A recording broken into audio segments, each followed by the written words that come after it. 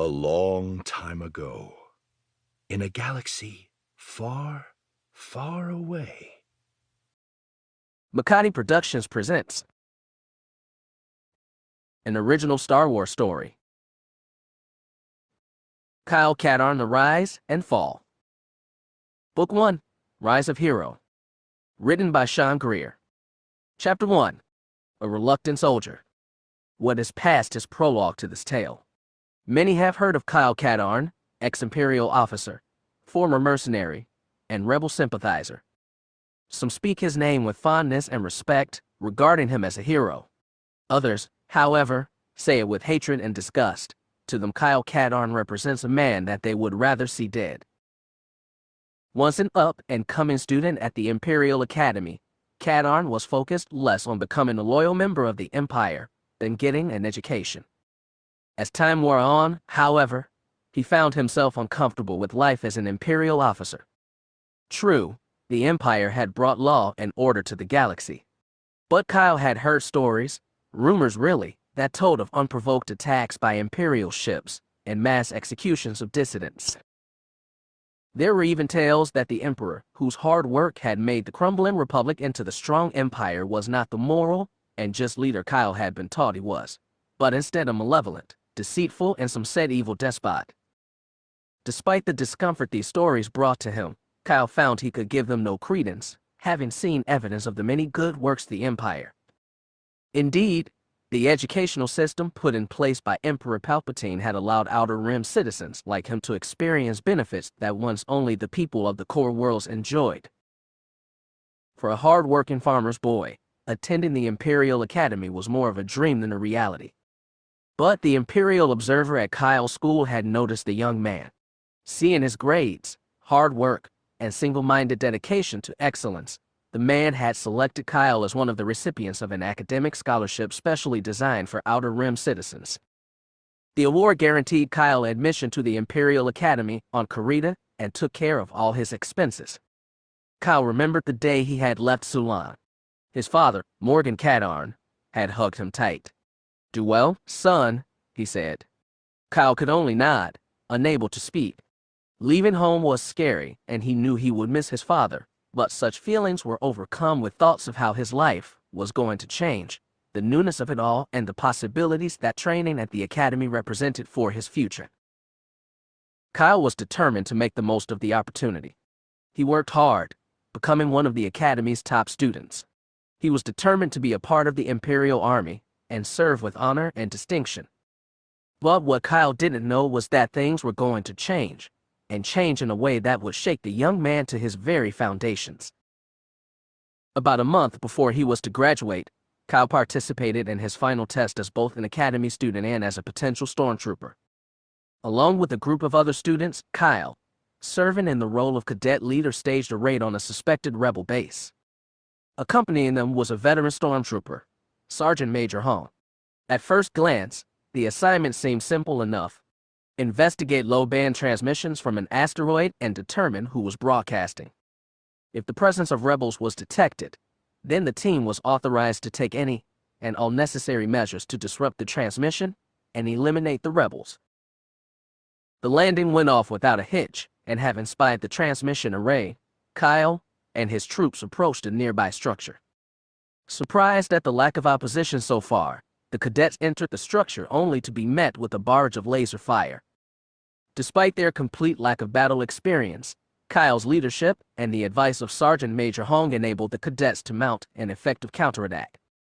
Several rebels fell to their blaster fire, and the Imperials advanced on their positions. Staving off a second attack, Kyle noticed that while the rebels showed remarkable courage, they were proving to be no match for him and his fellow cadets. Even Sergeant Major Hong remarked on this while praising Kyle's work in his role as cadet leader. Breaking into a control center, Kyle's troops found the rebels not already killed clustered around banks of equipment. Imperial policy stated that all rebels were to be shot on sight, even if they attempted to surrender. But when this group did indeed surrender, Kyle found himself unable to follow orders and eliminate them. Ordering his squad to take the rebels prisoner, Kyle removed his helmet in order to see better and began to investigate the control room. It was then he noticed her. If asked, Kyle wouldn't be able to say why it was his eyes landed on her, but they did. The female rebel was a little shorter than him, standing just about 6 feet, with what appeared to be a medium build, although the oversized clothes she wore made that difficult to determine. A mass of unruly brown hair covered her head and part of her face. But what struck Kyle most about the rebel was her expression. Despite the fact that she and her fellow rebels were prisoners, he saw no fear in her eyes, no worry or concern. Thinking that she might be the leader, Kyle ordered the woman brought forward and questioned her about the room's use. The rebel confirmed the room was indeed a communication center and staging area. After ordering one of the troopers to pull the data tapes and then destroy the console, Kyle found his gaze returning to the woman once more. Her expression clearly showed her dismay at losing the communications equipment, but little else. She has to know that she and her fellow rebels aren't going to escape, Kyle thought, so how is it she seems so calm? Perhaps if I ask. Whoa, wait a minute here. What am I thinking? This woman is the enemy. It's not like she's just going to answer my questions willingly. All right, Cadet Leader, said Sergeant Major Hong, tapes are secured, equipment's trashed. All that remains is to take care of these rebs.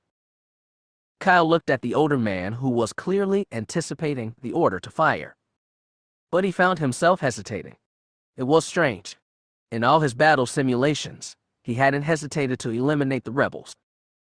So why am I hesitating now? Cadet Leader, prompted Hong. Your orders, sir. Stand down, Sergeant. I'm not finished talking to this rebel yet. But, sir, our orders. I am aware of our orders, Sergeant Major, Kyle said sharply, and I believe you heard mine. The helmeted face stared at him for a long moment, then turned away, muttering a yes, sir, as he did so. Well, this is a surprise, thought the young woman named Jan Ors as she gazed into the face of the young man looking back at her.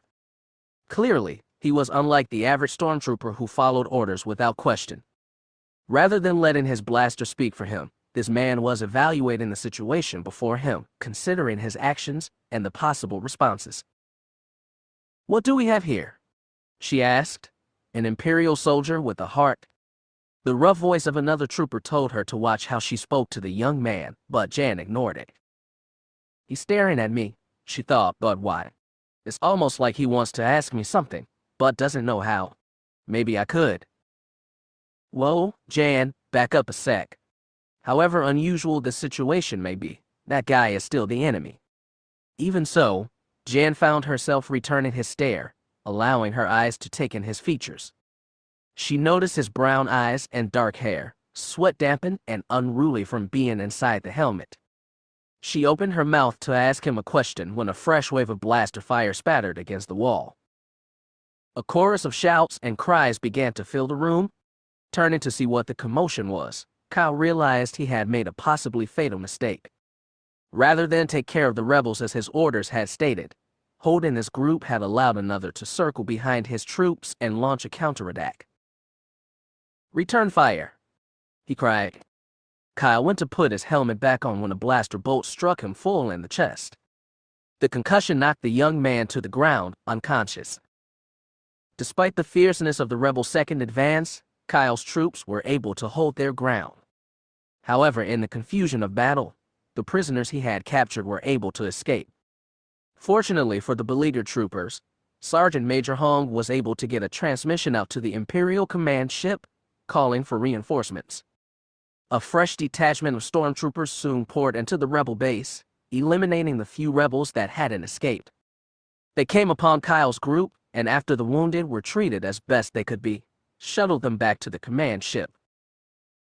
Soon after the ship flickered into hyperspace headed for the Imperial Academy on the planet Karita, Kyle awoke in the ship's sickbay. Blurry at first, his vision began to clear. He saw the ceiling above, an unbroken river of white. The overly clean, antiseptic smell told him where he was. He could feel the bed beneath him. Gingerly, Kyle moved his head, raising it slightly off the pillow. He could now see the rest of his body, most of it contained beneath a white sheet. His arms lay at his sides, the needle of an IV protruding from his right forearm. Craning his neck and looking over, Kyle could see, and now hear the IV unit. Its low, steady beep assuring the young man he was indeed alive. From Kyle's left came a voice. "Well, you're finally awake. I thought you were going to sleep all the way to Karita." Turning his head the other way, Kyle's eyes went wide with surprise to see Sergeant Major Hong sitting in a chair next to his bed. SSS? Sarg, Kyle tried to speak, but his mouth was bone dry, and he couldn't make the words form. "Easy there," Hong said. "The doctor just finished with you a little while ago." Kyle opened his mouth to try and speak again, but Hong held up a hand to stop him. "The doctor said you wouldn't be able to talk for a bit, so let me fill you in. We've returned safely to the ship and have set course for home. We bombed the rebel base from orbit before leaving, however," Hong continued, smiling, "is history. Whatever rebels we didn't kill are long dead now." I hope she made it out, Kyle thought, and just as quickly wondered where that thought had come from. He chastened himself for thinking such a thing. Whoever the woman was, she and her kind were enemies of the Empire. "We've got some injuries among the squad," Hong said, drawing Kyle's attention back to him, mainly blaster burns, a few broken bones. "Good," Kyle thought. Then no one was. "We've also got 3 dead." Kyle felt his chest tighten as the sergeant major said the words. 3 dead. 3 of his squad, 3 of his classmates were dead. In his mind's eye, Kyle saw himself and the other cadets suiting up for the mission. There had been jokes, smiles, and laughter. Everyone had expected the mission to be a simple recon. And now, "It's because of me," he thought. "They're dead because of me." Hong saw the initial shock appear on the young man's face, followed by the realization of what had happened. Part of him wanted to comfort the young man, but he couldn't do it. There wasn't a doubt in his mind that had Katarn followed orders, those 3 young men would be alive right now. While we were busy guarding the ribs in the comm room, another group snuck up behind us and attacked. Kyle felt as if he could not breathe. Grief and pain wallowed up inside him, and he fought for control. "Still," Hong said, "we did achieve the mission objectives and gain some valuable intelligence from the rebel computers before we destroyed the base." Kyle heard the words, but they didn't register. Over and over in his mind, he said, 3 dead. It's my fault. 3 dead. It's my fault. 3 dead. It's my fault." Tears began to issue from Kyle's eyes. He was powerless to stop them. Seeing this, Hong rose from the chair and began to move away. "Listen, cadet leader," he said over his shoulder. "You made a mistake, and unfortunately, it cost 3 lives. But the rest of your team survived, and the rebels were defeated." With that, Hong left the sick bay, the entrance opening and closing silently. With Hong gone, Kyle's grief overwhelmed him, and he lay there, weeping silently, alternately mourning the deaths of the 3 cadets and chastising for not following orders and eliminating the rebels when he could. Kyle's guilt over the deaths only deepened when he was informed that, at graduation, he was to be awarded a medal for valor and courage under fire during the asteroid mission. "How can they give me a medal after what I've done? Those deaths are my fault." Still, he was not about to defy his superiors and on the day of graduation move forward to accept the medal. Present that day along with General Mock, Commandant of the Academy, was Jarek, a dark Jedi, the first Kyle had ever seen. The man was an imposing figure standing at least 5 inches taller than Kyle. Jarek's head was hairless, and where his eyes should have been was a strip of black cloth. Black robes covered his body, allowing only black boots to be seen as Jarek stepped forward, medal in hand to present to Kyle. As the dark Jedi touched him, Kyle felt a sensation altogether new and amazing, but frightening and confusing at the same time. The stage he stood on, the men standing before him, the crowd of cadets behind all seemed to fade away. For a moment, there was nothing. Then, a flood struck him. Kyle felt as if he could see, hear, and feel everything at once. It was as if he was no longer bound by space or time. He was everywhere at once. Too much, too much. I can't process it all. And then it was over. Kyle opened his eyes. not recalling having closed them to find General Mock staring at him with a concerned expression. He was back on the stage. Jarek, having placed the medal around his neck, took a step back. The man was smiling at him in an odd way, but just then General Mock told him to rejoin his fellow cadets. Kyle did so, unaware that the Dark Jedi's eyes followed him all the way. What Kyle did not and would never know was that Jarek had probed the young man's mind with his dark power, and was surprised to find that Kyle had in him the capacity to access similar power. The connection was still in his infancy, and had more than likely gone unnoticed by the young man. But it was there, and there was something about it, something unfamiliar and yet familiar. At that moment, Jarek decided that would follow young Kyle's career. If he develops in the way I hope, he might be of use to me one day. And while Kyle rejoined his classmates, he couldn't shake the feeling that something had happened on the stage when the black-robed man had approached him. But what it was he had no idea. Such thoughts were driven from his mind as the final events of the graduation ceremony were concluded, and Kyle joined his friends and classmates in celebrating their freedom from the academy and their newly minted commissions as Imperial officers.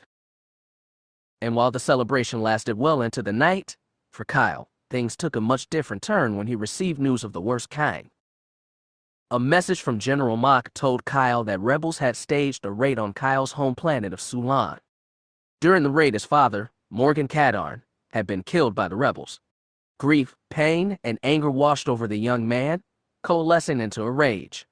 He had spared the lives of the rebels during the mission to the asteroid, and now, rebels had killed his father. So enraged was Kyle that he vowed that from that day forward, he would do everything in his power to eliminate the rebels and the rebellion. However, in time, he would find his blind hatred redirected in a most unusual way. Despite his low mood, Kyle accepted the invitation of one of his classmates to go on a trip aboard the pleasure vessel, Queen of Empire.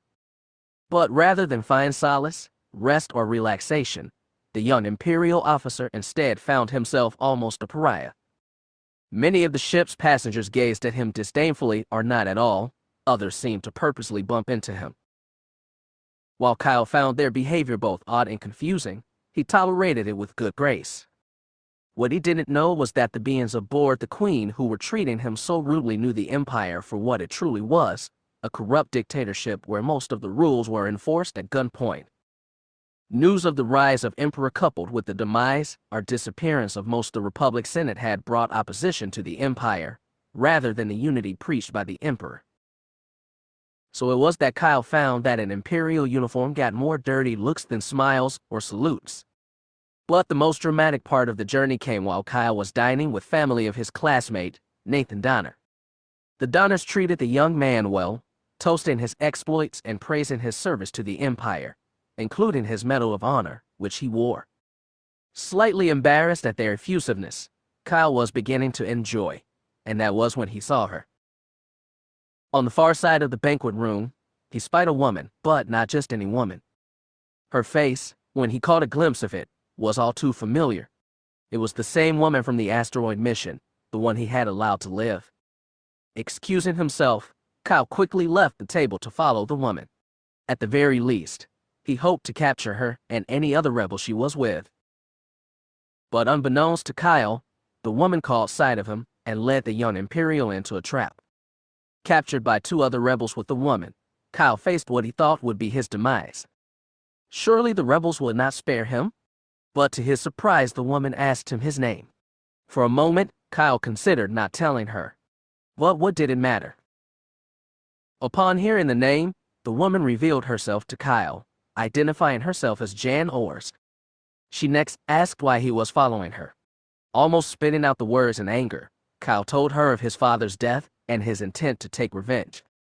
Realizing that the young man was Morgan Katarn's son, Jan debated with herself only briefly before explaining to Kyle that his father was, in fact, in league with the rebellion as well as a leader of the local group of rebels on Kyle's home planet of Sulan.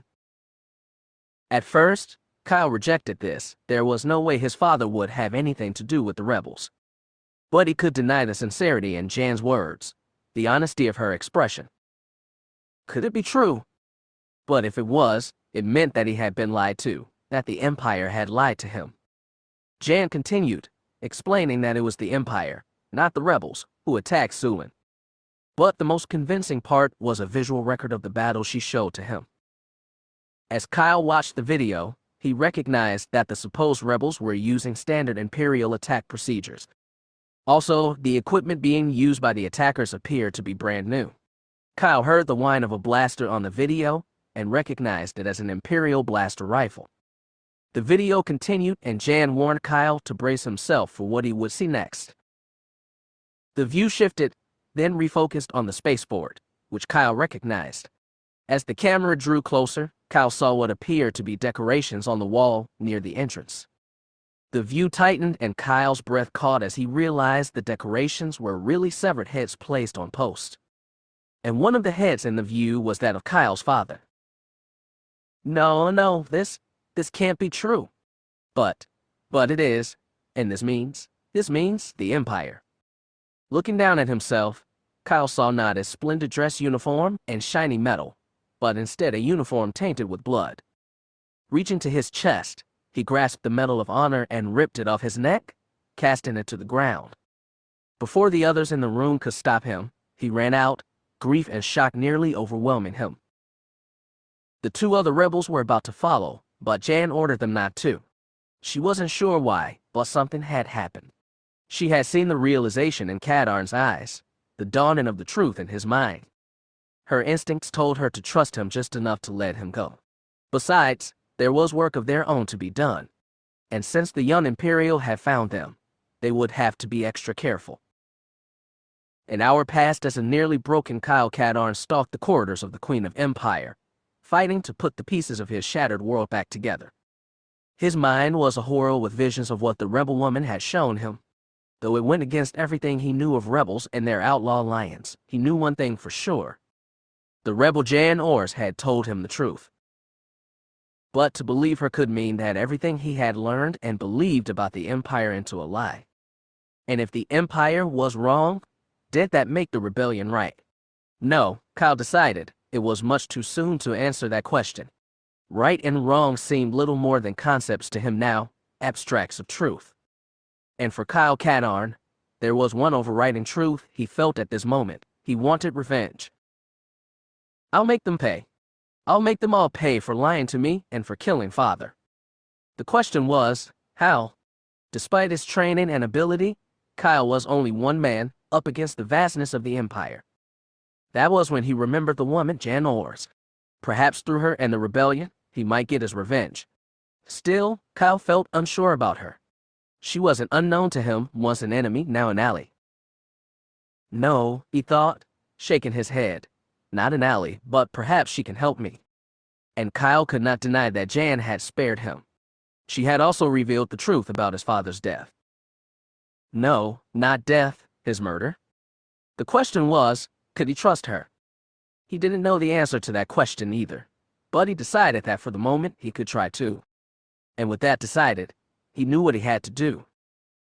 Returning to his room, Kyle changed clothes, stripping off his uniform and tossing it on the bed. His eyes followed it, watching as it came to rest. As he stared at the uniform, Kyle remembered how proud he had felt when he had first put it on. It had taken years of hard work just to earn the right to call himself an Imperial officer. And now, it felt wrong. Just looking at it reminded Kyle of the images Jan had shown him. The uniform represented the Empire, who had killed his father and, for all he knew, had deceived him all this time. Grabbing the uniform, Kyle wadded it into a ball and threw it onto the floor. Then, without a second look, he turned around and left his quarters for the last time. His next step was to find Jan Ors, although he had no idea where to find her. But find her he would. I have too. In the hangar bay of the Queen, Jan sat on top of the Truly Sorry, the ship she and the other rebels had flown aboard the liner. She was supposed to be working on the hyperdrive, but her thoughts were preoccupied with the young Imperial Katarn. Granted he was the enemy, but the look on his face when he had seen the image of his father, Jan shook her head. Maybe I shouldn't have showed it to him. Seeing his father like that, it must have been painful. She also pondered what it meant when Katarn had torn the metal off his uniform, and cast it to the floor before running out of the room. Focused on these thoughts, only half paying attention to what she was doing, Jan unscrewed the last bolt holding the hyperdrive motivator in place. Freed from his mounting, the unit started to fall to the deck, in a crash that would cause perhaps irreparable damage. Realizing her mistake, Jan grabbed for the unit, catching it just before it fell. But whatever relief she felt was soon replaced by a realization of just how heavy the motivator was. It was taking everything she had just to keep it from falling. Oh boy, she thought, feeling her grip slip a little, this is not good. Positioned as she was, half sitting, half lying across the hull, Jan had no leverage whatsoever. Her grip slipped a little more. It's too heavy for me, she thought, I'm going to. She heard footsteps coming at a run, coming to a halt nearby. From beneath a voice floated up. Need some help there? What makes you think that? Jan said through gritted teeth. From below came a snicker, followed by, hold on a sec. What do you think I'm doing? The inexorable pull on her arms suddenly lessened as the owner of the voice reached up to grasp the motivator from beneath. Together, they lowered it the rest of the way to the ground safely. Jan let out a long exhalation, taking a moment to rest her aching arms. But who had helped her? As this thought came to her, Jan moved down to the Sori's maintenance hatch, lowering herself into the ship. From there, she made her way to the main hatch, and back out into the hangar, her eyes widening in surprise at the sight of the figure there. It was the Imperial, Katarn. So surprised by his appearance was Jan that for a moment she just stood there, staring at him. The first thing she noticed was that he was no longer in uniform. In his place were a nondescript, loose-fitting shirt and pants. And given the earlier encounter with him, Jan wondered if this might mean something. Okay, or before you go hoping that, you'd better make sure. This could be a trap. Wouldn't be the first time the Empire tries something like this. She reached down to the blaster at her hip, loosely curling her hand around it. What are you doing here? She called to him. Looking up from the hyperdrive motivator, Kyle's eyes met hers. He opened his mouth to speak, closed it, opened it again. Broke at your tongue. Jan prompted, I asked what you're doing here. Staring at him, Jan saw a play of emotions go across Kyle's face. Uncertainty, frustration, resignation. Would you believe that I was looking for you? Looking for me? Jan thought. Is he actually serious? Not likely, she replied. That's what I thought, Kyle said, but if you'll let me explain. Though his words seemed honest, Jan had seen too much of Imperial treachery to take them simply at face value. Whether or not he wore the uniform, Kyle was still an Imperial. Granted, she knew her revealing the truth of his father's death had caused the young man terrible pain. Still. Maybe some other time, Katarn. I'm busy right now. His face fell, the hopeful look crumbling into disappointment. His look pulled at Jan's heart a little. She didn't want to cause him any more pain, but... Well then, Kyle said, could I at least offer you some help with your ship? I'm pretty good with machines. Now he was pushing it. Jan had hoped that with her last comment, Katarn would leave. But it hadn't. All right then, let's try being a little more aggressive. She shook her head, putting some iron into her tone. Listen, kid, I don't. Kyle interrupted her in mid-sentence. Consider it my way of apologizing for coming after you earlier. You just don't get it, do you? Jan thought, opening her mouth to tell him to go. Please? Jan paused. Her mouth hung open, the words poised on her tongue. But she couldn't say them. Katarn was looking her right in the eye, his expression matching the earnestness of his words. Jan narrowed her eyes at him, searching the young man's face. Though she still wasn't sure, Katarn sounded sincere. Maybe, she thought, maybe he is telling the truth. She also noticed that Kyle appeared to have no weapons on him. All right, she said, I could use the help. But listen here, Katarn. To me, you're still an Imperial. Try anything stupid or foolish, and I won't hesitate to shoot you. Kyle gave her a solemn look. I understand. Good, she said. Then start by taking a look at that motivator. It started making a knocking sound as we came out of hyperspace. You got it, Kyle said. Stay there for a moment, she said. Don't move. Keeping him in view, Jan stepped back towards the Sori's hatch. Stepping inside, she quickly moved to the cockpit and retrieved the spare toolkit. Stepping back outside, she found that, to her relief, Katarn hadn't moved. She tossed the toolkit towards him. Here. Thanks, he said. He turned to the motivator and began studying it. Jan moved some distance away, where she could work on some of the exterior instrumentation and still keep an eye on Katarn. A few hours later, Jan found herself glad that she had allowed Katarn to help her. He had discovered the issue with the motivator and fixed it in less than an hour. Jan inspected his work and found no evidence of tampering or hidden traps. She looked over at Kyle, who was watching her with a questioning look. Not bad, she said. Follow me and you have a look at the scanner array. Sure, Kyle, moving to stand up, but first there's something I have to ask you. Uh-oh, Jan thought. Here it comes. I told you earlier that I was looking for you, but I didn't tell you why. True, Jan said. Please understand, he said. This is kinda difficult for me to say, and I'm not really sure how to say it, but... He looked away for a moment and Jan could see in his face that he was struggling with what to say next. Well, she prompted him. When Kyle finally looked back up, Jan could see the conflict of emotions Kyle was feeling. He was unsure and afraid. I want to come with you when you leave this ship. What? Jan asked, taken aback. I can't be part of the Empire anymore, Kyle said, his uncertain expression replaced by one of anger and grief. They killed my father and then lied to me about it. They've been lying to me for years. I trusted them and they betrayed me. Jan nodded. It was a story she had heard many times before from so many beings. But was he telling the truth? And what do you want from me? I just told you, Kyle said. I want to come with you. But why do you want to come with me, Katarn? What do you hope to accomplish by coming with me? The grief disappeared from Kyle's face, replaced by a fierce anger. Because you and your rebellion can help me get revenge on the Empire, Kyle said flatly. This was another familiar story. So many races and peoples victimized by the Empire wanted revenge. But still, there was the question of whether or not she could trust him. And while she sympathized with his feelings, Katarn's desire for revenge could end up killing him. And it's not like I've been authorized to recruit new agents. At the same time, Jan considered that as an Imperial, Katarn possessed a great deal of knowledge and experience that could be useful to the rebellion. Jan decided she would take him along.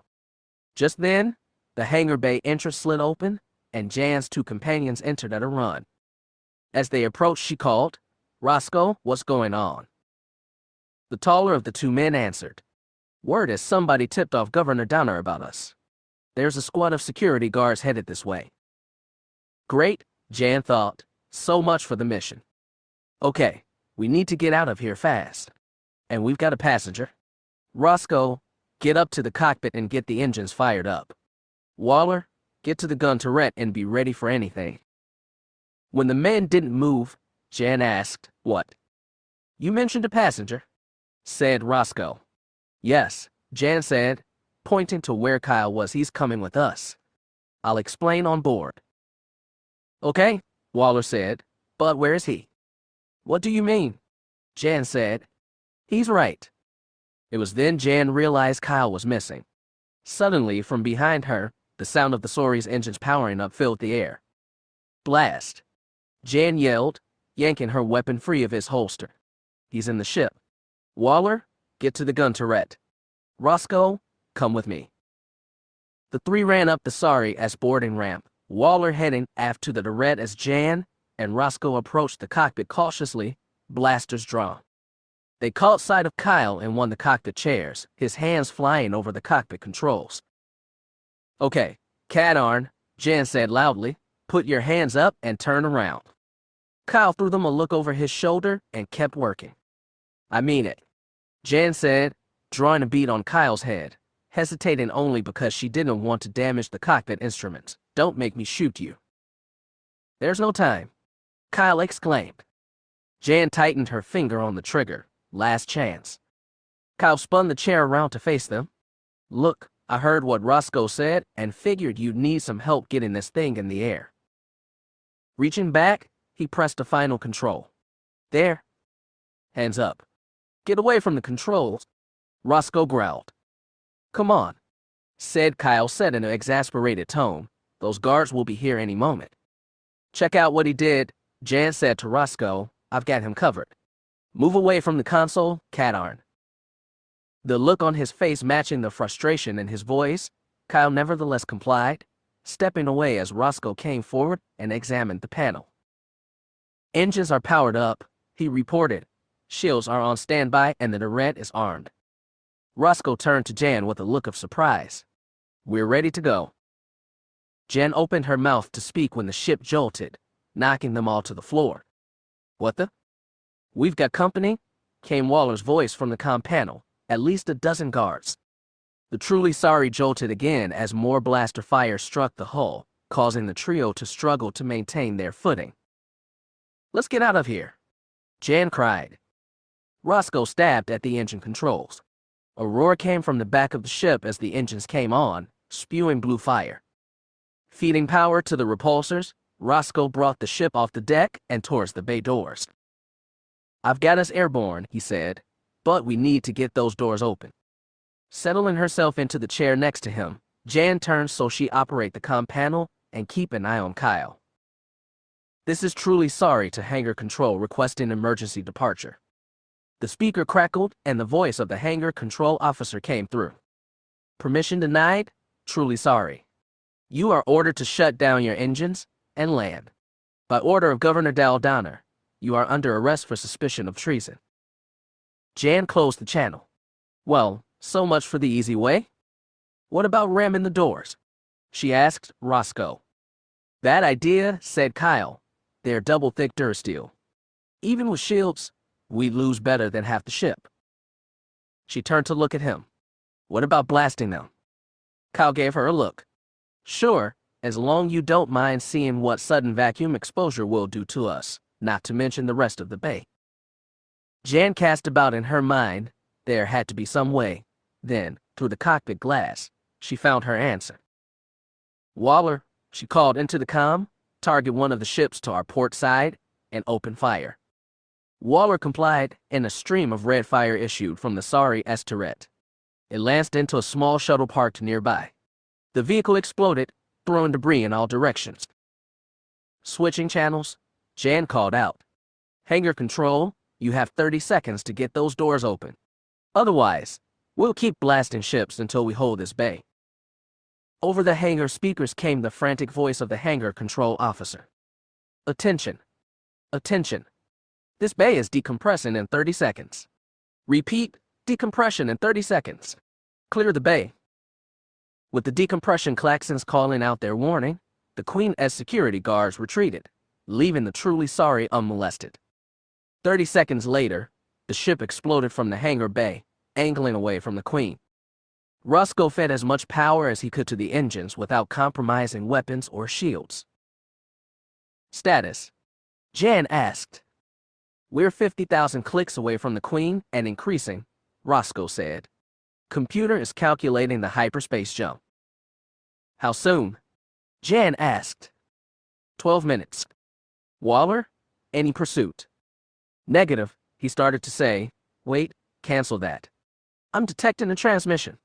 The Queen is radioing for assistance. He paused a moment more. We'd better be gone quick.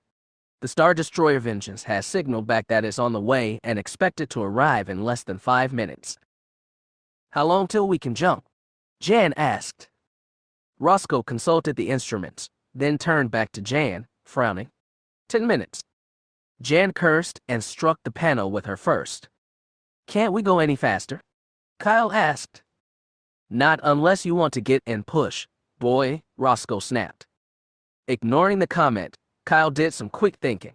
What if you cut power to everything except emergency systems and pour it all into the engines? What? Roscoe said, his eyes burning into Kyle. That means we lose weapons and shields. Kyle glared back at him. What good are they going to be against a Star Destroyer? Both men looked to Jan. It'll work, Kyle said. She gave it a moment's thought, then looked to Kyle. It had better. To Roscoe, she said, do it. Expression betraying the reluctance he felt, Roscoe did as instructed. The lights dimmed as power was drawn from most of the ship's systems. Their roar increased as the additional power was fed into them, and with a suddenness that caught them unawares, the truly sorry leapt forward. Time? Jan called, holding onto the console. Hyperspace in 1 minute, Roscoe said. Waller called from the turret. Too late. Space shimmered as a massive wedge-shaped object slipped into view. It resolved itself into the white hull of a Star Destroyer, exiting hyperspace directly above them, its shadow eclipsing the truly sorry. The comm crackled. This is Star Destroyer vengeance to unidentified ship. Shut down your engines and prepare to be boarded. Roscoe and Jan looked at each other. How long? Jan asked. 30 seconds. We've got incoming. Waller yelled, TIE fighters. The truly sorry shook violently as laser fire struck the unprotected hull. The controls in front of Roscoe exploded in a shower of sparks. The man tumbled from his seat and crashed to the deck. Roscoe called Jan. A cry came from Waller as the gun turret suffered a hit. The comm crackled yet again. This is the vengeance to unidentified ship. You cannot run, and we have you outgunned. Make it easy on yourself and surrender. Jan and Kyle looked at each other, each thinking the same thing. I'm sorry, she said sincerely. Well, we tried, he returned. Just then, an alarm sounded. The hyperspace warning. Launching herself, Jan grabbed the twin levers and pulled. With a whine, the hyperdrive activated. Stars streamed past them, elongating and finally disappearing as the truly sorry disappeared into hyperspace. There she is, said Roscoe, pointing. Kyle looked outside the cockpit and saw the ship, recognizing its shape immediately. He turned to Jan with his brows raised. How did you get a hold of a Nebulon B frigate? We have our ways, Jan replied. Kyle shook his head in amazement. The Nebulon B was one of the frontline ships used by the Empire and manufactured exclusively by the Kuat Drive Yars who, as far as he knew, were loyal to the Empire. The truly sorry got closer, approaching the hangar in the forward section of the frigate. He noticed that Jan was not radioing in for landing clearance. He was about to ask why when a pair of ships appeared just ahead and to the left of them. The comm crackled. This is Gold Leader to approaching ship. You are trespassing in restricted space. Identify yourself. This is truly sorry to Gold Leader, Jan replied. Nice job, Quell. I didn't pick you up on scanners until you were right behind us. That's our job, replied Gold Leader. You're clear for landing. Jan, see you later. With that, the two ships peeled away out of sight. A screen force of Y-wings, Kyle mused. Not bad. Nodding at him, Jan refocused her attention back to the controls as the truly sorry entered the hangar bay and settled to the deck. The group rose from their chairs and was heading for the hatch when it opened from the outside. Two men with weapons drawn stood at the entrance. Jan nodded and the men came forward, stepping up to Kyle. Before he knew what was happening, one of the men grabbed Kyle's hands and snapped a pair of wrist binders on them. Whoa! Kyle exclaimed, what's going on here? Chapter 2. New Beginnings. Jan shrugged at Kyle's look of betrayal. You're still an Imperial, Katarn. Until we're sure we can trust you, precautions must be taken. One of the security men spoke to Jan. Mon Mothma wants to see you and the prisoner right away. The larger of the two guards reached for Kyle's left arm. Twisting, Kyle moved out of the man's grasp and stepped back. Hey, hands off. An instant later, he was staring at the business end of the guard's blasters. Don't move, called one. Kyle considered his options. Even with the binders, he might be able to fight his way out of this. But he couldn't beat a blaster bolt. Okay, he said, forcing himself to relax. I surrender. The bigger guard darted forward, placing the snout of his blaster against Kyle's head. Move and you die. I said I surrender. Shut up. He called to the other guard. He said, go ahead, I've got him. Removing the binders, the second guard roughly jerked Kyle's hands behind his back, snapping the binders back in place. Now move. Watching the altercation, Jan found herself both surprised and impressed by Kyle. Clearly, the young man did not go down easy, but he knew when the odds were against him. With the guards following, she exited the hangar. As they walked through the corridors of the frigate, Kyle's mind was a whirl. He had trusted this rebel, and now. I said move. A rough push in the back, Kyle felt himself stumble. He tried to recover, but without his hands to help, he crashed to the deck, face mashing into the solid surface. He tasted blood. Whoops, said a guard. Looks like the Imperial fell down. Better help him up. Hands grabbed him, pulling Kyle roughly to his feet. Now, keep a hold of him, said the bigger guard. We don't want him to fall again, do we? Okay, Jan said, turning round to face them. That's enough. The guard stared back with expressions of innocence. Kyle stood between them, his feet wobbly. Twin streams of blood ran from his nose. It's his own fault, Miss Orrs once said. Don't give me that, she said accusingly. I wasn't born yesterday. She pointed at Kyle. He falls again, and both of you will answer to Mon Mothma. Eyes dropping, the guards gave her nearly imperceptible nods. They continued on, soon arriving before a set of double doors. A sign on the door read, Briefing room? Stepping forward, Jan keyed the door call. Enter. The doors parted, and they walked in. The room they walked into was large, with a number of computer displays. One on end, a large table with an overhead holoprojector sat.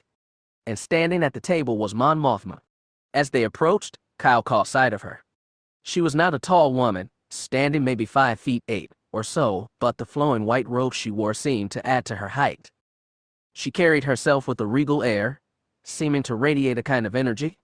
In her face, he could see confidence, compassion, and determination. As they approached the table, Mon Mothma caught sight of Kyle. The smile on her face disappeared, and her gaze grew more intense. What happened? She asked, her voice firm. The pressure on Kyle's arms eased, then disappeared. Without the guard supporting him, Kyle lost his balance and was about to fall when Jan stepped up next to him, one hand encircling his right arm, the other pressing against his chest. Despite the pain and dizziness he felt, Kyle noticed how soft and warm her touch was. She held him firmly, but it felt good. I asked what happened. Mon Mothma pressed. The guards shuffled their feet, eyes studying the floor. After a long moment, one spoke. He fell. I see, Mon Mothma, stepping forward until she was in front of Kyle. She examined his injury, then turned her steel gaze back on the guards. I will discuss this with you both later. Dismissed. Without another word, the guards turned, exiting the room as quickly as they could. When the doors closed, Mon Mothma spoke again. Bring him over here, Jan, she said, indicating the table. 2 chairs were arranged on one side. With Jan guiding him, Kyle stepped over to one and lowered himself into it. Stepping over to the table herself, Mon Mothma pressed a control recessed into its surface. Medical bay, birth here. Doctor, please come to my briefing room. On my way. That really isn't necessary, this from Kyle. I will be the judge of that, Mon Mothma replied, eyes focusing on him. Besides, you are hardly presentable at the moment. Considering how she had treated the guard, Kyle decided the last thing he needed to do was antagonize this woman. So he wisely shut up. Now, Jan, perhaps you can explain what an Imperial is doing on my ship. Just then, the door chime sounded. Hitting another control, Mon Mothma opened them. A middle-aged man with a bald pate stepped in, carrying a small case with a prominent red cross emblazoned on its surface. Doctor, thank you for coming so quickly. Bowing slightly, the man stepped forward. Where's the patient? Mon Mothma indicated Kyle. Please see what you can do for him. Stepping over to him, the doctor examined Kyle's nose. He touched it gently. Did that hurt? Kyle shook his head. Well, the good news is your nose isn't broken. What happened to you? Kyle waited a long moment before answering. I fell. The doctor gave him a quizzical look as he retrieved a swab and a bottle containing clear liquid. Try to hold still. This might sting a little. It stung a lot. The liquid burned briefly as it touched his skin. Kyle screwed his eyes shut, willing himself not to react to the pain. Just a moment more, the doctor said. He swabbed the area once more, removing the dried blood. There, all done. He looked down at Kyle. When the young man didn't say anything, the doctor shrugged and turned away, repacking his medical kit. Anything else I can do? No, doctor, Mon Mothma said, smiling at him. Thank you again. The doctor returned her smile and moved towards the doors. Hey, thanks. The doctor turned around to face the group again. He realized that it had been the young man who had spoken. You're welcome. When the doctor had left, Mon Mothma returned her attention to Kyle.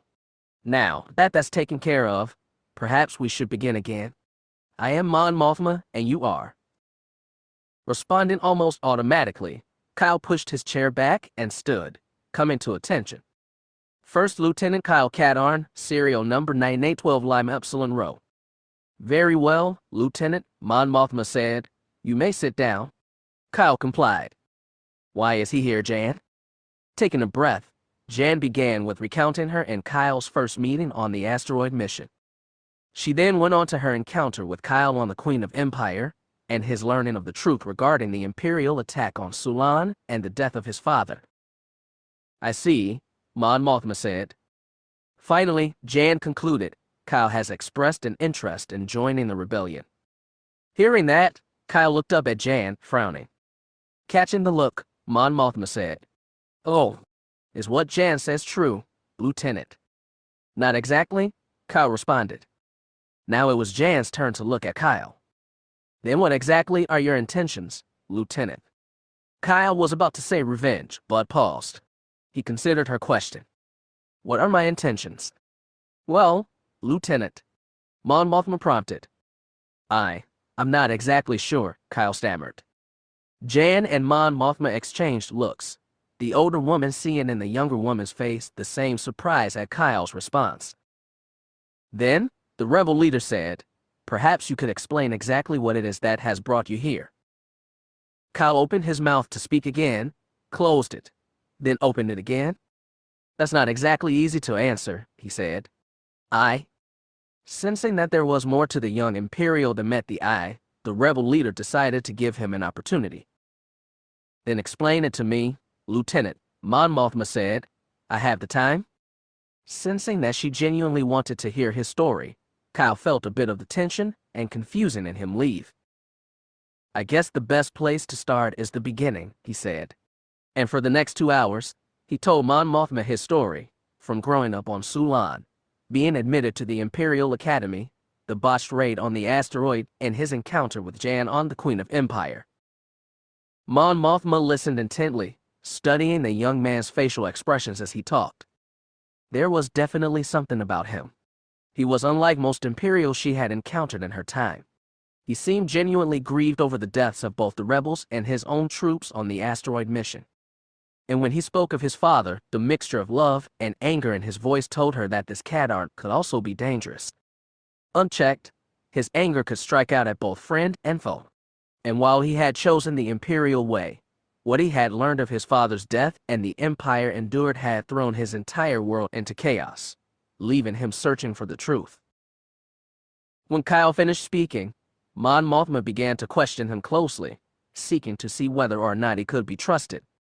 She especially wanted to know what Kyle planned to do now that he had left the Empire.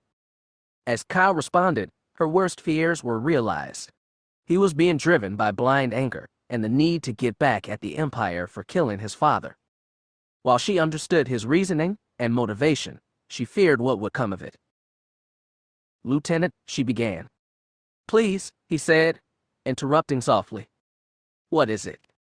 I'm not an officer anymore. Heck, I'm not even part of the Imperial Army anymore. Call me Kyle. Mon Mothma nodded, impressed by this. It showed that the former Imperial was conscious of what he had done and that he could never go back. Very well, Kyle, she said, continuing in a no-nonsense tone. You need to understand that everyone in the rebellion has their own personal score to settle with the Empire. Many want revenge on the Emperor and his soldiers for the death and destruction they've caused. But, in order to be useful and achieve our goals, we must put aside our anger and need for vengeance. If you're going to be a part of our work, I need to know that you can do likewise. Kyle shook his head. I just don't know if I can. Then let me ask you this, she said. Suppose you go out, find all those responsible for your father's death, and kill them. What then? Kyle didn't answer at first. Up till this moment, revenge was all he wanted, revenge on the Empire for what they had done to him. It seemed a straightforward goal, but now he found himself considering what would happen, or what he would do should he accomplish the goal. Bear this in mind as well, Kyle, Mon Mothma said, looking him directly in the eyes. Think about what kind of man you'll have become should do this thing. You will have become no better than those who serve the Empire. Those words struck Kyle like a blow. He leaned back in his chair, and for the first time since seeing the images of his father's death, considered the ramifications of pursuing revenge blindly. He didn't like what he saw in his mind, and yet could he put aside all the anger he felt? An answer came to his mind. Kyle didn't like it, but it was all he could come up with. I'll try. I can live with that, Mon Mothma said, standing. Again he had impressed her. She had half expected him to say he wouldn't be able to, but Kyle's expression mirrored his words. She reached a hand across to him. Welcome aboard, Kyle Katarn, and welcome to the Rebel Alliance. Kyle held up a hand. What is it? She asked. Mon Mothma, Kyle said, choosing his words carefully. I appreciate that you want me to join your alliance, but I can't. Jan turned to gaze a fierce disbelief on him as Mon Mothma raised her eyebrows in surprise. And why not? She asked. Yes, Katarn, Jan queried. Why not? I've just given up the Empire after 18 years of Imperial indoctrination, he explained, years of being told the Alliance was nothing more than a collection of criminals and malcontents who desired to destroy the peace the Empire had created. Now, I've discovered that the Empire murdered my father, and has been lying to me all these years. I don't know whom to trust anymore. Perhaps your alliance is the right way, and I should join. But I'm just not ready, not yet. Mon Mothma sat back down, withdrawing her hand. She was clearly disappointed, Kyle could see. He tried not to look at Jan, whose eyes were glaring daggers at him. But then Mon Mothma's face cleared and she smiled at him. I understand, Kyle. Jan turned to look at Mon Mothma, her face mirroring the shock she felt. The Empire has abused his trust, Jan. Mon Mothma explained. If I were in his shoes, I wouldn't be sure who I could trust either. Kyle nodded. That's it. However, Kyle, Mon Mothma said, the smile disappearing as quickly as it had come. If you're going to work with us, I need to know I can trust you. Kyle considered that for a moment, then said, I give you my word that you can trust me, and I pledge to aid the Rebel Alliance however I can. All I ask is the freedom to strike at the Empire wherever and whenever the opportunity presents itself. Mon Mothma stood again, and this time Kyle rose also. She held out her hand, and he took it. I accept your word, Kyle Katarn, and charge you to keep it. I will, Kyle answered, releasing her hand. Mon Mothma's face broke into a smile as they sat back down. I'm glad you've decided to join us, Kyle, such as it is. Thank you, Mon Mothma, Kyle said. I can't say I agree with you, Kyle, Jan said, but I'm glad you will be working with us. Kyle looked over at her. Thanks. The trio conversed further, deciding that Kyle would serve in a freelance agent role for the rebellion. He would go on all missions as directed by Mon Mothma and report directly to her, with the understanding that should anything happen to him, he was on his own.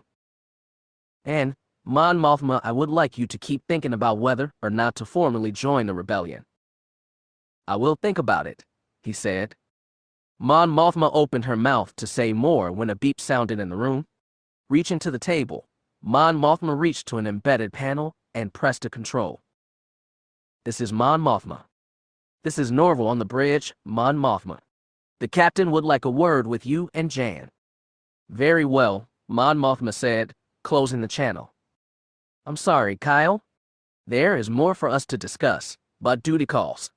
Until we return, I think your time might best be served in the hangar bay. He looked at her quizzically. As part of your new role with the Alliance, I'm going to provide you with a ship. When you get to the hangar bay, look for the ship in slip 23. Kyle nodded and stood as Mon Mothma rose. Until later, then, she said, exiting the room with Jan following. Mon Mothma sent for a guard to escort Kyle to the hangar bay. When the man arrived, she told in no uncertain times of Kyle's new status and the consequences should he fall again. After confirming that he understood, the guard followed as Kyle stepped through the doors. They spoke little, beyond the guard indicating where to turn. As they rounded a corner, Kyle had to stop fast as the two guards who had helped him earlier came from the other direction. Well, said the bigger one, looks who's here. Our friend. The smaller guard nudged his partner. Don't do anything stupid. We're already in enough trouble with Mon Mothma as it is. Listen, you guys, said Kyle's guard. I've got orders from Mon Mothma to escort him to the hangar bay. And she explained in great detail what had happened if something happens to him. Besides, he's joined us. Oh, really? Said the bigger guard. Guess you realized you Imperials aren't a match for us, eh? Kyle said nothing, his eyes locked on the other man's until his view was obscured as his guard stepped in front of him. Back off, you guys. Yeah, come on, said the smaller guard. Let's go. With the last look at Kyle, the bigger guard allowed his companion to lead him away. Okay, we'll settle this another time. Anytime, anywhere. The bigger guard went still for a moment, then whipped around. What did you say? You heard me, Kyle replied. Enough, said Kyle's guard. Let's go. They stepped past the two guards, Kyle and the bigger guard holding each other's gaze until they were past each other. That wasn't smart, said Kyle's guard. Bastro is no one to mess with. Kyle shrugged, saying nothing as he followed his guard to the hangar bay entrance. Standing before the doors, the guard pointed and said, right in there. I'd advise against trying to steal a ship. Even if I could, Kyle answered, where would I go? Not far, the guard said, turning from Kyle and striding away. Watching him go, Kyle wondered if he had made the right choice after all. Shaking his head, he moved towards the doors, which parted before him. Entering the massive docking bay, he took a number of wrong turns before finally locating slip 23. And when he looked inside, Kyle began to have even more second thoughts about joining the rebellion. Before him sat the ship Mon Mothma had promised him, a Corellian VT-1300 cruiser. Kyle remembered from his classes at the Academy that the VT-1300 was a design phased out nearly 10 years ago. And yet here it was, pocked and pitted, rust covering several portions of the hull. A pointed nose widened out where the cockpit was, continuing back to where two wings jutted from either side of the fuselage. Twin vertical stabilizers stabbed out from the tail of the ship. Whatever color it had originally been had long since faded away, leaving a mishmash of differently colored hull plates and sections. Near the cockpit, Kyle found the name of the ship, Moldy Crow. How appropriate, he thought, moving to the cockpit where the hatch opened with the squeal of unused and rusted hinges. The smell from the cockpit only convinced Kyle all the more how old the ship was. Oh boy, he thought, what has Mon Mothma stuck me with here? Settling into the cockpit couch, Kyle broke into a fit of coughing as a cloud of accumulated dust issued from the seat cushion. Waving his left hand to clear it away, Kyle reached forward with his right to the main power switch. I'll be lucky if this thing's not running on batteries, he thought disgustedly. But to Kyle's surprise, a steady green light came on when he flipped the switch to the on position. The instrument cluster began to activate, dials, lights, and displays all powering on smoothly. Well, Kyle thought, surprised, maybe we've got something here. Kyle next reached for the engine switches, flipping them on. There was a call from behind him, then a roar as the ion drives and repulsor lifts came on. The ship rocked a bit, repulsors slightly uneven. Kyle adjusted them and the rocking motion dissipated, leaving a smoothly floating moldy crow and a very surprised Kyle Katarn. Someone's been taking care of this old bucket, Kyle thought with satisfaction, glancing at the displays. The moldy crow boasted military-grade shields as well as 4 laser cannons. Well, old ship, Kyle said, you might just work out after all. Still, the ship did need some work. After settling it back down onto the deck, Kyle checked some of the other nearby slips until he located some tools, including some rags and lubricant. After oiling the hatch and beating the remaining dust from the seat cushions, he was about to perform a second systems check when a beep issued from the communication panel. Reaching forward, Kyle pressed a button on the console. Katarn here. Kyle, this is Mon Mothma. I gather you found the ship. Yes, ma'am. And what do you think of it? Well, he said, it's unique. That it is, Mon Mothma said, chuckling. I need you back in the briefing room immediately. On my way. Exiting the cockpit, Kyle gave the ship an admiring look and then moved towards the hangar bay entrance. Chapter 3. The First Mission. As Kyle was making his way to the briefing room, Jan and Mon Mothma were engrossed in conversation. If you're still not sure we can trust him, then why did you invite him to join us? Jan asked. It was the smart thing to do, Mon Mothma. If Katarn is telling the truth, then he's more of a threat to the Empire than to us. He's not the first Imperial to defect to the Alliance, and the Emperor would rather that knowledge be kept secret. Okay, Jan said, but what if all this is a trick and he's an Imperial deep cover agent? They've tried it before. That's why I'm sending you both on this mission. If Katarn betrays you, then he'll have to be eliminated. I see, Jan said quietly. Mon Mothma caught the flicker of emotion on the younger woman's face. Will this be a problem for you? Her words had the desired effect. Jan's eyes grew hard and her shoulders straightened. No. Good. As the doors parted before him, Kyle caught sight of Mon Mothma and Jan in conversation at a table near the back of the room. They stopped speaking as Kyle entered.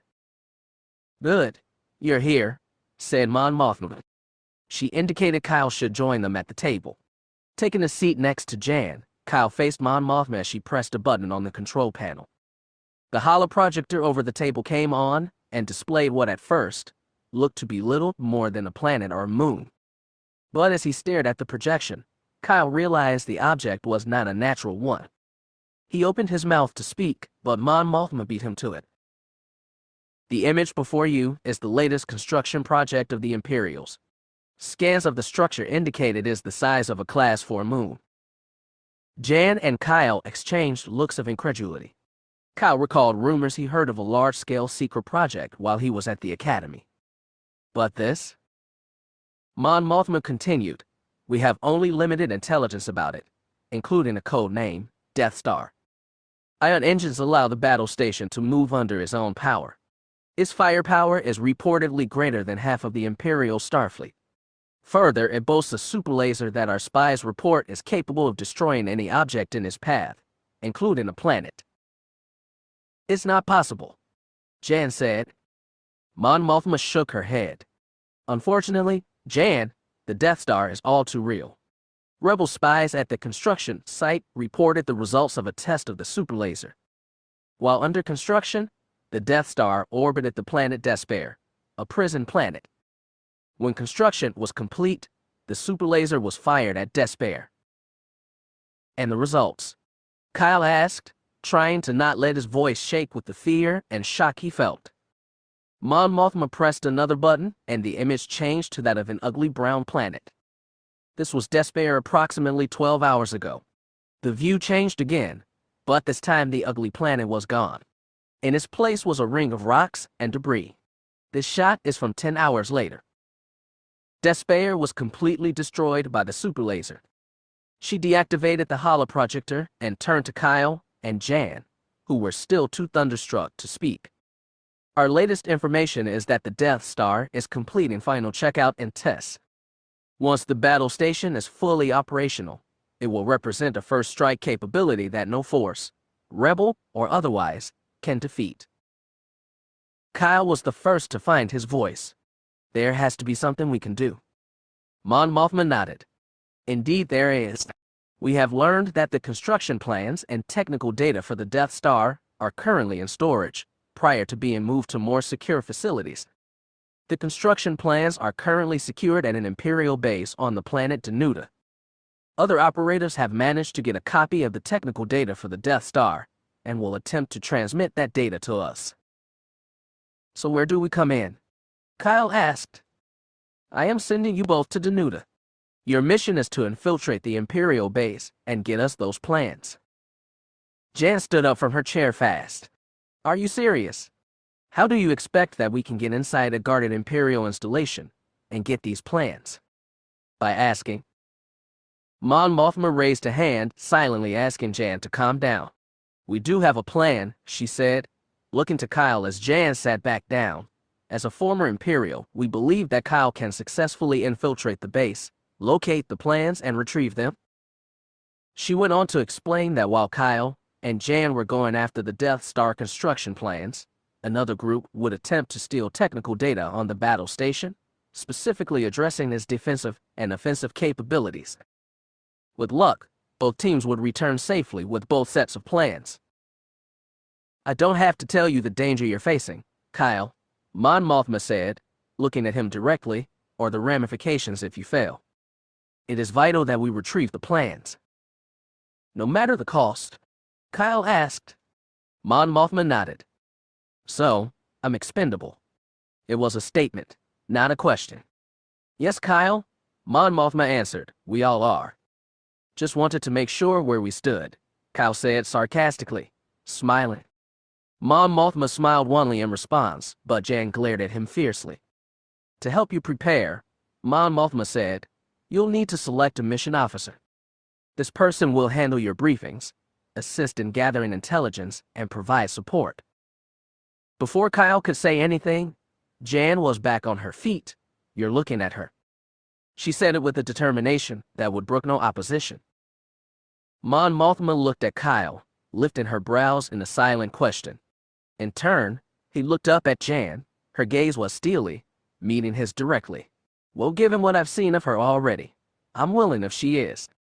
Very well, Mon Mothma said. Then I will leave you two to review the mission. As she exited the room, Jan's face clouded with anger. Did you think you were being funny? She asked, her voice tight. Kyle wrinkled his brows at her, confused. I don't understand. That crack you made, was it supposed to be funny? Because I didn't find it funny at all.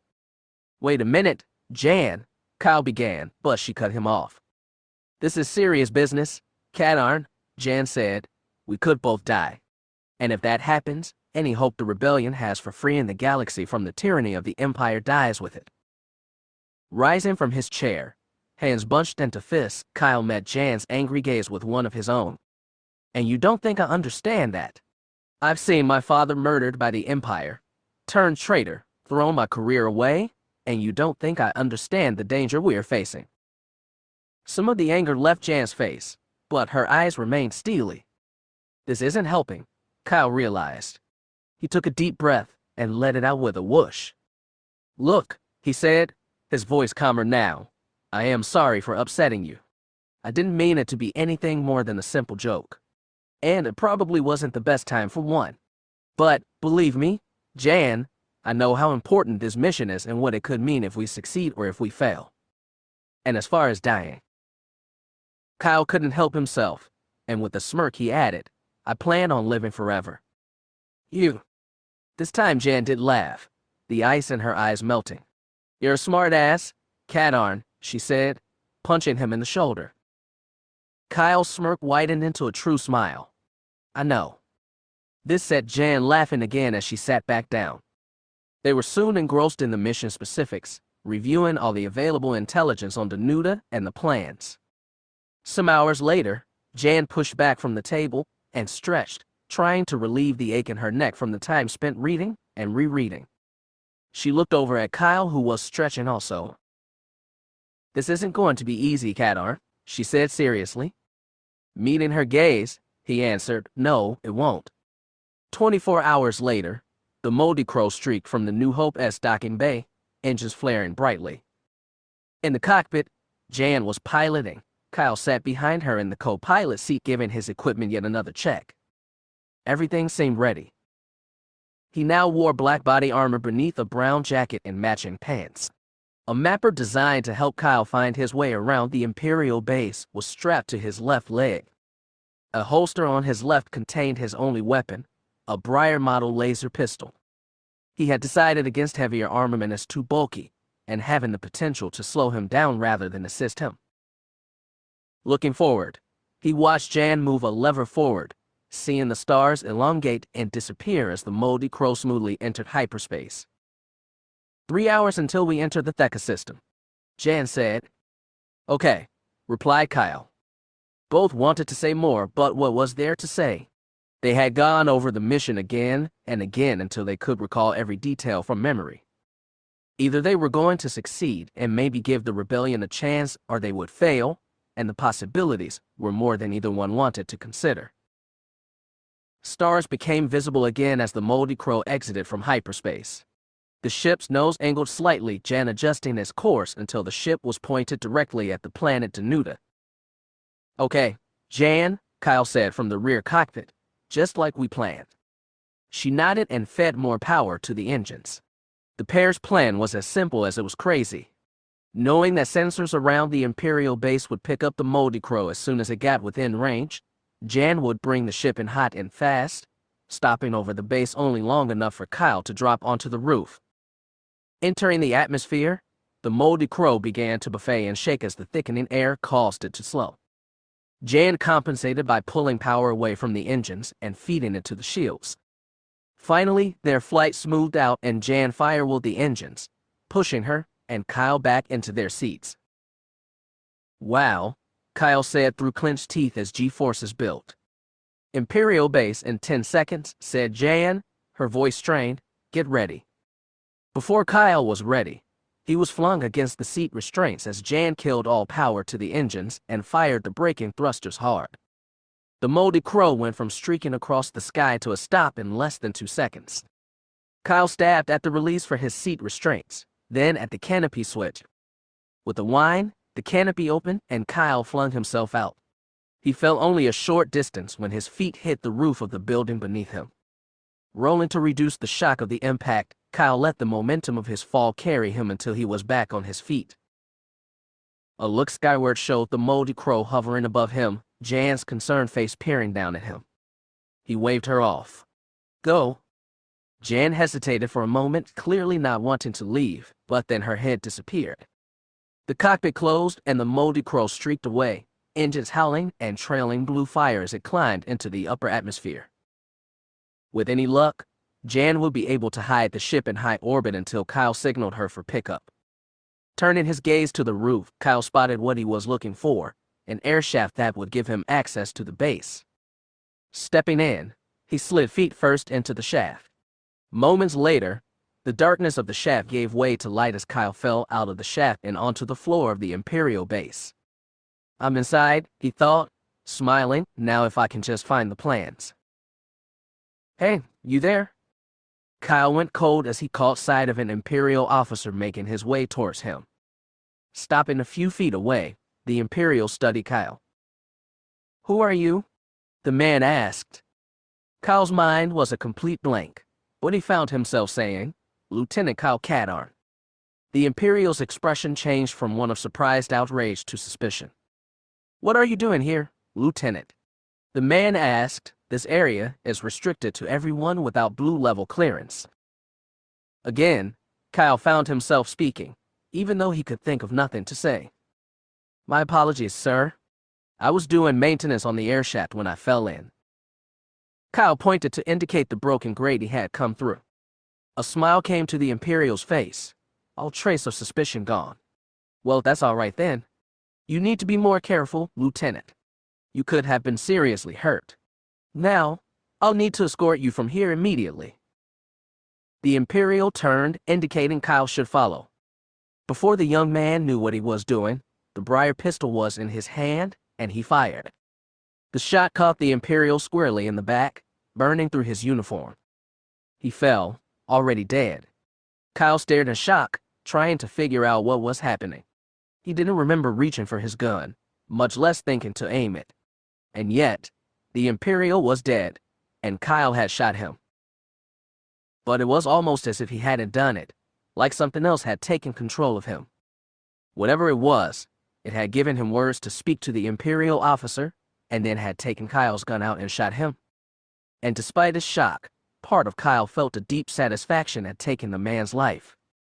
Later, Kyle wasn't sure how long he would have stood there, trying to understand what happened, when a laser blast struck the wall to his left. Kyle saw another Imperial officer, gun drawn, rushing towards him. "You there?" The man called, "Drop your weapon." This time, Kyle acted of his own accord and fired, hitting the Imperial in the chest. He dropped much as the first man had. "Gonna have to figure things out later," he said to himself. "Right now I gotta find those plans." Grabbing the mapper, Kyle activated it and studied the screen. He was on an upper level of the base. If Rebel intelligence was correct, the plans were being stored in a vault in the sub-basement. Kyle started forward, eager to find the plans and get out of there. He also hoped to not encounter any more Imperial troops. Passing by the two dead Imperials, Kyle noticed their weapons, blast tech rifles, more powerful and with better range than his briar pistol. He grabbed them both, pulling the power pack out of one and stuffing it into a jacket pocket. If things got hot, he didn't want to be running out of ammo. He cautiously approached a door leading to another part of the base. Hitting the door switch, Kyle watched it slide aside only to reveal two stormtroopers, their backs to him. Guarding the door, he thought, looks like this is not going to be easy at all. Lifting the blaster, Kyle put the crosshairs on one of the troopers and squeezed the trigger. Jan Ors glanced at the comm panel for the 100th time, willing it to come to life. Something to let her know Katarn was all right. She knew that waiting was part of the mission, but she hated it all the same. How many hours had it been now? When she had seen him fall onto the roof, all she could think was whether he was all right or not. And then, she had kept the ship hovering there, even though the plan was for her to take off immediately. It had taken Katarn shouting at her to go, and even then she hesitated. Given his training, Jan knew he was capable of achieving the mission, and yet she wished she were with him, to help make sure he survived. "Okay, Jan," she said to herself, "you need to get your head on straight. Katarn will be just fine." But a little voice in the back of her mind kept saying, "What if he isn't?" Suddenly the comm did come to life, but the voice Jan heard brought her up short. "Unidentified ship. This is Patrol Cruiser T-549S. You are in violation of Imperial space. Identify yourself immediately." Jan stared at the comm in shock. In all their planning and intelligence reviews, she and Katarn had not come across any mention of Imperial patrol cruisers on Danuta. "Repeat, unidentified ship, identify yourself immediately or be fired upon. You are in violation of Imperial space." Well, Jan thought, time to improvise. Forcing herself to speak calmly, she hit the transmit button. "This is civilian vessel Dark Star to T-549S. Sorry about the delay. I'm experiencing severe engine trouble and had to leave hyperspace earlier than I had planned." "What is your status, Dark Star?" "I've got partial power restored to my port engine," Jan replied, praying the Imperials would believe her. "Starboard engine is still not responding." "Can you navigate at all, Dark Star?" "Barely T-549S, and I definitely can't get into hyperspace. If you give me another hour or two, I think I get the starboard engine back online." "Negative, Dark Star," came the reply from the Imperial ship. "Prepare to be taken under tow. You need to leave this system immediately. We'll escort you to the nearest repair facility." "Sorry, boys," Jan said under her breath, reaching for a bank of switches. "That's just not good enough." The moldy crow shook as plasma gas vented from the engines. Jan fired the engines, just enough to ignite the plasma. The resulting explosion caused the moldy crow to tip over on one wing. Using the steering thrusters, Jan continued the roll, dropping the nose as well. The moldy crow began to fall towards Danuta. T-549S. She called into the comm, making her voice sound frightened and frantic. Starboard engine has exploded. I can't maintain orbit. Jan paused for a moment, then yelled, I'm going down. Help me. Jan fired the port engine, sending the moldy crow into a spin, dropping her further into the atmosphere. Blast. Came the voice from the patrol cruiser, Dark Star. You're dropping too fast. We can't get there in time. Try to control your descent as much as possible. We'll send rescue service to your crash site as soon as possible. Jan chuckled. She almost felt bad for this Imperial. He was honestly concerned about her. Too bad you're on the wrong side, she thought. Jan allowed the spin to continue as the moldy crow dropped into the atmosphere, activating the shields to keep the ship from burning up. When her sensors detected enough ionized particles around the ship to make communication impossible, she brought it out of the dive, firing the engines. You'd better be there, Katarn, she muttered to herself, 'cause I'm coming ready or not. As the moldy crow dropped into the lower atmosphere, the Imperial ship called again. Dark Star, this is T-549S, can you hear me? Repeat, T-549S to Dark Star, please come in. Jan switched the frequency so all the Imperial ship would hear was static. She then dialed in the frequency she and Katarn had selected into the receiver. The base was in sight now, but still nothing from him. Okay, Jan thought, I'll make one pass. If I don't see him, then I'm out of here. Pushing the engines hard, Jan flew towards the base, coming to a fast stop over the building he had entered. But he wasn't there. Oh no, Jan thought. Visions of a laser hold Kyle Katarn filling her mind. No, she said, her voice barely a whisper. BAM. The moldy crow shook as a laser blast struck it. Jan looked to her right to see the Imperial patrol cruiser coming in hard and fast. The comm came alive again. Okay, Dark Star, or whoever you are. You've got 2 seconds to surrender, or I'm going to blow you out of the sky. Jan's shock faded, replaced by a surge of rage. The Imperials had taken another life, and this time she wasn't going to let it go. This was personal now. Activating the weapons, she spun the moldy crow around to face the Imperial ship. Stabbing down on the firing stud, Jan sent 4 lances of red light at the patrol cruiser. The Imperial pilot, caught by surprise, tried to pull away, but 2 of the shots hit home. One side of the Imperial vessel exploded, and it dropped from the sky, smashing into a nearby building. Jan smiled fiercely, but her smile faded as she realized that Katarn wasn't coming and she needed to get out of there right away. She reached for the throttle, taking one last glance at the building below her. Her eyes went wide as she spotted him on the roof below, waving his arms frantically, calling at the top of his lungs, trying to get her attention. Using the repulsors, Jan lowered the moldy crow as quickly as she could and opened the canopy. He ran forward and jumped, landing on the starboard wing. Scrambling across, he hurled himself into the cockpit. Thunderstruck, Jan glanced behind her to make sure it was indeed Kyle, that she wasn't just imagining it. He stared at her wide-eyed. What are you waiting for? He yelled. Get us out of here. Grasping the control stick, Jan pulled the nose up so the moldy crow now stood on its tail, repulsors holding it in place.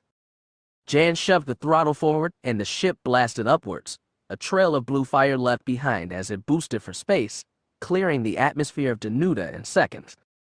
She activated a pre-programmed hyperspace jump, and seconds later, the stars became lines, and the moldy crow flashed into hyperspace. Both operatives let out breaths they hadn't realized they had been holding. Jan looked back at Katarn, who appeared okay, although his jacket was gone, and the body armor was dented and burned in several places. Are you all right? She asked. A little worse for the wear, he answered, but I think I'll survive. As much as Jan was glad to see him, she found her joy turning to anger. What in Sith happened to you, Katarn? She said, I nearly got toasted by an Imperial patrol cruiser waiting for your signal. I almost didn't see you back there. Why didn't? In answer, Kyle handed his communicator to Jan. She immediately saw why she had never received his signal. Where the transmitter's face had been was now a blackened hole. Jan looked back at Katarn, who raised his brows questioningly. She handed the destroyed communicator back to him. "I see. Exactly," he said, slumping back into his seat. "If you hadn't seen me when you did," Katarn trailed off, the implication clear. "Okay then," Jan said. "I understand why I didn't get your signal, but what about the rest of it? What exactly happened to you? Did you get the plans?" "Whoa, whoa, whoa," he Kyle, holding up his hands. "If you'll let me catch my breath, I'll explain exactly what happened." Chapter 4. Battle in the Base? Jan's shock at what was happening faded, replaced by a surge of rage. The Imperials had taken another life, and this time she wasn't going to let it go. Activating the weapons, she spun the moldy crow around to face the Imperial ship. Stabbing down on the firing stud, Jan sent 4 lances of red light at the patrol cruiser. The Imperial pilot, caught by surprise, tried to pull away, but 2 of the shots hit home. One side of the Imperial vessel exploded, and it dropped from the sky, smashing into a nearby building. Jan smiled fiercely, but her smile faded as she realized that Katarn wasn't coming and she needed to get out of there right away. She reached for the throttle, taking one last glance at the building below her. Her eyes went wide as she spotted him on the roof below, waving his arms frantically, calling at the top of his lungs, trying to get her attention. Using the repulsors, Jan lowered the moldy crow as quickly as she could and opened the canopy. He ran forward and jumped, landing on the starboard wing. Scrambling across, he hurled himself into the cockpit. Thunderstruck, Jan glanced behind her to make sure it was indeed Kyle, that she wasn't just imagining it. He stared at her wide-eyed. "What are you waiting for?" he yelled. "Get us out of here." Grasping the control stick, Jan pulled the nose up so the moldy crow now stood on its tail, repulsors holding it in place. Jan shoved the throttle forward and the ship blasted upwards, a trail of blue fire left behind as it boosted for space, clearing the atmosphere of Denuda in seconds. Jan looked back at Katarn, who appeared okay, although his jacket was gone and the body armor was dented and burned in several places. "Are you all right?" she asked. "A little worse for the wear," he answered, "but I think I'll survive." As much as Jan was glad to see him, she found her joy turning to anger. "What in Sith happened to you, Katarn?" she said. "I nearly got toasted by an Imperial patrol cruiser waiting for your signal. I almost didn't see you back there. Why didn't?" In answer, Kyle handed his communicator to Jan. She immediately saw why she had never received his signal. Where the transmitter's face had been was now a blackened hole. Jan looked back at Katarn, who raised his brows questioningly. She handed the destroyed communicator back to him. "I see. Exactly," he said, slumping back into his seat. "If you hadn't seen me when you did," Katarn trailed off, the implication clear. "Okay then," Jan said. "I understand why I didn't get your signal. But what about the rest of it? What exactly happened to you? Did you get the plans?" "Whoa, whoa, whoa," he Kyle, holding up his hands. "If you'll let me catch my breath, I'll explain exactly what happened." While he did so, Jan activated the hyperdrive. Outside, the stars became lines, disappearing entirely as the moldy crow flashed into hyperspace. Jan waited a few more minutes to confirm the course heading, then turned in her seat again. "All right, Katarn," she said, still torn between feeling grateful that he was alive and angry at him for making her think he was dead. "You've had time to catch your breath. What happened?" "You know, Jan, I do have a first name. Talk, Katarn. Just wanted to make sure you knew." Taking a deep breath, he began by telling Jan of his interest into the airshaft and encounter with the first Imperial. "It was strange," Kyle said. "I heard myself speak the words, but I don't remember thinking them. Then, when the Imperial turned away, it was as if my body acted independently of my mind. My blaster was suddenly in my hand. I fired, and the Imperial went down. Then, when the other approached, I fired and hit him too." "It doesn't sound like you had any other options," Jan said, a bit taken aback by what Kyle was saying. But, she reasoned, a lot of soldiers had said similar things about battle situations. Not exactly what Kyle was describing, but close enough that Jan was not concerned about it. Probably not, Kyle admitted, shrugging, but this was different. I mean, he trailed off. What? She pressed. Jan, I knew both those shots were kill shots even before I checked the bodies. You were in a life and death situation, Kyle, she said seriously. You don't shoot to wound. I suppose, he replied, his tone clearly indicating that he was not convinced. So, after determining what level you were on, you opened the door to find 2 stormtroopers therein. So much for this getting any easier, Kyle thought, seeing the stormtroopers before him. Centering the crosshairs of the rifle he had taken from the dead Imperial on one of the troopers, Kyle fired, catching the man square in the back. The blast lifted the stormtrooper off his feet and threw him into the room beyond.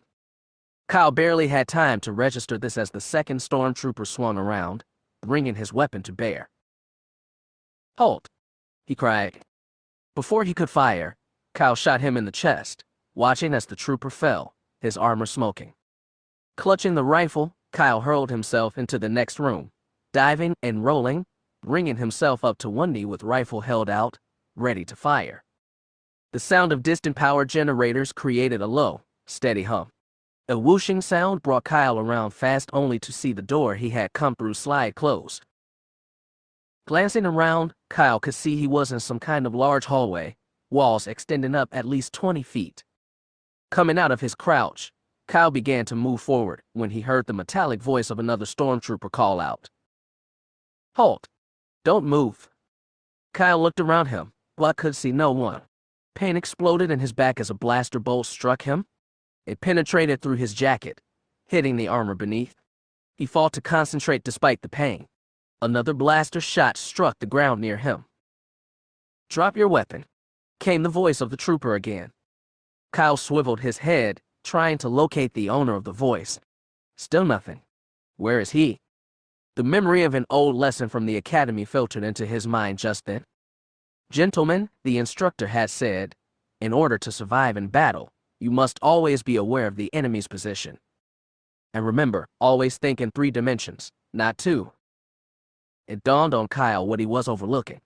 Turning his gaze upwards, he caught a fleeting glimpse of the stormtrooper on the balcony overhead, lining up another shot. Kyle ran for the far wall, moving to a position where the trooper couldn't see him, much less fire on him. Surrender, called the stormtrooper. Taking 2 quick breaths, Kyle counted to 3 and ran back into sight. The trooper caught sight of him and brought his rifle up. But this time Kyle was ready. He began firing even as the trooper took aim. One shot found his mark. Crying out, the trooper fell forward and off the balcony.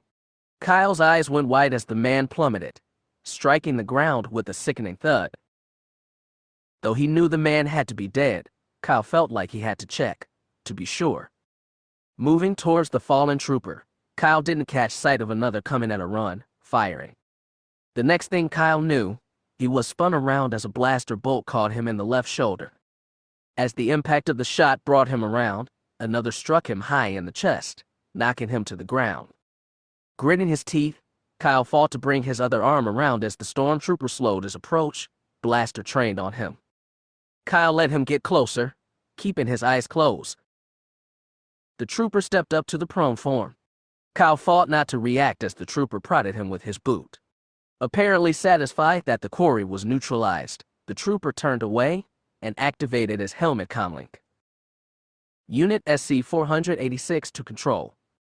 Reading you, 486, came the reply, status. The intruder has been located and terminated. Control, the trooper said, failing to see Kyle began to stir. He got 483, 487, and 485 before I could get here. Very well, said Control, bring the body in. We'll see what we can learn. Roger, Control, the stormtrooper said. See you in a few minutes. 486 out. Satisfied, the trooper turned back to the body of the intruder and let out a squawk of surprise to find Kyle awake and alert, left arm behind his head, the other holding his rifle straight out, aimed right at the Imperial, a smug smile on his face. "How?" the Imperial began, only to have the intruder cut him off. "Sorry, all questions must wait until the end of the tour." The stormtrooper made a motion towards his weapon, but Kyle saw it. Now, that's not very friendly. "Tell ya what, why don't you drop that gun on the floor?" "And if I don't?"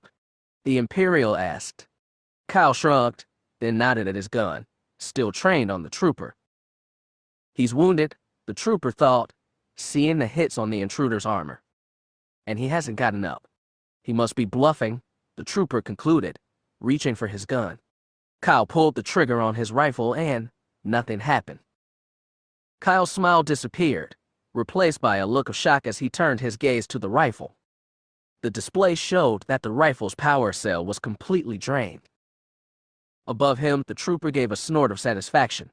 Pulling his gun from the holster, the Imperial aimed and was about to squeeze the trigger when Kyle threw his useless gun at the stormtrooper's helmet. It struck, knocking the vision system and the eyepieces offline, rendering the Imperial blind. Dropping his weapon, the trooper fought to remove his helmet. Kyle was already moving, rolling past the confused trooper towards the body of the one that had fallen from the balcony. Coming out of his roll, he spotted the dead trooper's blaster rifle lying alongside his body. Snatching it up, he rolled over to take aim on the other trooper who had just succeeded taking his helmet off.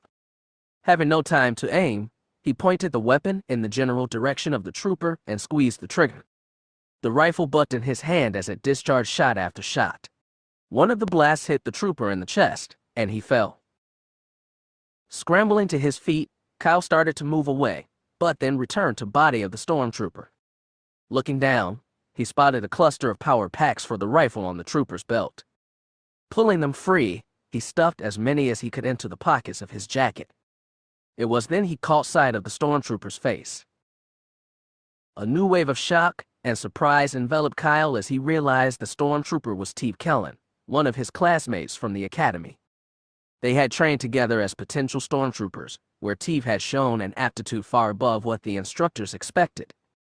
While Kyle's performance indicated he needed further training, Teef had done well enough to secure an assignment as a frontline stormtrooper, having his pick of assignments in some of the Empire's most important sectors and bases. Kyle remembered how happy Teef was upon learning the news that he was shipping out. He had shook Kyle's hand so vigorously it seemed that it might snap off at the wrist. "You'll get your posting soon," Teef said, all smiles and confidence, "and someday, somewhere, somehow, we'll see each other again. Kyle Katarn, count on it." Well, Kyle mused, they had seen each other again. Except now they were on opposite sides. And now Teef was dead. What a waste, he thought, taking a last look at his former classmate and friend. "I wish things had gone better for us both, TF. Turning away, Kyle moved further down the hall, keeping himself out of sight of any other Imperials on the balcony above. The steady beat from the mapper strapped to his leg began to increase in speed. It indicated he was getting close. Kyle kept moving ahead, listening as the beeps grew faster and faster, until they became a solid whine. He stopped to check his position, and was startled to find that he had ended up exactly where he had started, at the same door he had come through to enter the hallway.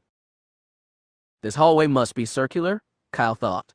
Checking the mapper, he saw that he was very close to the entrance to the Imperial secure room. But how can this be? The mapper had indicated nothing of the sort when he had first entered the hallway behind this door. So how could the secure room be there? Deciding he had to at least check it out, Kyle pressed the door switch and stepped into the smaller hallway where he had been only a short time ago. The bodies of both Imperials he had shot were still there as well. Kyle realized that the steady whine of the mapper had changed back to the slow beat. Grabbing it, he scrutinized the display, which now indicated the secure room was some distance away. Puzzled, he moved back towards the sliding door, which had closed behind him. As he approached the door, the slow, steady tone of the mapper suddenly became the solid whine again. Kyle backed away from the door and the mapper went back to the slow and steady beat. Of course, he thought, realization dawning, There must be a secret door here somewhere, and is shielded, which explains the readings from the mapper. But where was the secret door? Turning round, Kyle spotted another hallway, shorter than the one he was in, leading to another door. Maybe, he thought, glancing at it. His weapon at the ready, he made his way down the short hallway to the door. Finding the activation switch, he keyed it, but nothing happened. He tried again, but there was no response. Oh great, he thought, realizing why the door wouldn't open. It's probably keyed to open only to the recognition signals broadcast by stormtrooper uniforms. Kyle had a sudden thought. Perhaps he could use part of the armor from one of the dead stormtroopers in the circular hallway. Shaking his head, Kyle abandoned that idea in short order. The idea of removing the armor from one of the bodies was too unnerving. And if another stormtrooper spotted him and activated an alarm, he knew he wouldn't have a chance of getting to the plans, much less remaining alive. What then? How to get through the door? Kyle searched his mind for an answer. Then, as had happened when he encountered the first Imperial, something seemed to take control of him. He watched as his left hand rose and struck the door, once, twice, 3 times. After a moment with no response from the other side, he struck the door once more. This time, a harsh voice came from the other side. Enough. Quit pounding on the door. Kyle's hand, poised to strike the door again, dropped to his side. But he still had the strange feeling of not being totally in control of himself. Who's out there? The voice demanded. Unit SC-486, Kyle said, the words seeming to come by themselves. I've got the prisoner, but my helmet is damaged. I've got no visual systems or recognition signal. I need you to open the door. Yes, the intruder, the voice answered, a hint of malevolence in it now. You're sure he's dead? Definitely, Kyle answered. Pity, the voice said. We might have had some fun getting him to talk. Stand by. Seconds later, Kyle heard the lock disengage, and the door began to slide open. The feeling was still there, but stronger now, more like a presence. Then, as if someone was standing just behind him, a voice said, as soon as the door is open, begin firing. Kyle didn't understand at first, but as the door slid open completely and the smiling face of an Imperial officer appeared, he knew what he had to do. Seeing Kyle, the man's smile disappeared and he began to cry out for help when Kyle snapped the rifle up and fired point blank. The Imperial's uniform didn't so much melt as disintegrate, the beam slicing completely through him. Anytime Kyle had to consider what to do next was cut short as 2 more officers ran in through another door on the far side of the room, drawn by the sound of blaster fire. Kyle turned, aimed, and nailed one before the Imperial could even draw his weapon. The other officer, however, dodged away, leaving Kyle's second shot to splatter harmlessly against the controls for the other door, causing the mechanism to jam with the doors only partly shut. From behind them, the Imperial snapped off a shot before Kyle could find his own cover. The blast caught him in the left leg about mid-thigh, dropping him to his knees. Kyle tried to rise his feet, but the shock of the blaster bolt had left his legs numb for the moment. He couldn't move. The Imperial officer peered from behind the doors, seeing the intruder on the ground, struggling to move. An evil smile came to the man's face as he moved forward, blaster trained on the wounded man. This was going to be fun, he thought. I'll make him tell me everything he knows, and then kill him. Maybe. Kyle heard the man snicker as he approached. He fought to move, to do anything, but his legs still refused to respond. The presence spoke again to him. Move, Katarn. I can't, said Kyle through gritted teeth. Yes, you can, the voice said with firm assurance, and you must. Move, Katarn, or die. Kyle put every ounce of strength he possessed into one final, desperate attempt to move. To Kyle's and the Imperial's surprise, he did move, or so it seemed. The motion was imperceptible at first, then more pronounced as Kyle realized he was falling forward onto his belly. Get your weapon up, Katarn, said the presence now. Fighting the instinct to try and prevent his fall, Kyle instead wrapped both hands around the rifle, holding it out in front of him. He fell onto the floor, belly hitting first, then his chest. Kyle turned his head to keep his nose from striking the floor, although his left cheek hit with stunning force. Part of him wanted to stop, to surrender to the pain, if only for a moment. But the presence called to him again, hard and unyielding. "No time," it said. "The Imperial is coming. Fire!" Not even taking the time to aim, Kyle squeezed the trigger. The rifle jumped in his hands as a flurry of shots issued forth, to striking the stunned Imperial before he even realized the intruder's gun was aimed at him.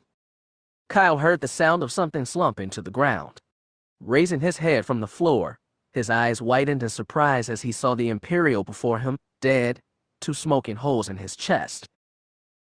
"Now get up," said the presence. "You still have work to do."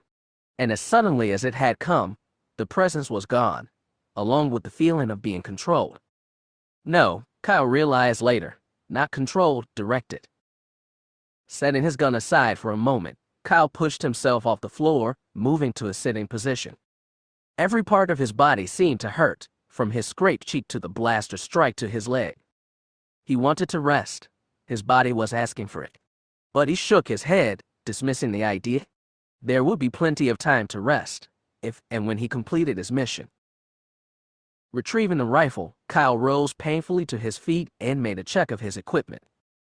Everything seemed to be in order until he checked his communicator, cursing under his breath as he examined it. The shot to his leg had hit the device as well, smashing the face and burning through to the power cell. "Great," he said to himself, "just great." Though the plan he and Jan had come up specified that she was to return for him in 3 hours, signal or no, Kyle knew how important the communicator was to the mission. Should anything happen to delay him, or if the roof access was blocked or unusable, he was relying on having the communicator to keep Jan posted on his status. Now, Kyle smiled ruefully to himself. Well, he thought, guess I'd better be on time then, or it's going to be a long walk back. Chuckling, he checked the rifle's power cell, and finding it 3/4 full, made his way across the room to the far door. The mapper, thankfully, was undamaged, and although it indicated that he still had some distance to go, the display confirmed he was on the correct path. Passing through the jammed door, Kyle walked through another hallway, finding a lift at the end of this one. Examining the controls, he discovered that the lift was programmed to go to only one specific, pre-programmed location. But would it take him to the secure room? Only one way to find out, he thought. Boarding the lift, he hit the activation switch only to have nothing happen. What the? He said to himself, hitting the switch again. Still no response. Then Kyle saw it, a keycard slot in the panel. The lift would only work when the proper keycard was inserted. And where am I supposed to find a keycard? Kyle thought, throwing up his arms in frustration. Staring at the keycard slot, he tried to think of some way to bypass the controls when a flash of insight hit him. He rushed back down the hallway to the control room he had just come from. Inside, Kyle swiveled his head this way and that, checking the bodies of the Imperials. Then he saw it. The uniform of the last Imperial he had shot was black, the color signifying the man as an Imperial commander. And commanders were invariably assigned to hold all keycards on Imperial bases. Bending down and trying not to look at the man's wounds, Kyle searched the man's belt, finding a holster, power packs, and there it was. A green keycard dangled from a metal loop on the man's belt. Grabbing it, Kyle ripped the keycard free and dashed back up the hallway to the lift. The keycard slid in smoothly, and the lift came to life, beginning its descent before Kyle could press the activation button. Blank walls passed by as the lift descended, only the slight hum of the machinery breaking the stillness. Moments later, doors appeared before Kyle as the lift slowed and stopped. The doors opened automatically, and he found himself facing a hallway leading to another door beyond. But this hallway was different than the previous ones. Gleaming white walls and a highly polished floor greeted him. Kyle stepped forward, studying the scene. Lights winked off and on from displays and controls embedded in the walls. Grabbing for the mapper, he looked at the display. It showed that he was less than 10 feet away from the room with the plans. As Kyle got closer to the far door, he spotted a window next to it, giving a view of the room inside. Flattening himself against the wall, he leaned around just enough to see inside. Another control room was there, multiple displays, and a central station just barely visible. There were no stormtroopers, but he saw at least one Imperial commander, and suspected more men were inside. As he reached for the door switch, Kyle was surprised to not feel the presence come on him this time. Maybe it was just my imagination after all, he thought, pressing the switch. The door whooshed open and Kyle stepped inside quickly. At the station, an Imperial officer looked up, caught sight of him, and called a warning. Kyle, his rifle already in position, fired, catching the man first in the shoulder, then directly in the face. The officer crumpled, falling out of sight behind the station. Red bolts whizzed past Kyle as the Imperial commander he had seen rose up from behind a display where had been crouching. Dodging behind another display, Kyle leaned out and fired a series of shots. But the Imperial had ducked down again. Kyle flattened himself as much as he could as a flurry of shots struck the wall, blowing out pieces of the display. He leaned out to take aim on the Imperial, but when he squeezed the trigger, nothing. Dumbfounded, Kyle had just enough time to see the power cell had gone dry when the Imperial fired again, catching Kyle full in the chest. The impact knocked him back into the wall, his head striking it with stunning force. His armor smoking, Kyle bounced off the wall, falling forward. Reflexes, honed by hours of training on Karita, took over, and he turned the fall into a forward roll, ending up behind another display opposite where it had just been. As he fought against the pain, Kyle realized the smoking armor had set his jacket on fire. He ripped it off as fast as he could, crying out as his tortured body reminded him just how many times he had been hit. The power cells he had been carrying thudded to the floor as he removed the jacket. Grabbing one, Kyle slammed it into rifle, the display now reading 100. The Imperial commander, having seen that his foe's weapon was out of power and hearing Kyle's cries of pain, began to reassess his strategy. He knew that could keep the intruder at bay until reinforcements arrived. But if he waited, then any credit for the capture would be given to someone else. And if he was able to apprehend the intruder, it could mean great rewards, perhaps even a promotion to Imperial Space Forces. Not taking the time to consider the alternative, the Imperial came out from behind the display he crouched behind and ran for Kyle's position, intending to catch him by surprise. But as he rounded the wall where the intruder, he was met with the muzzle of a blaster rifle. Before he could react, Kyle fired, and the Imperial dropped. Kyle stepped from behind the display wall, breathing heavily, adrenaline coursing through his system. I can't take too much more of this, he thought. His left arm was beginning to go numb, his legs felt like lead weights, and his cheek burned. Limping slightly, he moved forward past the bodies. A green glow off to his right drew his attention. Turning to the right, Kyle's breath burst from him, his eyes going wide. There before him, rotating silently, was a computer representation of the Death Star. Kyle recognized it from the briefing with Mon Mothma. A depression in the upper equator of the model indicated the location of the superlaser. As Kyle studied the computer model, it occurred to him that if he was seeing this image, then the plans had to be nearby. A wave of fresh strength surged through his body as he turned away from the computerized Death Star and moved further into the room. It ended in an L intersection, a new hallway to Kyle's right. Blaster rifle at the ready, Kyle moved down the hall, looking for any more Imperials. But the way ahead was clear, ending in another room with a low desk off to the right and a blank wall to the left. Kyle recognized the room from the intelligence briefing. Moving over to the desk, Kyle reached down for the switch that would open the door to the room where the plans were. He pressed the switch, but nothing seemed to happen. Resetting the switch, he activated it again, but there was nothing, no wall opening, no hatch or alcove. Checking the switch, he could see that it appeared to be working correctly. So why wasn't something happening? Panic began to grip him. What if he wasn't in the right room? What if the intelligence was wrong?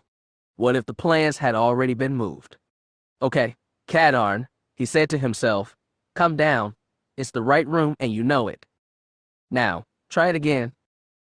Taking a breath to calm himself, Kyle activated the switch and listened intently. There, the sound of either a door opening or a wall going up. But where was it? Standing up, Kyle turned around, letting a bark of surprised laughter as he saw the wall that had been to his left upon entering the room was gone now. In its place was a raised box surrounded by 4 pillars. On the box sat a data card, the very same data card that the intelligence collected by the rebels said contained the Death Star construction plans. Kyle started to chuckle at his own foolishness, remembering an early lesson at the Imperial Academy. Situational awareness, gentlemen, the tactics officer had said, always know where you are and your surroundings. Kyle's chuckle turned into a laugh, the tension of the moment fading somewhat. He threw his head back and laughed, the sound of it feeling good to his tired and injured body. It took remembering that he still had to get out of the base in one piece and meet up with Jan to help Kyle to refocus. Stepping forward to the box, he reached between the pillars and grasped the data card, its casing fitting easily into his hand. Drawing it from between the pillars, Kyle was caught by surprise as the box began to descend into the floor. Oh no, he thought, a pressure panel. Before he could do anything to prevent it, the box descended into the floor, a panel sliding closed over it. The scream of an alarm sounded in the room, probably in the rest of the base too, he thought. I need to get out of here now. Recalling the briefing once more, Kyle moved back towards the low desk and looked to his left, catching sight of another doorway. Moving to it, he keyed the door open, finding exactly what he had hoped to. The lift inside whisked him upwards, stopping on the level just before the roof. The door slid open and Kyle stepped out, blaster leading the way. The hall he stood in extended both left and right away from him, but which way to the roof? Reaching down to the mapper, Kyle brought it up, accessing the program he had installed for his exit. The display showed he was in the right place. He looked around and there it was. Moving off to the right, Kyle made his way down the hall until he spotted the door marked Emergency Exit. But the door didn't open as Kyle approached, and he couldn't find any kind of access panel. Well, he thought, guess I'll have to open this the hard way. Stepping back, Kyle pointed the rifle at the door and held the trigger down. The rifle jumped in his hands as red fire struck the door. At first the door held fast, but as the rifle continued to pour fire onto it, the metal glowed, turning orange, then red, then white as the door finally gave way with a loud explosion, fragments flying everywhere. Kyle threw one arm over his eyes to shield them from the debris. As the smoke began to clear, he stepped towards the door as the whine of a blaster sounded from nearby. Turning to his right, Kyle saw a squad of stormtroopers coming at him at a run, blasters firing. A fresh wave of blaster fire brought his head around as he spotted another group of troopers coming from the other end of the hallway. Oh boy, Kyle thought, a new surge of adrenaline crashing into his system. Time to go. Dashing through the door, he found a set of stairs leading upwards and dashed up them as fast as he could. Reaching the top, Kyle found himself halted by another door, this one also locked. A keypad nearby refused to respond as he frantically tried to activate it.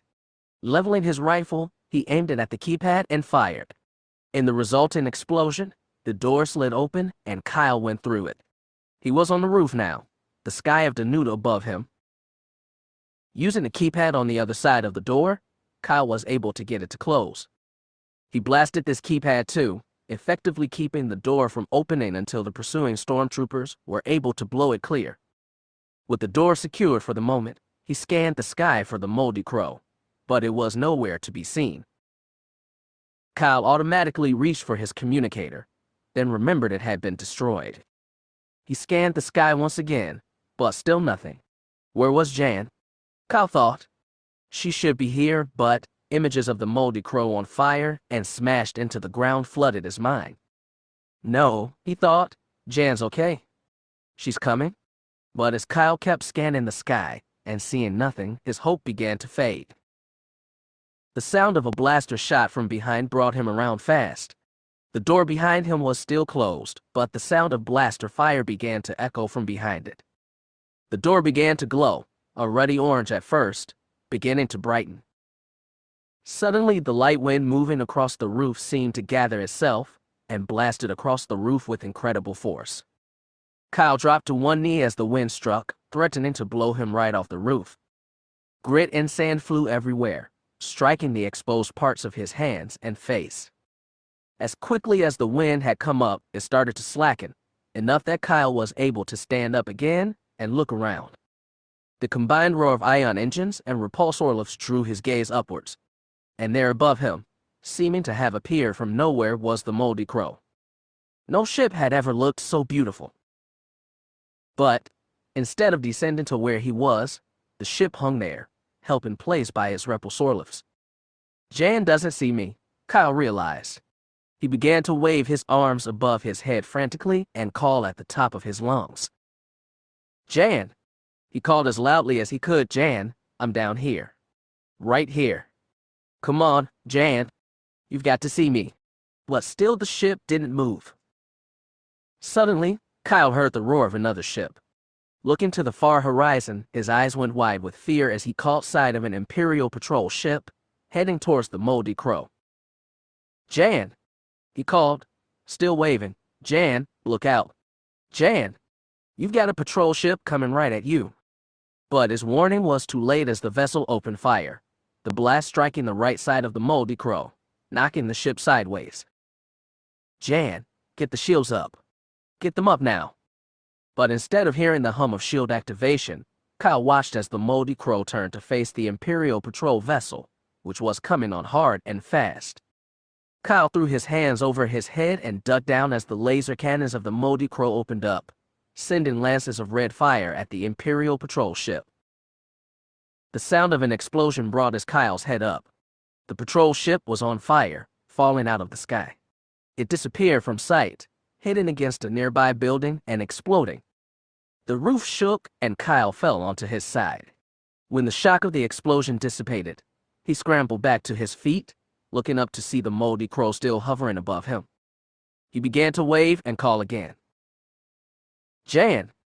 Jan, please! You've got to see me. But the ship did not move, neither descending to where Kyle was nor ascending back into orbit. His hope began to fade. Jan couldn't see him or was looking the wrong way. It seemed that despite everything he had done, everything he had gone through to complete the mission was now lost. Just then, Kyle saw Jan's head bob above the lip of the cockpit, her brown hair cascading around her face. Kyle waved all the more frantically and yelled as loud as he could. His heart soared with joy as the Moldy Crow began to descend towards the roof. When the starboard wing was close enough, Kyle got a running start and leapt, landing flat on the wing. Finding his feet, he hurled himself towards and into the now open cockpit. He caught sight of Jan looking back at him, her face a combination of worry and happiness. Why aren't we moving? Kyle thought, seeing the roof door, glowing red now, beginning to buckle. What are you waiting for? He yelled. Get us out of here now. Jan said nothing in response, but the cockpit closed, and the next thing Kyle knew, Jan had stood the Moldy Crow on his tail. From behind him, he heard the muted rumble of the engines change to a thunderous roar as the ship boosted up and away from the Imperial base. The G-forces kept Kyle pinned to his seat until the Moldy Crow cleared the atmosphere. As the atmosphere of Denuta faded, replaced by the black of space, Kyle heard the hyperdrive power up.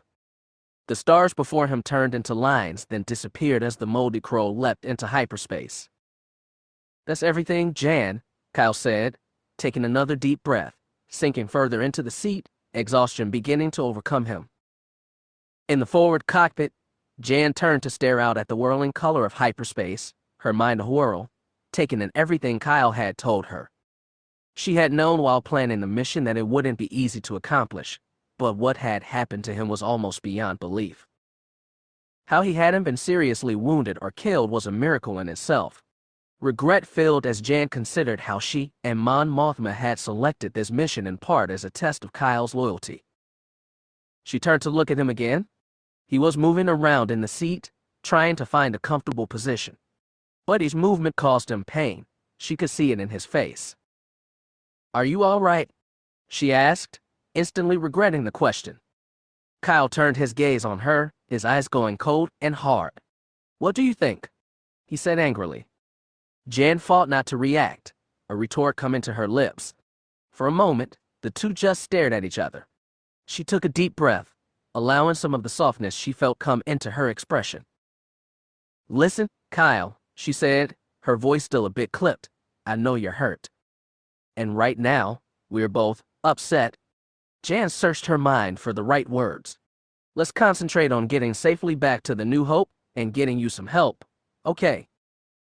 As she spoke, Kyle could sense Jan was trying to alleviate the tension and anger of the moment. He softened his own expression. "You're right, Jan, things were just really serious at the end there, but I won't forget how good it felt to see you and this old rust bucket of a ship. Oh, by the way, you might be interested to see this." Kyle extended the data card with the Death Star plans on it. Jan's eyes went wide as she realized what he was holding. "Is it?" He nodded. Jan took the data card and examined it, a smile coming to her face. "The construction plans to the Death Star. This might give the rebellion the chance it needs." When Jan looked up, Kyle was smiling at her. "And thanks for coming to get me, Jan." Jan's smile widened, but she couldn't resist a last jab at him. "Like I was going to explain to Mon Mothma how I lost my newest operative on his first mission." Kyle began laughing, punctuated by an occasional grunt of pain as the laughter shook his aching body. Jan joined him, and for a time, the moldy crow resounded with the relieved laughter of the two operatives. The Rebel command ship New Hope floated serenely in the velvetiness of space. Other than an escort of ancient Consair Y-wings, no other ships were nearby. Suddenly, from the space near the port quarter of the cruiser, a ship emerged from hyperspace. It turned, angling towards the New Hope. Two of Y-wings peeled off from their escort formation and moved towards the incoming ship. Gold 1 to Gold 6 said the pilot of the first Y-wing. "Incoming ship is broadcasting no transponder signal. Assume attack formation and charge weapons and shields." "Roger," said Gold 6. "Are you thinking it's Imperial?" "Maybe," said Gold 1, activating his comm. "This is Gold Leader to unidentified ship. Identify yourself immediately or be fired upon." He waited for a response, but there was none. "Okay, Gold 6. Assume attack formation. Let's go." 5. Revelations. Suddenly the comm unit speaker crackled. "Is ODCR, Leader, and please." "Wait a minute, Gold 6, said Gold Leader. "I think I'm getting a response." "Unidentified ship. Say again. Your transmission not received." "Repeat, say again." The speaker crackled again, issuing nothing more than static at first. Then a voice came in clear. "Repeat. This is Moldy Crow to Gold Leader. Please come in." Gold Leader recognized the name of the ship as one mentioned in his briefing earlier. The ship was on special assignment under the personal command of Mon Mothma. Gold Leader to Moldy Crow. "Why aren't you broadcasting a recognition signal?" "We took some fire while on our mission, Gold Leader. Our transmitter was damaged. We're limited to short-range communication, and our recognition signal is offline." It sounded believable, thought Gold Leader, but it could still be a trick. "Affirmative, Moldy Crow. Confirm recognition code phrase." "The Republic shall rise again." Gold Leader sighed in relief and relaxed his grip on the controls. Code phrase received and acknowledged. Gold 6 stand down and return to escort position.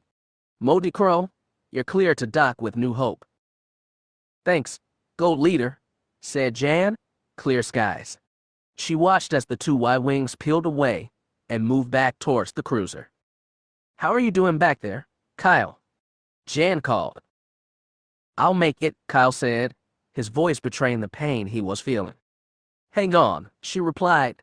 "I'll have you to the medical bay before you know it." Pointing the Moldy Crow directly at the hangar bay, Jan hit the thrusters hard, rocketing towards the New Hope. New Hope docking bay. In the hangar bay control room, the Corumpuan Gale couldn't believe what he was saying. The ship just cleared by the Y-wing patrol was coming towards the hangar bay at a suicidal speed. He frantically jabbed at the comm. "Incoming ship. This is hangar control. Slow your approach. You're coming in too fast." There was no reply from the ship, nor did it slow. Pooin reached for the alarm button just as the ship tore through hangar bay force field. Expecting it to keep going and crash against the far wall, Pooin threw his hands over his tentacled face and dropped down, hoping to find cover from the explosion. But when it came, the explosion sounded strange. Pooin waited a moment, and when no crash alarms sounded, curiosity overcame him and he stood, glancing out the control room viewport. What he saw caused the Katarn's tentacles to tremble in surprise. Braking thrusters screaming, the moldy crow slowed, then came to a relative stop above the hangar floor.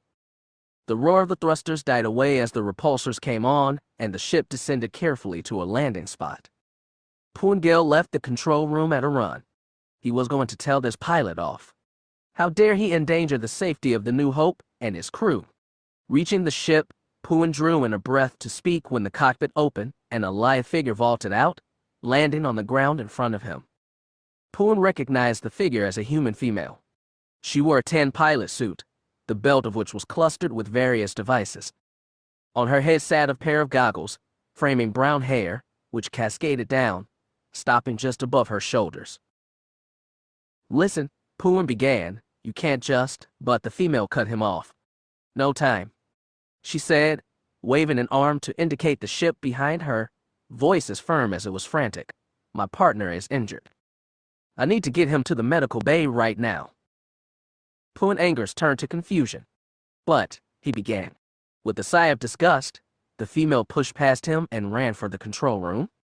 Pooin ran after her, still confused, but determined to find out what was happening. Jan rushed into the room. Finding the comm panel, she keyed on the bay loudspeaker and yelled, "Medical emergency in the docking bay."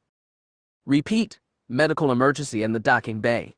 That done, Jan turned and ran out of the room, knocking the Katarn out of the way once again. Pooin was feeling a mix of confusion and anger now. Twice this woman had pushed past him for no reason, executed a dangerous approach, commandeered his controls, and had broadcasted an unauthorized transmission. He ran after the woman yet again. As Jan reached the ship, she slowed, glancing about frantically for someone to respond to her message. A blow to her back caused her to stumble forward as the Katarn, unable to slow his pursuit quickly enough, crashed into her. "All right, this is quite enough," roared Pooin, grabbing the woman's arm. "Explain what you're doing here and why you feel the need to go rushing about my docking bay." Jan shook her arm free and fixed the Katarn with an icy stare. "I already explained it to you," she growled in frustration, pointing to the moldy crow. "My partner has been wounded and needs medical attention right away." "I see no one else," said Pooin. "What are you talking about?" In response, Jan grabbed the Katarn's hand and pulled him towards the ship. Approaching the cockpit, Jan let go of the Katarn and pointed. "Look." Pooin grasped the lip of the cockpit and pulled himself up so he could see inside. Pooin's confusion disappeared in an instant.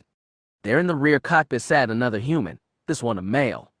He could see the man was wounded and in pain.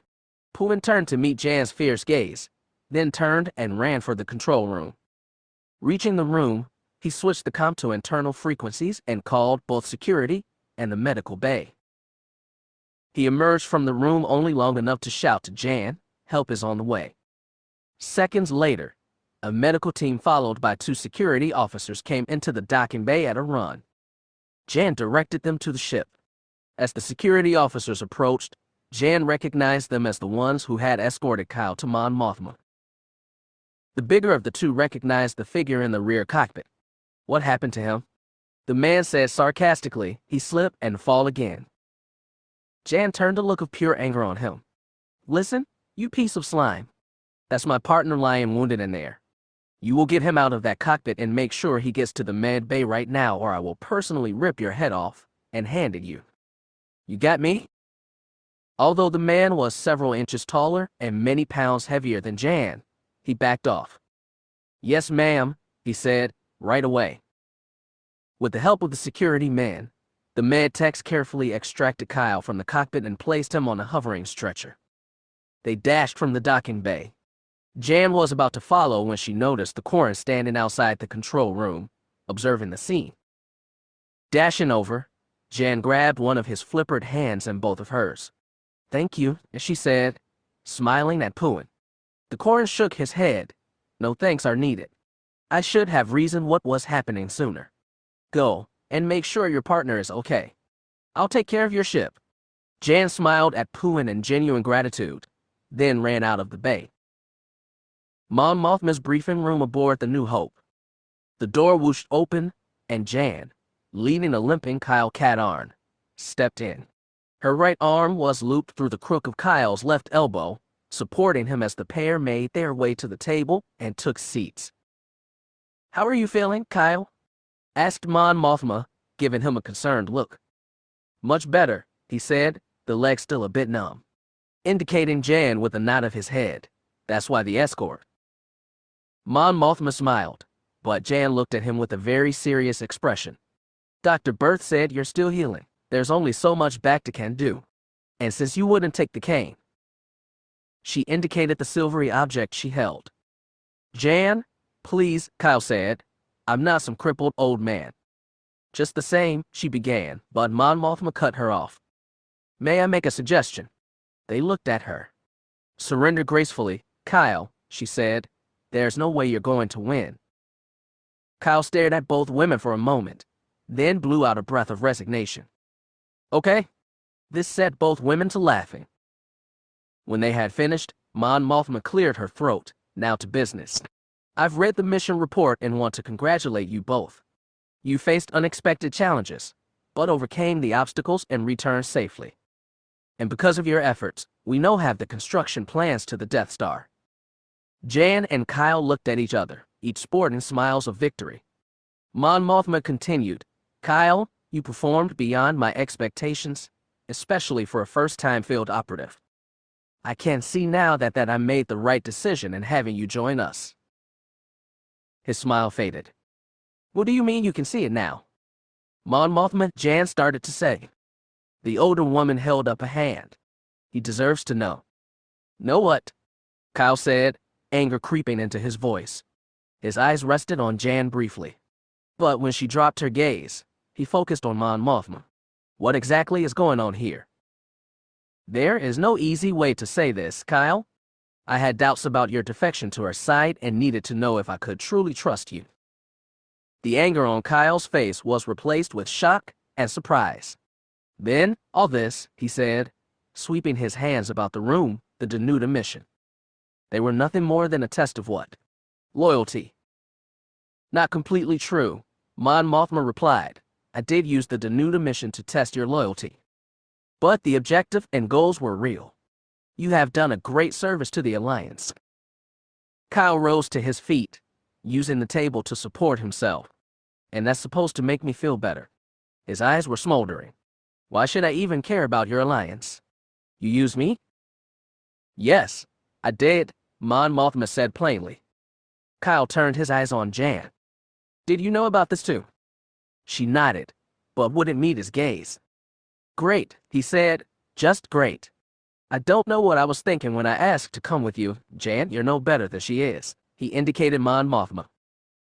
With an effort, Jan turned her face to look up at him. I'm sorry, Kyle. You're sorry. Is that supposed to make up for what you've done to me? You two wouldn't trust me. You lied to me.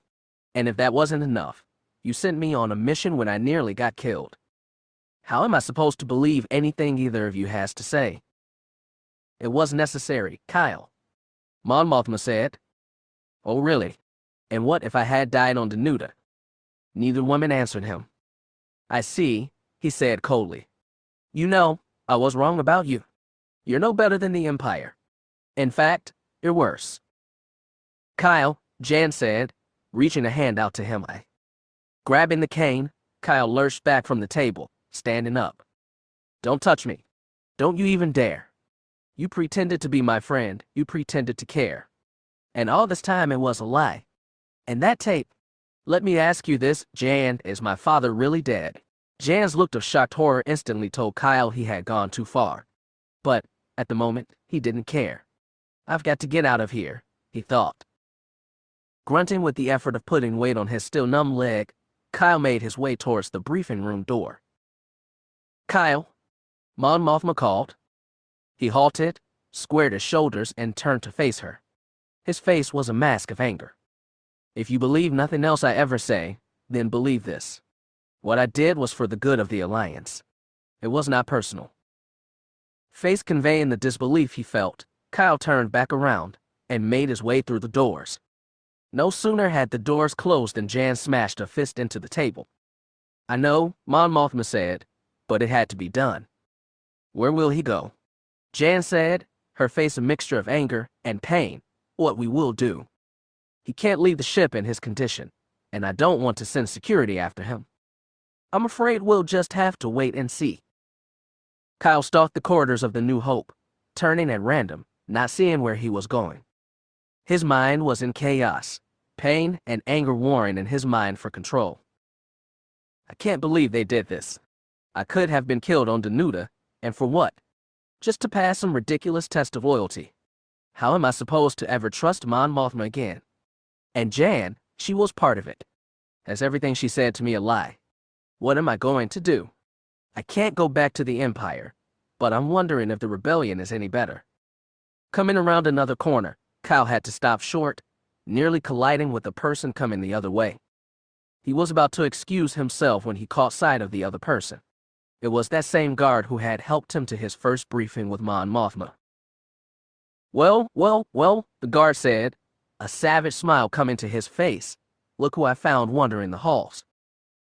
Kyle was in no mood for this. Get out of my way. And what if I don't? The challenge was all Kyle needed to hear. Red anger boiled inside him. He wasn't going to take any more from anyone. Then I guess we do it right here. I'd like that, the guard said, eyeing the cane, but it seems you're in no shape to fight. With a sudden movement, Kyle cast the cane away. How about now? The guard's smile widened. Okay, but not here. Follow me. With the guard leading, Kyle made his way down another set of corridors ending at a door marked Gymnasium. We won't be disturbed in here, the guard said. Good, Kyle replied, following the guard inside.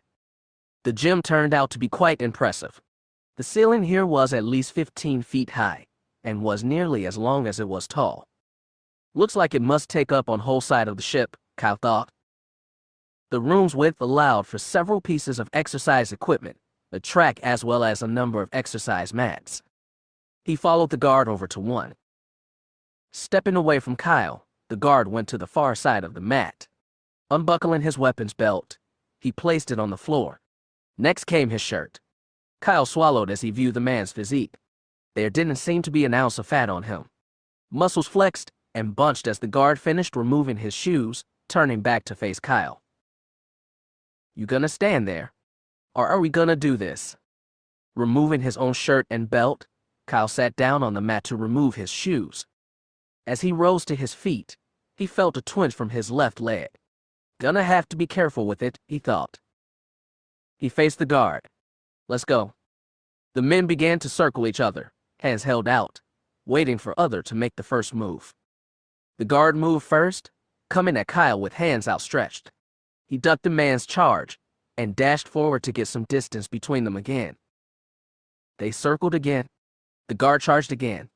This time, as he ducked, Kyle dropped to one knee and fired a fist straight out, catching the man in his stomach. The man let out a woof as air exploded out of him. Pain flared in Kyle's hand. It felt as if he punched solid concrete. Rising, Kyle began to turn around just as a foot crashed into his chest. The impact threw him back, dropping to the mat. His chest was on fire. Somehow, the guard had pivoted and struck out at Kyle before he could turn. The men backed away from each other again, sweat beginning to trickle across their bodies. This time, it was Kyle who initiated the assault. He came at the guard, fist shooting for a headshot. The guard raised his hands to fend off the blow. But, to his surprise, the first attack had been a feint. Putting all his weight onto the right foot, Kyle spun, smashing his left foot into the guard's chest. The man staggered backwards, grimacing. But it was worse for Kyle. Pain exploded in his leg as he struck the guard, the weakened limb not up to what he was putting it through. He backed away, limping. The guard, too, looked a bit weakened. But he was clearly not done. He charged Kyle yet again. Letting the weakened leg fold up underneath him, Kyle fell to the left, trying to dodge. The leg protested, sending fresh waves of pain to his brain. The roll was a sloppy one, and as Kyle tried to rise to his feet, the guard managed to throw a low kick, striking him right in the face. There was an audible snap as Kyle's nose broke and blood flooded from his nostrils. Crying out, he fell back onto the mat, pain everywhere. Eyes closed as he fought the pain, Kyle heard the guard approach him, breathing heavily.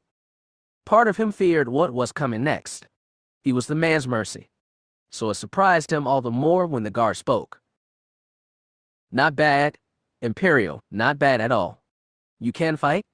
It's just too bad I'm better. A red haze came across Kyle's vision, fresh strength flooding his body. Opening his eyes, he saw the guard standing over him, legs spread to balance himself. Maybe, Kyle managed to say through gritted teeth. But not today.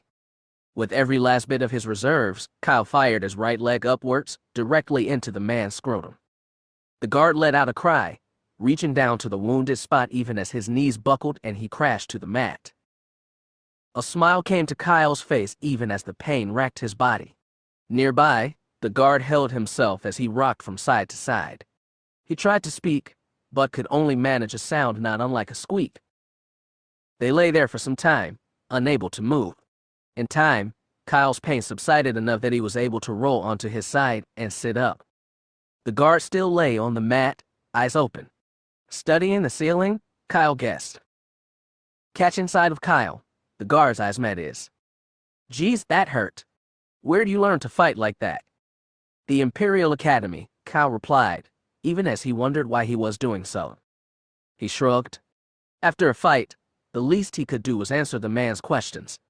Our instructors taught a number of self-defense and attack moves, but they always reminded that, when in a jam, fight dirty. The guard chuckled, grimacing in pain as the laughter shook his body. Let me ask you something, Kyle said. What is your problem with me anyway? You're an Imperial. Former Imperial? Kyle corrected. Yeah, that's what I've been told. But I've seen a couple guys who claim to be former Imperials turn out to be traitors. Really? Kyle asked. Yeah, I've lost some good friends because of him. I see, Kyle replied, beginning to understand. What's your name anyway? The guard asked. Kyle. Kyle Katarn. Well, you're quite the fighter, Kyle Katarn. My name is Bastro Thelen. You're pretty good yourself, Kyle said, and for a big guy, you're really fast. A smile crossed Bastro's face. I had a good teacher, wait a minute. Despite the discomfort it caused, Bastro sat up and faced Kyle. You said your name was Katarn. Kyle nodded. You wouldn't be related to Morgan Katarn. Kyle's eyes widened in surprise. He was my father. You knew him? Not personally, but I've heard of him. He was the head of Rebel Cell Group on Sulan. Excuse me? Kyle said, incredulous. My father was part of the rebellion. He always told me he wanted nothing to do with either the Empire or the Alliance. That was part of his cover. When your father became part of the rebellion, he became a target for the Empire as well. He probably didn't want to involve you in what he was doing. Kyle nodded. That makes sense. When I received my appointment to the academy, Father said that I should focus on getting an education more than anything else. Well, I'll be Morgan Katarn's kid. What took you so long to join up with the rebellion? 18 years of Imperial indoctrination and lies isn't exactly easy to overcome, you know. So how did you get here? Kyle's face twisted in anger as he remembered what had brought him to the New Hope. Jan Ors, he said coldly. She showed me a video of Sulan being attacked by Imperial troops. My father was killed by them. Although, I'm starting to wonder if that's even true. What do you mean? It's a long story. I don't have anywhere to go. You? I suppose not, Kyle admitted. So tell me, Bastro pressed. Okay. Taking a deep breath, Kyle began, telling Bastro of his encounter with Jan on the asteroid and later, on the Queen of Empire and their subsequent escape from the Starliner. You and I met shortly after that. Oh yeah, Bastro said. Kyle continued, telling Bastro of the mission to Danuta, omitting the part about the strange voice in his head. Then, when Jan and I returned, I found out the whole thing was some ridiculous test of loyalty. Mon Mothma wanted to see whether she could trust me and Jan was part of it. Ouch. Yeah. And now I don't know what to do. I can't go back to the Empire. And I don't know how Mon Mothma expects me to trust her after this. Don't be so sure about that. What do you mean? I mean that you ought to think about this some more. What's there to think about? Kyle growled. She used me, just to serve her own ends. You know, Bastro said, his face going hard, if I wasn't hurting right now, I'd deck you for saying that. You could try? Listen to me, Bastro said. Mon Mothma has done more and risked more for the rebellion than anyone. She's a hero? Some hero. Shut up for a second, will you? Bastro said, holding up a hand. Fine, go ahead. I won't interrupt. About 6 months ago, one of our recon Y-Wings picked up a damaged ship. It turned out to be a TIE fighter. Its solar panels were nearly shot away, and the cockpit area was severely damaged. The pilot of the Y-Wing secured the TIE with the tractor beam and brought it back to the New Hope. The pilot, after we extricated him from the cockpit, informed us that he wanted to defect to the Alliance. He went on to explain that he had served as first officer aboard a Star Destroyer and had decided to leave after his captain had blown up a freighter full of civilians trying to escape from a world under Imperial attack. Sounds like quite a guy, Kyle said. That's what we thought, said Bastro. After he had helped us plan a number of successful raids, Mon Mothma made him her personal aide. Turns out that's exactly what he was waiting for. They were in the briefing room when the guy pulled a blaster and tried to kidnap Mon Mothma. He used her as a human shield as they headed for the hangar bay. If it wasn't for a squad that got there just before the traitor did, Mon Mothma would have been taken, probably killed. Kyle's eyes grew wide. I had no idea. No, you didn't. After that, Mon Mothma kept everyone on the ship at arm's length for quite a while. She hasn't had an aide since. So maybe you can understand that even though you're Morgan Katarn's kid, she's still suspicious. I can't see why. As for your mission, I imagine she sent you there for more than a test of loyalty. Well, yeah, Kyle admitted. That's true. It wasn't personal, Kyle. I think Mon Mothma is afraid to trust anyone. She did say that she did it for the good of the rebellion. There's your reason, Bastro said. Do you have any idea how hard it's been fighting against the Empire? They've got more men, more ships, and more equipment. We need all the help we can get, but we have to try to ferret out traitors before they can hurt us. But suppose I had been killed on Danuta. Then, we'd have another dead hero to mourn. Also, I wouldn't be lying here now. Both men laughed. Listen, Kyle. I know what Mon Mothma did to you wasn't right or fair, but it was necessary. I suppose all you want, but try to give her a chance before you walk away. In the meantime, I think you and I should head for sickbay. Kyle nodded and, with Bastro's help, rose to his feet. With the bigger man supporting him, they left the gym. Wait a minute, Kyle said as he half walked, half limped. How are we going to explain this? We'll say you fell, and so did I when I tried to help you. Kyle let out a laugh, then grimaced, feeling fresh pain. Ow. Hey, Bastro. Yeah. Next time, do me a favor and don't help. That set the men to laughing, and together, they made their way to sickbay. Chapter 6. Hope Lost.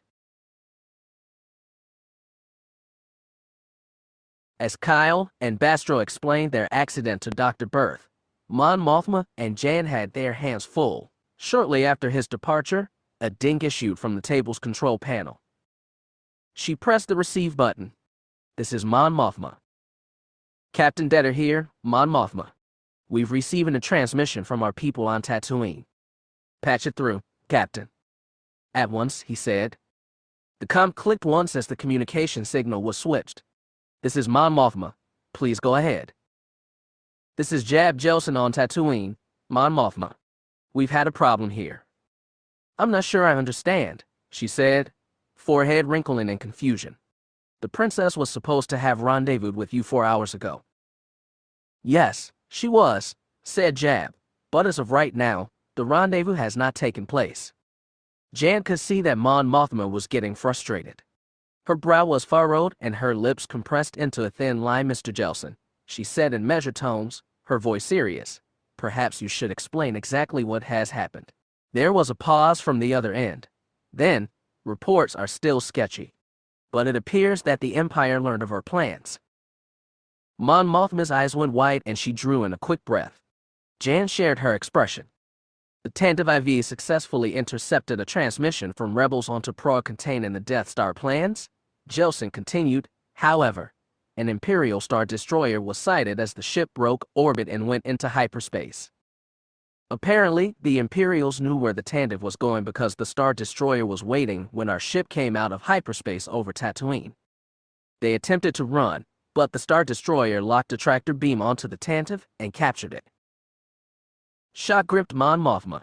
She looked to Jan, who gazed back at her, eyes wide, not wanting to believe what she was hearing. Shaking her head to clear it, Mon Mothma found her voice. What about the crew and passengers? From what we've been able to learn, Jelson said, several of the crew were killed in a gun battle while attempting to hold off a boarding party of stormtroopers. Others were taken prisoner. As for the passengers, yes, Mon Mothma said, her voice insistent. I'm afraid, Jelson trailed off. Mon Mothma opened her mouth to demand an answer when Jelson spoke again. The princess was also taken prisoner, Mon Mothma. Reports are that the Imperials are transporting her to the Death Star for interrogation. As if she were a puppet whose strings had been cut, Mon Mothma dropped into the chair behind her, mouth open but no words coming forth. Jan sat there thunderstruck. She wanted to say something, anything Mon Mothma, but she couldn't find the words. And the plans. Mon Mothma said after a moment, her voice almost a whisper. We received no transmissions from the Tantive IV before the Imperials captured it. There was a report of a few escape pods being jettisoned, and stormtrooper patrols have been sent to investigate them. But our monitoring of their transmissions has indicated they found nothing other than a plating ring from a droid. I see, said Mon Mothma, her voice still soft and almost toneless. Please continue to monitor the situation, Mr. Jelson, and report in should you learn anything more. Understood, Mon Mothma, said Jelson, and for what it's worth, I'm sorry. So am I, Mr. Jelson, Mon Mothma said, signing off. So am I. The room was completely silent for a minute, too. Finally, Jan spoke up. Mon Mothma was that. The older woman nodded. The Tantive IV was tasked with obtaining the second set of Death Star plans. The technical data, said Jan. Exactly, said Mon Mothma, and without those plans, we have no hope of finding a way to damage or destroy the Death Star. She sighed mightily, rising from the table. If you will excuse me, Jan. Her shoulders slumped. The rebel leader left the room, the air of defeat all about her. As the doors closed behind Mon Mothma, Jan struck the table again. How could everything be going so wrong? She thought of Kyle, the look of betrayal on his face as he stalked out of the room. Part of her wanted to find him, to explain, to apologize, anything to show him that Danuta had been about more than a test of loyalty. It had been about the future of Alliance. But another part of her was angry. Angry with Mon Mothma for involving her in this, angry with Kyle for the way he had spoken to her, angry at the Empire for making all this necessary. There was only one thing to do. Getting up, she left the briefing room headed for the hangar bay. Maybe working on the Crow would help straighten all this out. Sick bay. And there, Berth announced, placing the final bandage across Kyle's nose. Give that a day, or two, and it should heal just fine. As for that leg, try not to put much weight on it for at least 2 days. Thanks, Kyle said. As for you, Bastro, you've got some bruising and a few contusions, but nothing that won't heal on its own. Appreciate it, Doc. The men started to get up. Just a minute. Before you two go, I'm going to ask you one last time. What really happened? It's like I told you, Kyle said. The leg went out from under me. When Bastro found me, he tried to help, and I guess he slipped or something. Bastro nodded.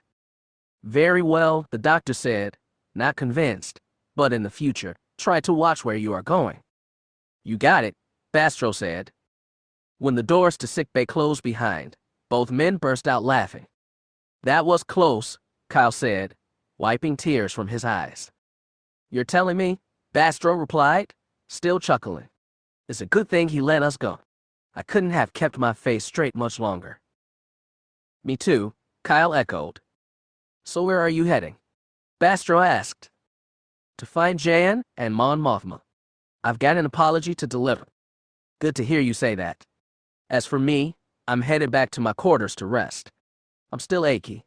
You sure know how to deliver a kick, Katarn. I was motivated. The men smiled at each other and clasped arms. See you later. Until later, Kyle said, and began to hobble down the corridor, cane clicking against the dirt. Berth had insisted he use it or he wasn't letting Kyle leave sickbay. Now, if he could just find Jan and Mon Mothma. Making his way to the briefing room, he keyed the door chime. After a minute with no response, he tried it again. Still nothing. Can I help you, sir? Kyle turned to find himself facing of the New Hope's crew. He was a relatively young man, not much more 20, Kyle estimated. Yes, I was looking for Mon Mothma and Jan Ors. I'm not sure where Mon Mothma is at the moment, but I passed Miss Ors a short while ago. I believe she was headed towards the hangar bay. Something's happened, Kyle thought, then wondered where that had come from. Sir, is something wrong? Refocusing his attention on the crewman, Kyle said, No, nothing. Thanks for the help. You're welcome, sir. When Kyle reached the massive hangar bay, he looked about for any sign of Jan. Can I assist you, sir? Kyle turned to face the owner of the voice and was momentarily taken aback. It was his first encounter with the Katarn. Yeah, I'm looking for Jan Ors. She's over in Repair Bay too. Oh, okay, thanks. Is there something else? Kyle realized he was staring. No, he stammered, no, I just. It's all right, sir. Your face looks equally strange to me. The Katarn made a strange sound. It took a moment for Kyle to realize the alien was laughing. Smiling back at him, Kyle turned away and walked towards the Repair Bay slips. A Y-wing sat in Repair Bay 1, his port engine detached and lying on the ground. As he approached the entrance of Repair Bay 2, he could hear movement. Okay, he thought, taking a deep breath, here we go. He stepped into the Repair Bay. At first, Jan didn't see him. She was in the forward cockpit, checking the engine readouts. The port repulsor's energy reading was still off by 5. Jan frowned. She had already adjusted it twice and diagnostics confirmed her power settings were on the line. But when she engaged the repulsors, they were still off by the same amount. Jan swiped at the control panel. The Moldy Crow was proven to be a temperamental ship. She had just stepped out of the cockpit when she caught sight of him. They stared at each other for a long moment, both knowing they should say something. But the words wouldn't come. Hi, Kyle said. Hi, she replied. She noticed the new cane and bandage across his nose. What happened to you? I fell down again, Kyle said, smiling. Instead of the smile he had expected, Kyle saw her face cloud. So what are you doing here? I was looking for you. Why? Huh? It's a simple question, Katarn. Why were you looking for me? Come to insult me some more? No, he began. Because if that's the case, I don't have the time to listen to it. I've got work to do. Jan. No, she said with finality. I heard all I want to hear from you, Katarn. You made your feelings clear back in the briefing room. Now if you'll excuse me. Could you use an extra hand? What? Jan was surprised by the question. I can see you're working on the ship. Could I help? You know I'm a good mechanic. Jan stared at him, torn between telling him to go away and leave her alone or talking to him about the incident in the briefing room. In the end, she did neither. Fine. I'm trying to get the power balanced on the repulsors. The port one keeps giving me off readings. Kyle smiled at her, a genuine smile. Sure, just give me a sec to get over there. Jan had to look away as he passed out of sight. The smile had touched her, melting some of the ice inside. Maybe no, she quickly dismissed the thought. Later. How's that? Kyle yelled. Over the whine of the repulsors, Jan called from the cockpit. Port repulsor is still reading off by 5. Oh, come on, Kyle thought, stepping forward to adjust the energy feed to the repulsor lifts. He and Jan had been at work for the last hour, trying to repair the crow's repulsors. But the system was being stubborn. He adjusted the feed to deliver more energy to the starboard repulsor. How about now? He called. Off by 10 now. Jan answered. Throwing down the adjuster tool he was using, Kyle yelled in frustration, kicking the side of the ship as hard as he could. Unfortunately, the move put all of his weight on the bad leg. It gave way and he tumbled to the deck, landing flat on his backside. Kyle tried to rise, but without something to lean against, he could do little more than rise up to one knee. The cane lay on the deck, but too far away to be of any use. Katarn. Jan called from the cockpit, having felt the impact of his kick to the ship. When he didn't respond, she called again. What's going back there, Katarn? Still no response. Turning round and leaning out of the cockpit, Jan was ready to admonish Kyle for not answering her when she spotted him on the deck, trying to stand. Shaking her head in aggravation, Jan vaulted out of the cockpit and walked over to Kyle. While they had worked, Jan had decided that she would give Kyle a second chance. What he had said earlier had been done in a moment of unfocused anger. He had felt betrayed and had struck out. It didn't make his words any less painful, but Jan could see now that, if it had been here, she would have probably reacted the same way. Stopping just in front of him, Jan put her hands on her hips and looked down at him, a half smile on her face. Trouble, Katarn. Kyle looked up at her and said as convincingly as he could, No trouble. Just taking a break. Jan said sarcastically here. She reached a hand down to him. Kyle grasped it, letting Jan help him to his feet. Throwing her left arm across his back, Jan helped Kyle limp over to the moldy crow's starboard wing and sit down. So she said, crouching beside him, Did you fix the repulsors? More like they fixed me. Listen, Jan, I need to tell you something. Folding her arms across her chest, she nodded for him to continue. I was looking for you because I wanted to apologize to you and Mon Mothma. I regret the things I said to you. I was angry and upset. I thought you and Mon Mothma had betrayed me the same way the Empire did. But I've since learned that you had your reasons. And whether I agree with them or not, what you did was necessary in order to protect the Alliance. She said nothing. Please, Jan, I'm really, really sorry. He held out a hand to her. Emotion welled up inside her. It was so strong that it took nearly all of her self-control to not show it. Her face grew hot even as her eyes stung. No, she wasn't going to cry. Not in front of him. Blinking the tears away, Jan looked down at him. His eyes were so sincere. Thank you, she said, her voice just above a whisper. Her eyes stung again. Willing the tears to go away, Jan cleared her throat. Look, I can't talk about this right now. But Jan. Not now, Kyle. Jan interrupted. Please? Okay. But can I ask you something else? Maybe, she said, brushing away the tears and reasserting her self-control. Has something happened? The question took her aback. What do you mean? I don't really know, Kyle admitted. When I couldn't find you and Mon Mothma, I got a feeling that something was wrong. Jan hesitated for a moment, wondering if she should share the events over Tatooine with him. It's not like telling him is going to jeopardize security, she thought. You're right. Something has happened. She went on to describe their conversation with Jab Jelson and what had happened to the Antv IV.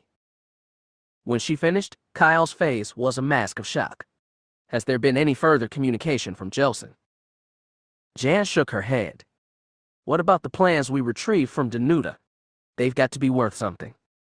They're only one half of the puzzle, Jan replied. The technical data has specific information on the Death Star's defenses. Well, phooey, that's just how I feel, said Jan. Neither of them said anything for a long while. What about this Princess Jilson mentioned?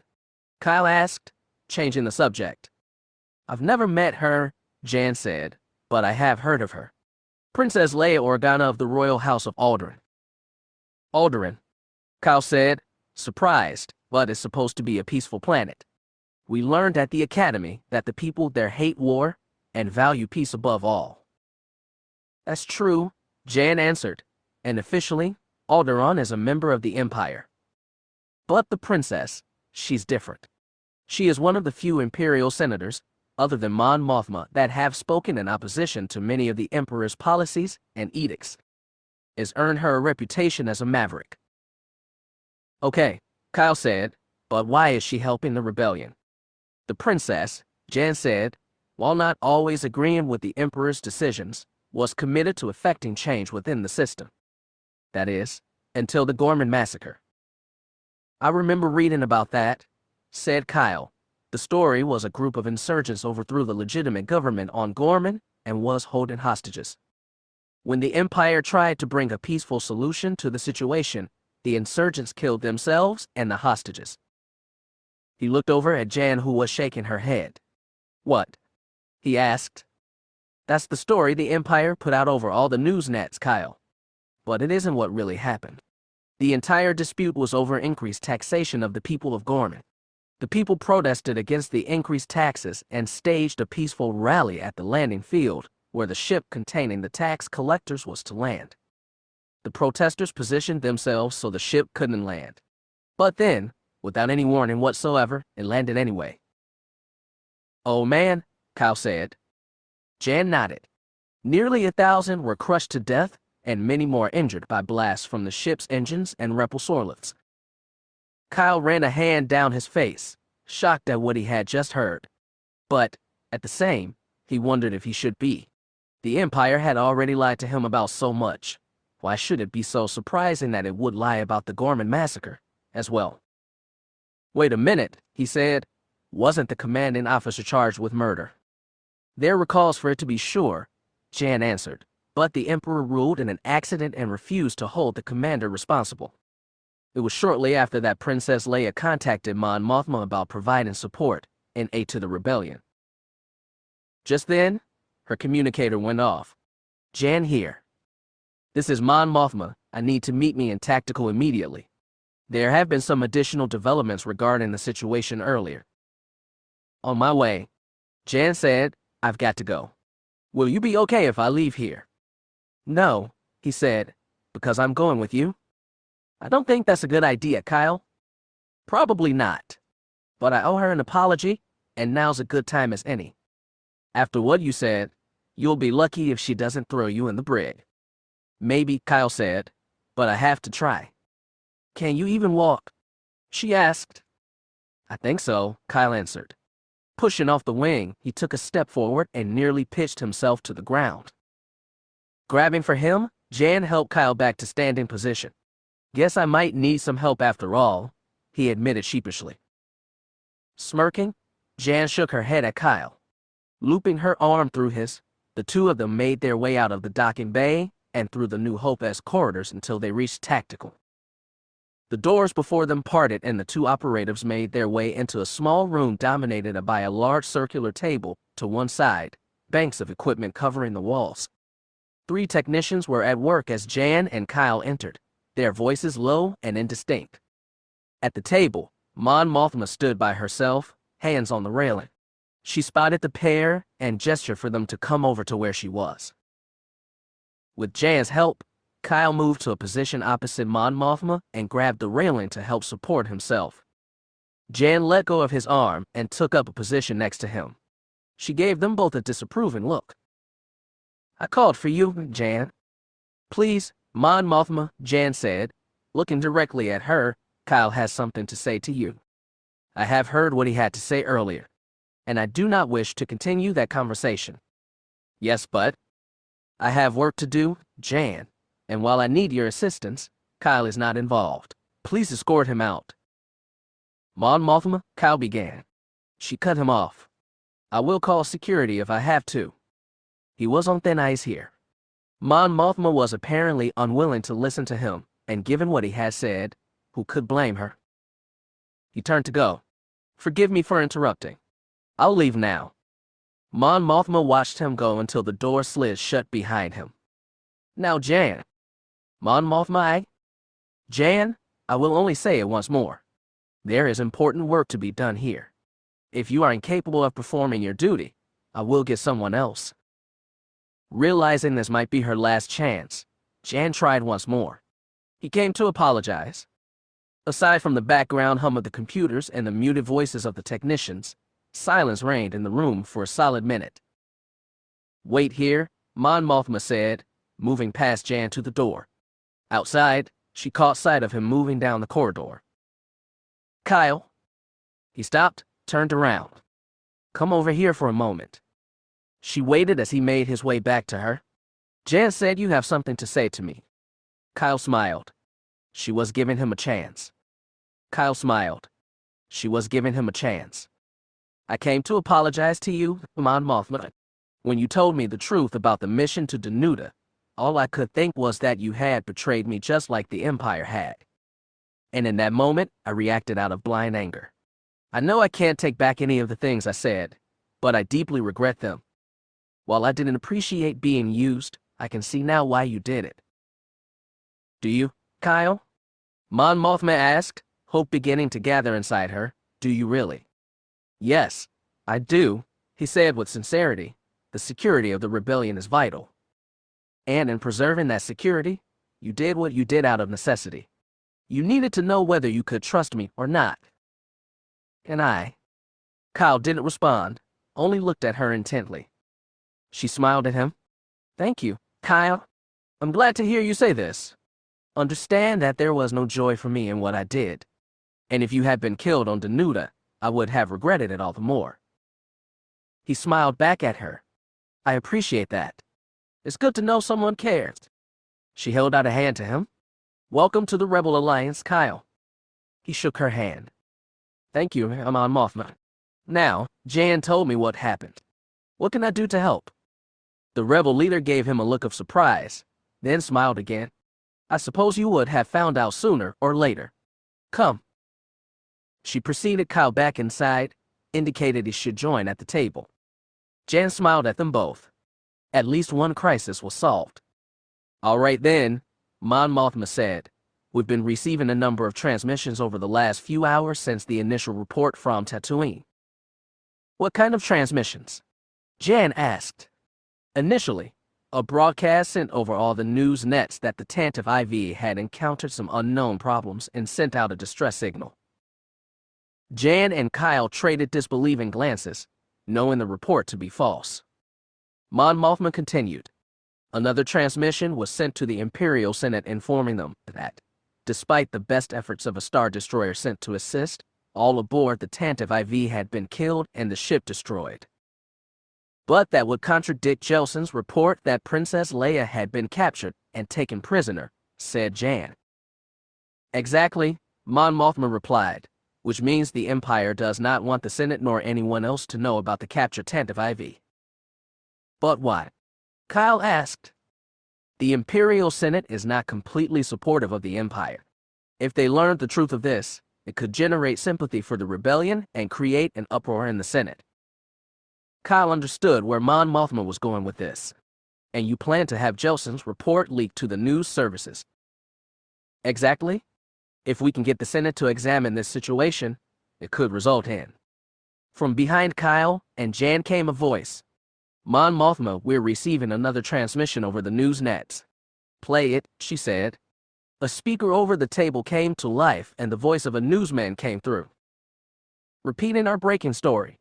Citing the Emergency Powers Act and the growing threat posed by the rebellion, Emperor Palpatine today has taken sweeping action to dissolve the Imperial Senate. Sources close to the Emperor report, we have evidence of traitors within the Senate and, as such, taken action today necessary to preserve the security and stability of the Empire. Until such time as the Emperor reforms the Senate, all regional governors will have direct control over their respective systems, We will have more for you as reports come in. Repeating our breaking story, the Imperial Senate has. Mon Mothma signaled the technician to cut the transmission. It appears the Emperor has anticipated our actions and made a preemptive strike. Kyle and Jan watched as she leaned forward, palms flat on the table, shoulders slumping in defeat, but only for a moment. Taking a deep breath, Mon Mothma squared herself and pushed back from the table, meeting their eyes. We will have to create a new plan. I find it unlikely that the Senate will disband without protest, and this may offer us an opportunity. Kyle, Jan, I need you both to stay here and help monitor incoming transmissions. They both nodded. Contact me the instant you hear anything involving the Senate or the Princess. I will be on the bridge. Mon Mothma left the room as Kyle and Jan moved to stations near the other technicians. Donning headsets, they were each given a set of frequencies to monitor. An hour later, Kyle found himself fighting boredom. There had been no additional news, and most of the comm traffic he was hearing held little interest. He was about to suggest taking a break to Jan when the voice of Jab Jelson came through. Jelson to New Hope. Something is happening here. The local stormtrooper garrison has called in 2 more squads. They are conducting a search of the spaceport and the surrounding area, including the moisture farms. Kyle called to Jan over to where he was. He told her about Jelson's report. Strange, she said, rubbing her chin. An increased stormtrooper presence indicates they are searching for something on Tatooine. But what? She snapped her fingers as it came to her. The princess could have hidden the plans in one of the escape pods that ejected from the Antv. Are the Empire suspects she did? Countered Kyle. Jan nodded thoughtfully as she moved back towards her post. An hour and a half later, they had both received additional reports from Jelson and other rebel spies as well as the news nets. Let's contact Mon Mothma, Jan said. She needs to hear this. Kyle nodded as Jan called Mon Mothma on the bridge and requested that she rejoin them. When she entered the room, Kyle and Jan were waiting for her at the circular table. What have you learned? Jan went first. Jelson reported that several more stormtroopers were called into Tatooine. They began searching the spaceport city Mos Eisley, then moved out to the surrounding moisture farms.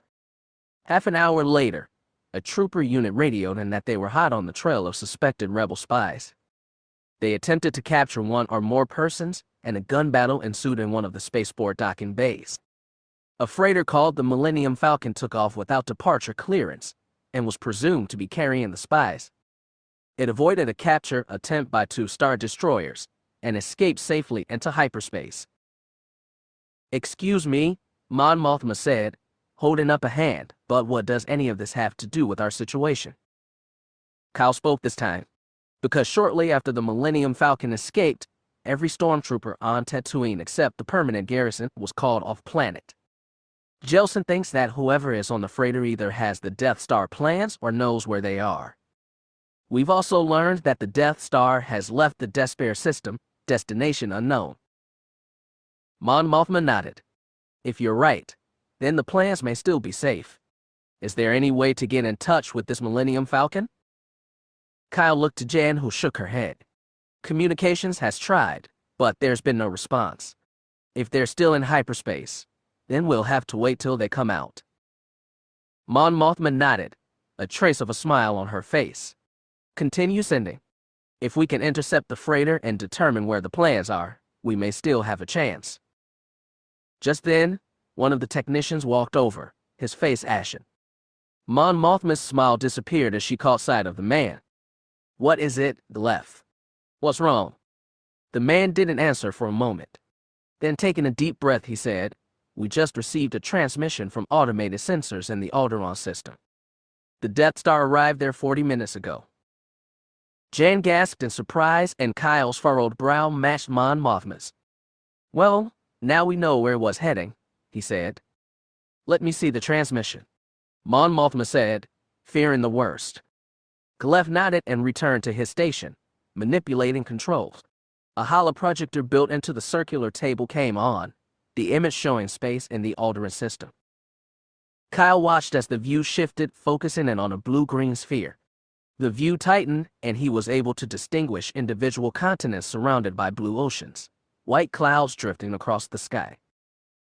"That's Alderaan," Jan said, pointing. The view widened back out and shifted again, this time focusing on a dark gray orb. As the view tightened, Kyle's eyes widened as he realized he was looking at the Death Star. It moved across the camera's view, moving silently.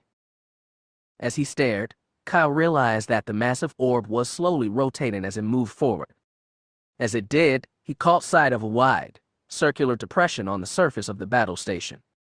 He recognized the super laser dish from the computer model he had seen on Danuta. The view now widened out to show that the Death Star was approaching Alderaan. Kyle was about to ask what they were intending to do when a stab of light caught his attention.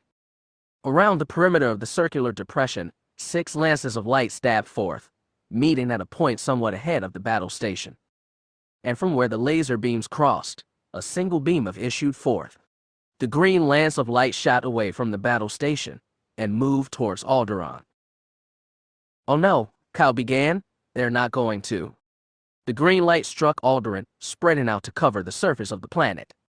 When the explosion came, all 3 of them had to look away. The light dimmed and Kyle was able to look at the display once more. The green light was gone, and where Alderaan had once been was now an expanding cloud of debris. The planet had been completely destroyed. Kyle stared at the image until it winked out, the transmission ending. His eyes wide with disbelief, he looked over at Jan, who had turned away from the image. Mon Mothma stood stock still, not moving or saying anything. The same question was in all their minds. How are we supposed to fight that? Chapter 7. Hope renewed. Tactical had gone completely silent, other than the background sounds from the computers. Kyle, Jan, and Mon Mothma all stared at nothing, trying to internalize what they had just seen. They had read the briefing, seen the images of the Death Star, and knew of its destructive capability. But to see it used was a daunting experience. And of all the planets to destroy, why Alderaan? It had been a planet and a people dedicated to peace. The sound of a hand slamming the railing of the circular table brought everyone's attention back to Mon Mothma. Her eyes alight with an intensity that was almost uncomfortable. "Enough," she said, her voice only slightly raised, but the force behind it unmistakable. "I will not sit idly by and watch the Empire destroy another planet." Kyle and Jan wondered the same thing. What force could the rebels muster sufficient to destroy the Death Star? "Jan, I want you to come with me," said Mon Mothma. "We need to review the construction plans, search for any weaknesses, structural flaws, something that will give our forces a chance." Although she knew that those plans had already been thoroughly gone over, the look in Mon Mothma's eyes told Jan she would not be denied. She nodded. "Kyle, you stay here and continue monitoring transmissions. We still don't know what happened to that freighter. See if you can locate it and contact the pilot." He nodded, and with Jan following, Mon Mothma left Tactical, the door whooshing closed behind her. "Wow," Kyle thought as the rebel leader exited the room. "Remind me to never get her mad." Putting his headset back on, he began rotating through frequencies, listening for further transmissions. Minutes passed. Suddenly, one of the technicians spoke. Mr. Katarn." "Yes," Kyle answered. "I've got something here you might be interested in hearing." Kyle walked over to the man, recognizing him as the one Mon Mothma called Glef. "What have you got?" "An interception from an Imperial comsat," Glef answered. "The transmission appears to be coming from the Death Star. Here, it's starting to repeat." Glef removed his headset and passed it to Kyle. "This is Death Star Operations Command to Commander Thex on Tatooine. We've captured a ship that matches the markings of the one you're looking for." A TIE on patrol spotted the vessel as it exited hyperspace just inside the Alderaan system. He hailed it, and upon receiving no response, fired warning shots. To our pilot's surprise, the ship changed course, moving towards him. He headed directly for the Death Star with the vessel in pursuit. Once in tractor range, we grabbed the ship and brought into a hangar bay. However, upon boarding the vessel, we found no pilot, crew, or passengers. A review of the ship's log indicates those on board abandoned the ship shortly after it took off. Several of the vessel's escape pods were jettisoned, so it is possible the people on board took refuge somewhere between Tatooine and Alderaan. A scanning crew has been summoned, and we will report in as soon as they've completed their work. Kyle removed the headset, handing it back to Gleph. If the ship the Imperials captured is the Millennium Falcon, why was it heading for Alderaan? And what happened to the crew and passengers? The tech shrugged in response. Keep an ear out on that channel, Gleph. Maybe we can learn some more when the Imperials send their next transmission. You got it, replied the tech, turning back to his station. Kyle wandered back to his, mind awhirl with questions. A display on the board in front of him began flashing, signaling an incoming communication. He pressed the button next to it and said, Katarn here. Kyle, this is Mon Mothma. Have you received anything further? Just a report that indicates the Millennium Falcon may have been captured. Kyle went to explain the communication intercept from the Death Star. Mon Mothma sighed tiredly. If you're right, Kyle, then the Imperials could have the plans already. Kyle wasn't so sure. If that were true, he said, then why wouldn't it be broadcast all over the news nets? Mon Mothma was silent for a moment, then said, You might be right, Kyle. I'll check back with you in a few hours. Right, Kyle answered, signing off and returning to his work. Another hour passed without incident. Then Gleph called out to Kyle, ripping his headset off. Mr. Katarn, come over here quick. Something's happened on board the Death Star. Kyle rushed over and jammed Gleph's headset on his head. His eyes widened as he listened to the nearly frantic transmission from the Death Star. A smile came to Kyle's face as he listened to it. I assume you've recorded this. Gleph's grin was all the answer he needed.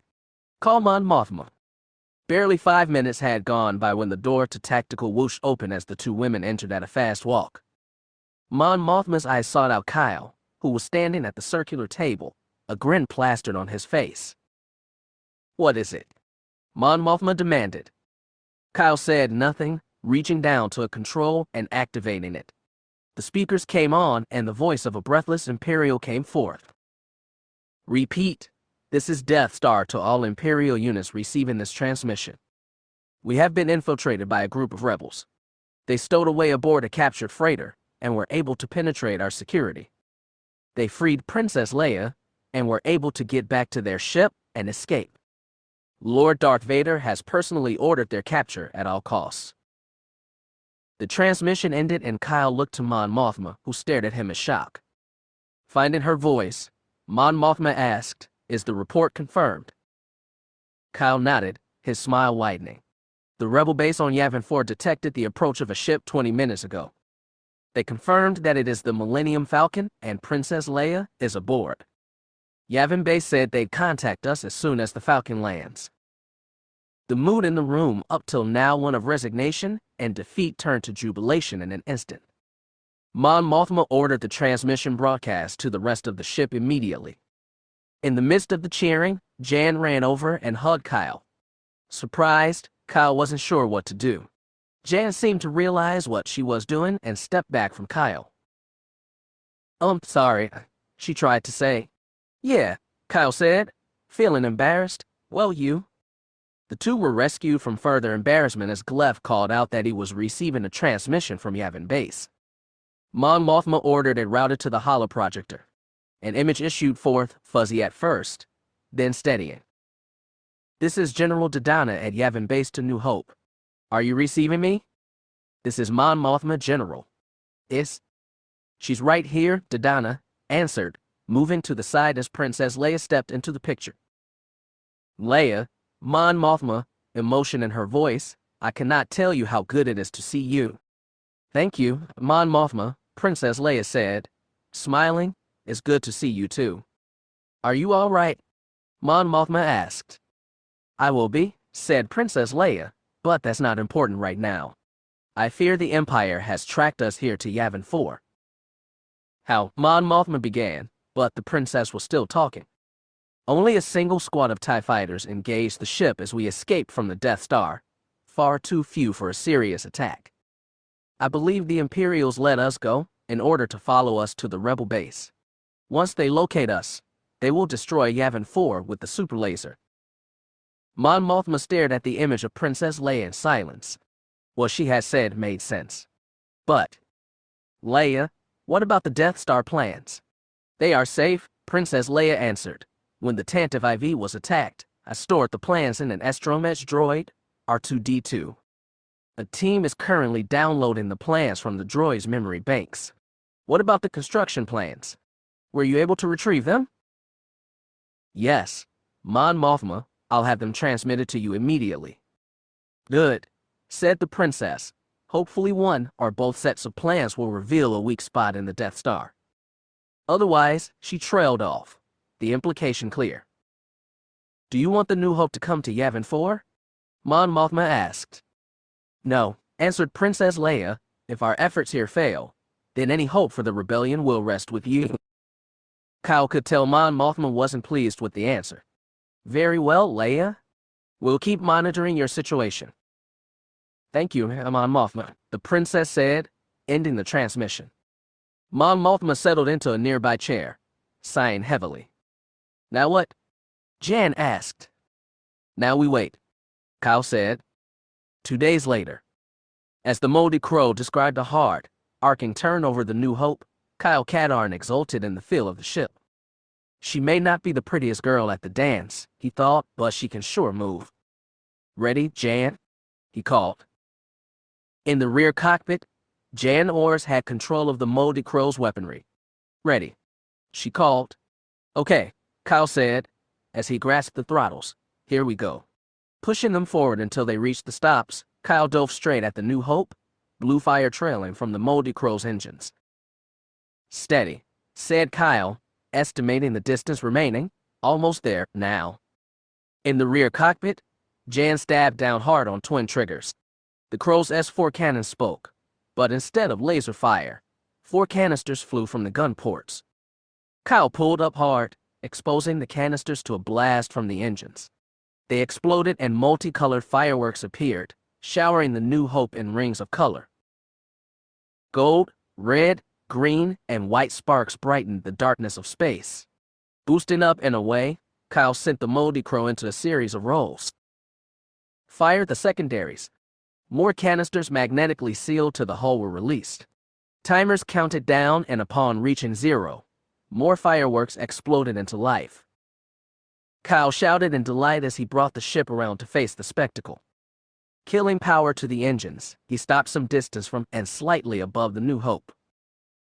Gold Leader, Kyle called into the comm, the excitement of the moment nearly overwhelming. You're cleared. Come on in. Roger, Moldy Crow, came the voice of Gold Leader, his voice filled with the same joy Kyle felt. 4 Y-wings streaked down the sides of the New Hope, each ship trailing a stream of light behind it. Multicolored streaks brightened the cruiser as the Y-wings raced past, looped back around, and made a second pass. Wow, Kyle said. What a show. So, how does it feel to win, Kyle? Said Jan from the rear cockpit. I could definitely get used to it, he said. The ding of an incoming communication sounded in the cockpit. Katarn here. This is Mon Mothma to Moldy Crow and Gold Wing. That was a magnificent display. Now, bring your ships in and join the celebration. You got it, Mon Mothma, Kyle said, reigniting the engines. We're coming in now. One by one, the 4 Y-wings and the Moldy Crow headed towards the New Hope. Kyle had a last-minute idea and radioed Gold Leader, who agreed readily. After the last ship had entered the hangar bay, they moved until they described a perfect 5-point formation, with the Moldy Crow in the middle. In his control room, Pooh and Gil watched in amazement as the 5 ships descended as one to the deck, engines winding down and canopies opening in unison. Kyle vaulted out onto the deck to find Gold Leader waiting for him. He smiled at the man, extending a hand. Thanks, Quell, that couldn't have worked better. Quell Harness shook Kyle's hand heartily. Anytime, Kyle. They turned to see Pooh and draw near. That was an awesome example of precision flying, gentlemen, the Katarn said. Thanks, Kyle said. And especially better considering the last time your ship landed in my hangar bay. The Katarn said and laughed, a strange sound. But the humans laughed along with him, Jan in particular. "Come on," said Quell when the laughter died down. "We've got a celebration to attend." The group left the hangar bay together, laughing, joking, and reliving the moment when the message had been received in tactical. The Death Star plans had revealed a weakness in the battle station, an exhaust port for the reactor that a well-aimed proton torpedo could penetrate and set up a chain reaction resulting in the destruction of the battle station. A combined force of 30 X-Wings and Y-Wings had set out from Yavin 4 to accomplish the mission. The weapon emplacements of the Death Star combined with the coordinated attack by TIE fighters whittled down the rebel ships until only 4 remained. Of these, 3 X-Wings led by a rookie pilot named Luke Skywalker had made a last-ditch run at the exhaust port. All seemed lost when one of Luke's wingmen was destroyed and the other was forced to pull out. But a timely intervention by the Millennium Falcon and his reckless pilot, Han Solo, had enabled Luke to launch 2 torpedoes directly into the exhaust port. The resulting chain reaction destroyed the Death Star. The remaining rebel ships and Corellian freighter had returned victorious to Yavin base. Soon after, word of the Death Star's destruction was sent to all rebel bases all over the galaxy. Aboard the New Hope, the chaos of victory reigned. It wasn't until Mon Mothma declared that a celebration would take place the next day that some semblance of order returned to the cruiser. And today was the day. Kyle, Jan, and the pilots of Gold Squadron entered one of the New Hope's smaller hangar bays, now filled with celebrating rebels and all kinds of food and drink. Jan turned to Kyle. "I'm going to get something to eat, and then I'm heading right for my quarters. You don't want to stay and celebrate with everyone else?" he asked, surprised at her words. "Listen, Katarn," Jan said, smiling at him. "I'm as happy as anyone about our victory. But, in case you've forgotten, we've both gone without sleep for the last 72 hours. I'm tired." "Sorry," Kyle said. "I hadn't really noticed. At the academy, you learn to live without sleep." She stifled a yawn. "Well then, have pity on the rest of us normal people." Kyle laughed. "Okay, sleepyhead. I'll see you later." As Jan began to move away, Kyle felt a sudden impulse. "Jan," he called. "Wait a sec." She stopped, turned to face him. Stepping up to her, Kyle reached for her hands, encircling them with his own. "Before you go, I wanted to say thank you." Jan gave him a confused look. "Thank me? For what?" "For caring enough to tell me the truth," he said, looking directly at her. Her face grew warm. "Kyle, you don't have to." "Yes, I do," he said firmly. She stammered, emotions welling inside her. "Focus, Ors," she told herself. "You're welcome, Kyle." To her relief, he released her hands and stepped back. "I just needed to say that. See you later." She nodded, unable to speak. Favoring her with a smile, he turned away, moving back into the throng. "Okay," she told herself, "you can do this." Pivoting on her heel, Jan walked across the bay and through the door, eyes glued to the deck. When she reached her quarters a few minutes later, she let the tears flow. Tears of regret for what she had to Kyle mixed with tears of joy at what he had said. She pumped a fist in the air. What she and Mon Mothma had done hadn't been easy, but right now, it all seemed worth it. Back in the hangar bay party central, Kyle made his way through the crowd, stopping to shake his hand with other rebels. Several of them offered words of praise to him. Shortly after the news the destruction of the Death Star, Mon Mothma had made it public knowledge his defection and work in retrieving part of the plans to the battle station. Kyle accepted the congratulations offered to him with good grace, nodding and smiling, not really knowing what to say. He stepped up to a makeshift bar where a smiling, florid-faced rebel passed out drinks. Before he could say anything, the man passed him a drink. "What this?" Kyle said, looking from the drink to the man. "You're Katarn, right?" the bartender asked. Kyle nodded. "Then you've earned that drink, and as many more as you want." The man looked him directly in the eye. "I'm Castan Drown. Alderaan was my home planet." The impact of the man's words struck Kyle like a physical blow. "I'm sorry," he said, his smile disappearing. Stepping from behind the bar, Drow moved to Kyle and placed a hand on his shoulder. I appreciate that, he said, but I appreciate what you did more. Because of your efforts, no other planets will have to face such a threat. Drow moved back behind the bar and gestured with his hand to indicate the room. I owe you. We all owe you? Thanks, Kyle said, his smile returning. But if I can ask, what is this? Yuri juice, Drow said. Trust me, you'll love it. Bringing the glass to his lips, Kyle took a small sip. He was expecting liquor, but instead found the drink to be a combination of different fruit flavors, all mixed into one. He took a larger sip this time. Hey, he said to the bartender, this is really good. Told yeah, Drow said, taking the now half-empty glass from Kyle and replacing it with a full one. Come back when you want another.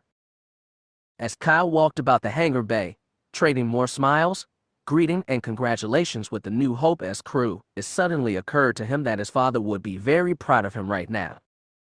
Raising his glass in silent toast to the memory of his father, he downed the contents. Somehow the bartender saw this and another drink appeared in Kyle's hand as if by magic. Just then, Mon Mothma's voice issued from the overhead speakers. Attention everyone. Please, may I have everyone's attention? Conversations quieted, and soon the bay was silent. I just wanted to congratulate you all again on our victory. We have struck a major blow against the Empire. With the Death Star destroyed, the rebellion has a chance to continue its work of overthrowing the Empire and bring peace and order back to the galaxy. I want everyone to enjoy themselves fully. You have more than earned it. The speaker clicked off and a rousing cheer went up. Quill walked up beside Kyle. Hey, Katarn. Are you just gonna stand around, or can I interest you in joining the rest of us pilots for some food? Sounds good to me, Kyle said, following Quill over to a table where the other pilots sat. For the next several hours, they ate, drank, laughed, toasted, and celebrated. Kyle couldn't remember feeling happy. Anything? Kyle called from cockpit. Negative, Jan replied. Scanner is clear. No ships, signals, or any sign of Imperial presence. Okay, he said, keying the comm. This is Molded Crow to New Hope. We finished our patrol leg. Nothing to report. Affirmative, Molded Crow, said the tactical officer. Bring it on home. From the incredible high spirits and good feelings brought about the Death Star's destruction, life aboard the New Hope had now become almost boring. There had been some concern after the Imperials had sent a force to Yavin 4. But a speedy evacuation by rebel forces there had resulted in minimal losses of equipment and personnel. However, it emphasized that the war was a long way from over. The Empire still had the advantage in resources, ships, and troops. In order to keep the New Hope protected from similar attack, Jan and Kyle had volunteered to participate in the daily patrols.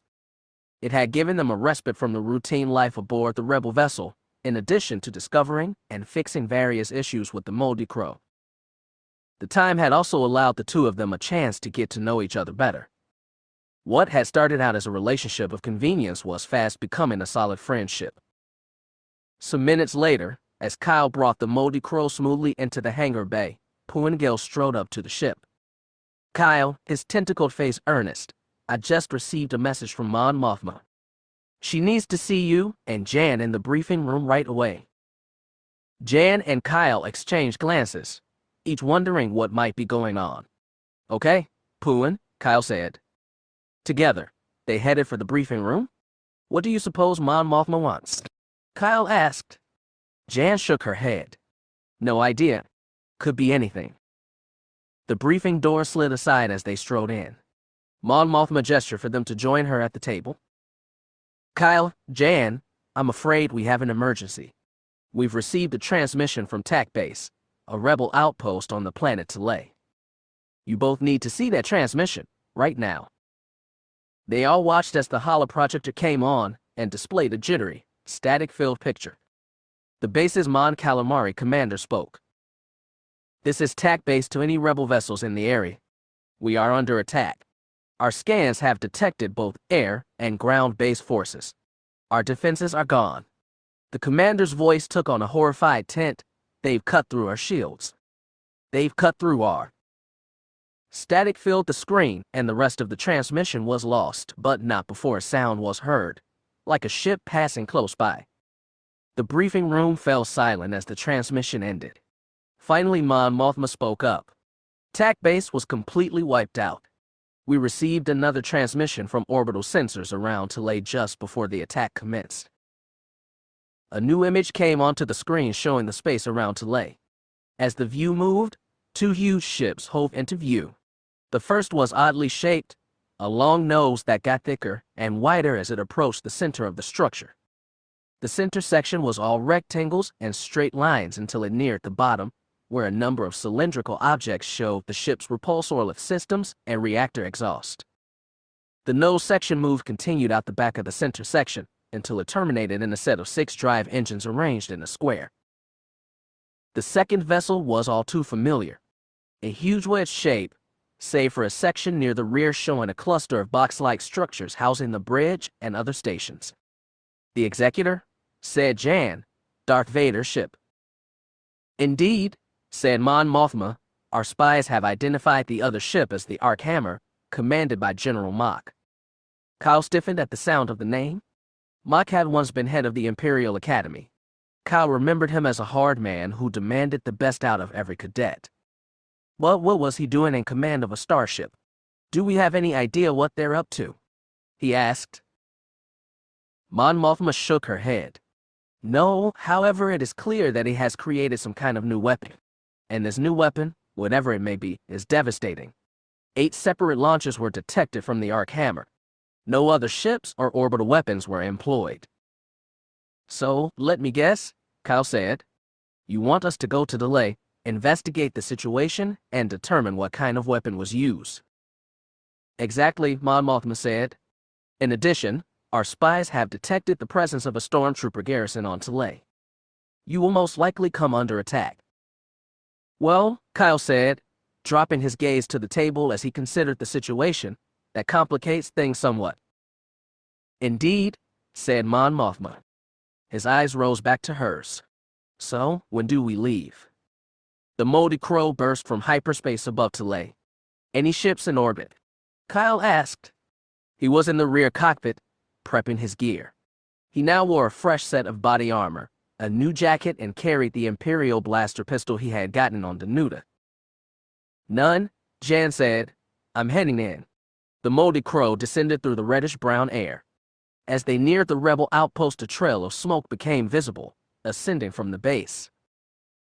Looking down on the scene, Kyle let out a low whistle. What a mess. Whatever hit the base didn't leave much. Jan brought the moldy crow into what remained of the landing field, broken and cracked permacrete visible in every direction. Opening the cockpit, Kyle stepped on the port wing before jumping to the ground.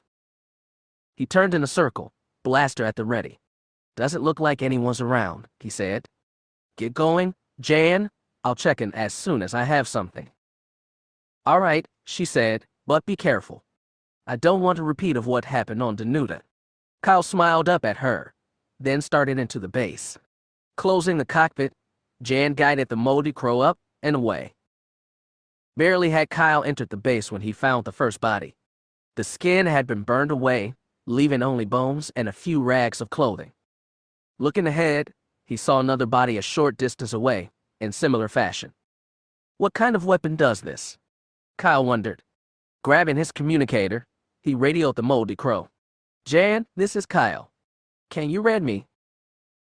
Loud and clear, Kyle came her voice. Go ahead. Make a low pass over the base and take some pictures. I found bodies with damage not consistent with regular blaster fire.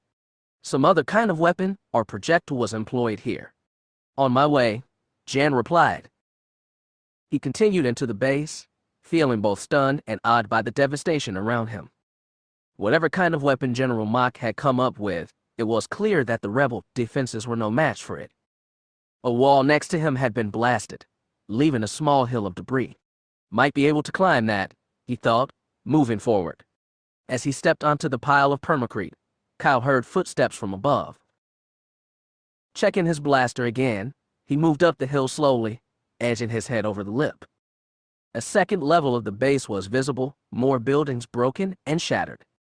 Pulling himself onto the second level, Kyle crouched behind the remnants of a wall as the footsteps got closer. Rising just enough to see over the lip, he was greeted with a gleam of white armor. A stormtrooper was about 100 yards away, making his way through the crumbled remains of the base.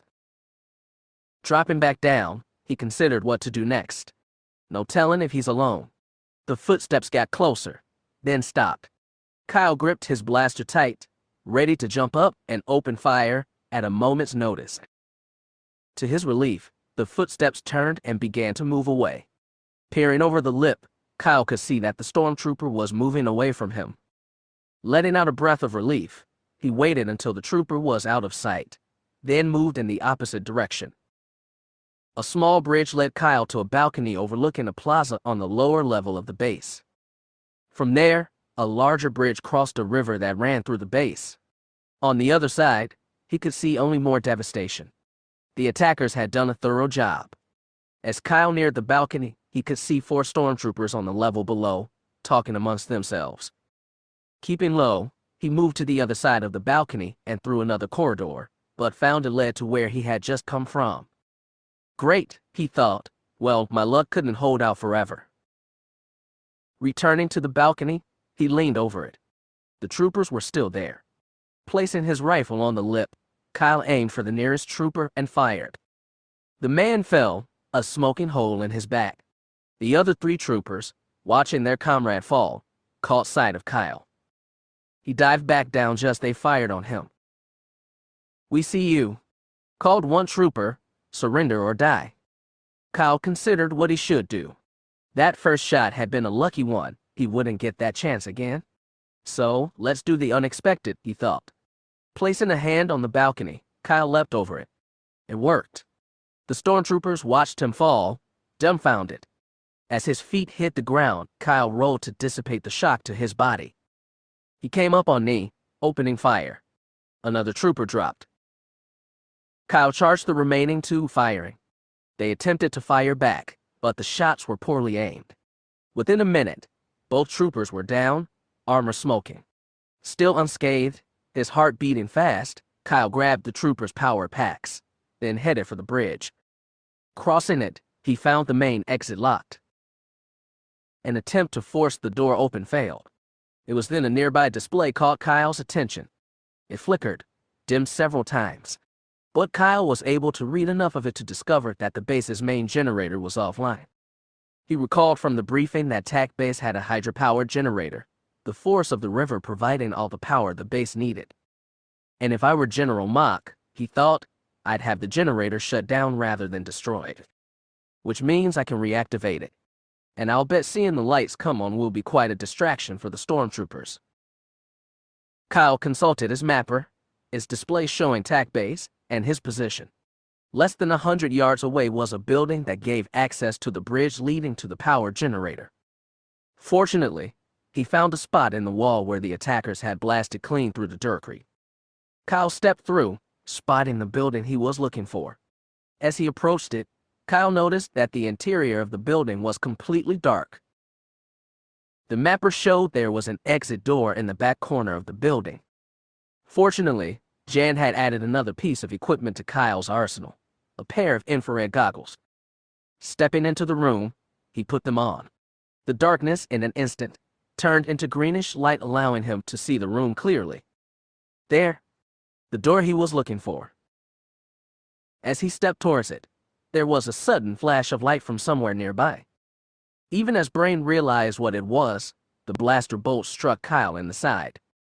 A second shot hit him in the same place, throwing Kyle against the wall, his side on fire.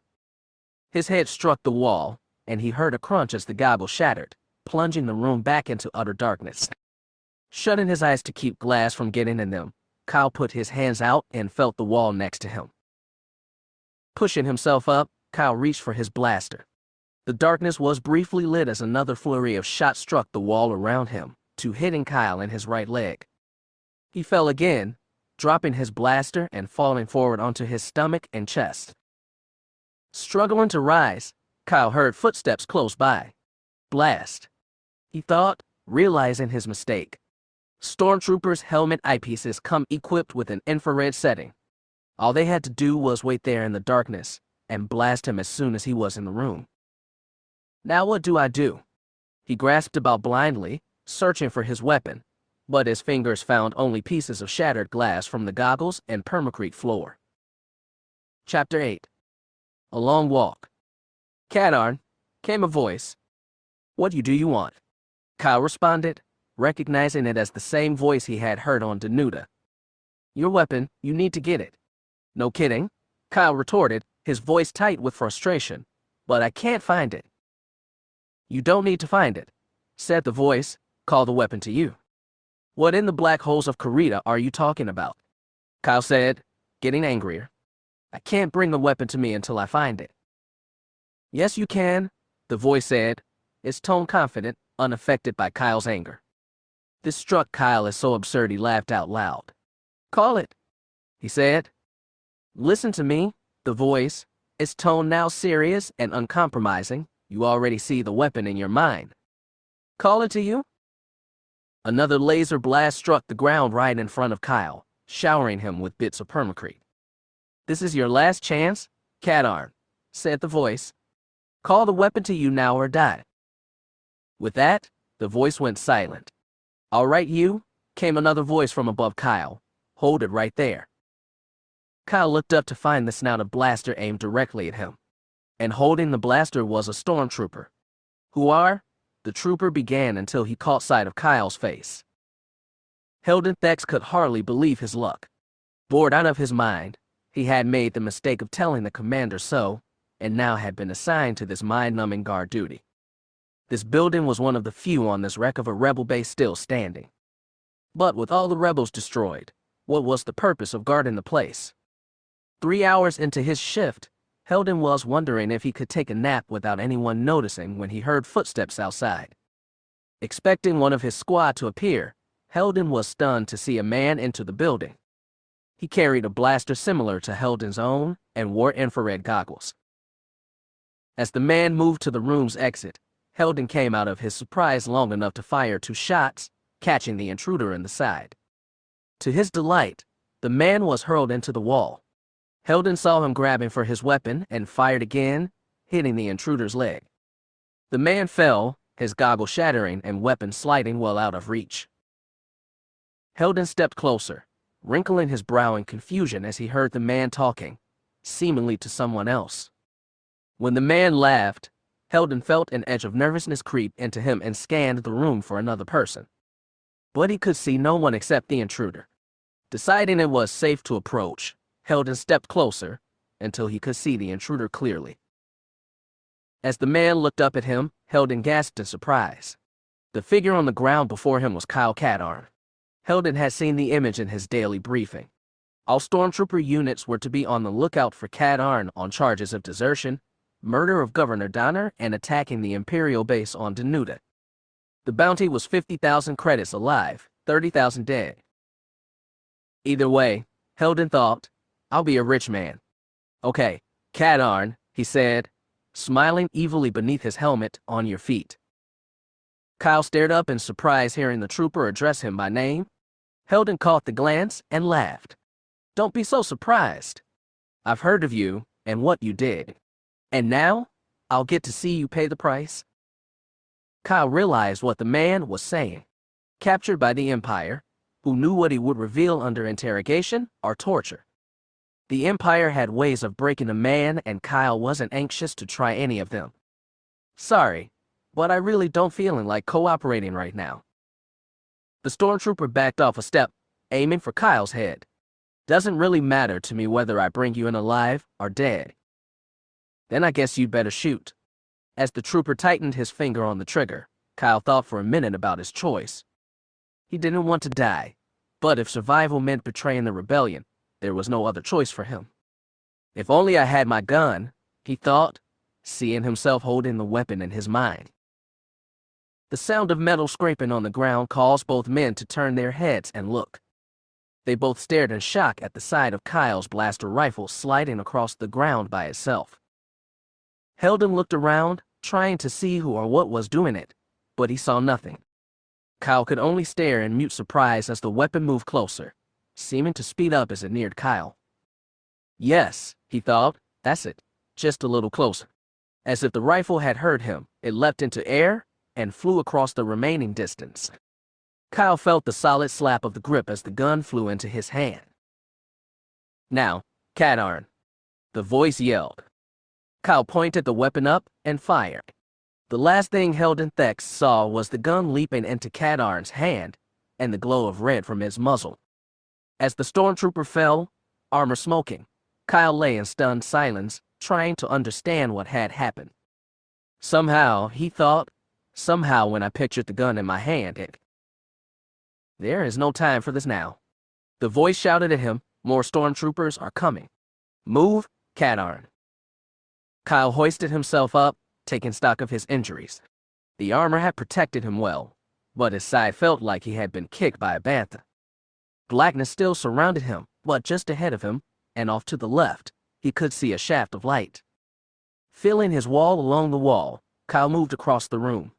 The blaster shot had numbed his right leg, and he had to limp slightly. But the sight of the light getting closer motivated him to take another step, then another. His left foot bumped into an obstruction. Reaching down, Kyle felt around and encountered what appeared to be a short staircase.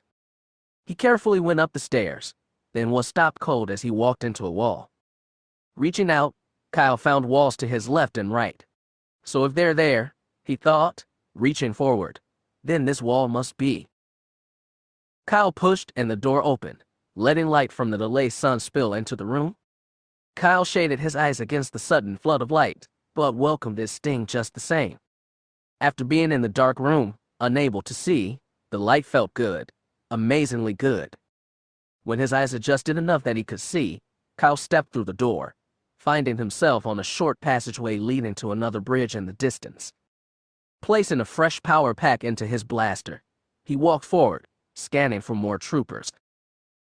As he neared the entrance to the bridge, Kyle realized he had found what he was looking for. A single span ahead crossed over a circular pool being fed from the river, which ran through Tac Base. Crossing the span, Kyle made sure to watch his footing. The bridge was just wide enough for one person to cross, but had no handrails or other devices to keep one from falling off. Reaching the other side of the bridge, Kyle spotted a control panel enclosed on three sides. Stepping forward, Kyle found the panel still had power. The invading Imperials had simply shut it down as he had thought. He pressed a button and heard the sound of massive pumps coming online. Water was sucked into intake pipes and fed to the generators. They began to turn, slowly at first, then faster. In the control room, Kyle watched the power monitors light up, indicators at 5, 10, 25. When they reached 100, lights began to pop on in different parts of the base. What remained of computer consoles activated, displays coming on. The stormtroopers posted in and around the base turned this way and that, caught unawares as the base seemingly came back to life. They scattered, running about, searching for whoever had turned the power back on. Two spied Kyle making his way back across the bridge. They opened fire, causing him to dash across the bridge and dive for cover. Kyle ran back across the passageway and into the previously darkened room, now lit from overhead fixtures. Looking at the scene, Kyle saw the room was not nearly as big as it seemed. The body of the stormtrooper he had killed was still sprawled on the floor. He was bending down to check the man's armor for any useful items when a flurry of shots came at him from outside. He rolled away, coming up with his weapon ready. One stormtrooper stepped in cautiously, moving to his fallen comrade. Kyle fired, dropping the Imperial next to the other one. Having heard the blaster fire, two more troopers ran into the room, sweeping the area with their blasters. But Kyle was ready and shot them both. After listening for more troopers, Kyle made his way from the room carefully, scanning constantly. In the distance, he caught sight of another partially intact building. As he approached, Kyle could see the bodies of a number of rebel soldiers scattered about the entrance to the building. Has to be the command center, he thought, heading for it at a run. Reaching the building, Kyle went to activate the door controls only to find them blasted. The door itself hung off kilter. He pushed against it and found the door unyielding. They probably barricaded it, he mused. But how do I get in?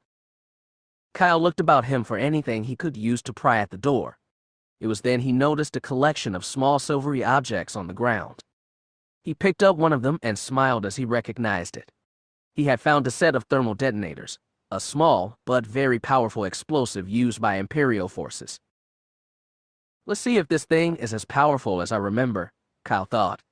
He pulled back the trigger, seeing the detonator lights begin to pulse as the device began counting down. He placed it by the door, then jumped behind part of a damaged wall for cover. Counting to 3, Kyle covered his head and got down as low as he could behind the wall. But nothing happened. He waited a moment more, but still nothing. Standing up, he looked over at the door. The glowing detonator was still sitting there. Wonderful, it must be defective or... A short series of beeps issued from the device. Oh no, Kyle thought, diving down again as the detonator went off. Chunks of permacrete and plasteel flew in every direction, some right over his head.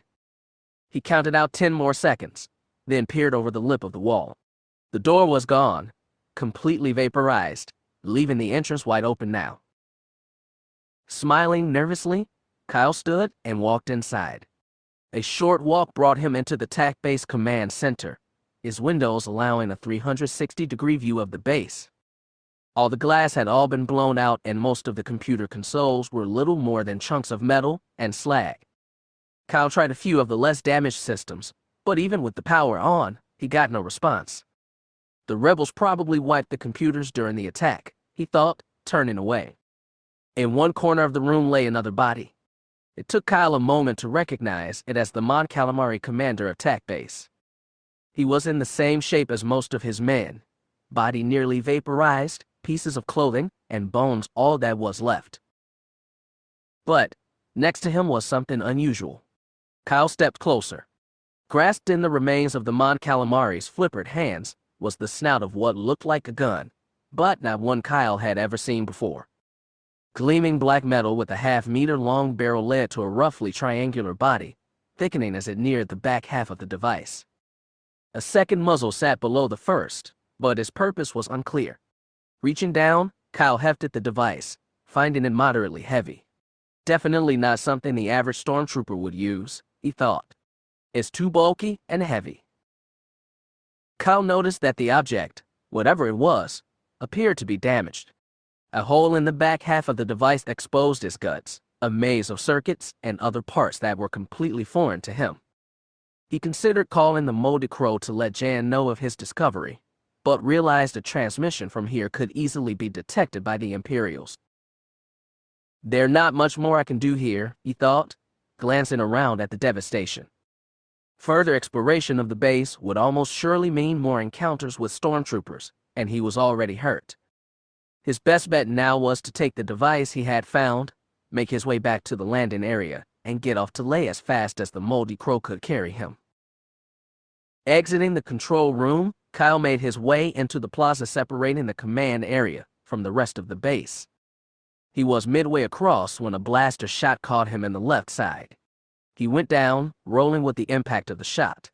Finding cover behind the steps he had just come down, Kyle peered over the edge, blaster at the ready. Another shot struck the steps just in front of him, showering his face with chips of permacrete. Kyle tried to shield himself, but the stings he now felt on his face told him he had been cut in several places. Hoping none of the cuts were deep ones, he ducked down again as a fresh wave of blaster fire struck the ground near him. He tried firing blindly in the general direction of where he thought the enemy was, but the only answer was the sound of return fire. It suddenly occurred to Kyle that he was still holding the strange device he had found. Thinking fast, he hurled the device into the clear, watching as it struck the ground, bounced twice, then slid to a stop. The weapon's fire directed at him now concentrated on the device. His brows rose in surprise as he saw blaster bolts ricochet off the casing. The fire began to slacken and Kyle realized his one chance was fading quickly. Standing up, he caught sight of a pair of stormtroopers on the far side of the plaza. Like him, they were staring at the device, watching as their blast bounced of it harmlessly. Kyle aimed and fired, catching one of the troopers full in the chest. The man fell, his armor smoldering. Pushing off from the steps, he ran at the second trooper, letting out a war cry at the top of the lungs. The trooper, caught by surprise, fired, but his shots were poorly aimed and none hit near Kyle. As he closed the gap, Kyle broke stride and stopped, bringing his blaster up as fast as he could. He and the trooper fired simultaneously, Kyle's shot catching the trooper in the head. The trooper's shot expended itself on his chest armor, knocking him onto the ground.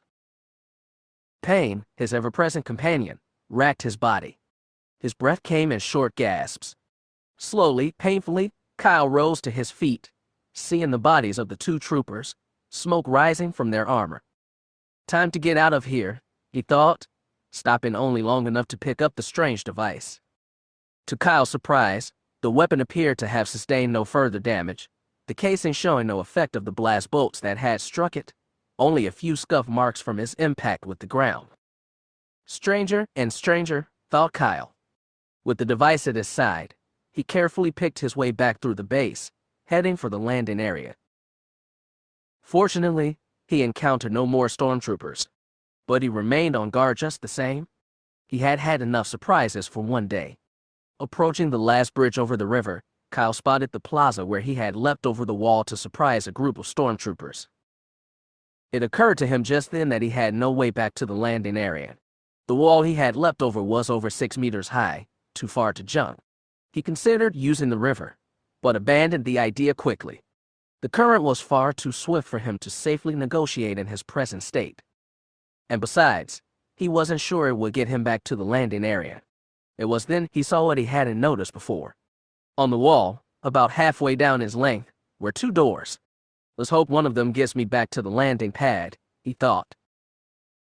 Approaching the doors, Kyle keyed the pad on the one to his left. The door started to slide open, then stopped. Kyle reached to key the door again when he heard the distinctive beeps of a thermal detonator. Reacting instinctively, he threw himself away from the door and onto the ground, covering his head with his arms.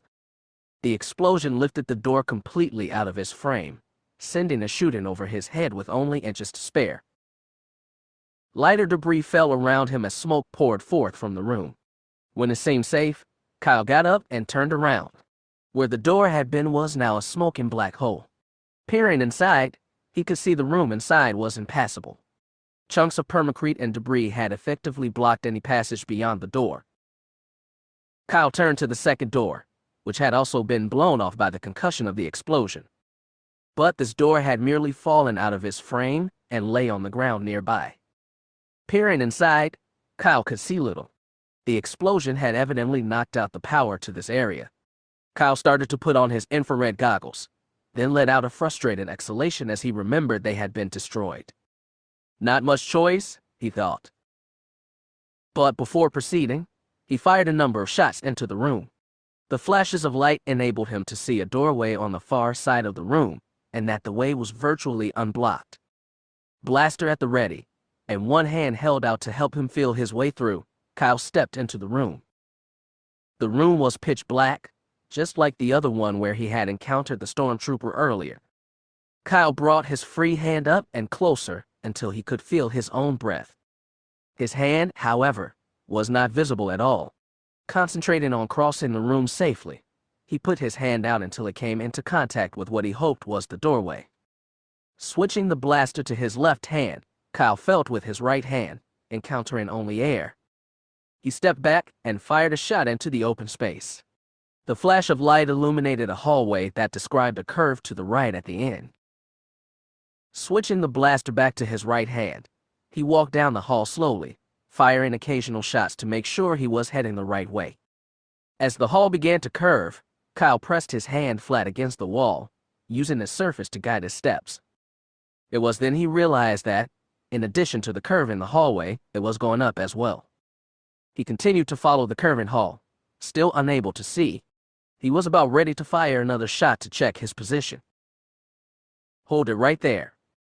Kyle froze. The voice had seemed to come from right next to him. But how? He had heard no other footsteps than his own. "Drop your weapon," came the voice, closer this time. Kyle had no more time to think. If the owner of the voice had a weapon, he was training it on Kyle right now. Mashing the trigger on his blaster, he swept it about him, left, right, up, down. A grunt from right next to him was accompanied by the sound of a body falling. Kyle stopped firing and listened. The voice didn't come again. Kneeling down, he felt around until he encountered an arm. Feeling his way up, Kyle realized the body was right next to him. Reaching for where he thought the head might be, he felt the fabric of the peaked hat worn by Imperial officers. He must have been hiding in here, Kyle thought. Probably he was the one who planted the charge on the door. And then when that didn't get me, he waited here for me.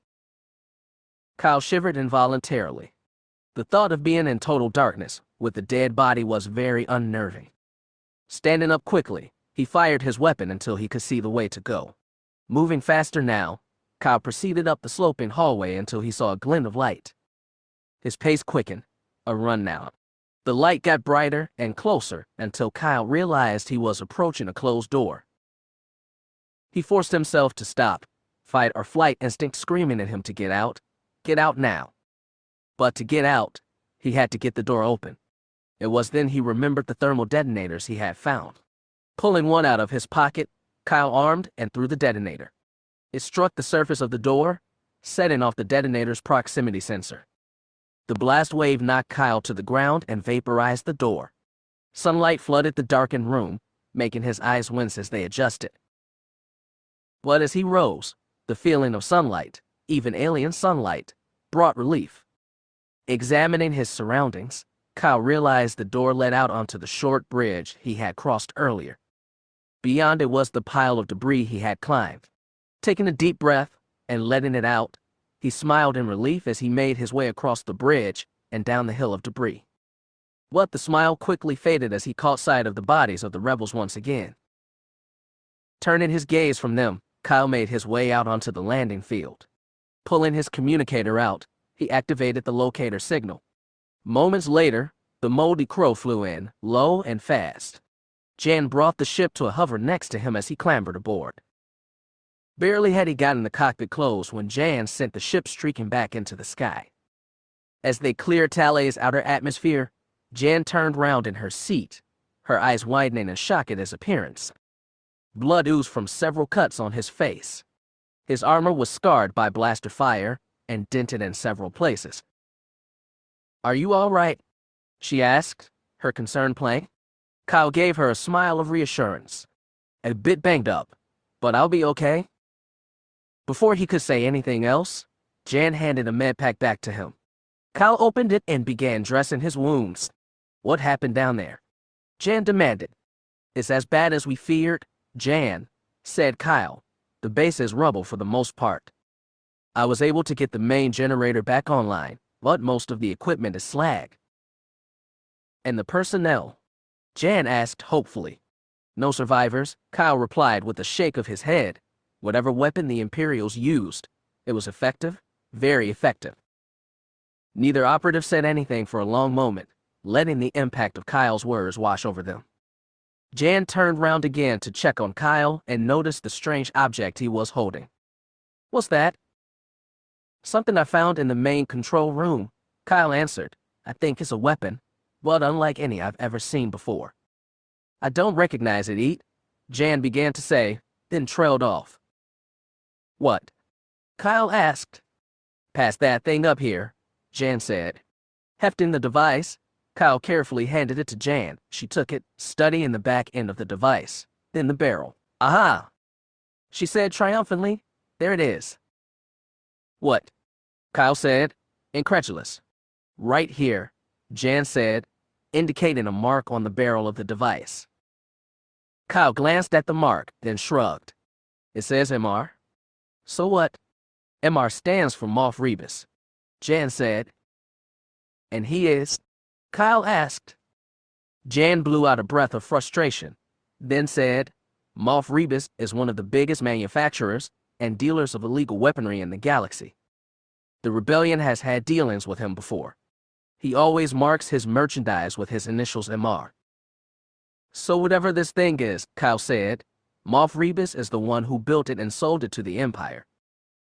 The Empire buys a lot of weapons, Kyle, Jan said, and they demand the best. So, Kyle said, we go find Moff Rebus. Whoa, no so fast, Katarn. Jan said, you're already wounded. I think we should get you back to the New Hope. I'm okay, Jan, I can. Kyle trailed off as he saw Jan glaring back at him, her eyes telling him she wasn't buying it. Okay, Kyle said, so I'm not all right, but I still think we should go. Jan opened her mouth to speak, but Kyle pushed ahead. Besides, if we wait and Rebus learns about our mission to the lair, he'll go underground and we'll never find him. Jan finished for him. Sighing resignedly, she said, all right, we'll go. But there's something you need to know. What? Kyle asked, not liking the expression he saw on Jan's face. Moff Rebus lives in Anode City on the planet Anode. Jan said. Wait a minute, Kyle said. You don't mean. Jan nodded, one of the Empire's garbage worlds. Kyle hung his head, shaking it slowly. No one ever said being a rebel agent was glamorous, Kyle. But I do have one piece of good news for you. Lifting his head, Kyle looked Jan in the eye and said, what's that? Fighting a smile, she replied, the New Hope has a complete decontamination shower system for when we get back. Well, thank you so very much, Jan, Kyle said sarcastically. That makes me feel so much better. Turning back to the controls, Jan said, let's get this over with. Setting course for the Anode system. The moldy crow descended through the thick, murky air of Anode. In the cockpit, both Jan and Kyle stared at the scene below. In every direction, as far as the eye could see, waste was scattered all over the planet. Bodies of water that might have once been blue had turned brown. Trash of all kinds covered the ground. Well, there it is, Jan said. It's even worse than I had imagined, said Kyle. Anode City was not much better than its surroundings. Bare metal walkways and a few permacrete structures were visible. But the trash was slowly overcoming even these surfaces. Jan found a circular pad just big enough for one ship and settled the moldy crow into it. When the canopy opened, both agents gagged at the smell. The scent of rotting garbage was nearly overwhelming. Holding his nose, Kyle called to Jan, explain to me exactly how Moff Rebus lives in this place. He has an underground base. Jan explained. The sound of an Imperial droid approaching cut Jan off. The operatives turned to see the floating metal disc with its spider-like limbs approaching the ship. To their surprise, the droid extended a blaster from one of his metal arms and fired. The shot glanced off the crow's starboard wing. The pair ducked, Kyle reaching for his blaster. But before he could clear it of the holster, Jan had swiveled the moldy crow around and hit the droid with a blast from the ship's lasers. It exploded, pieces falling to the ground. Rising from his crouch, Kyle looked over at Jan. I think Rebus knows we're here. Jan frowned at him, then shook her head. Just like him. Shoot first and ask questions later. Be careful, Kyle. Rebus probably has more droids in the complex. He prefers them to humans. Hefting his blaster, Kyle said, well, at least I won't have to worry about stormtroopers. Stepping out on the starboard wing, Kyle jumped onto the ground. Something he landed on made a spurt sound. Kyle glanced down and wished he had it. Looking back at Jan, he said, full decking, right? Jan smiled and nodded in answer. Turning, Kyle went up a set of steps leading from the landing bay and into the city. Moving through a set of corridors, he encountered 2 more probe droids, destroying them with his blaster. Coming down another corridor, he noticed a darkly colored piece of metal at the end. Stepping up to it, Kyle was jolted as the metal shook and began to move. A hidden lift, he thought. Pretty clever, Rebus. Reaching the bottom, he stepped off of the lift, finding a short corridor leading to a door. As he neared the door, it slid open. Gripping his blaster tighter, Kyle stepped through the door and down a set of stairs to a large square of permacrete surrounded by a lake of raw sewage. The square was bordered by a gazebo-type structure also made of permacrete. Perfect for picnics, Kyle thought, smiling. He reminded himself to try and breathe through his mouth and not imagine what he was breathing in. As he scanned the area, Kyle noticed 4 grates in the wall surrounding the lake of trash, 2 in front of him and 2 to either side. But all 4 were closed and there appeared to be no means of opening them. This must be a dead end, Kyle thought. He moved back to the stairs and sat down to consider how best to proceed. Perhaps Jan could use the molded crow's weapons to blast one of the grates open. He moved to stand up when he spotted something he hadn't seen before. On one wall of the gazebo was a switch. Stepping closer, he could see the switch could be moved to one of 4 positions. Grasping it, Kyle moved the switch all the way to the left. There was a clunk sound from off to his left. Suspecting what the switch was, he stepped into the middle of the gazebo and saw the grate to the left side of the room was now open.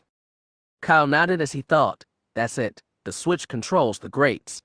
But which one will lead me to Moff Rebus? Wrinkling his lip in disgust, Kyle realized there was only one solution, to try them all. A soaked, tired, bruised, and not so nice smelling Kyle Katarn pulled himself back onto the permacrete, rolling onto his back, not caring about the various kinds of waste sluicing off of him. So far he had checked 3 of the grates and had ran into 3 dead ends. Probe droids and Imperial interrogation droids had greeted his intrusion with laser fire.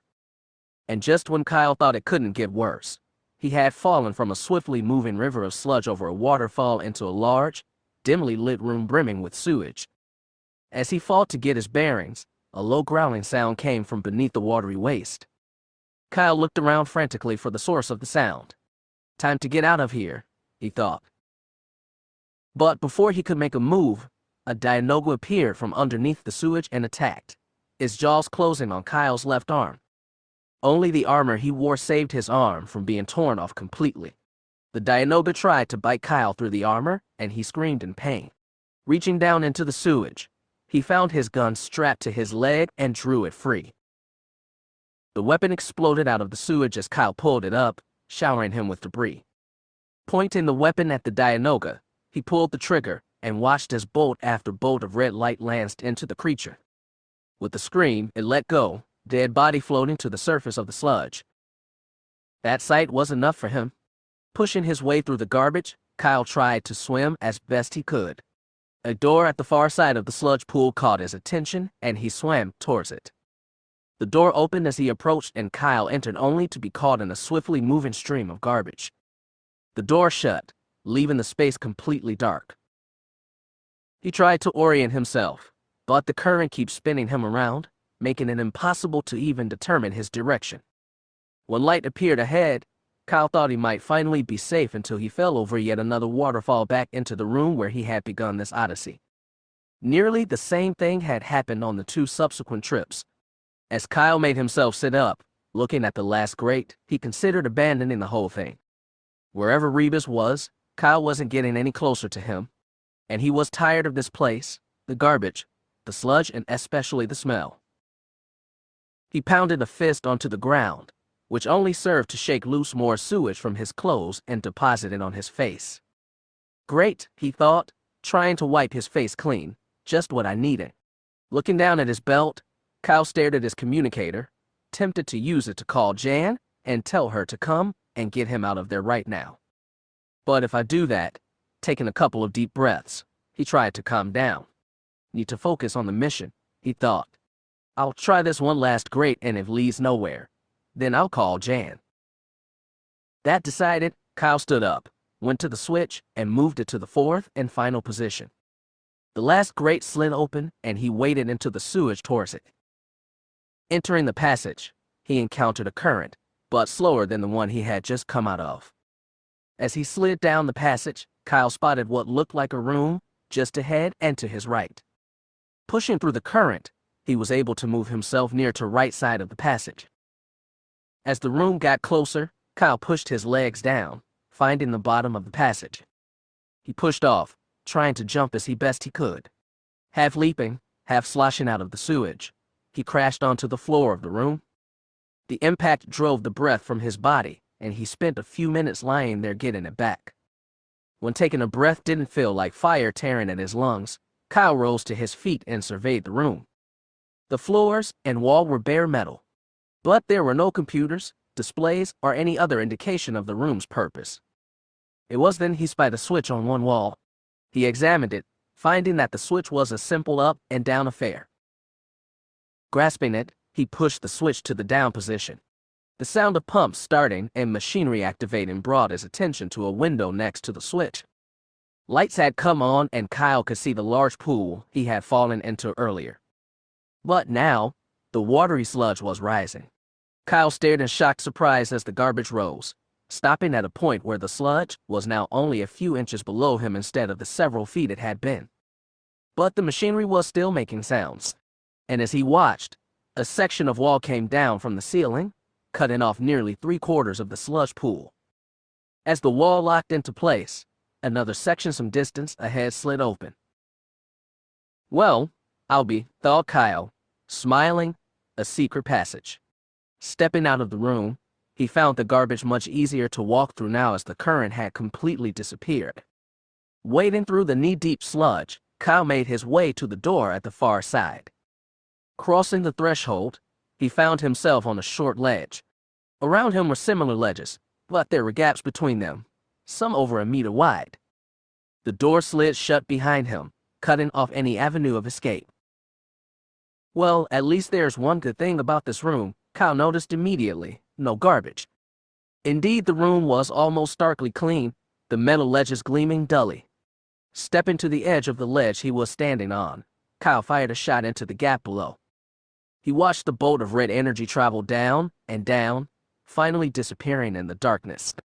He could see that he definitely did not want to lose his footing here. But which direction to go?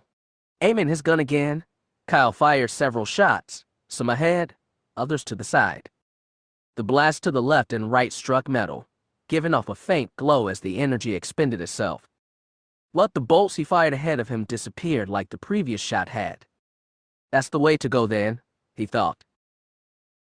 Spying the closest ledge, Kyle stepped back until he was against the floor.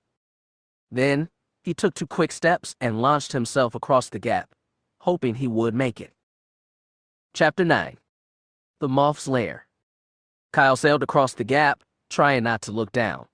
If he fell, his left foot struck the permacrete of the landing. Momentum carried him forward until his right foot touched as well. It took a moment for Kyle to realize he was still moving. Pain flared in his back as his feet went out from under him and he fell. But he had no time to think about it. He was still sliding forward. Kyle reached out, trying to find something, anything to slow him. But the walls were smooth, nothing to grab onto. His feet met air and Kyle felt himself going over the other side of the landing. He rolled, turning over onto his stomach and threw his hands out, digging his fingers in, trying to slow himself. It wasn't going to be enough, he was going over. As his chest slid over the edge, Kyle reached out one last time and was able to catch the lip of the landing with his finger. The sudden stop sent shockwaves through his arms, the pain sudden and intense.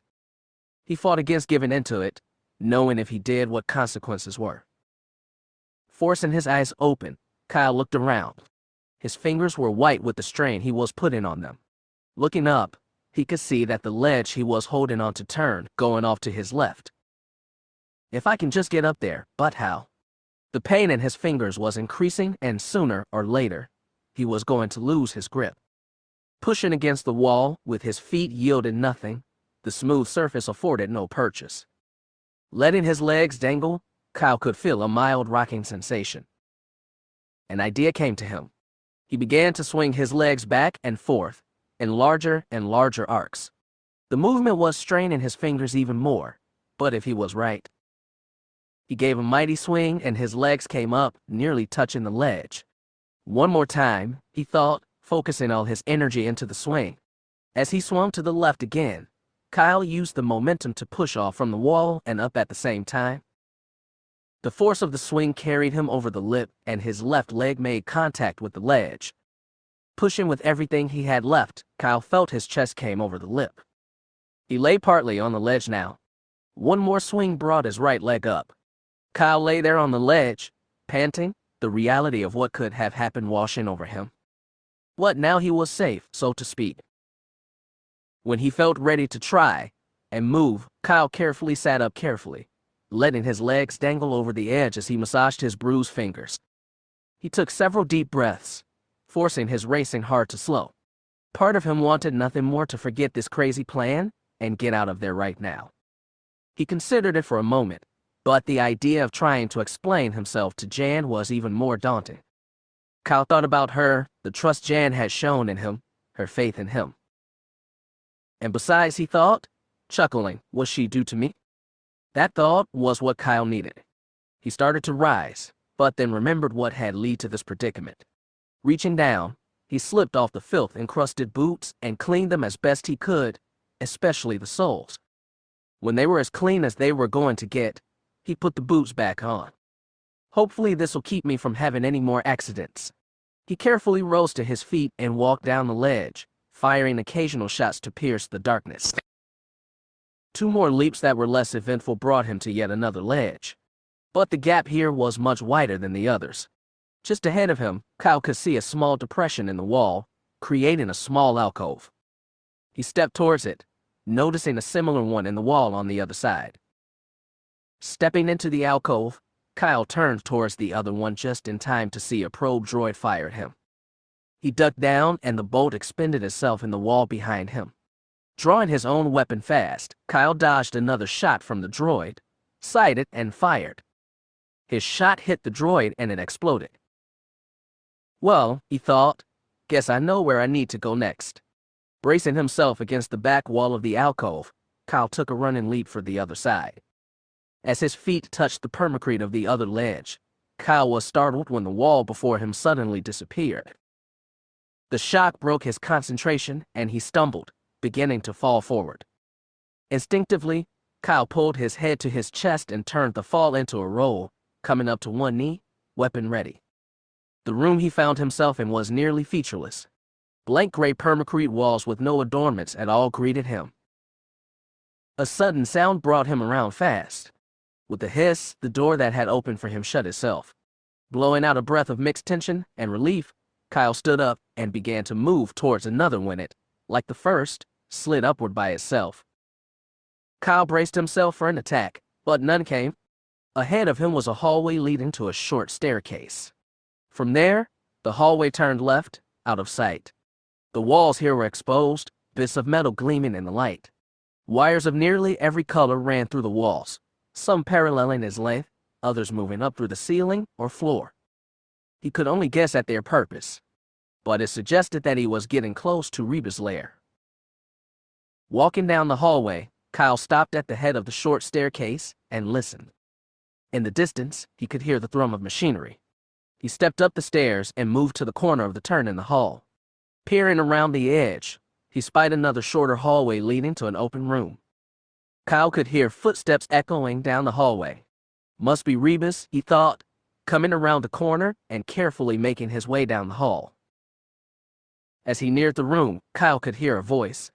Now if I increase the power level, it might just... Oh, but what about the insulation? If I don't increase the shielding, it might explode. A chuckle came from the room. Rebus was talking to himself, Kyle realized. Stepping closer, he looked around the edge of the entrance to the room. Rebus was at a table in one corner of the room, hunched over something, still muttering to himself. Looking round, Kyle could see weapons of all shapes and sizes scattered about the room, many partially disassembled. Definitely the place, he thought, stepping into the room. Drawing his blaster and leveling it at Rebus, he called out, "You must be Moff Rebus." The man whirled around, holding a metal barrel with wires sticking out of it. Rebus wore engineer's coveralls with all manner of tools, wires and other parts and pieces jutting from the pockets. Spiky black hair stood at crazy angles from his head, a set of reflective goggles covering his eyes. "You!" Rebus cried, his high-pitched echoing off the walls. "Who are you? How did you get in here?" "Kyle Katarn. My partner and I would like to have a word with you about one of your weapons." "One of my weapons?" Rebus answered nervously. "Well, the barrel has the initials MR on it," Kyle responded. The Moff smiled at hearing this. "Yeah," he said, his hands roaming aimlessly over the parts he held. "That sounds like one of mine. Why'd I want to know?" "Well, I discovered this particular weapon on the planet Talay. Kyle said, realizing that Rebus thought he was here to know anything about it. Sure, Rebus said, still smiling. I know the one you're talking about. Rebus' voice trailed off as he realized what was going on. Making his way towards a chair in another corner of the room, Rebus spoke again. What I meant to say was, I'm not sure I know about it. Kyle followed Rebus' path with his blaster, keeping it trained on the man. Really? Kyle said disbelievingly, but it did have your initials on it. Yeah, well, what do I know? Rebus had reached his chair. He sat down, hooking one leg over the other. Could be another Amar out there, you know. Kyle was tired of this game. Okay, Rebus, enough chit-chat. On your feet. You're coming with me? I don't think so, Rebus said, his smile turning into a smirk. In fact, I don't think you'll be doing anything soon. With a fiendish grin, the moth stabbed at a control built into the chair. From behind Kyle, a hidden panel slid open, and 2 interrogation droids popped out, extending their injection arms.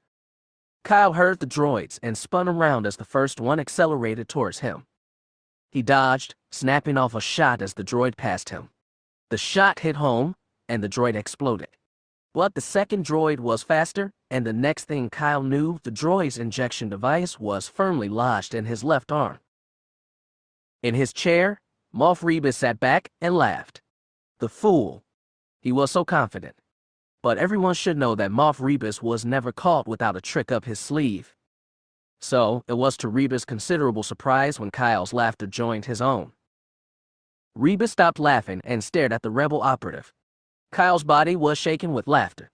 Before Rebus could say anything more, the man pointed his blaster at the droid, turned his head away, and fired. The interrogation droid exploded. Rebus stared in open-mouthed surprise at the man. How did you? He yelled, incredulous. Kyle smiled a wide smile as he pulled down the sleeve of his jacket to show the armor beneath. Thanks, Rebus, Kyle said. I haven't had reason to laugh like that in a while. Training his blaster on the weapon's designer, Kyle's smile faded, changing to a look of determination. Now, are you coming along quietly, or do I have help you? Defeated, Rebus stood up from his chair and at Kyle's prompting, raised his hands, turning so his back was to Kyle. Now, how do we get out of here? When Rebus said nothing, Kyle stepped forward and tapped his blaster against the man's shoulder. Come on, Rebus, he prompted. I know you didn't get in here through that maze I went through. The moth's shoulders slumped in defeat. Okay, he said. Moving to his chair with Kyle following, Rebus pushed another button. The wall behind the chair slid open, revealing a set of stairs leading upwards. Let's go, Kyle said, gesturing with his blaster. With Rebus in the lead, the pair walked up the stairs until they emerged into the ruddy light of Eno City.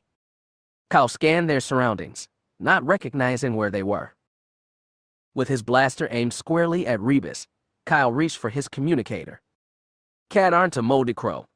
Can you hear me? The communicator crackled. Then Jan's voice came through. Right here, Kyle. Where are you? Not too sure, Jan. I found Rebus, and we took his personal exit. Activate your locator. Kyle. I'm on my way. Kyle flipped the switch on the communicator to broadcast his position to Jan. Within a few minutes, he heard the roar of the crow's engines. The ship appeared in the dirty sky and descended to their position. Bringing the ship to a hover right next to Kyle and Rebus, Jan popped the canopy. Moff Rebus, I presume, she said. Jan Ors, Rebus said, recognizing her. I haven't seen you since that deal for the old blast deck pistols 3 years ago.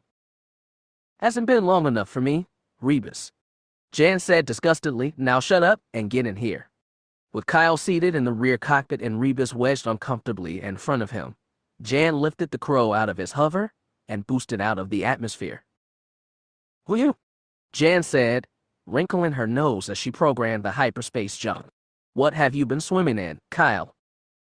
Looking at his grime-stained clothes, Kyle let out a loud breath. Trust me, you don't want to know. In front of Kyle, Moff Rebus started to chuckle. Kyle glared at him, But since Rebus couldn't see Kyle, he kept on. I bet it was a fun swim, Rebus said between chuckles. The lady told you to shut up, Kyle said, cuffing Rebus in the back of head. The impact bounced Rebus' head against the control panel, knocking him out.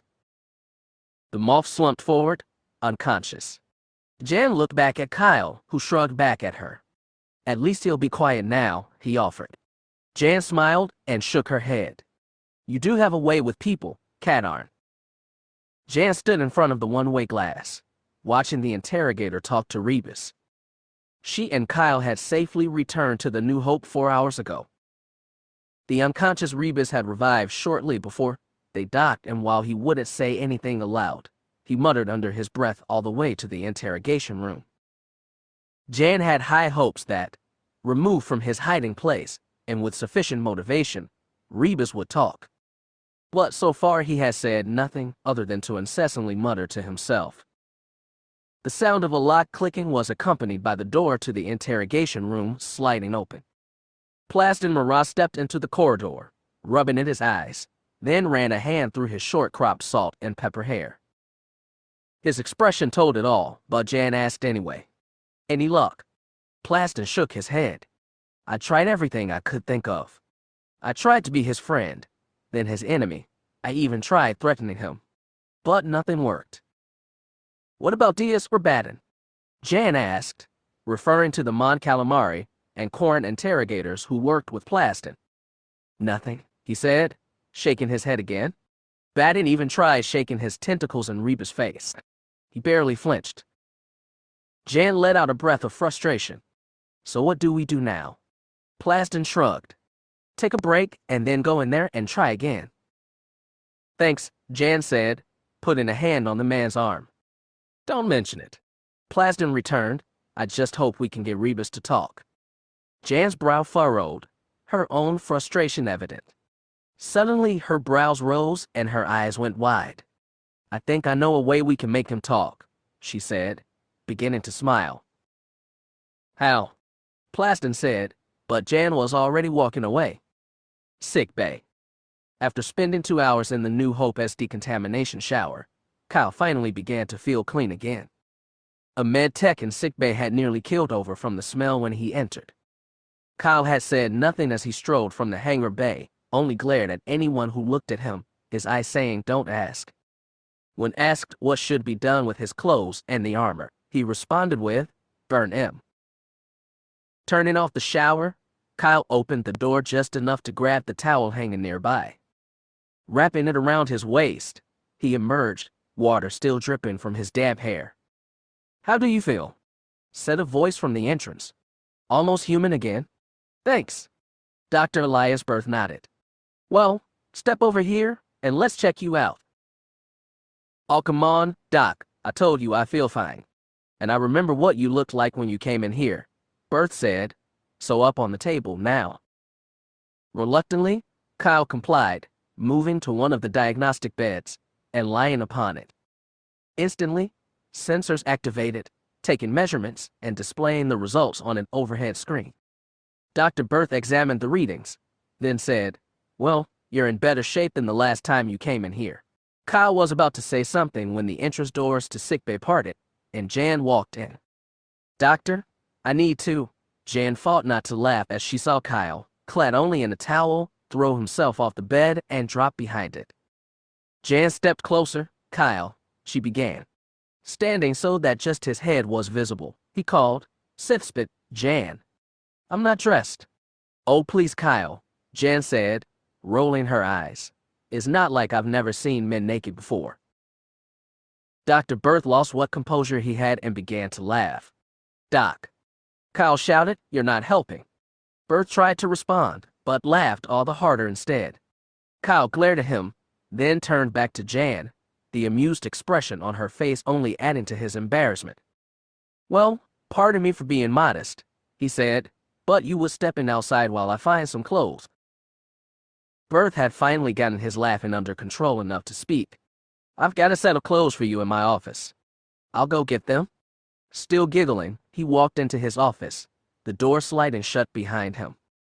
Jan, however, hadn't left yet. Well, Kyle said, glaring at her now. Listen, Kyle, I came here because I need your help. Moth, Jan, Kyle said, interrupting. I appreciate that you wouldn't have come in her unannounced without a good reason. But could give me at least 5 minutes. Seeing that Kyle was serious, Jan nodded. Sure, she said, turning around and exiting the sickbay.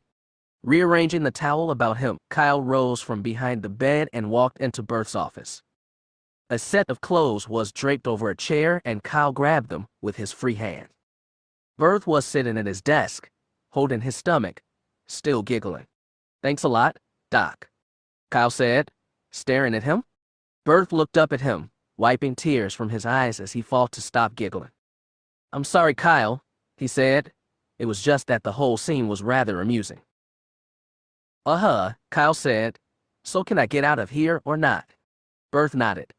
Kyle turned and walked out of the office, stopping in the shower room only long enough to drop the towel and change into the clothes Berth had provided. Outside, Jan waited, leaning against the wall with one foot planted on it, her arms crossed. The sickbay door opened and Kyle stepped out. Well, she said, teasing, feel better.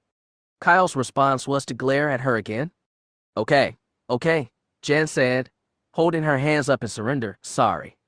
Now, do want to hear why I came looking for you? Kyle nodded. We've been interrogating Rebus for the past 2 hours. And? Kyle asked. And nothing, Jan answered. He won't talk. The interrogators have tried every trick they know. Nothing seems to work. Kyle nodded again. And you thought that I might be able to help? Jan shrugged. I don't know if you can or not. But since you were the one to capture Rebus, maybe, where is he? Kyle said, beginning to smile. Level 5, room 6, Jan said, raising an eyebrow. Gesturing for her to lead the way, Kyle said, let's go. In the interrogation room, Moff Rebus was still muttering to himself. The foolish rebels had been trying to get him to talk for over 2 hours. Rebus had kept himself distracted by repeating equations, formulas, and calculations to himself constantly. Every time they asked him a question, he responded with another one. Keeping his head down had also helped as it kept him from seeing the face of the interrogator, especially that disgusting horn who had shaken his tentacle face at Rebus. The sound of the door opening caused Rebus to look up long enough to see Jan Ors walk into the room. So, she was going to try questioning him.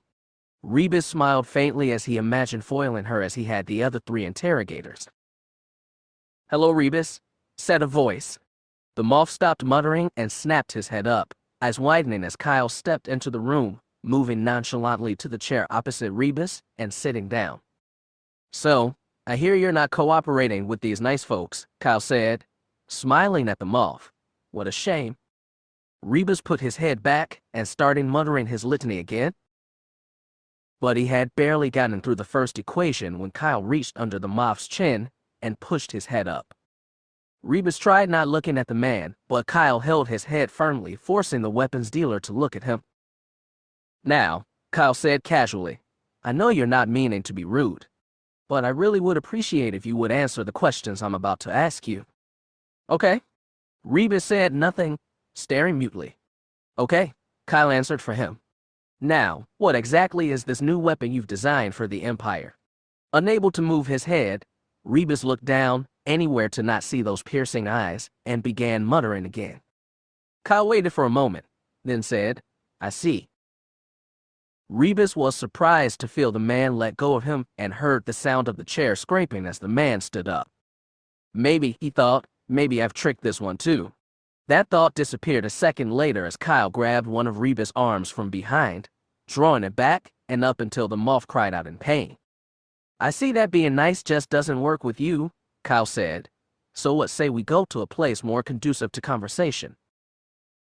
Holding Rebus' arm firmly, Kyle pulled him out of the chair and guided the moth from the interrogation room. Plasden raised an eyebrow in surprise as Kyle moved past him, guiding the prisoner. He had one hand on Rebus, the other on his communicator. Bringing the device to his lips, he spoke briefly, then returned the communicator to his belt. He moved a bit further down the hallway, stopping at the spot he had chosen. Moving Rebus until he was near the entrance, Kyle reached down to a panel and hit the open button.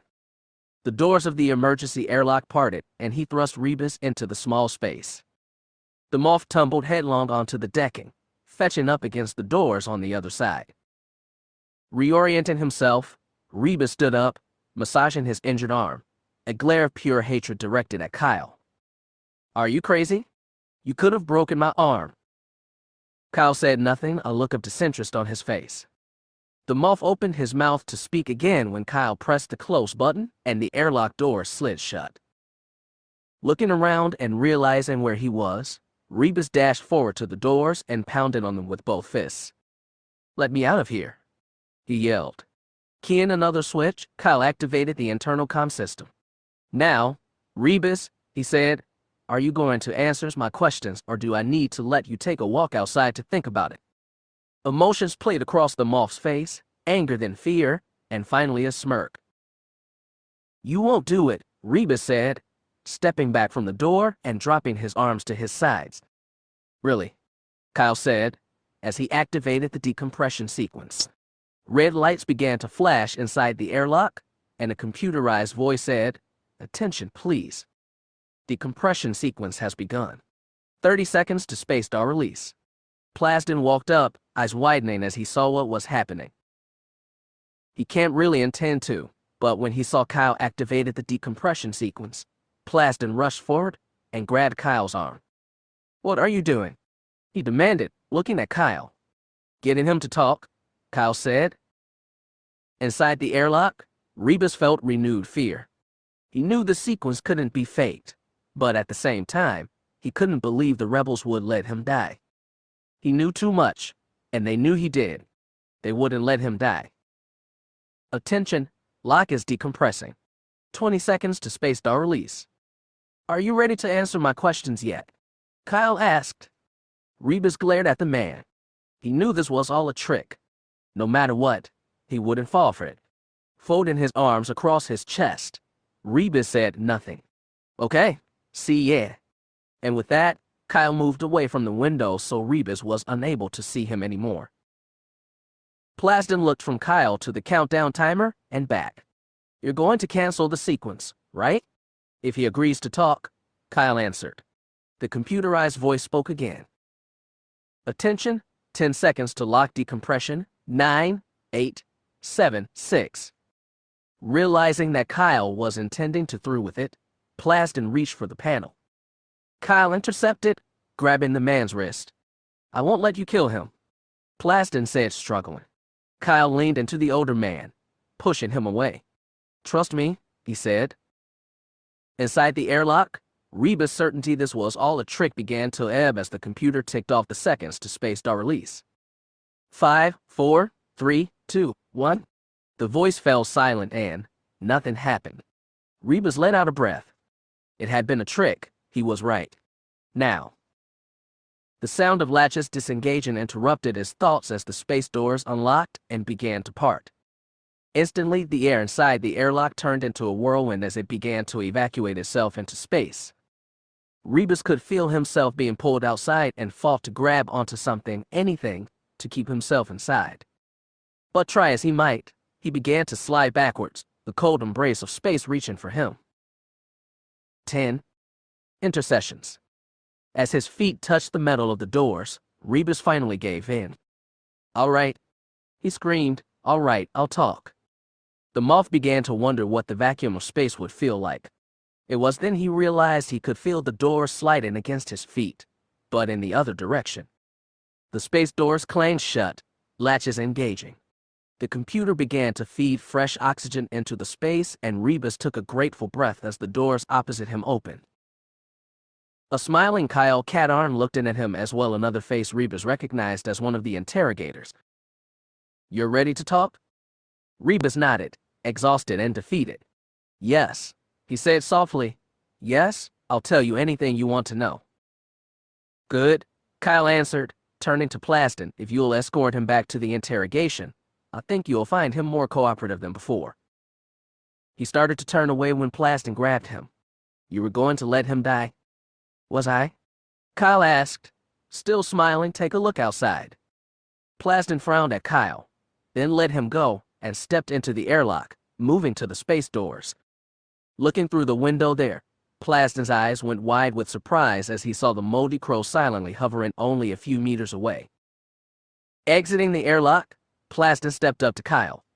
So the whole thing was a cleverly crafted deception, Kyle answered. You're doing? Plasden asked, still not believing it. Kyle nodded. After talking to Rebus, I knew that nothing less would work. Still, Plasden disapprovingly, even with the moldy crow in place, Rebus might have died before you were able to bring him aboard. Did you consider that?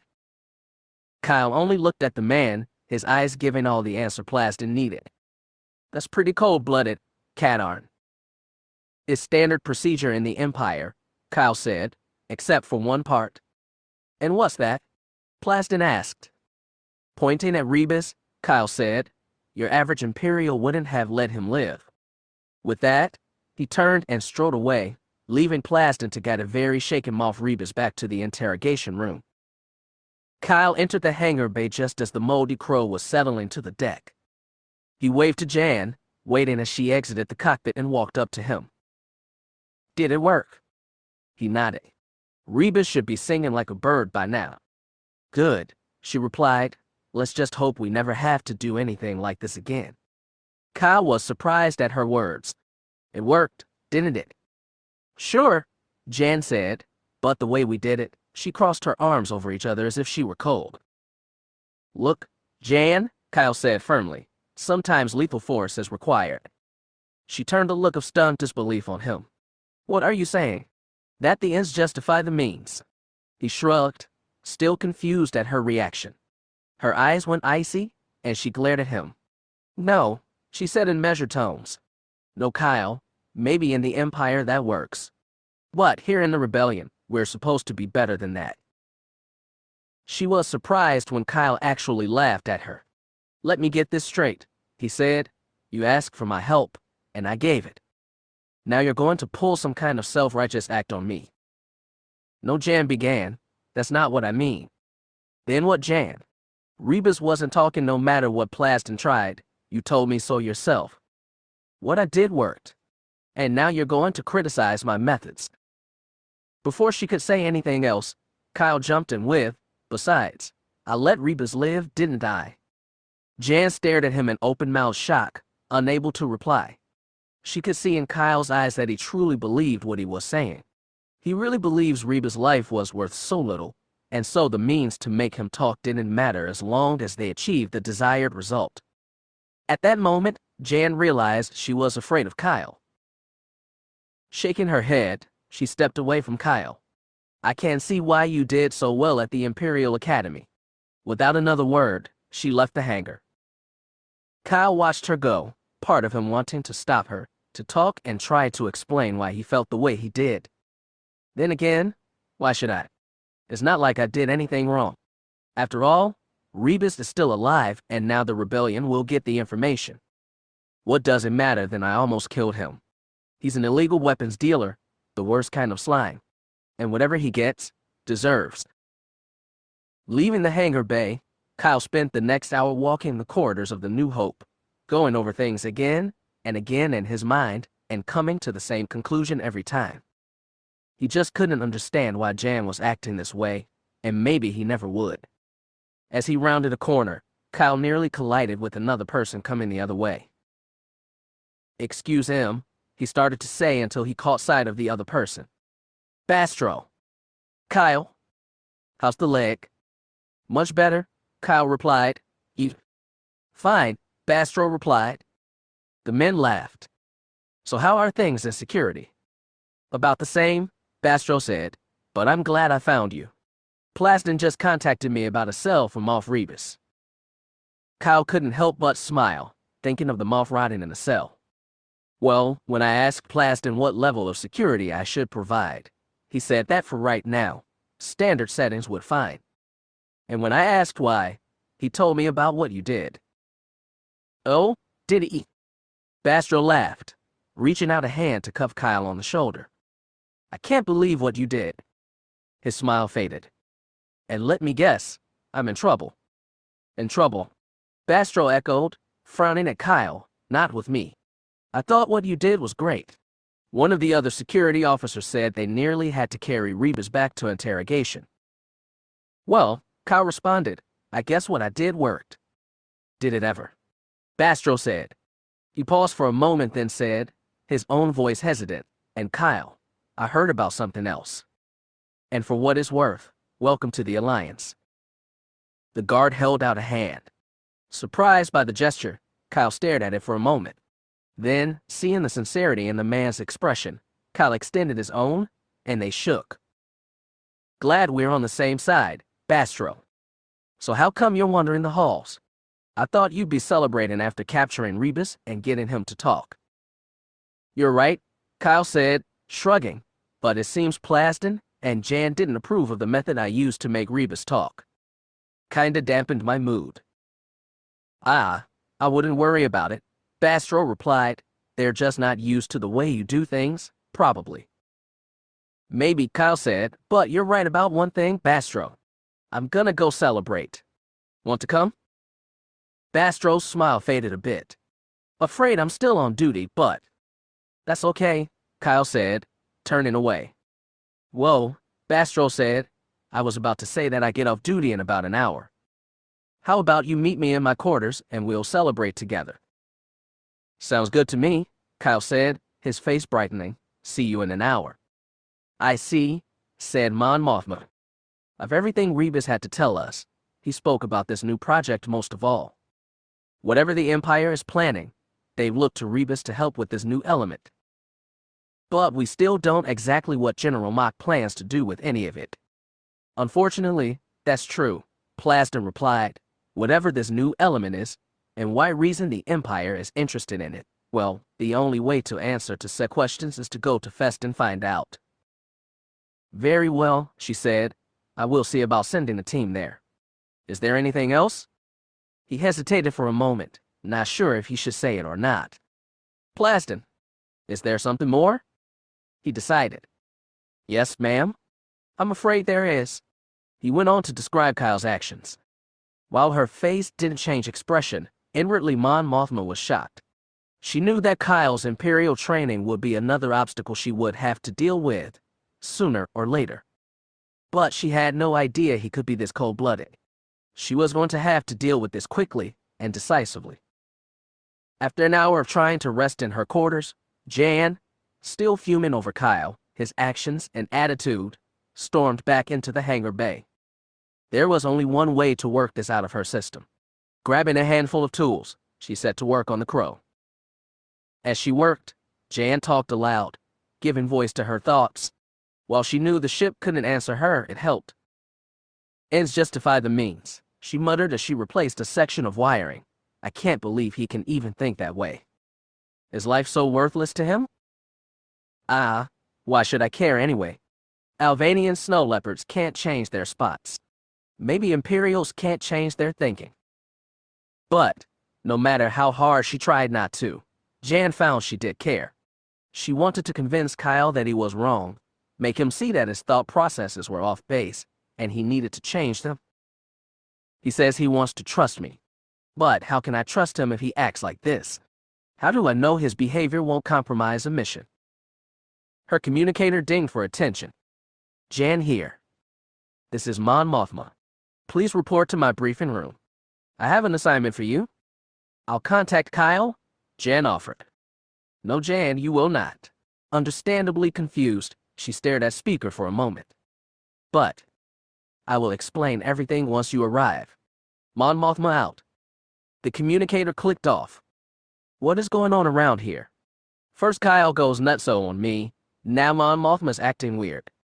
Shaking her head in disbelief, Jan climbed down off the crow's wing and headed for the briefing room. Come on, Kyle, Bastro said. Cheer up already. Sorry, Bastro, it's just that. Look, I keep telling you, you didn't do anything wrong.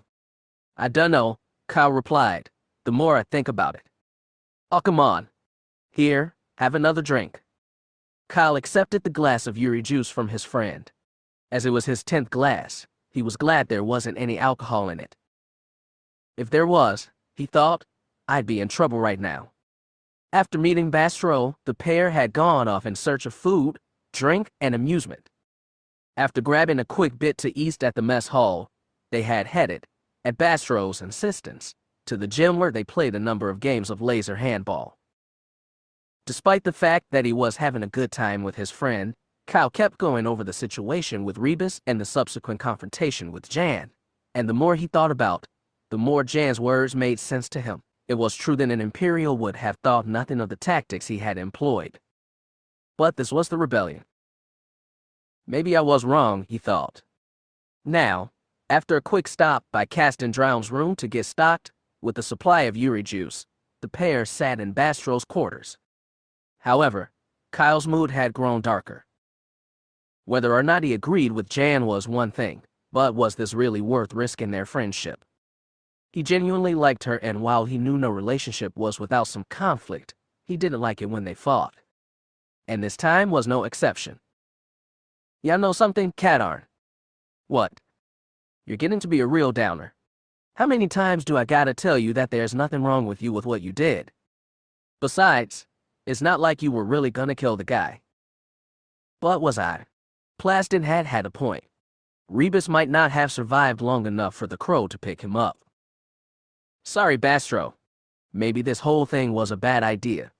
He started to rise. "I'm gonna go." "Sit back down," Bastro said. "You're not going anywhere. At least not until you quit beating yourself up over this. It's done, man, done, and over." "Yeah, I suppose.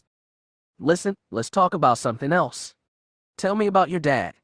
I told you I knew of him, but you were his kid. What was he like?" A smile came to Kyle's face as he thought of his father. "Well," he began. "You're not serious." "But I am, Jan. Look, I understand the need for recon data as much as anyone. But surely there are more qualified pilots than me for this mission." "True," Mon Mothma admitted. "So why then?" "I have my reasons, Jan, and I thank you not to question them." Understanding that she was treading on thin ice, Jan wisely backed off, switching the topic. "What about Kyle?" "I will be speaking with him soon." "And Jan, you know me better than that." Defeated, the young woman hung her head for a moment. "All right then. I'll check in as soon as my mission's complete."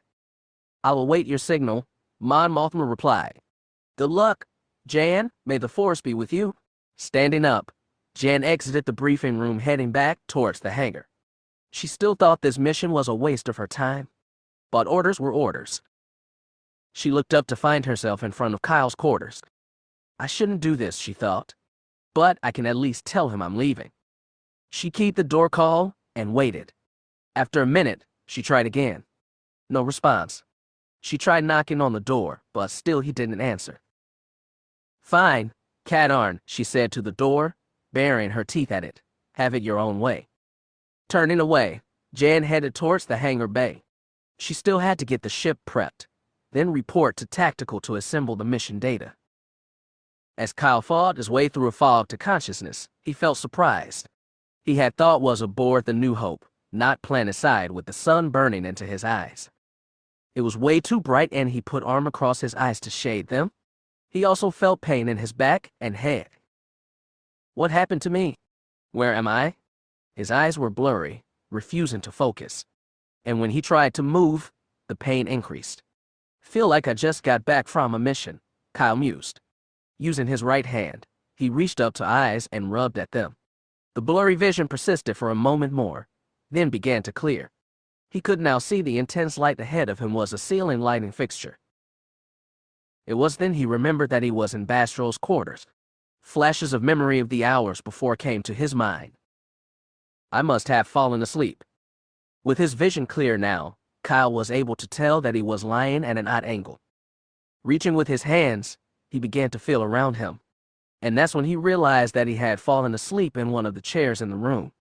And judging by the angle of his vision, he was laying quite lopsided in it. Grasping the chair handles, Kyle pulled himself upright, ignoring the pain in his back and head as best he could. When he was finally upright, He slumped back against the chair cushion, letting out a long sigh. He sat like this for several minutes while the body aches caused by his awkward sleeping position began to fade somewhat. When he was able to sit up without it hurting too badly, he glanced around the room for Bastro. But the security guard was nowhere to be seen. Where'd he go? It was then Kyle realized he could hear something. The sound was faint, but as he listened, it grew in intensity. Looking about the room, he tracked down the sound source to a wall-mounted display panel. A single red light was flashing steadily, and a beep accompanied each flash. Mustering what strength he had, Kyle lifted himself out of the chair. The pain in his back intensified for a moment, then faded as he came upright and stretched. That's better, he thought, doing a few stretches to loosen himself up. Moving to the wall-mounted display, he pressed the button under the flashing red light. The display screen came on, and Bastro's smiling face came into view. Hey, Kyle, if you're hearing this message, it's because I woke up before you. Duty calls, you know. You were still sound asleep, and I figured you needed it, so I left you alone. Check in with me later. I hope you're feeling better. And with that, the image faded. Well, not completely better, he thought, but a shower and a change of clothes should help that. Arriving back at his room, Kyle turned the shower on as hot as he could, clearing the last of the fog from his mind. After dressing in fresh clothes, he made a cup of steamed tea. Though his stomach growled, Kyle figured he'd ought to wait to see how his empty stomach handled the tea before trying to eat. As he sipped, Jan came to his mind, and he reviewed the confrontation he had with her. Maybe Jan was right, maybe the ends didn't justify the means. But while he wasn't sure which of them was right, he didn't like what he said to Jan. He shouldn't have laughed at her the way he had, and the hurt he had seen in her eyes. She was his friend, not the enemy. And he hadn't acted like a friend, not at all. Now I just have to hope she'll listen to me, he thought, exiting his quarters and heading for the hangar bay to find her. As he rounded a corner, Kyle spied Glef coming the other way. He was about to greet the younger man when he noticed the expression on the man's face. He was clearly upset. What's wrong, Glef? Kyle asked. The other man paused for a moment, then said, I just came off duty in communications. We lost a squad of X-Wings and 3 freighters this morning. Kyle raised his eyebrows in surprise. How? He said, what happened? The X-Wings were providing escort for the freighters when a Star Destroyer popped up out of nowhere. While TIE fighters kept the X-Wings busy, some TIE bombers hit the freighters. None of them survived. Remembering the level of firepower a Star Destroyer could muster, Kyle shook his head. I'm sorry to hear that. What did we lose? 2 of the freighters were carrying grain, Glef said, his eyes beginning to brim with tears, but the 3rd was carrying refugees from a nearby system, mostly women and children. Oh no, said Kyle, the gravity of what had happened hitting him. Blasted Empire. Glef shouted, they don't care who or what they destroy. They always think the ends justify the means. Glef's words hit Kyle like a thunderbolt. A cloud seemed to lift in his mind, and he could see clearly what both Plaston and Jan had tried to say to him yesterday. He realized that he had been thinking like an Imperial when he had decided how to handle Rebus. His training at the Academy had come to his mind with such ease, and he executed the plan flawlessly. My instructors would have been proud of me, he thought disgustedly. Kyle, Glef said, staring at him, you okay? He shook his head to clear it. I'm fine, Glef. And I'm really sorry about what happened this morning. You gonna be okay? Yeah, Glef said, shrugging. It's just hard, you know. Kyle reached out and put a hand on the man's shoulder. I do, Glef. I surely do. Listen, why don't go down to the mess hall and get something to eat? I need to go find Jan. Kyle started to walk away when Glef called to him. I just saw her a few minutes ago. She said she was headed to Tactical to check on some reports that came in last night. Thanks, Glef, Kyle said, smiling, thanks a lot. As he headed for Tactical, Kyle's mind reviewed both his words and actions yesterday. And he didn't like what he saw. He had crossed the line. Granted, Rebus probably was talking now. Heck, after that scare, he's probably telling Plaston his measurements. But Kyle couldn't help but wonder what he would have done if the moth hadn't given in. Would he have killed him? The answer, when it came, both shocked and scared him. Kyle began to understand that his training and ways of thinking were still very much Imperial. He would have to be on guard against these tendencies. Otherwise, who knew what might happen? Spying the door to tactical, Kyle stopped, carefully considering what he was going to say to Jan. Realizing that all he had to do was tell the truth, Kyle stepped forwards, the doors parting before him. Inside tactical, he worked his way past a number of technicians at work. Looking around, he saw Jan at the large circular table, studying a display. She didn't see Kyle as he approached. When he stood opposite her, Kyle cleared his throat, the sound bringing Jan's head up. Her face, a mask of concentration, changed to a look of anger almost instantly. "What do you want?" Kyle could feel how angry she was, but was determined to go through with this. "To talk," he said simply. "We talked yesterday, Katarn," Jan said. "I know." "Then why are you here?" she demanded. "I told you," Kyle said sincerely. "I just want to talk." "Well, I don't," Jan said, "and as you can see, I'm busy right now." Kyle realized he was getting nowhere. "Okay then," he said, "I'll go. But could you meet me later?" "And why should I do that?" Jan said uncompromisingly. "Because it's important," Kyle said, and because, Kyle hesitated for a moment, then plunged ahead. "You were right, Jan, the ends don't justify the means." Jan felt a flicker of surprise. After yesterday, she would have as soon shot Kyle as talked to him again. So why should she put herself in that position again? It wasn't until Kyle admitted his mistake that she started to wonder if he was being truthful. His expression was sincere. Something's happened to him, she mused. Maybe she could know, she thought. He got his chance when I brought him here. For a while there, I thought that he might make a good rebel. But there's too much of the Empire still in him. I could never trust him, never depend on him. But she could at least accept his apology. Jan, he began, but she cut him off. "Look, Katarn, I'll accept your apology, but sorry isn't going to take away what you've done and said. You need to think very carefully about who you are and what you're going to be if you're going to remain part of the rebellion. Now, if you'll excuse me, I have work to do." With that, Jan returned her gaze to the display. Kyle opened his mouth to say more, but the words died on his lips. Feeling even worse than when he woken up, he turned and left tactical. As the doors closed, Jan looked up for a moment, wondering if she had done the right thing. Maybe no, it was done. She forced herself to return to her work. Heading aimlessly down a corridor, Kyle thought about what had happened. While he wished he could have said more, it came to him that Jan was angry right now, maybe too angry to listen, much less understand what he had figured out about himself.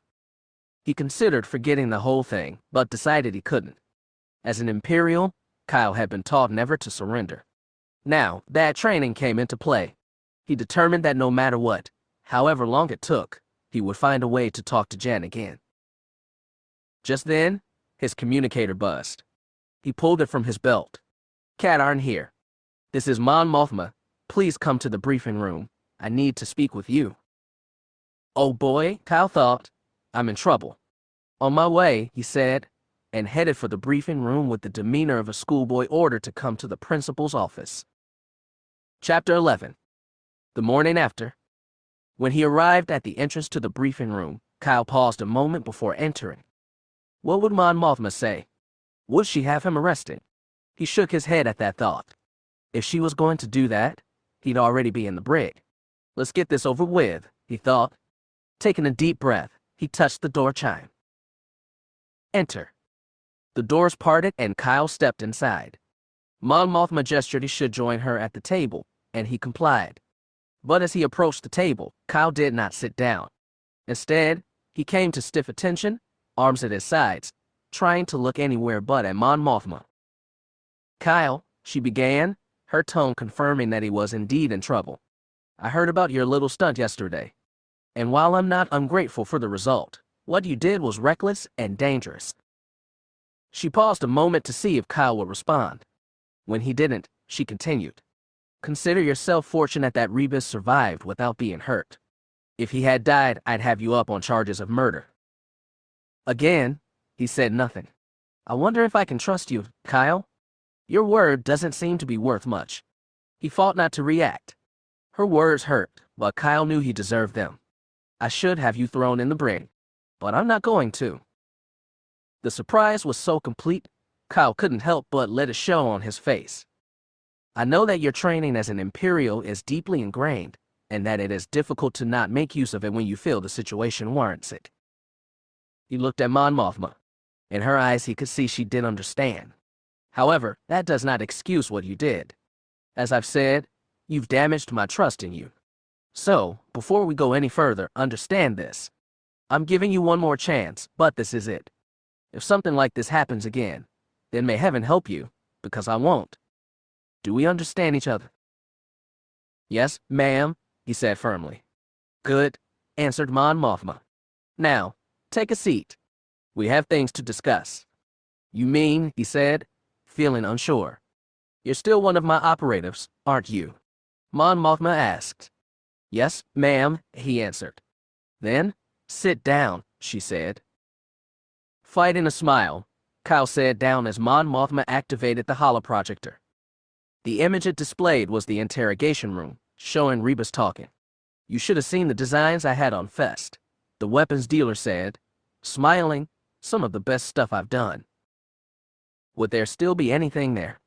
Plastin's voice sounded from off camera. Well, Rebus said, thinking for a moment. The dang Imperials took most of my designs and kicked me off planet, so maybe not. Why'd they kick you off planet? Plastin asked. Rebus chuckled. There was this one small accident where I managed to blow up the lab. But it wasn't my fault. Plastin said, not sounding convinced. You're sure there's nothing there? Well, said Rebus, rubbing his chin thoughtfully, Fest is the only place where you can get Ferk metal. Ferk metal? Plastin asked. Yeah, Rebus answered, excitement in his voice. Ferk is a real strong metal, excellent for weapons casings. The Imperials have to go to Fest to mine it. With that, the image faded. Ferk metal. Kyle mused, I never heard of such a material. Neither have we, Mon Mothma said, which is why I want you to go to Fest and obtain a sample of the metal. Another Imperial base? Kyle said, frowning. Yes, said Mon Mothma, but you do have an advantage this time. Mon Mothma keyed up another image on the holoprojector, showing a view of the planet Fest. The image zoomed in until they could see the terrain of the planet. As you can see, Mon Mothma said, pointing, Fest is riddled with a number of mountains, valleys, and cliffs, including numerous ledges. Tactical believes your best chance is to land here. Mon Mothma pointed to a small clearing surrounded by jagged rock formations. Then, make your way into the base on foot. I see, Kyle said. Then I'll signal Jan for pickup. I'm afraid not, Mon Mothma said. What? Kyle said, surprised. I have Jan working on obtaining information about an Imperial processing plant on one of Fest's moons. You want me to go solo? Kyle said incredulously. No, Mon Mothma said sternly, absolutely not. You have to have backup. That's another thing we need to discuss. A replacement mission officer. Mon Mothma's words struck Kyle. A replacement. Did this mean Jan was unwilling to serve as his mission officer? He regretted even more the words he had said to her. I have a number of personnel who would be capable of performing this duty. I think your best choice would be. If I may, Kyle said, interrupting, I have a person in mind. Really? Mon Mothma said, surprised. Bastro Thelen, Kyle said. Bastro Thelen. Mon Mothma echoed in surprise and disbelief. He nodded. I'm not sure I understand your choice, Kyle. Bastro is a security guard, a good one to be sure. But he's never shown any interest in tactical operations. True, but what I need is someone who can be tough under fire and follow orders. Bastro showed me both when I came aboard. Kyle said no more, but Mon Mothma could sense he was holding something back. Is there any other reason why you've chosen him? Well, Kyle began, but seeing the look on Mon Mothma's face, he spoke plainly. Yesterday, after what happened, Bastro was there for me. Mon Mothma thought for a long moment. All right, Kyle, I'll allow this even though I disagree with your decision. Bastro has never been in battle before, and his field experience is limited to his duties aboard the New Hope. If he freezes or can't handle things during the mission, you could find yourself with a whole new set of problems. Kyle said nothing, only nodded. Sighing, Mon Mothma said, All right then, go get prepped for your mission.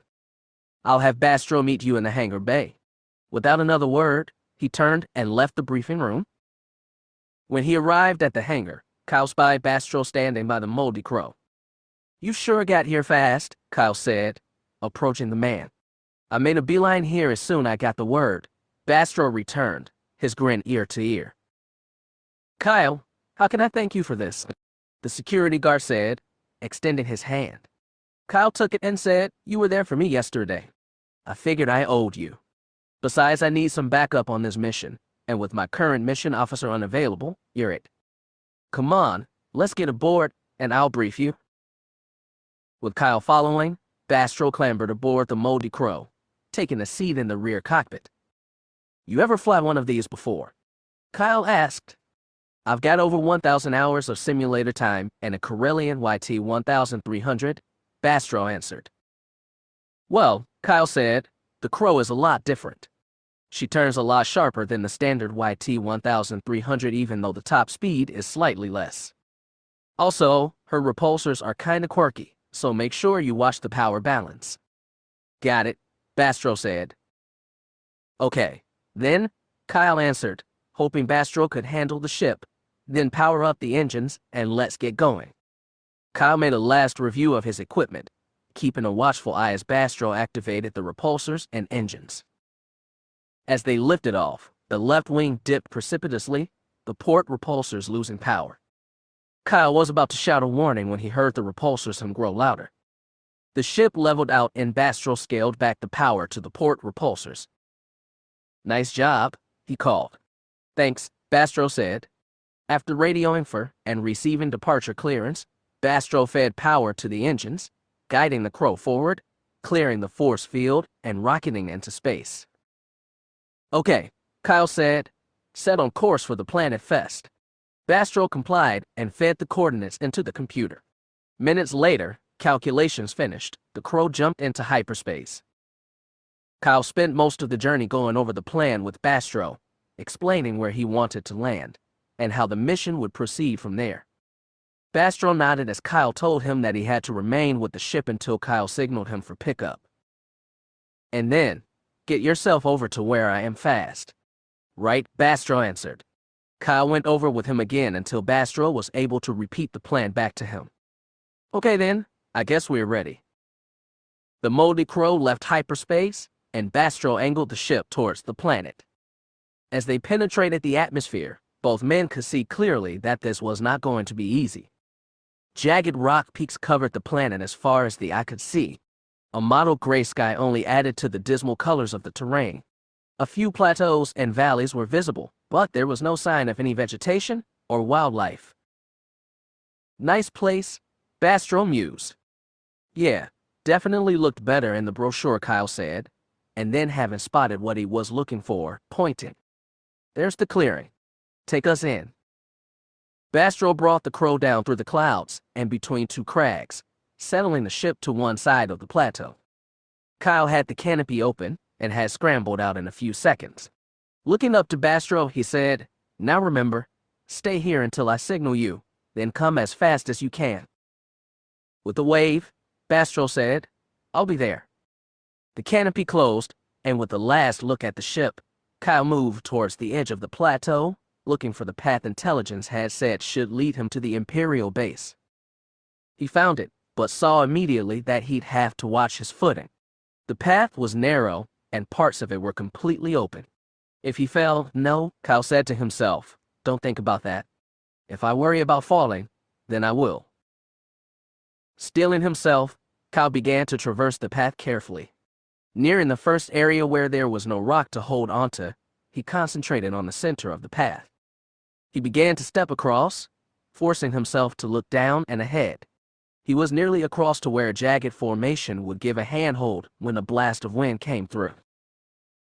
Kyle felt it ruffle his jacket, but just as quickly realized the wind was increasing in velocity, bouncing off the rocks as it approached him. He made himself walk just a bit faster and was able to grab onto some nearby rocks as a blast of wind hit him. It pushed his hair back from his face and pressed against him. He realized that had still been in the open area, the wind would have likely pushed him off. And the drop, from what he could see, was over 10 meters. Just as quickly as it had come, the wind died down and the area quieted. Kyle realized he would have to be very cautious. Without any trees or other flora to alert him to it, the wind could be upon him suddenly without warning. He continued down the path, coming to a set of stones arranged roughly like a staircase. He began to climb up, making sure to keep one hand in contact with the rock to help his balance. Reaching the top of the stone staircase, the path ended. Kyle cast about for a moment, then spied another path across the way. Unfortunately, the intervening space was a gap nearly a meter wide. Like the open area he had just come from, the drop was quite long.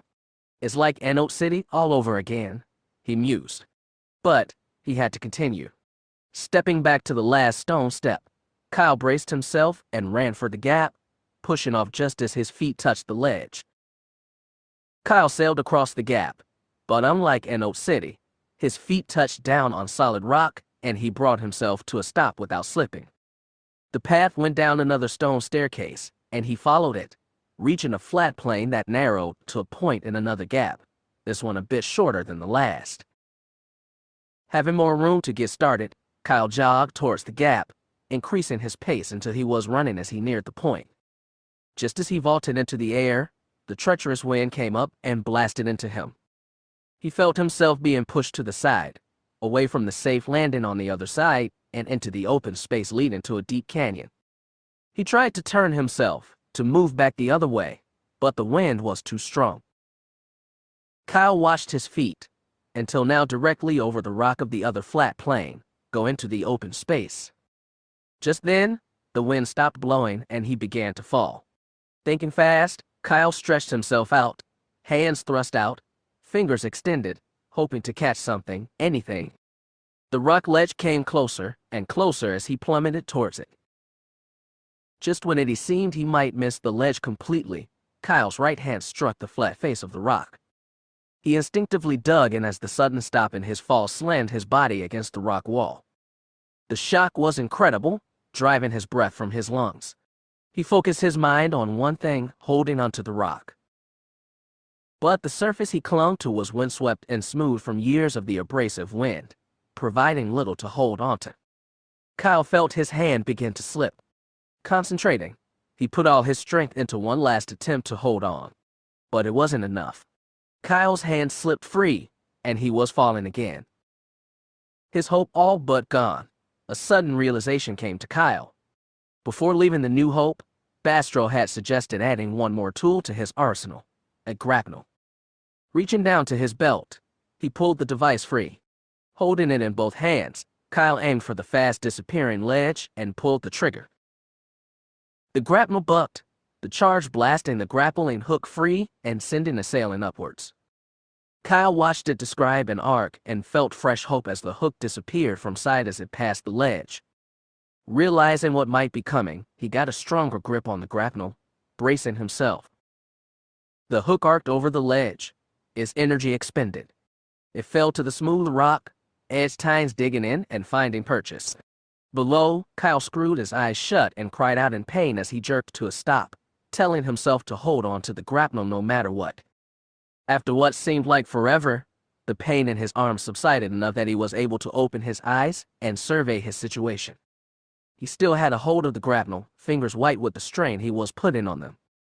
The rope vibrated slightly, and Kyle could feel the motion as the rope swung back and forth.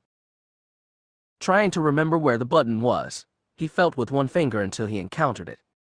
Pressing the button, Kyle heard the motor inside the grapnel start up, coiling the rope on an internal spindle. Kyle felt his body begin to rise as the grapnel pulled him upward. His arms, already aching from the shock of the stop, began to hurt more, but he was determined to not let go. The grapnel motor ground and whined as it drew him higher and higher. As he neared the top of the ledge, Kyle considered what he had to do next. The grapnel, while strong enough to pull him up, would probably not pull him over the ledge. He had to find some way to do that. The grapnel drew him closer until the housing encountered the rock facing. The motor shut down, leaving Kyle less than a foot from the top of the ledge. There's only way, he thought. I just hope I can do it. Gathering himself, Kyle pulled on the trigger housing, boosting himself higher. As his body rose, Kyle pulled one hand free and reached for the rope, but missed. He started to drop back down and quickly returned his grip to the trigger housing. The ache in his arms was getting worse. Can't hold on much longer, he thought. It was then that Kyle thought of the communicator strapped to his belt. But to get it meant letting go of the grapnel. And if he did that, Kyle feared he might not have the strength to hold on with one hand long enough to call Bastro. Got to try again, he thought. Drawing in a breath, he let it out loudly as he pulled himself upwards once more and reached for the rope. A rush of adrenaline washed through him as his hand made contact with the rope. It gave him the energy to reach with his other hand and get a two-handed grip on the rope. The change in position brought some relief to his arms. Still riding the adrenaline rush, Kyle began to pull himself, hand over hand, up the rope. As his hand made contact with the rock ledge, Kyle grasped it with one hand while keeping the rope firmly in the other. He slowly pulled himself up the rest of the way. As his chest came over the ledge, he leaned forward, letting his mass hold him to the spot. After giving his pain-racked arms a brief respite, Kyle began to kick, using the motion to push himself all the way over the ledge. Just ahead, he could see the hook, its tines dug firmly into the rock. Grasping it firmly in one hand, Kyle let himself relax for a few minutes, the shock of the nearly fatal fall washing over him. When he felt he could safely stand, Kyle let go of the hook and rose, taking a moment to glance over the edge at the drop. Shaking his head, he pulled the hook free of the rock and coiled the remaining rope. He might need the grapnel again and wanted it to be ready. After checking his gear and finding it all in place, he walked across the plateau and followed the path as it dropped down further. As he proceeded down, Kyle caught sight of a glint of black metal between two rocks ahead and above him. But as he got closer, he was unable to see anything except the rocks. He was ready to pass it off as hopeful imagining when he came around a corner, and there was the Imperial base. Ducking back behind the rock he had just passed, Kyle leaned just enough to confirm that it was indeed the base. Taking a pair of macro binoculars from his belt, he took a closer look. Black metal gleamed dully in the low light of Fest. There were no stormtroopers visible. In fact, he couldn't see any activity around the base. Zooming in, he studied the base superstructure. The walls were solid, with no sign of entry. So how am I supposed to get in? Could Rebus have been wrong? Or maybe he had been lying.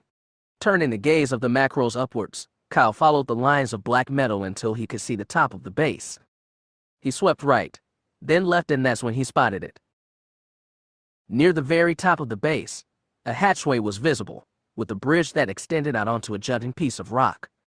So that's the way in, he thought. But how do I get up there? Realizing that finding a path would take too long, Kyle brought out the grapnel. Sighting in on the bridge, he pulled the trigger. The device bucked in his hands as the grappling hook blasted out of the housing, arcing upwards. He watched it go, hoping it would clear the bridge. As the momentum of the hook began to ebb, it slowed its flight, then began to fall. Kyle watched as the hook struck the bridge with a resounding clang, then slid off the opposite side, dragging the rope with it. Kyle pressed the retract button, and the hook was pulled upwards until it came into contact with the bridge. Tines dug in and Kyle pulled on the rope to make sure the hold was secure. Pressing the button again, he held on tight as the mechanism pulled him up. As he neared the bridge, Kyle was prepared himself to swing onto the bridge, but found it unnecessary as the grapnel pulled itself and him up onto the bridge. Rising to his knees, he reached across and freed the hook. That done, he surveyed the area. Aside from the wind whistling through the canyons of rock, he heard nothing else. He walked across the bridge to the hatchway, finding an access panel. Prepared to try and fool the mechanism with a false code, Kyle was surprised to have the door slide open as they touched the panel. Well, he thought, stepping inside, real hospitable types. Drawing his gun from the holster, Kyle checked the charge and began walking down a corridor. Where were the guards? Imperials weren't usually this careless. At the end of the corridor, a lift stood open and waiting. Next to it was a placard identifying the base and specifying what each floor contained. He found material storage on the bottom level. Entering the lift, Kyle pressed the appropriate control. The door slid shut and the lift began to descend. This is too easy, he thought, checking his weapon again. Way too easy. The lift began to slow, then stopped, the door sliding open. He stuck his head out and found the area empty, the only sound the beeps and hum of computer equipment. His weapon at the ready, Kyle stepped into the room, noticing a circular shaft at one end. Probably another lift, he thought. Stepping over to one wall, Kyle found a computer display with the words, "Inventory Control" on the screen. Putting his weapon away, he executed a search for Ferk metal. The computer diligently processed the request and displayed Ferk metal samples, level 1, chamber 3. Okay, Kyle thought, and where's chamber 3? He asked the computer this question, and it replied with a level map showing a yellow arrow pointing to the circular shaft he had seen moments earlier. Thank you very much, he muttered, turning away. Unfortunately, he turned away too soon and missed the warning message. Walking back to the circular chamber, Kyle found a palm access panel on the front.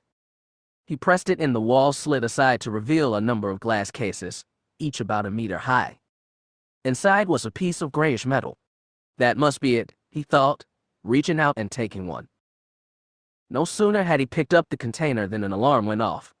A computerized voice called, "Alert! Alert! Unauthorized access to security chamber." Blast. I didn't check the computer to see if this was a secure area. Holding the chamber with the Ferk metal under his left arm, Kyle drew his blaster free. The alarm continued to call out his warning as he made his way back into the lift and pressed the button for the top level. The lift made its way upward, coming to a halt at the top of the base. As the door slid aside, Kyle started to walk out when 3 stormtroopers appeared at the door. "Halt!" One called, and the other drew their weapons. Kyle fired, dropping all 3 before they could fire a shot.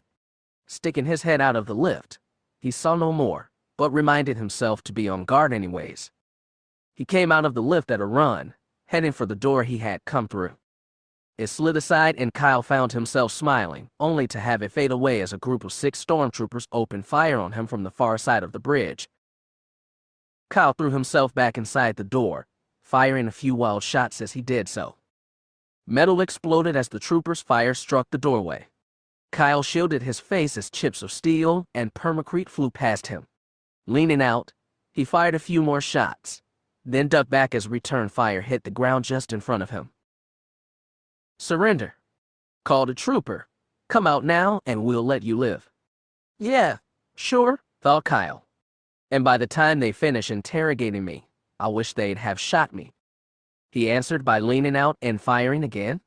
One of the troopers was hit and fell, his body going over the edge and plummeting to the ground far below. Still, Kyle knew he was outgunned. Time to call in the reinforcements. Setting the container of Ferk metal down on the ground, Kyle grabbed his communicator. Katarn to Modicro.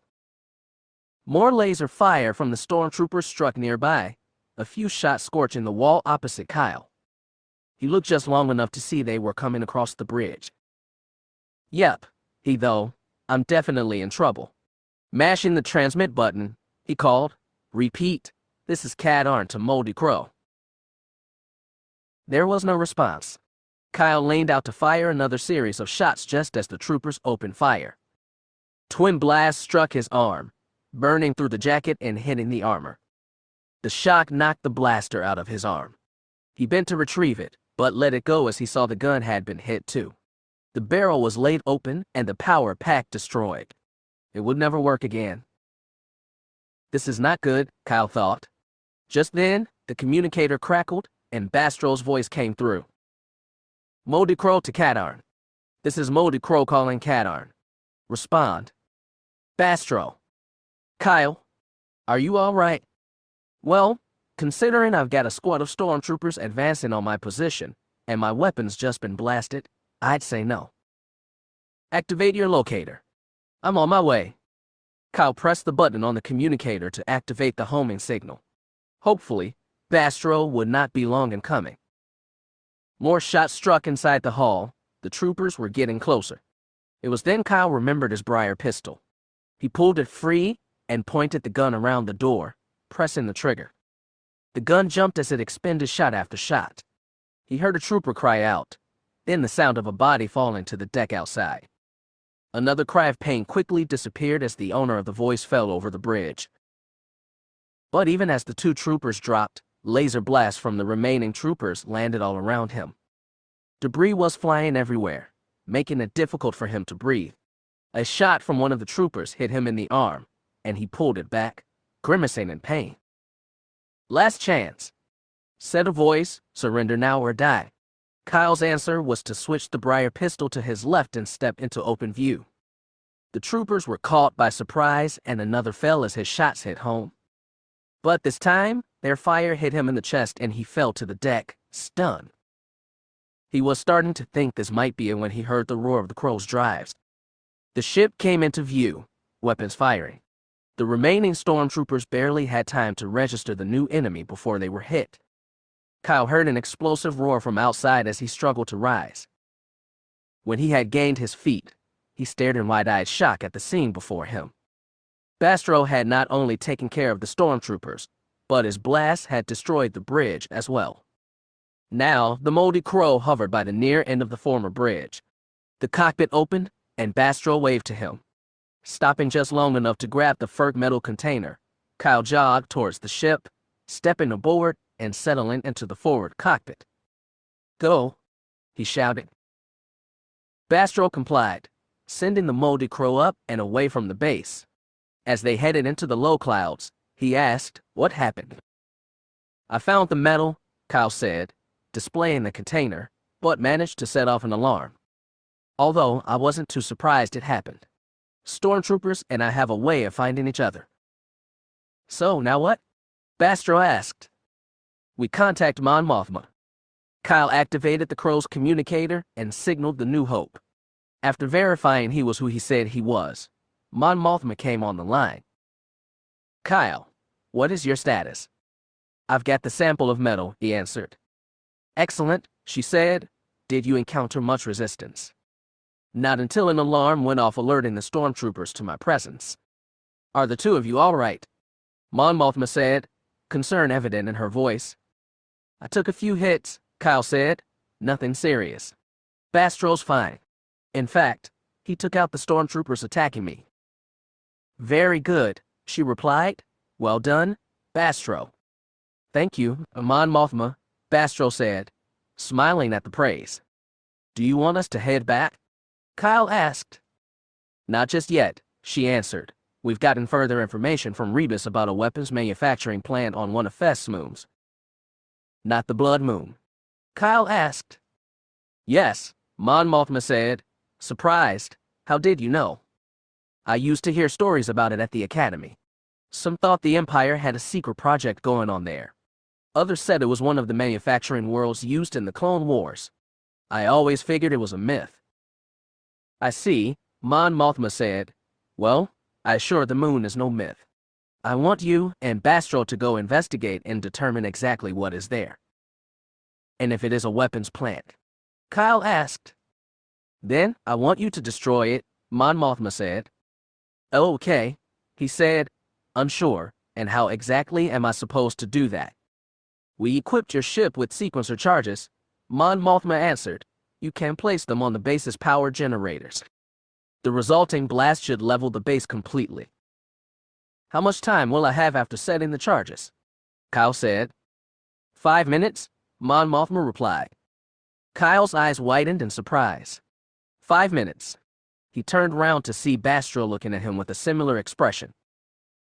That's not a lot of time. Tactical recommends you set them on your way out of the base, Mon Mothma said. Then that's what I'll do, Kyle said, understanding that this was the best he was going to get. Good luck, Kyle, Mon Mothma, and you, Bastro. May the Force be with both of you. She ended the transmission, leaving the two men to ponder the mission before them. If anything delayed Kyle's exit. Kyle? Yes. He answered, turning to look at Bastro. We get hazard pay for this, right? Kyle stared in open-mouthed surprise at his companion, then began laughing, Bastro joining him. For a few minutes, the moldy crow reverberated with the men's laughter. When the last chuckle had faded, Kyle looked into Bastro's eyes. Are you ready for this? I was about to ask you the same thing, Bastro replied. Kyle saw the same fear he felt in Bastro's eyes, but also the same determination to complete the mission. Okay then, Kyle said, set course for the Blood Moon. Bastro nodded, guiding the moldy crow out of Fest's atmosphere. The ship turned, aimed towards a large planet some distance away. As they approached, Kyle and Bastro took in the appearance of the moon. Whatever surface features should have been visible from space were covered by the whirling atmosphere. Red and black clouds traversed across the surface of the moon.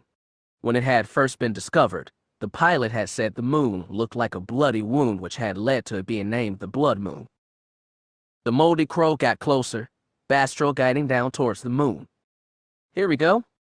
The crow's S-nose penetrated the upper atmosphere, and the ship soon disappeared into the swirling mass of clouds. Alliance cruiser New Hope. After returning from her recon mission, Jan had spent the last 12 hours sifting through reports and other reams of data. The head technician finally ordered her to take a break. At first she protested, but when he threatened to call Mon Mothma, Jan surrendered, leaving Tactical with the promise to return soon. Now, she stood at one of the many observation ports, gazing out at the stars. Jan prided herself on being able to focus on her work and what needed to be done. But for some reason, she couldn't forget the last conversation, if you could call it that, she had had with Kyle. Although she had no doubt Kyle was wrong and she was right, Jan wondered if she had been too hard on him. Granted, Kyle's thought processes needed a major overhaul, but he had also been a pawn of the Empire for 18 years. Maybe the whole incident with Rebus was an aberration, Kyle resorting to his old training instinctively. She hoped that was the case. Suddenly, Jan spotted a ship emerging from hyperspace. As it turned towards the New Hope, Jan recognized the distinctive lines of the moldy crow. Before she realized it, she was making her way towards the hangar bay. Moments later, the hangar doors parted as she stepped through them. The crow had crossed through the force field and was just settling to the deck. The cockpit opened as Jan approached the ship. She could see Kyle's face as he shut down the engines. So you're back, she called. Kyle's head snapped around, eyes locking on Jan, his face clouded with anger for a moment, but then he dropped his eyes and turned away. Jan raised her eyebrows in surprise. What was wrong? Kyle, she called, are you okay? He didn't answer, wouldn't turn to look at her. Jan approached the cockpit and stepped up so she could see into the cockpit. Kyle was still facing away from her. What's, Jan began, then her gaze caught the side in the rear cockpit. Bastro Thelen was slumped awkwardly in the rear seat, dried blood covering part of his face. Jan knew just by looking at him, but she asked anyway. Jan gasped, putting a hand to her mouth. Kyle looked at her for a moment, then turned away again, staring at nothing. Turning to him, Jan said, "Are you?" "I'm fine," he said quietly, "just take care of Bastro." Pulling her communicator from her belt, Jan called medical. Minutes later, a trauma team, including Dr. Berth, arrived at the hangar bay. "What's the situation?" he asked Jan. Pointing to the crow's cockpit in answer, Jan stepped out of the way as Berth and his team stepped up to the ship. One man gasped in surprise when they saw the body. The doctor examined Bastro and confirmed that he was indeed dead. With the help of two others, Berth lifted the man's body from the cockpit and put it onto a stretcher. The doctor then moved back to the cockpit where Kyle still sat, motionless. "Are you all right?" Berth asked. "I'm fine," Kyle answered in a monotone. "Is Bastro?" "I'm afraid so," Berth answered. Kyle nodded. Rising to his feet, he stepped out of the cockpit into the deck. Jan saw his eyes were unfocused, not seeing anything. His expression showed nothing. It was placid, mouth a thin line. Stepping down next to him, Berth reached for Kyle's arm. "Come on, let's go to sickbay." Kyle shook the hand off him, turning to glare at the doctor. "I said I was fine." With that, Kyle strode away from the two, passing through the bay doors. "What happened to him?" Berth asked. "I don't know," Jan asked, putting a hand on the man's shoulder, "but I'm going to find out." Leaving the hangar bay, Jan looked for Kyle, but he had disappeared. She checked his quarters, but he wasn't there. She was heading for sickbay when her communicator dinged. "Jan here. This is Mon Mothma. Please come to the briefing room immediately." Could it possibly wait? Kyle just got back and there's something wrong with him. "I'm trying to find him." "Then consider your search over." "He's here?" "What?" "He just walked in here a few minutes ago and sat down." "I'm on my way." Jan realized she couldn't run. Well, she could walk fast. When she entered the briefing room, Jan saw Kyle at the room's single table. He was seated, staring at the far wall. Mon Mothma was opposite him, turning to look at Jan as she entered. She made her way over to the table, standing by Kyle. The women looked at each other, neither one knowing what to say or who should speak first. Finally, Mon Mothma spoke. "Kyle, Jan is here. Now, is there something you want to tell me?" At first, he didn't answer. Mon Mothma was about to say something when Kyle suddenly took a deep breath, and he began speaking. "You were right," he said, his voice clear, but with a note of defeat in it. "I shouldn't have taken Bastro with me. If I'd left him here, he'd still be alive." Mon Mothma's eyes went wide. "What?" she exclaimed. "Dr. Berth and his team just removed the body from the crow," Jan answered. Mon Mothma stared in shocked surprise first at Jan, then at Kyle. Jan could see the older woman was fighting not to react. No one said anything as Mon Mothma brought herself under control. "What happened?" she asked. Kyle started speaking again, relaying the details of the mission to Fest. "After you," he said, indicating Mon Mothma with a nod of his head, instructed us to check out the blood moon, Bastro took the ship in. During our approach, we detected massive heat traces from the southern equator. Bastro brought us in, and we discovered a massive factory covering several square miles. It was in operation, stacks billowing clouds of gas into the atmosphere. I had Bastro bring us down just outside the factory. No sooner had we landed than a squad of stormtroopers attacked. I was barely out of the cockpit when the first shot struck the crow's nose. I opened fire, and Bastro fired a few shots from the laser cannons, eliminating the entire squad. Given that our approach had obviously been detected, Bastro and I decided it would be best for him to accompany me. We left the crow's shields activated in case any other stormtroopers found her, and then we headed into the factory. Pulling the macro binoculars from his face, Kyle turned to his friend. "Okay, it looks like the entrance is on the far side of this plateau, but there's a number of exhausts between here and there, so we need to be careful," Bastro finished. "Exactly," Kyle said, smiling. "Let's go." Together, the two made their way across the reddish rocks of the plateau, coughing as a persistent wind drove a mixture of smog and ash past them. As they neared the first exhaust vent, Kyle realized they would need to be especially careful coming around them. The exhaust vents were huge, several hundred feet in diameter and extending upwards for some distance. Unable to see completely around it, Kyle got as close as he dared to silvery metal and edged carefully around its perimeter. Suddenly, a blow hit him from behind and he fell forward, instinctively curling and turning the fall into a forward roll. "Stormtroopers!" Bastro cried. Coming onto one knee, Kyle turned around just as the security guard fired a series of shots, striking 2 troopers square in the chest. They fell, armor smoking. Rising to his feet, Kyle approached the man. Seeing his expression, Bastro spoke quickly. Sorry, I saw them approaching. One had his rifle out and was aiming at you? Looking at the bodies of the troopers, Kyle said, Well, you got him. But next time, give me some warning.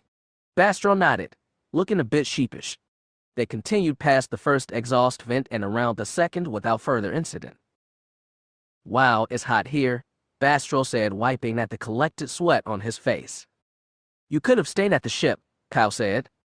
And miss all this, Bastro countered. The men grinned at each other for a moment, then headed for the 3rd cylinder. About halfway around it, Kyle held up a hand. Hold it. The pair stopped and Kyle listened intently. Thought I heard footsteps, he said. But after 5 minutes had passed, he shrugged. They crept forward, rounding the cylinder. Bastro saw it first and pointed. Kyle looked and saw the entrance door, less than 100 yards away. Looking around and seeing no one, Kyle said, Okay, let's go. But barely had the pair emerged into the open when a metallic voice cut through the air. Hold it. Drop your weapons. The 2 men cast about looking for the owner of the voice.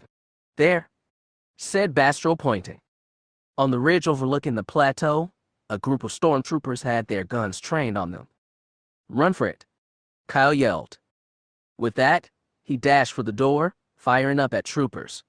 Bastro followed, also firing. They dodged, turning this way, and that to avoid the return fire.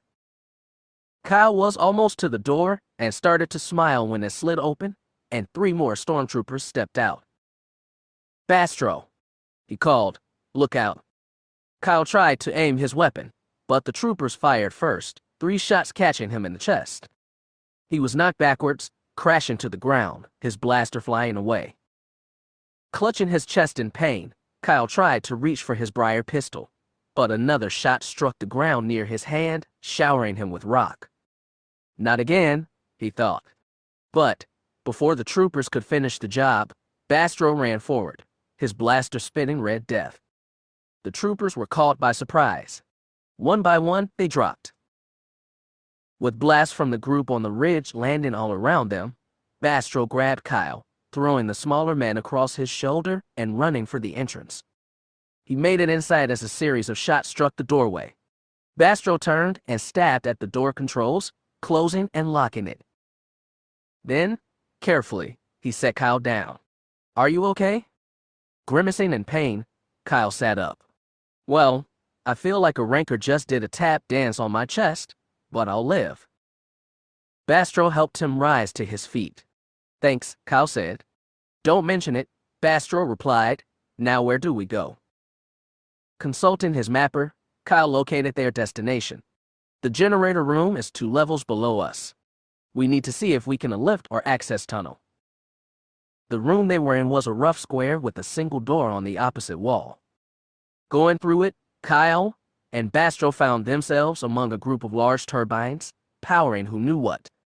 Weapons at the ready, they crossed the room looking for an exit. Noise from the turbines made it nearly impossible to communicate. As they passed one turbine that was not in operation, Bastro dashed forward and grabbed Kyle's shoulder. He swung around, glaring at the other man as if to say, What? Bastro pointed and Kyle's brows rose as he spied what the other man had seen. On the backside of the offline turbine was a circular patch of metal that could only be a lift. Pretty clever, thought Kyle. Smiling, hide it in plain sight. With Bastro following, he stepped onto the lift. It sensed the pressure of their feet and obediently activated, beginning a slow descent. The 2 men watched blank steel walls pass by as the lift took them down. When it stopped and a set of doors opened, Kyle looked over at Bastro and grinned. The older man returned the look. Before them lay the generator room. They stepped out of the lift and the doors slid shut behind them. It was quieter here, and Bastro could hear Kyle as he said, You've got the charges. Right here, Bastro said, removing 3 small cross-shaped devices from his belt. The sequencer charges were small, but very powerful. "Let's get them planted," Kyle said, taking one. Moving to the generators, Kyle approached one while Bastro went to another. Finding a suitable place, Kyle pressed a button on the charge, the magnetized surface of the bomb taking firm hold on the metal covering of the generator. He pressed another button, which primed the charge and set the timer. Bastro had gotten his charge in place also, and together the pair moved to place the third one. As the charge was secured into place and the timer activated, Bastro clapped Kyle on the back. "Nice job, partner. First Yuri juice is on me when we get back to the New Hope." Smiling, Kyle nodded to the lift. They had just taken a step towards it when the unmistakable of a door sliding open came to their ears. Drawing their weapons, the pair scanned for the source of the sound, but there was nothing. Another sound came, a strange buzzing, like a droid whose vocoder was scrambled. Suddenly, from behind one of the generators, it stepped out. The men's eyes went wide at the sight of it. Standing nearly 8 feet tall, the thing looked like a droid only partially assembled. Servometers and plastic tubes were visible in the structure. A vaguely humanoid head contained 2 red eyes, which were fixed on them. In his skeletal right hand, the thing carried a sheet of metal, holding it like a shield. The other arm terminated in a long, pointed blade. It took a step towards Kyle and Bastro, who simultaneously raised their weapons and opened fire. But the thing raised its shield, their blast reflecting off its surface. It took another step forward, then another. Kyle started to back towards the lift, calling for Bastro to come with him. But before the other man could follow, the thing suddenly jumped forward, extending its blade. Chapter 12. Dark Encounters. As he thought back, Kyle wasn't sure what happened first. Whether it was Bastro's scream or the sound of the thing's blade slicing into his chest. Air whooshed from the man as the thing pushed into him. Relentlessly, it pulled the blade out a bit, then stabbed it in further, the tip exiting through Bastro's back. Overcoming the shock he felt, Kyle screamed no. But the thing seemed to ignore him as it withdrew the blade, now slick with Bastro's blood. The security guard fell back, crashing to the ground. He didn't move. The thing observed him for a moment more, then, as if deciding it was finished with Bastro, turned its attention to Kyle. Kyle's gun spoke again and again, bolts streaking out at the thing. Those it didn't deflect with its shield seemed to be having no effect at all. It was drawing closer to Kyle, blade ready to eviscerate him as it had Bastro. It jumped, and he threw himself away, dodging to the right. The thing, unable to stop itself, jammed its blade into the deck where Kyle had been standing only a heartbeat ago. He dashed away, putting some distance between himself and the thing. It struggled to pull his blade free, and Kyle, realizing he hadn't much time, thought fast. His briar pistol was useless against the thing. But what about? Reaching into his jacket, he grabbed 2 of the 6 thermal detonators he was carrying. 1 in each hand, he armed and threw them at the thing. The detonators exploded as they came into contact with the metal skin. It was knocked to the side, its blade hand snapping in half as it fell.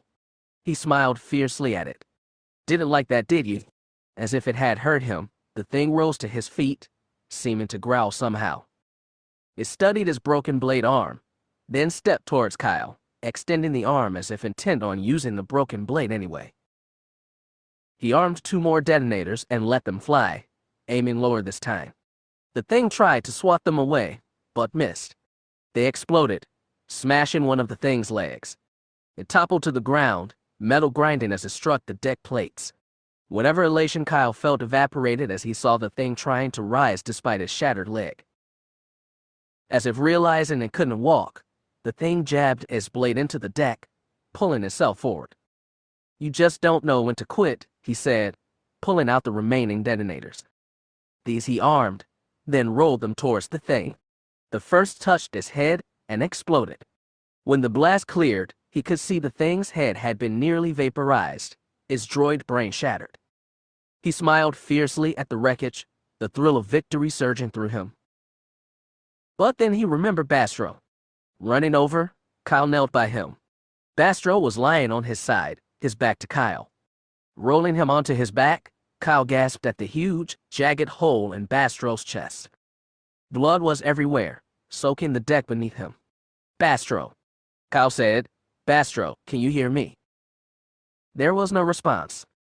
Come on, Bastro, Kyle said, his eyes stinging. Talk to me. Say something. The man's eyes opened, and he turned his head slightly to look at Kyle. Bastro. Hey, buddy, the older man said, his voice low and weak. Listen, Kyle said. I've destroyed that droid or whatever it was. We've got to get out of here. Blood bubbled up past Bastro's lips as he tried to speak. Then he smiled. Sorry, Kyle. I'm gonna have to sit this one out. His eyes closed and Kyle heard a last ragged breath come from him. I got his body onto the lift just as the first of the detonators went off. Once we were outside the base, I left Bastro's body where I could find him and headed for the Moldy Crow. Then, after loading Bastro as best I could in the rear cockpit, I set coordinates for the New Hope. Silence descended as Kyle simply stopped talking. Mon Mothma and Jan exchanged a glance. Both were thinking the same thing. But before they could voice it, Kyle spoke again. I can see now that I am not cut out for this sort of work. Maybe I never was. Kyle, Mon Mothma began. You trusted me, he said, interrupting, and for that, I am grateful. But you need a better operative than me. With that, he rose and headed for the exit. Kyle, Jan called after him. Where are you going? He didn't answer, but kept walking as the briefing room doors opened before him, then slid shut as he passed through them. Jan looked to Mon Mothma. Follow him? Jan nodded and set off in pursuit of Kyle. As it turned out, he wasn't hard to find. She followed Kyle to his quarters where she watched him pack his few belongings.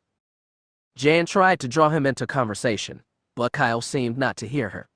When he finished closing the large bag, Kyle threw the carry strap over his shoulder and started for the door. Jan blocked his way. Okay, Katarn, she said. Enough of the silent treatment. Where are you going? I'm leaving, Kyle said as if that totally made sense. But where will you go? He didn't answer, instead reaching out a hand and pushing Jan out of the way and left the room. Caught off guard, she stumbled as Kyle strode out of the room and down the corridor. Jan pursued him all the way to the hangar bay where he made his way to the Moldy Crow. So, you're running, she said. That brought Kyle up short. He looked around at Jan, anger visible on his face. No, I'm not running, he said coldly. Sure looks like you are, Jan answered. He started to speak, but Jan cut him off. Look, Katarn, I know Bastro's death is a big shock to you. It's never easy to see friends die. Believe me, I know. But you can't just turn your back and run away and hide. I told you, Kyle began, anger in his voice. Yeah, Jan said dismissively. You told me you're not running. Then what are you doing, Katarn? Yes, you lost a friend on this last mission, and it's a horrible thing to deal with.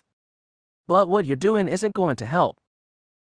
Before her brain had time to register it, Kyle had crossed to her in 3 quick steps, standing almost nose to nose with her. His eyes were blazing and his lip quivered as he spoke. Then, if you know so much, what will help me? To his surprise, Jan didn't return his venom. Instead, she laid a hand on his chest and looking directly into his eyes said, not giving up. He stared at her, unsure of what she meant. Kyle, Jan said, her voice kind and soft, Bastro's death is a tragedy, and you will need to take time to grieve. But you also need to remember that this is a war, and in war, people die. And sometimes the ones who die are our friends. But, he began. Listen to me, Jan said, a bit more forcefully. I know you feel nothing will ever take away the pain and anger you feel right now. But, if you give up now, if you walk away, that pain will eat at you for the rest of your life. He tried. Kyle, please don't walk away. Don't run and hide. It won't help you. Stay here and help us. And someday, when the Empire is finally defeated, your pain will ease. Jan could see tears brimming in Kyle's eyes, and it was only with a supreme act of will that he held them back. He opened his mouth to speak, But just then Jan's communicator dinged. With her right hand on his chest, she pulled the communicator free with her left. Jan here. This is Mon Mothma. I need you in the briefing room immediately. There has been a breach of security, and we may have had an operative captured. Kyle is here with me, Jan said. Should he come as well? Not yet. Mon Mothma, we need to study the reports and intelligence on this to determine what has actually happened. Perhaps later, if he's still aboard. Jan looked to Kyle, who nodded, unable to say the words. Kyle, stay in Mon Mothma. I'm on my way. Jan returned the communicator to her belt and looked to Kyle. Come on, let's go back to your quarters. Kyle nodded again. Moving to stand beside him, Jan took his free arm and guided him out of the hangar bay. Despite the pain and grief he felt, Kyle noticed her touch. Firm, but soft and warm too. He liked how it felt. Returning to his room, Kyle followed her inside and deposited his travel bag on the floor. I've got to get going, Jan said, letting go of his arm. Promise me I'll find you here later. Okay, Kyle said, his voice almost a whisper. With a nod, Jan left the room and Kyle sank on the bed, head in his hands, and wept. The briefing room whooshed open as Jan walked inside. How is Kyle? Mon Mothma said as Jan moved to stand opposite her. Hurting, but I think I got through to him. At least, he didn't leave. Mon Mothma nodded. Good. Despite what I said over the communicator, I may need Kyle for this mission. What's happened? Mon Mothma responded by pressing a control on the panel before her. The holoprojector came on and a face appeared. This is Crix Madine, she said without preamble, an Imperial general. Years ago, he approached one of our agents on Corellia and made known his dissatisfaction with the Empire. Since then, he has been working covertly for the rebellion, providing intelligence, diverting the occasional shipment. But something's happened. Jan asked. Yes, Mon Mothma answered. Imperial intelligence has been keeping close tabs on Madine since we destroyed a construction yard he was in charge of. Jan's eyes widened and she opened her mouth to speak, but Mon Mothma beat her to it. Madine's latest transmission to us was intercepted and decoded. He has been arrested on charges of treason and scheduled for execution. I need you and Kyle to infiltrate the prison and rescue Madine. Another Imperial base, Jan thought unhappily, and a prison world to boot. So, she said, when do we leave? As soon as possible, Mon Mothma said, but before you ask Kyle about this mission, there's something you need to know. Quarters of Kyle Katarn.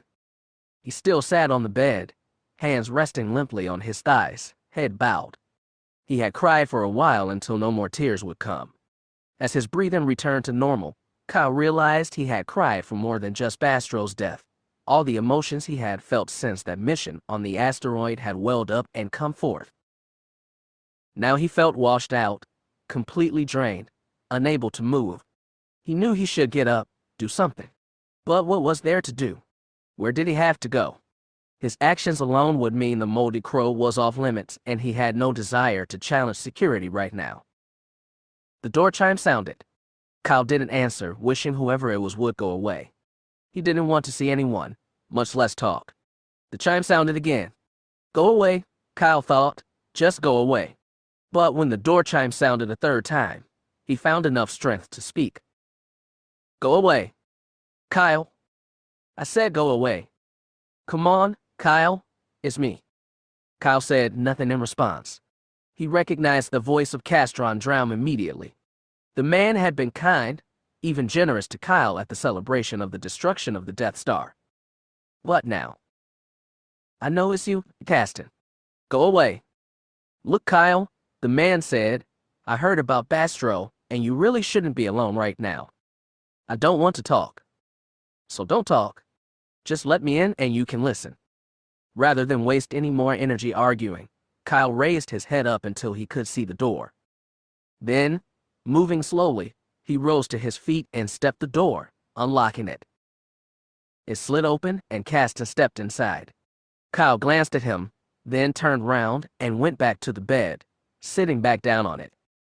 He heard Kasten sit in the room's single chair, but he said nothing. Kyle let the interminable silence last for as long as he could stand it. Well, what? Kasten said. You said you wanted to talk. No, you said you didn't want to talk. I said you could listen. So? So what?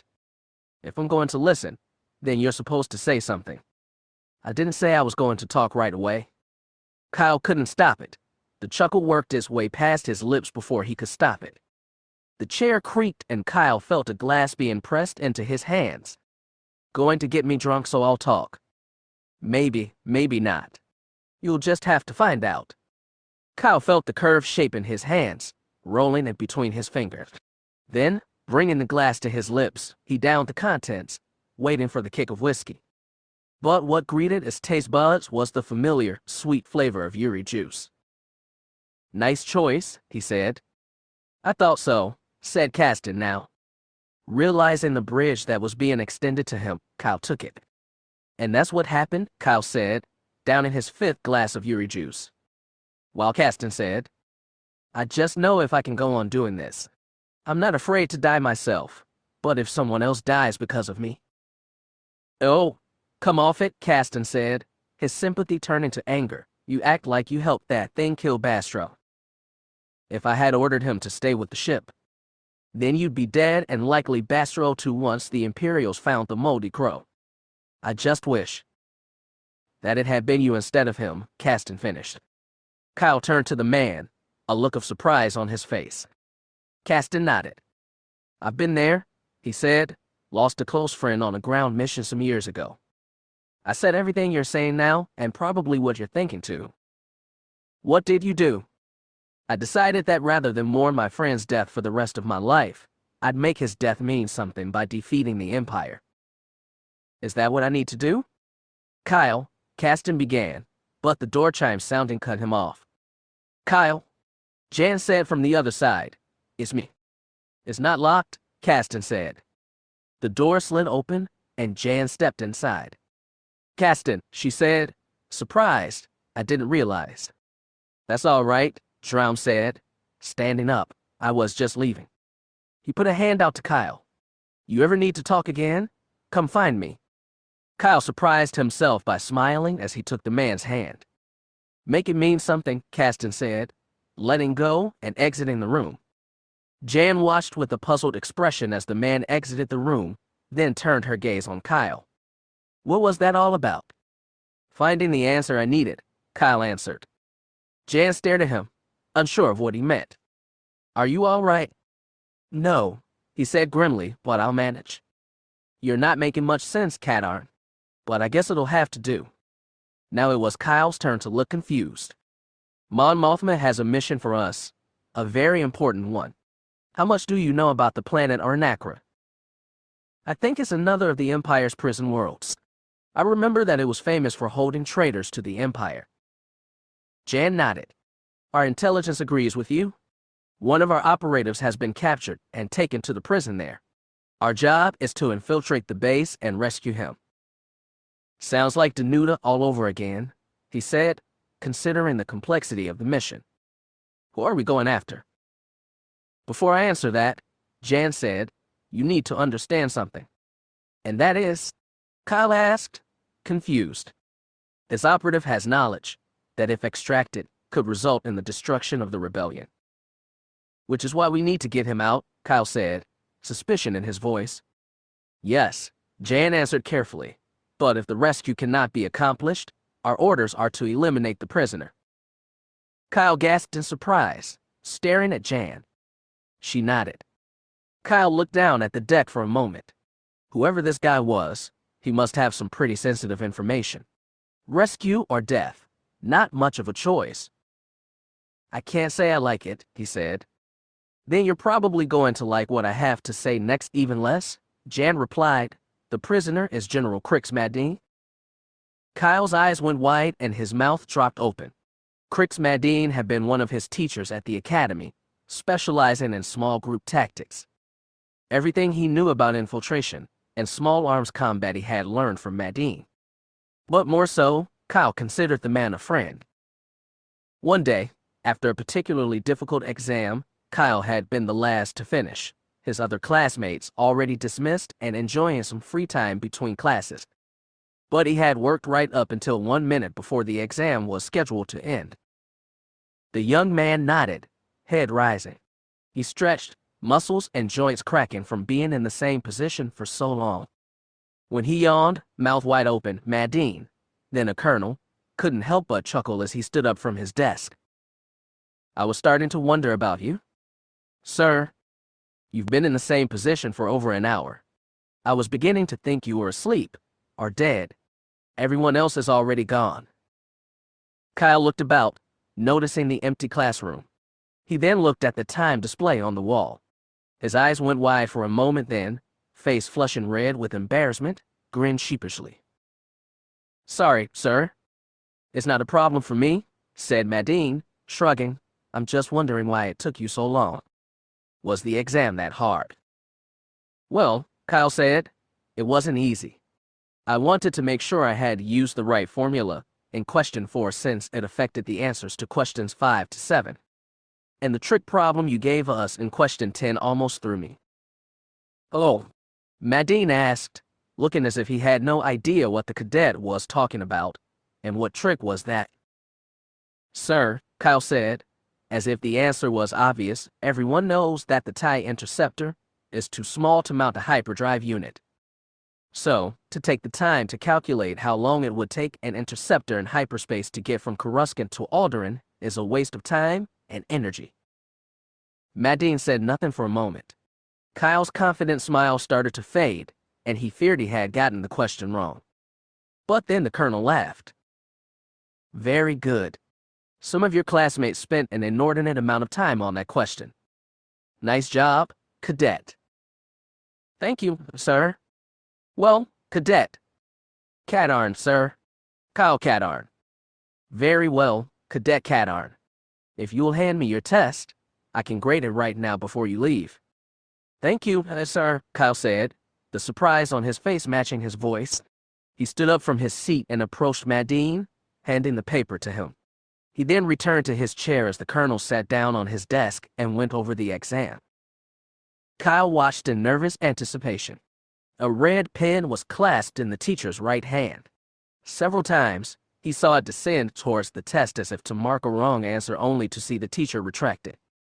After 10 minutes had passed, Madine looked up. Well, Cadet Katarn, you'll be pleased to know your hard work has paid off today. Every one of your answers is correct. Well done. With a flourish, he marked 100 on the paper and in his grade book. Now, Cadet, since it's past 1,230 hours and I'm starving, I'm going to take my leave and go get lunch. Yes, sir, Kyle said, standing up and saluting. Thank you, sir. Madine returned the cadet's salute and headed for the door. About halfway through, he looked back to the young man who was gathering his datapads and books together, a triumphant smile on his face. A thought came to him. Cadet. Yes, sir. Would you care to join me? The young man hesitated. It was all but rare for a teacher and a student to be seen together at the academy, much less eat together. Oh, come on, Madine said. You've got to be hungry. I am hungry, Kyle thought, but what will the others think if they see me?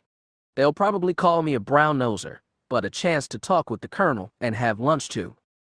It was too good an opportunity to pass up. Yes, sir, he answered. I sure am. Then let's go, said Madine. With Kyle walking to one side, the pair made their way out of the room and through the hallways. A few other students passed them, heading off to various classes, drills, and other assignments. Madine returned so many salutes his arms seemed to be in perpetual motion. Turning a corner, they entered the open space of the academy cafeteria. Noise assailed them, other students of all grades gathered in small and large groups. Teachers and staff sat on one side of the room, deep in their own conversations.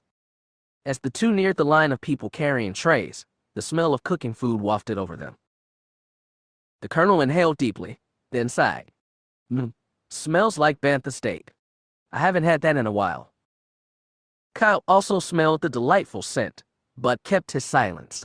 Academy protocol was, in regards to teachers, speak only when spoken to. Grabbing trays, the pair made their way through the line, each receiving the same meal. The bantha steak was accompanied by several vegetables and a moon-shaped orange-colored thing Kyle couldn't quite identify. Trays laden with food now, he followed Madine back out into the room. To his surprise, Madine sat down at the teacher's table and gestured for Kyle to join him. The young cadet hesitated. Students didn't sit at the teacher's table. It was one of those unwritten rules you just knew. But before he could say anything, the colonel spoke. "Hope you gentlemen won't mind. My student here needs some extra attention, and I decided why waste time in class when I can do it right here." The other professors glanced at Kyle, their expression saying that he must be in trouble. Several heads nodded. "Excellent," Madine said. "Now sit down, cadet. That's an order." Still unsure, but conditioned to obey, Kyle sat down, arranging his trays and utensils as he drilled to do. He then sat at attention, waiting for the order to begin eating. Madine was already into his meal when he realized Kyle hadn't moved. "Oh, digging already, before you strain something with that posture." Kyle began eating, the food answering the clarion call from his empty stomach. Neither man said anything as they consumed the contents of their trays.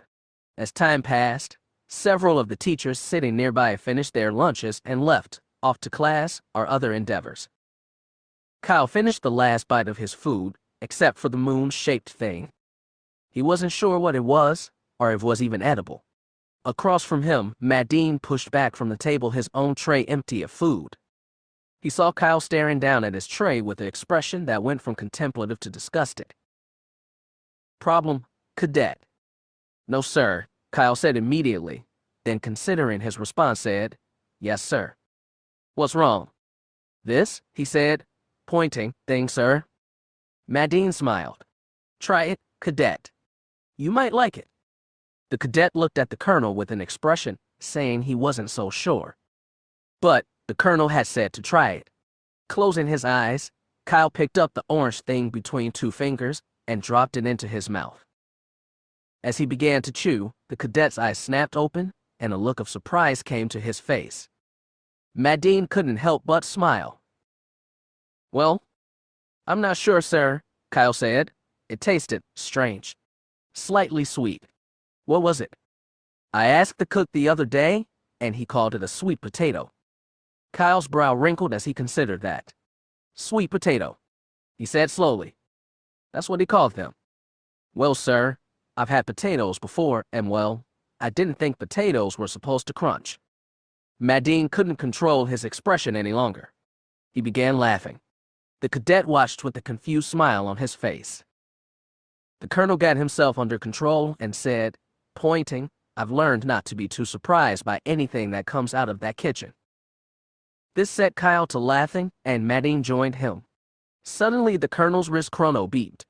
Glancing at it, Madine's jovial mood seemed to evaporate. "Well, it appears I'm late for an appointment, cadet. If you'll excuse me." "Of course, sir," Kyle said, standing and saluting as Madine got up. The colonel returned his salute and turning, left the cafeteria. Kyle followed, after depositing their trays on the dishwasher belt. As he walked to his next class, Kyle decided that while he had enjoyed lunching with the colonel, it was unlikely to happen again. Pity, he thought, Colonel Madine was one of the veteran soldiers of the Empire. To hear the stories he could tell. Oh well, he thought, sighing, maybe someday. As it turned out, however, someday was the very next day when Madine asked Kyle to join him at lunch again and for every afternoon for the rest of the term. At first, the young cadet adhered strictly to protocol, answering the colonel's questions and posing a few of his own, but strictly about the class Madine taught. As time passed, and the teacher-student relationship matured into a friendship, their lunchtime conversation got more and more relaxed. At the colonel's insistence, Kyle told of his past and how he gained his academy appointment. In return, Madine told him of his upbringing on Corellia and his time spent racing swoops. This particularly interested Kyle. He had heard of swoops but knew very little about them.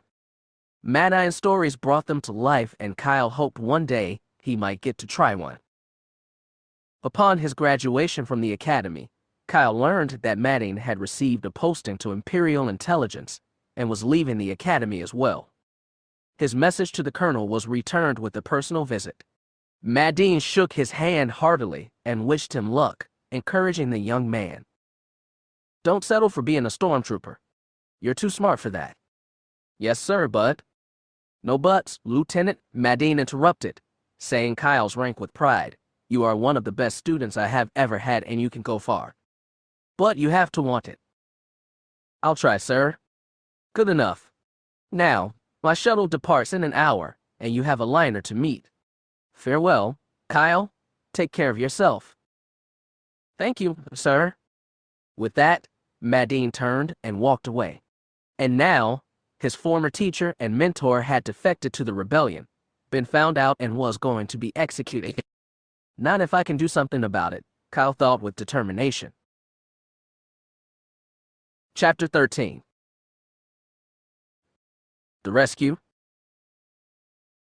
To Jan he said, "So he's a general now. How about that? So when do we leave?" "Whoa there," Jan said, holding up both hands. "Don't think I didn't see that look, Katarn. And I know how you know the general. Mon Mothma anticipated how you'd react." Kyle took a breath and considered what to say next.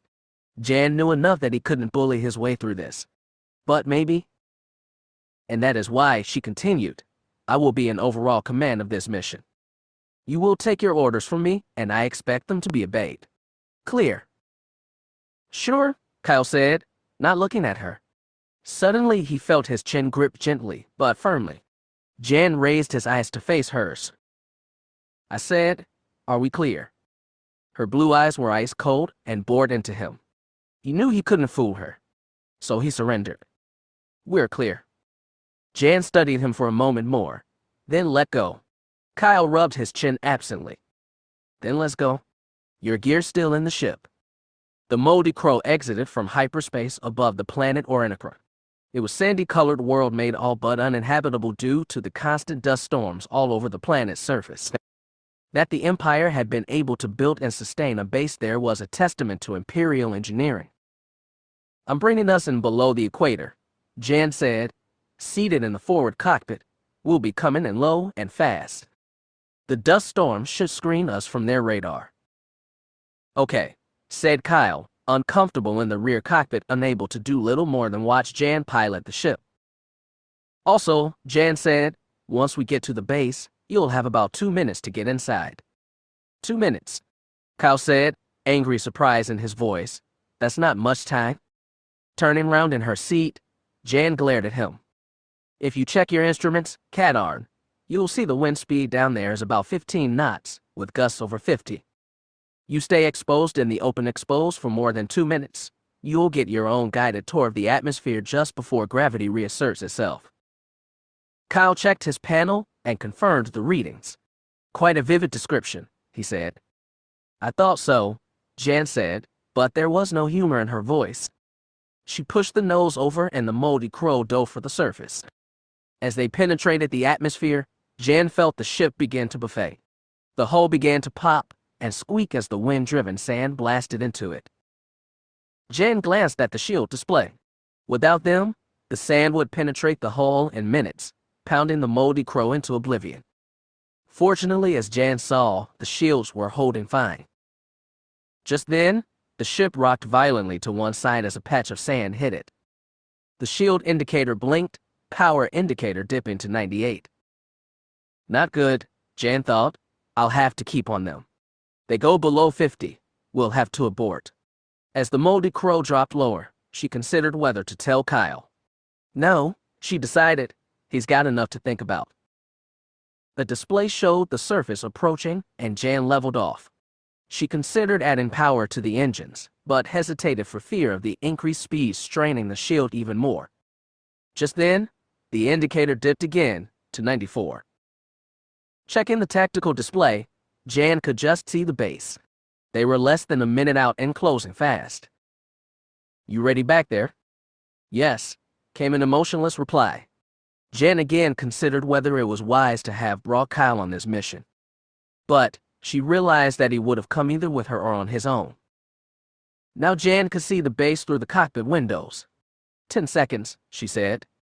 As they had done on Danuta, Jan hit the braking thrusters hard, stopping the moldy crow right over the base.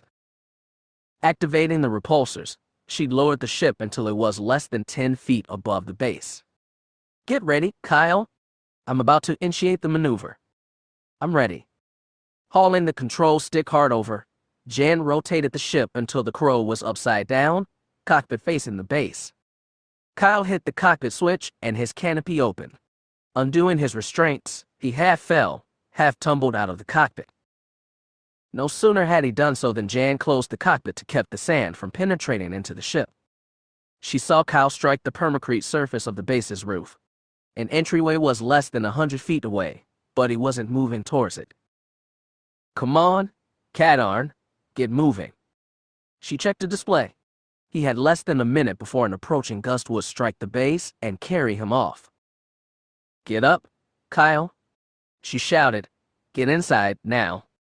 On the roof surface, Kyle stirred. The fall had stunned him, and he was fighting to stay conscious. Aboard the ship, with less than 30 seconds to go, Jan saw him stir. He rose to his feet and signaled Jan he was okay. Seeing her frantic gesturing, Kyle glanced at the entryway through slitted eyes. His jacket billowed about him, and the driving sand felt like someone was driving knives into his skin. Struggling to see and keep his footing, he started towards the doors.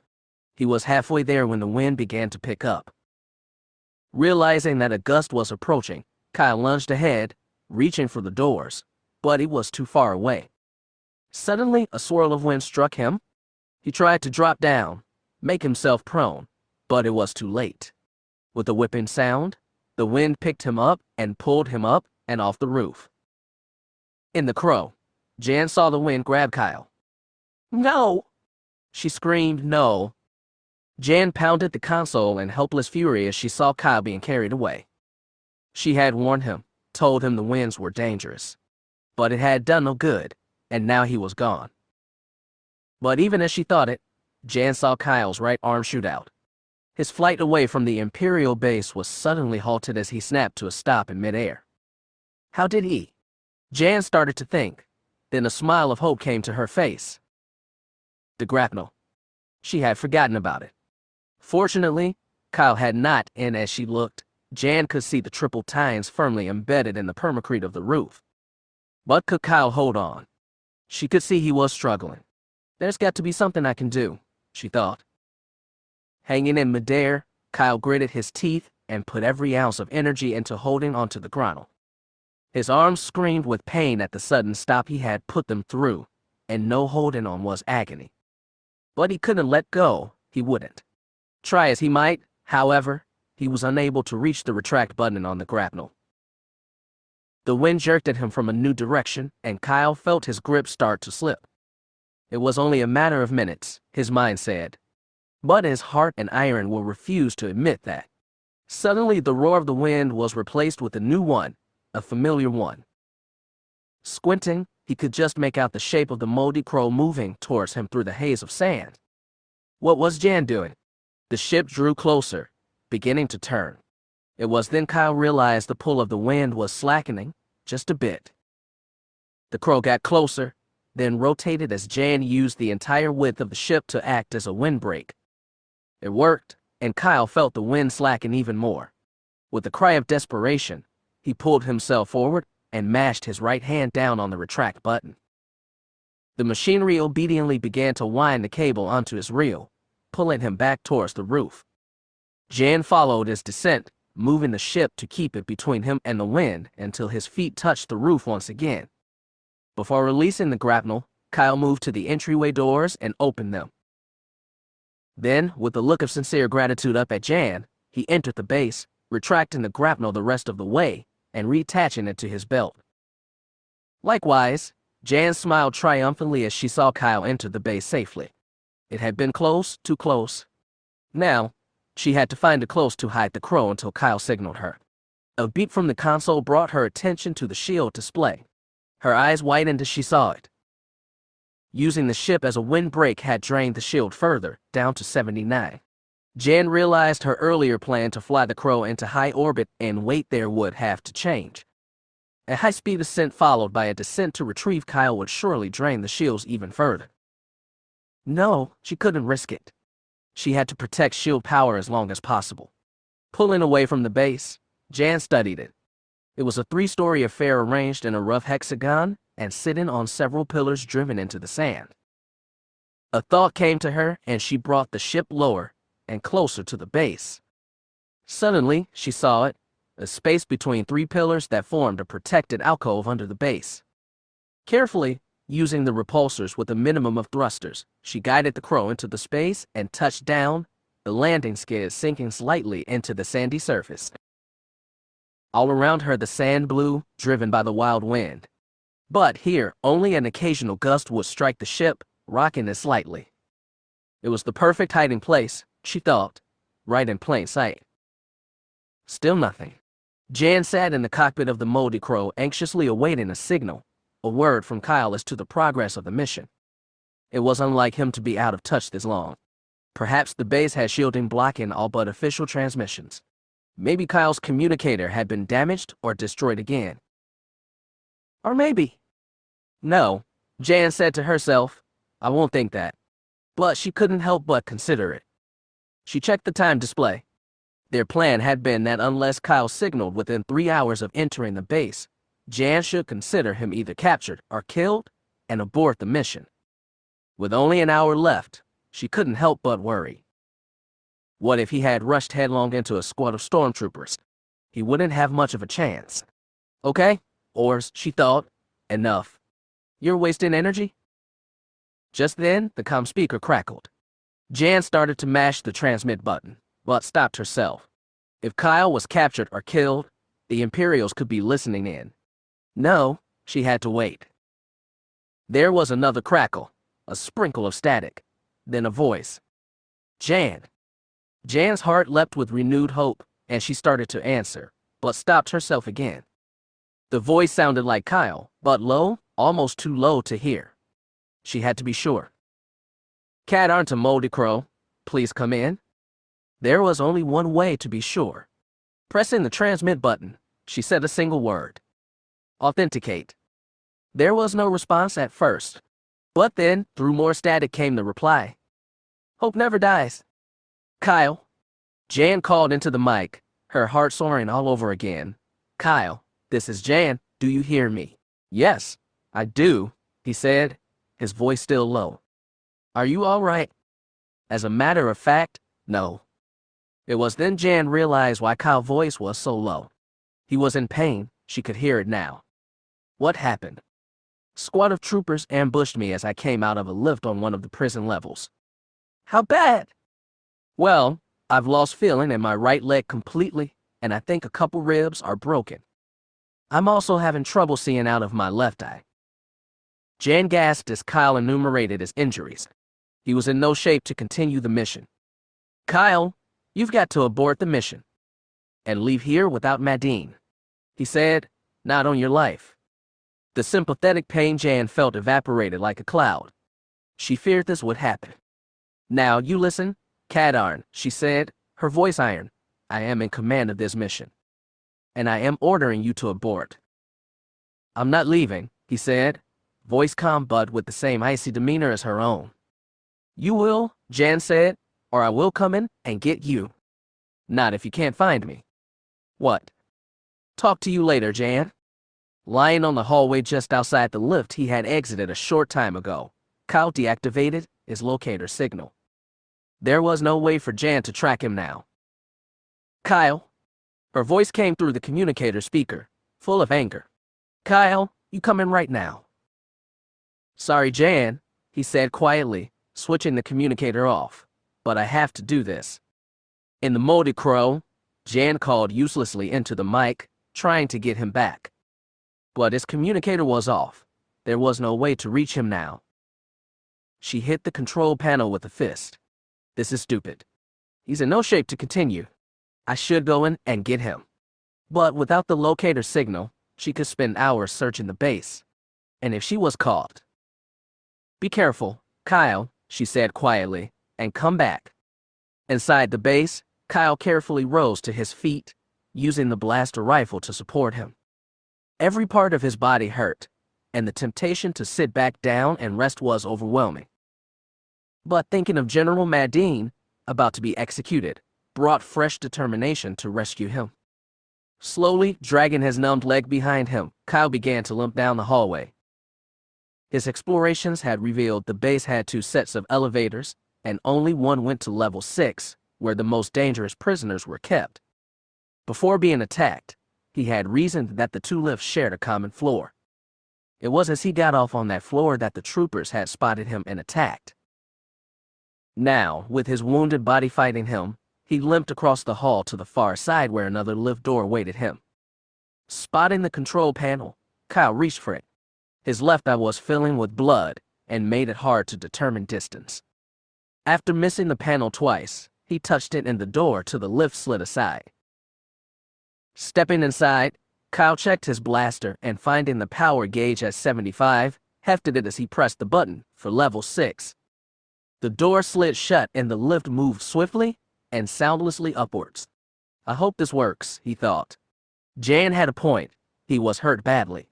But there was no way he was going to let the Imperials kill Madine. He was not only Kyle's former teacher and friend, but also a fellow rebel. That was more enough for Kyle to continue. The lift stopped at level 6, and the door slid open.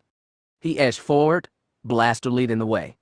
But there was nothing, no laser fire to greet him or the rough metallic voice of a stormtrooper. He leaned out just enough to see the room ahead. It was empty, a corridor off the right. Stepping out of the lift cautiously, Kyle checked the corridor and finding it empty as well, made his down it. His leg had begun to wake up and he wished it hadn't. The pain from it indicated he had injured it as well. Geez, Katarn, he thought, you're a mess. That brought a smile to his face as he turned left at the corridors, and only to find 4 stormtroopers standing in front of a single cell. Not again. Before Kyle could duck back behind the wall, the troopers caught sight of him. Halt! One called. Who goes there? Said another. Drop your weapon. Called the third. The fourth chose to say nothing, but drew his blaster and fired. The shot struck Kyle in the side just as he disappeared behind the wall. He felt a third rib give way, sending new fire along his side as the shock of the blast threw him to the floor.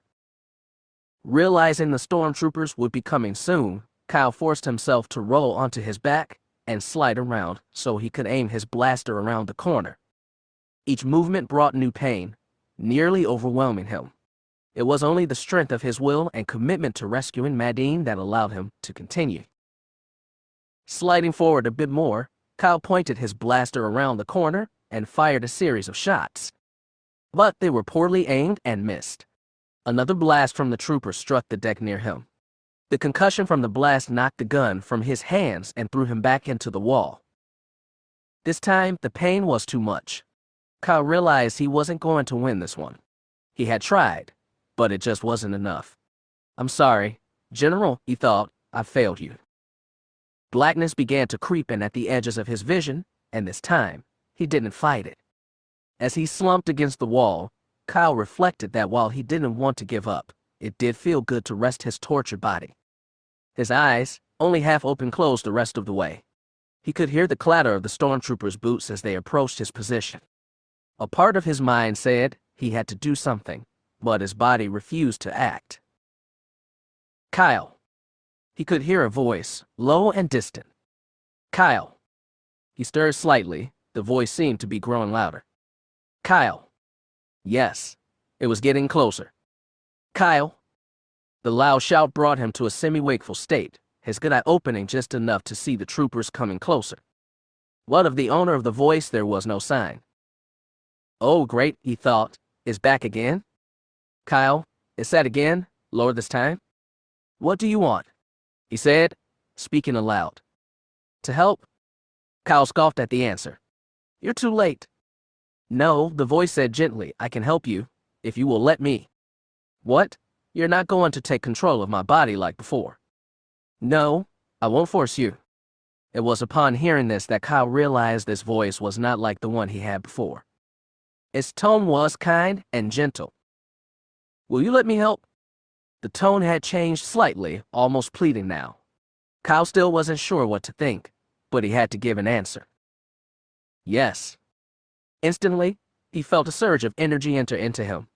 It was totally unlike the times before. Like the voice, the energy was soft, gentle, and kind, moving across him and through him with delicate care. He realized that his pain was beginning to fade. His broken ribs caused fire to course through him with each breath. But now, his breathing came easy without pain. His left eye, completely filled with blood, started to clear. The numbness and pain faded from his left leg. He was healing. Whatever the voice was, it was healing him. He was able to see through his eye again, and new energy coursed through his limbs. It was then another voice sounded in his head, a familiar one. "No!" "Leave him. He is mine." As quickly as it had come, the healing energy disappeared, but the work had already been accomplished. Kyle was completely healed. "You again," he said to the second voice. "Do not listen, Katarn," it said. "The other is a liar and deceiver who will lead you astray." "On the contrary," said the first voice, "I will free him if he wishes." "It did heal me," Kyle said. "A trick," cried the second voice, "a trick so that you would not hear me anymore. Do not fall prey to his smooth talk, Katarn. It will ultimately destroy you." "You are the destroyer," said the first voice, "as he will learn." "Begone," screamed the second voice. "Be silent and torment him no longer. He belongs to me." Kyle felt the war of wills in his head. He wanted to believe the first voice. Every word it said sounded true to him. But the other voice had been there for him, had helped him out of several scrapes, and saved his life more than once. He had to choose, and did. "All right," Kyle said to the second voice. "I'm listening." "Good," it said. "Calmer now. And as for you, pretender, leave. Katarn has made his choice." "For now," said the first voice, "but there will come a time when he may choose again." And with that, the first voice departed. "Good riddance," said the remaining voice. "Now listen closely, Katarn. We have less than a minute before the stormtroopers reach you." Squad leader Belder Rinks edged his way carefully around the corner, blaster held out in front of him. His shot had surely knocked out the intruder, but one couldn't be too careful. Turning round, he signaled the rest of the squad to approach. "Ready?" The others confirmed they were. Now, as one, the four stormtroopers rushed around the corner, weapons trained on the target before them. But the intruder didn't react to their presence. He was slumped against the wall, head on his chest. Belder couldn't tell if he was dead or alive. But whatever the case, the intruder was incapacitated. "We got him," he said, holstering his blaster, radio into Central, and advised that the intruder has been captured. "Yes, sir," said one of the troopers, changing the comlink frequency in his helmet and reporting in. "Sir, Central wants the intruder brought to holding for interrogation and processing." "Okay, men," Belder said, smiling beneath his helmet. "Well done. You two take the prisoner." Two of the squad grabbed Kyle under the arms and hoisted him up, his feet dragging on the ground. A groan escaped his lips. "So he is alive," Belder said, his smile widening. "More than you think," Kyle yelled. Gaining his feet, he pushed off from the floor and kicked straight out. Belder felt his chest armor cave slightly as the kick threw him into the opposite wall. With the voice guiding him, Kyle reacted as the troopers holding him let go and reached for their weapons. He got there first, ripping the blaster free of the holster and smashing it into the helmets of the troopers, dropping them both. A warning cry from the voice, and Kyle dodged just as a blaster bolt from the fourth trooper's gun struck the space where his head had been a moment ago. "Fire, Katarn. I need to aim first." "I will guide you. Now fire." Kyle mashed down on the firing stud. A moment later, his arm jerked up, then right, then left as shots bracketed the fourth trooper, one drilling him through his eyepiece. He fell, dead before he hit the ground. The remaining stormtroopers were struggling to their feet, 2 of them raising their weapons. But Kyle spun on his heel, the blaster spewing red death in every direction. All 3 were hit and fell. The voice returned control back to him, and Kyle's arm fell to his side as his finger came off the firing stud. He was breathing hard, shock and adrenaline whipping through his body in equal quantity. I should have been afraid, Kyle realized. I just took on 4 fully armed stormtroopers and beat them. But rather than fear or even concern, he felt good. No, not just good, he felt powerful. The voice laughed in his mind. Well done, Katarn, well done. Now complete your mission. And with that, the voice was gone. Despite the feeling of power inside him, Kyle realized that the voice's laugh had scared him. It was a laugh of joy or victory. It sounded evil. But there was no time to ponder this now. Stepping past the bodies, he made his way to the cell door. Rather than waste time deciphering the lock, he blasted it. Sparks issued from the door as it slid aside. Inside the cell, the sudden light blinded Crix Madine. He held up a hand to shield his eyes while they adjusted. Not again, he thought. He'd been the Imperial's guest for 10 days now. At first they tried to convince him to talk, cajoled him, threatened him. But when none of that worked, they brought the interrogation droid. The pain had been incredible, far worse than he had imagined. He had seen interrogations before while serving the Imperials, but first-hand experience showed him the cruel efficiency of the Empire's methods of torture. But, as a former Imperial officer, Madine had been trained to resist questioning and torture. His will was strong, and that, along with the knowledge of the danger of leaking the secrets locked in his head, kept him from talking. However, after 4 straight days of torture and interrogation, his resistance was wearing thin. He knew it was only a matter of time before he talked, and heaven helped the rebellion when he did. But for this moment, he was still strong and resilient, and he would resist the figure silhouetted in the doorway. General Madine, what do you want? I told you I'm not going to talk. The figure didn't reply, instead stepping forward. Madine caught the unmistakable shape of a blaster held in the figure's hand. So, he thought, this is it. Well, at least my secrets will die with me. But the figure didn't raise the blaster. It came closer until Madine could make out a face. It wasn't a stormtrooper, and he didn't wear the uniform of an Imperial officer. Who are you? Sir, it's me, Kyle. Madine's brow furrowed in confusion for a moment. Then it dawned on him. Kyle Katarn. Yes, sir. But how? Where? We can talk later, sir. Right now, I need to get you out of here. Can you walk? Madine was on his feet in less than a second. What do you think? Kyle smiled. Let's go. With Madine following, Kyle made his way out of the cell and back towards the lift. As they passed the bodies of the stormtroopers, he dropped the dented blaster and grabbed 2 fresh ones. You did this? Madine asked. Kyle nodded. 1 man against 4 stormtroopers, Madine thought. Not bad. As Kyle keyed the lift open, he passed one of the blasters to Madine. You still remember how to handle one of these? Madine's sour look was all the answer Kyle needed. Entering the lift, Kyle hit the button for level 2. As they began to descend, he snapped his fingers. I almost forgot. What? Madine asked, concerned. This, Kyle said, pulling his communicator off his belt. He turned it and the locator signal back on. In the cockpit of the Moldy Crow, Jan alternated between checking the shield display, the time display, and the wind-driven sand. An hour had passed since she had lost contact with Kyle. The book said that she should leave, that Kyle was likely captured or killed. But Jan decided she would wait another half hour. If she didn't hear from him by then. The comm speaker crackled to life, and the indicator for the locator signal came on as well. Katarn to Moldy Crow. The voice sounded like Kyle's. But rather than sounding wounded, his voice was loud and strong. Katarn to Moldy Crow. Jan, do you read me? It could be a trick, an impersonator, or if Kyle had been captured, they could be forcing him to contact her. Moldy Crow, come in please. Come on, Jan, acknowledge.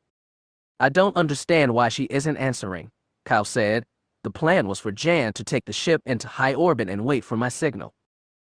Maybe the sandstorms are interfering with the transmission, Madine said. Maybe, Kyle responded. It wasn't a problem before. Their conversation ceased as the lift stopped and the doors opened. The two men edged out slowly, blasters leading the way, checking both directions. Clear? Kyle said. Clear, Madine echoed. Making their way over to the other lift without incident, they entered and Kyle was about to press the button for level 1. Once there, it would take them only a few more minutes to reach the area where he had entered the base. But how were they going to get out? The unpredictability of the winds made the original plan useless. It was then he noticed the display just above the lift's buttons. Of course, he thought, how didn't I see it before? There on the display it read, Sub-Level 1, Hangar Bay. Keying his communicator again, Kyle spoke. Jan, I hope you can hear me. I'm heading for the Hangar Bay on Sub-Level 1. Meet me there. But there was no response. Kyle remembered Jan glancing at the ship's shield display. If something had happened to them? A vision of a shattered moldy crow and a helpless Jan Ors came, unbidden into his mind. No, Kyle said to himself, Jan's okay? She has to be. It was then he remembered the prearranged signal. Cursing himself for forgetting it, Kyle called into the communicator again. Katarn to Moldy Crow. I have the package and we're heading for the exit. In the cockpit, Jan heard the words. It was Kyle. He was alive, and he had Madine with him. But no sooner did she feel elation about Kyle surviving than she remembered the stunt he had pulled. Her anger at him resurfaced. If they got out of this alive, she was going to have a talk with him, and he wasn't going to like it. Gritting her teeth, she pressed the transmit button. Moldy Crow to Katarn. Your transmission received.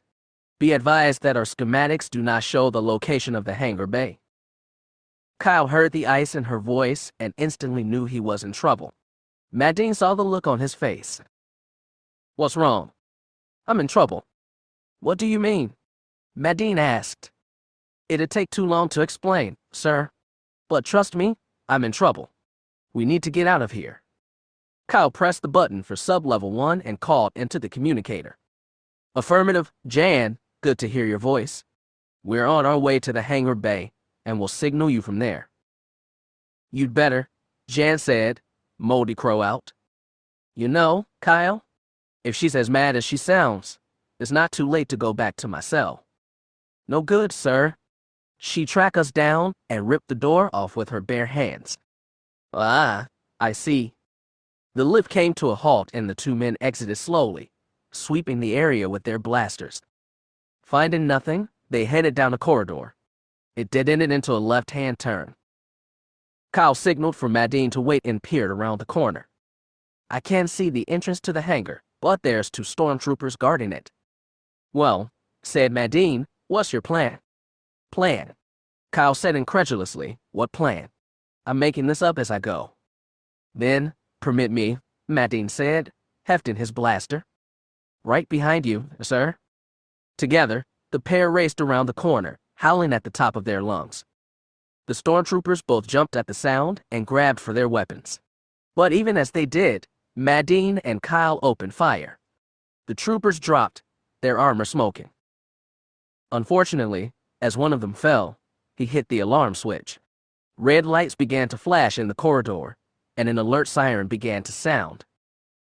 Well, isn't that just perfect? Kyle muttered. Next time, have a plan, Madine said. The hangar doors slid open as they approached.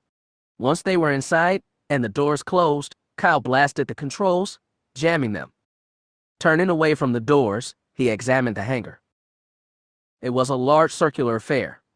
Racks of TIE fighters were visible on one side as well as a few sitting on the deck, in various states of repair.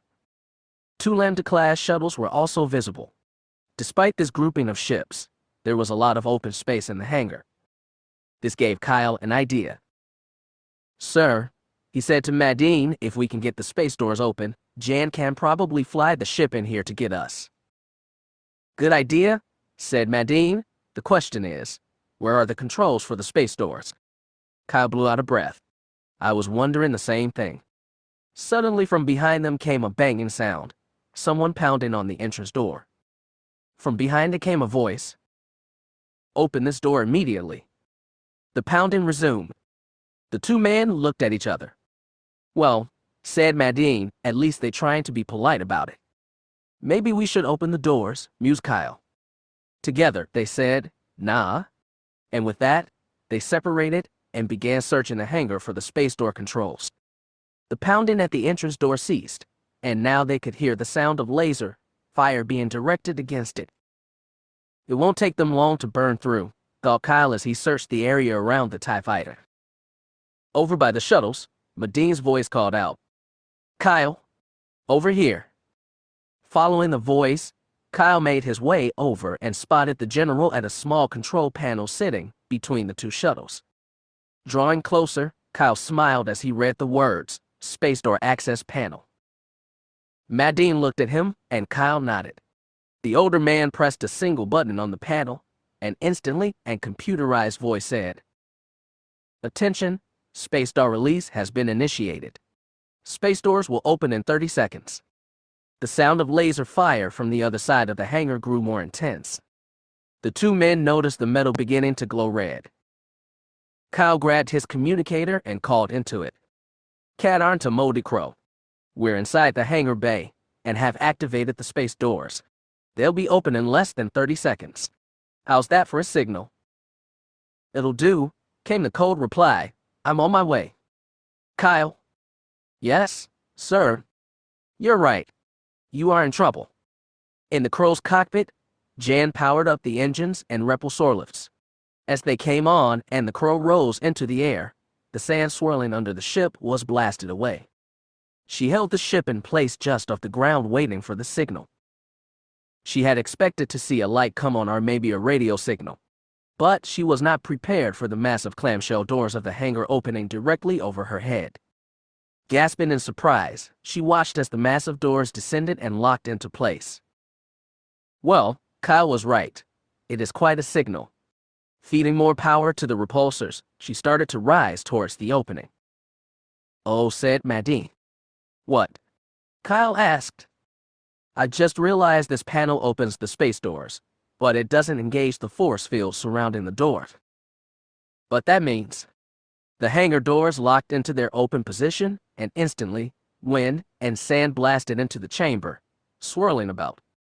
The two men ducked down, trying to use the two shuttles as cover.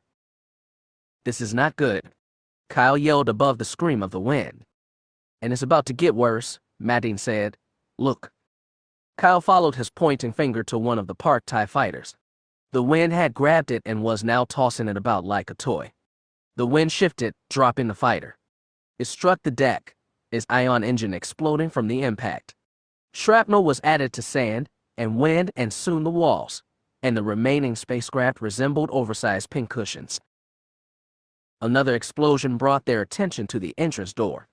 The Imperials had finally broken through. But now they stood, mesmerized as the wind picked up another TIE fighter and threw it about. Get back! Kyle screamed at them. Get back inside before. But it was too late.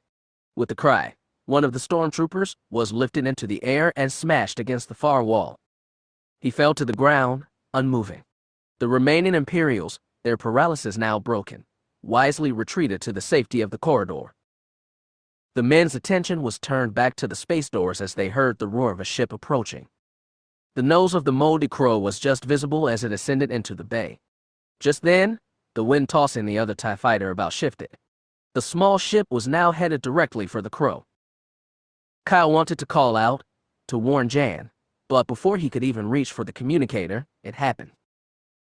In the Crow's cockpit, Jan struggled to hold the ship steady as she entered the hangar bay. The swirling wind was making her task difficult.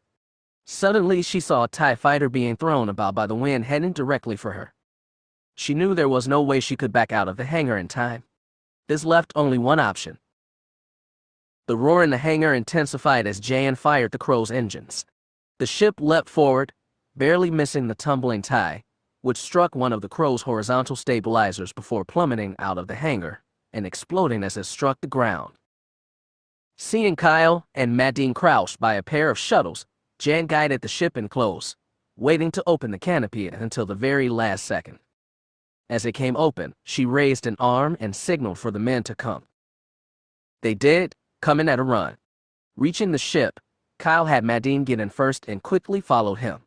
Scrunching in as best they could, the men had barely time to secure their harnesses before Jan closed the canopy, spinning the ship around and heading towards the open space doors. Jan. What, Katarn? I think you might want to hurry. Jan turned to throw a look at Kyle, her eyes going wide as she saw what he meant.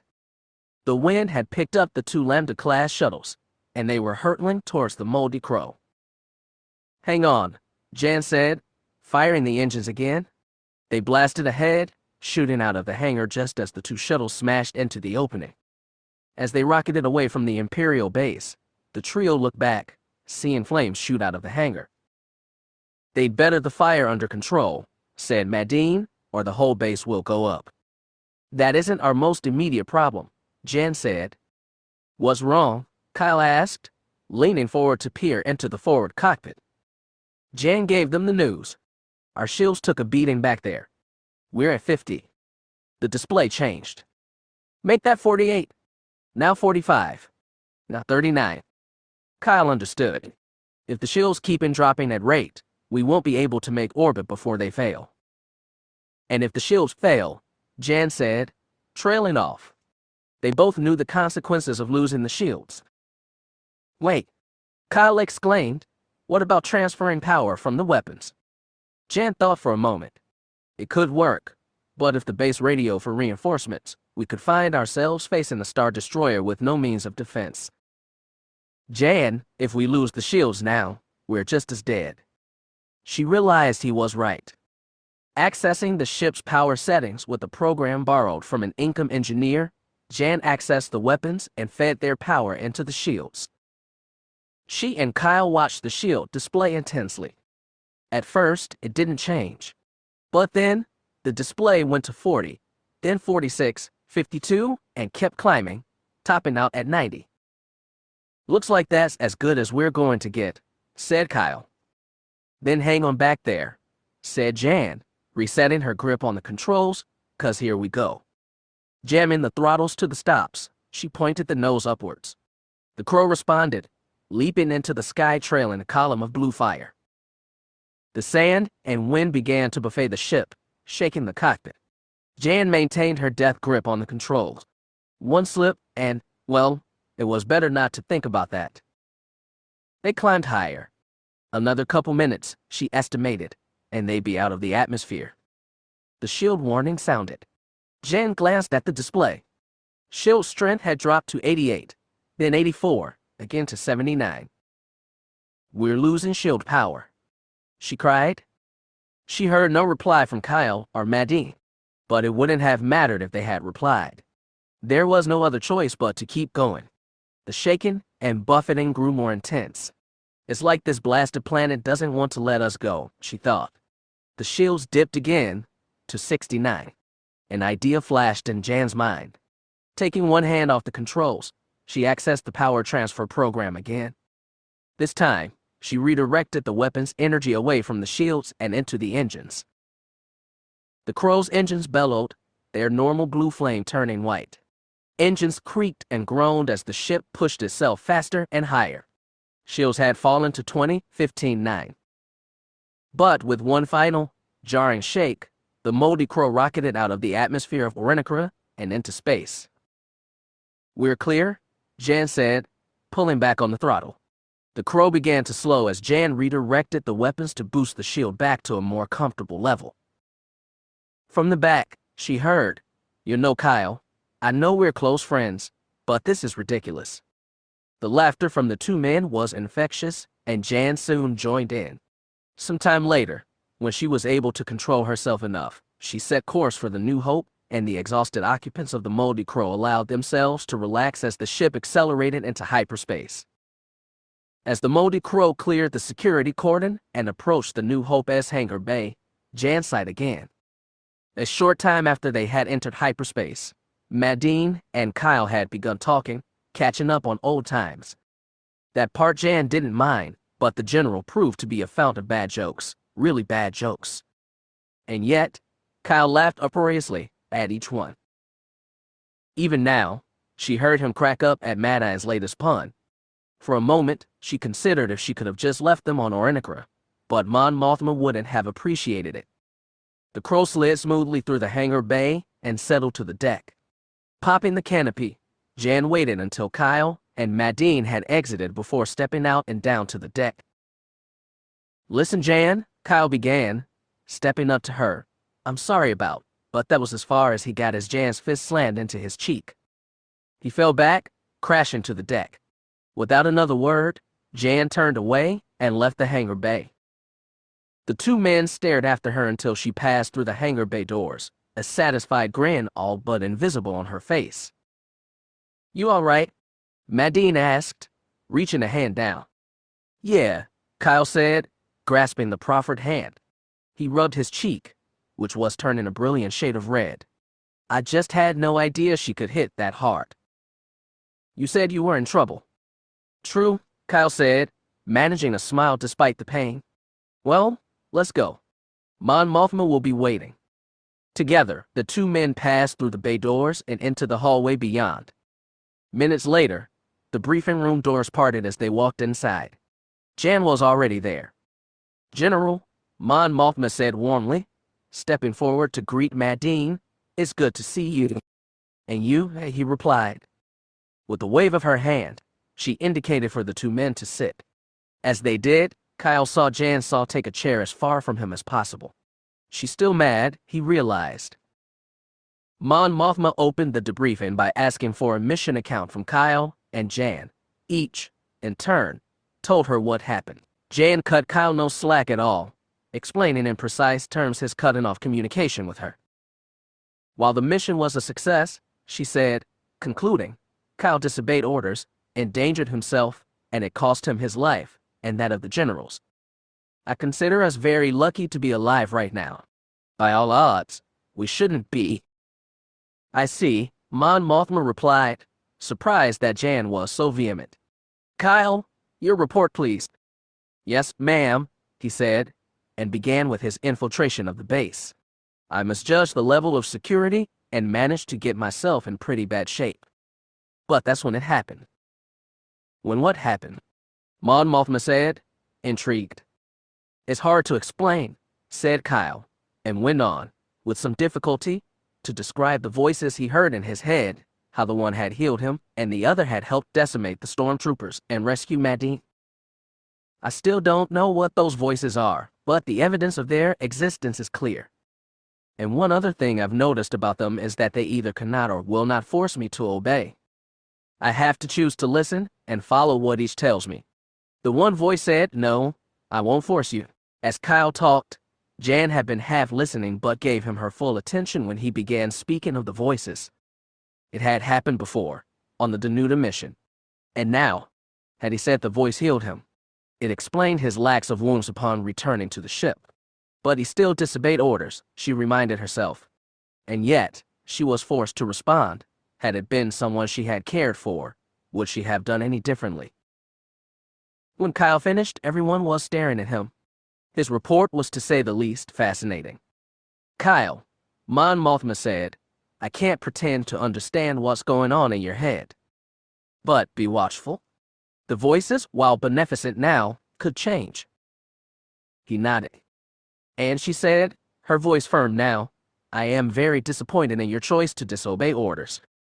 We are not the Empire here, but order must be maintained. And any soldier who violates that, whatever the reason, must be punished." Kyle hung his head. He had known this was coming, but he hadn't counted on the look on Mon Mothma's face. It hurt worse than her words. "Kyle Katarn," she began, "for disobeying orders from a superior officer, you shall be confined to the ship's brig for a period of no less than 7 days." Madine was on his feet in an instant. "Mon Mothma, I protest. Kyle saved my life.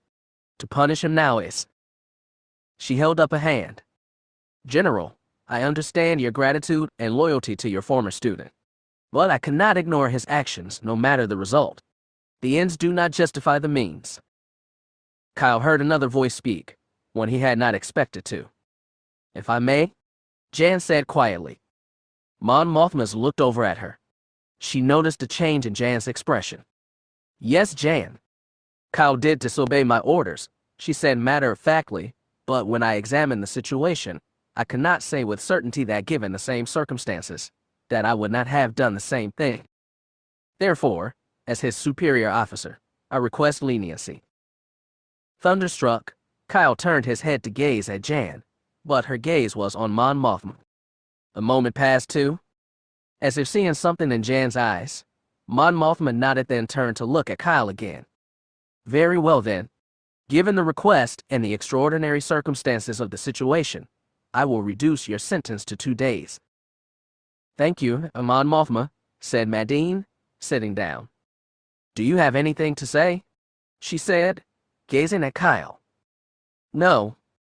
Then, I shall consider this debriefing closed and summon. She paused for a moment. Actually, Mon Mothma said, indicating Jan and Madine, would the two of you care to escort Kyle to the brig? Definitely, Madine said quickly. Yes, I will, Jan said. Very good. Kyle, I will see in 2 days then. Yes, ma'am, Kyle said, standing as Mon Mothma and the others did. She nodded and exited the room. Holding out a hand, Madine indicated the door. Shall we go? What? Kyle said, smiling, no cuffs. Don't push it, Katarn, Jan said from behind him. We can still call security. Ah, Kyle said, well then, let's go. And together they left the briefing room. As they walked, Kyle looked over at Jan, eyebrows raised. Her answering nod was all he needed. Their breach was healed, the actions forgiven, their friendship still there. 2 days later. The insistent beeping invaded his mind, shredding the last images of the dream he was having. The fragrant, grassy fields of Sulan with the sound of the wind whispering through them were replaced by the beeping and a voice. The time is now 0600. Prisoner Katarn. Your rest period is over. The placid face roiled, becoming an expression of extreme frustration. His eyes fluttered open, the closed just as quickly as the bright light jabbed into them. Do you have to put the lights on so brightly? Your rest period is over, Prisoner Katarn. The computer's implacable voice only added to his frustration. Shading his eyes, he called again. All right. I'm up already. Now, could you please lower the lights a little? Of course, Prisoner Katarn. The bright white light dimmed somewhat, making it possible for his eyes to adjust. That's better, he said, more to himself than the computer. Able to see now, Kyle saw the ceiling hadn't changed since he'd gone to sleep. It was the same faceless gray tile there that was on the walls and the floor. The only break in all the gray was the single control panel where a camera eye glanced out, watching his every move. Sitting up, Kyle yawned and stretched, hearing the satisfying crackling of his joints. As he came to full wakefulness, Kyle remembered today was the day. In just a few more hours, his sentence would be served and he could say goodbye to the brig with hopes never to return. The last 2 days, while not burdensome, had been truly boring. Unable to do little more than sleep, eat and talk to the computer, he appreciated his freedom more than ever. He now knew why the rebellion had to fight the Empire, no matter the odds, the inequalities of equipment and people. True, the Empire brought order to the galaxy. But at what cost? When simply questioning the rules brought charges of treason, where was the concept of mercy? No, the Empire had to be fought and defeated. But, at the same time, the rebellion could not do so by making the ends justify the means. He now knew why his actions against Rebus had been met with horror and disdain rather than congratulations. There had been law and justice in the galaxy. But, he decided, justice needed to be tempered with mercy. He was musing over this again when the computer spoke. Prisoner Katarn, you have a visitor.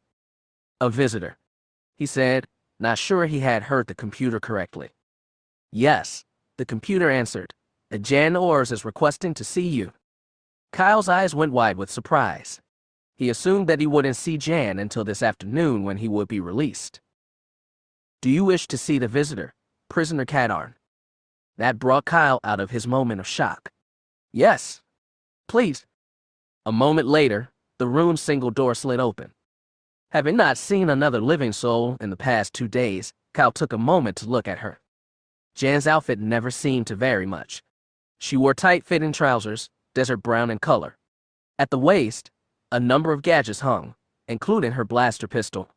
She wore a long-sleeved shirt that had once likely been white.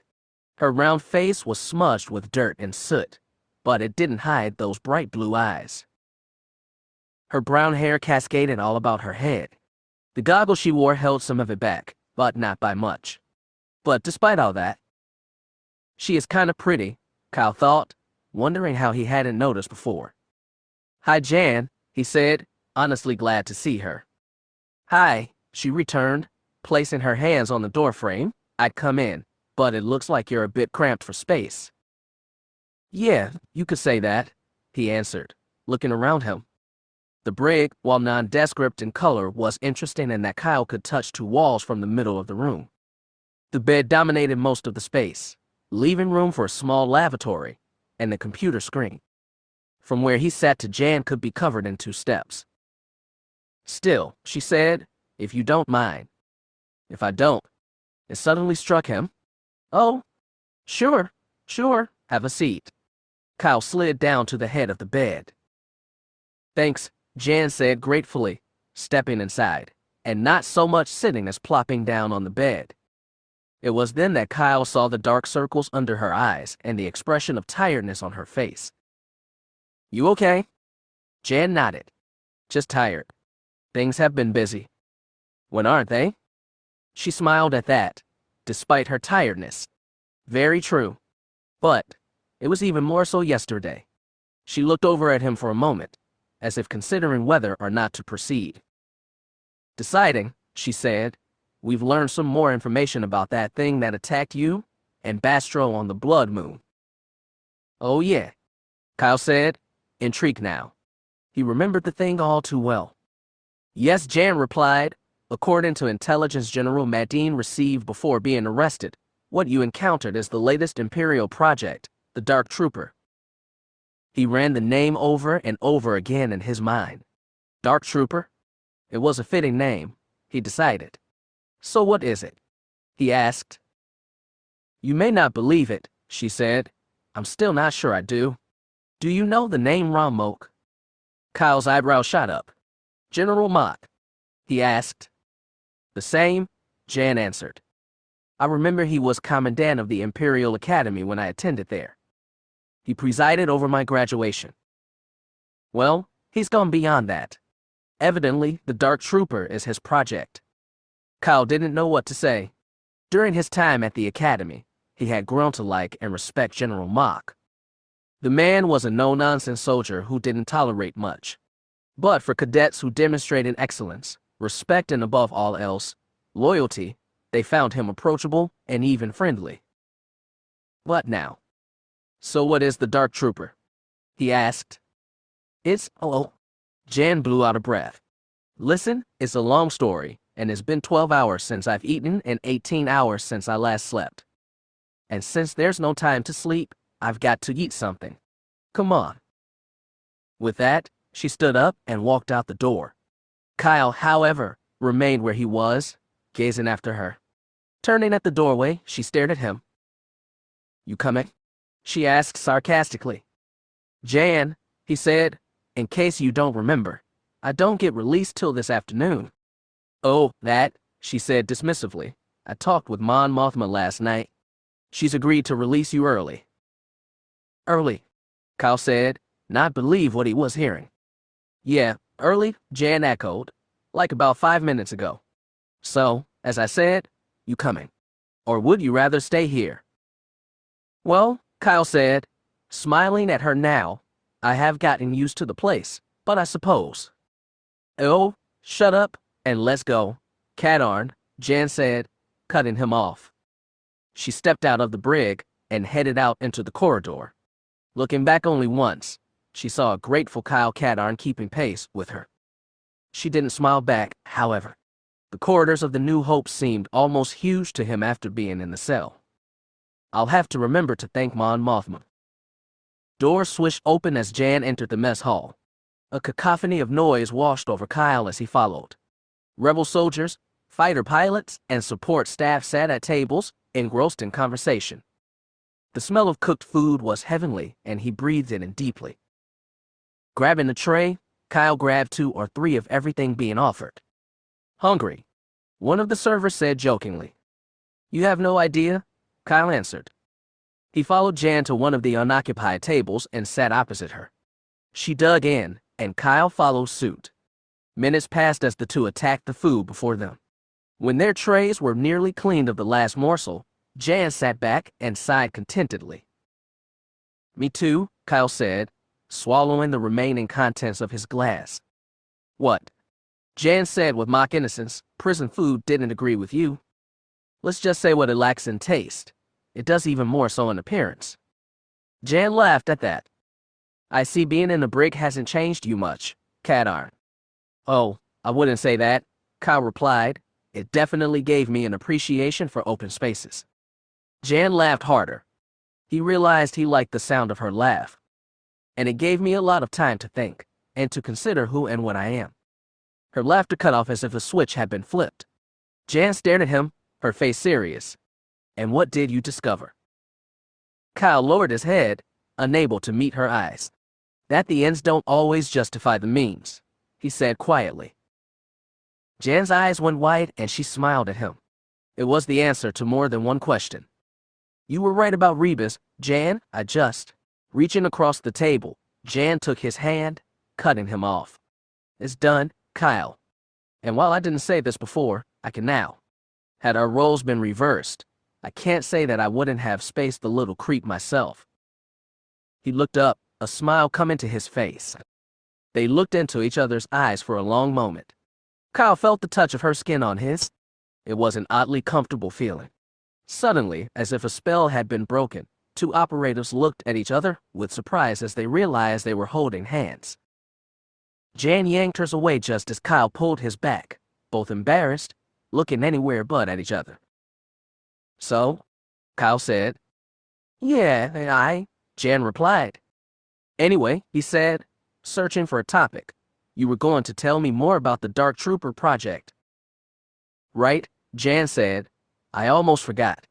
We learned that the Ferg metal we discovered on Tulay is being used in Dark Trooper armor and weapons.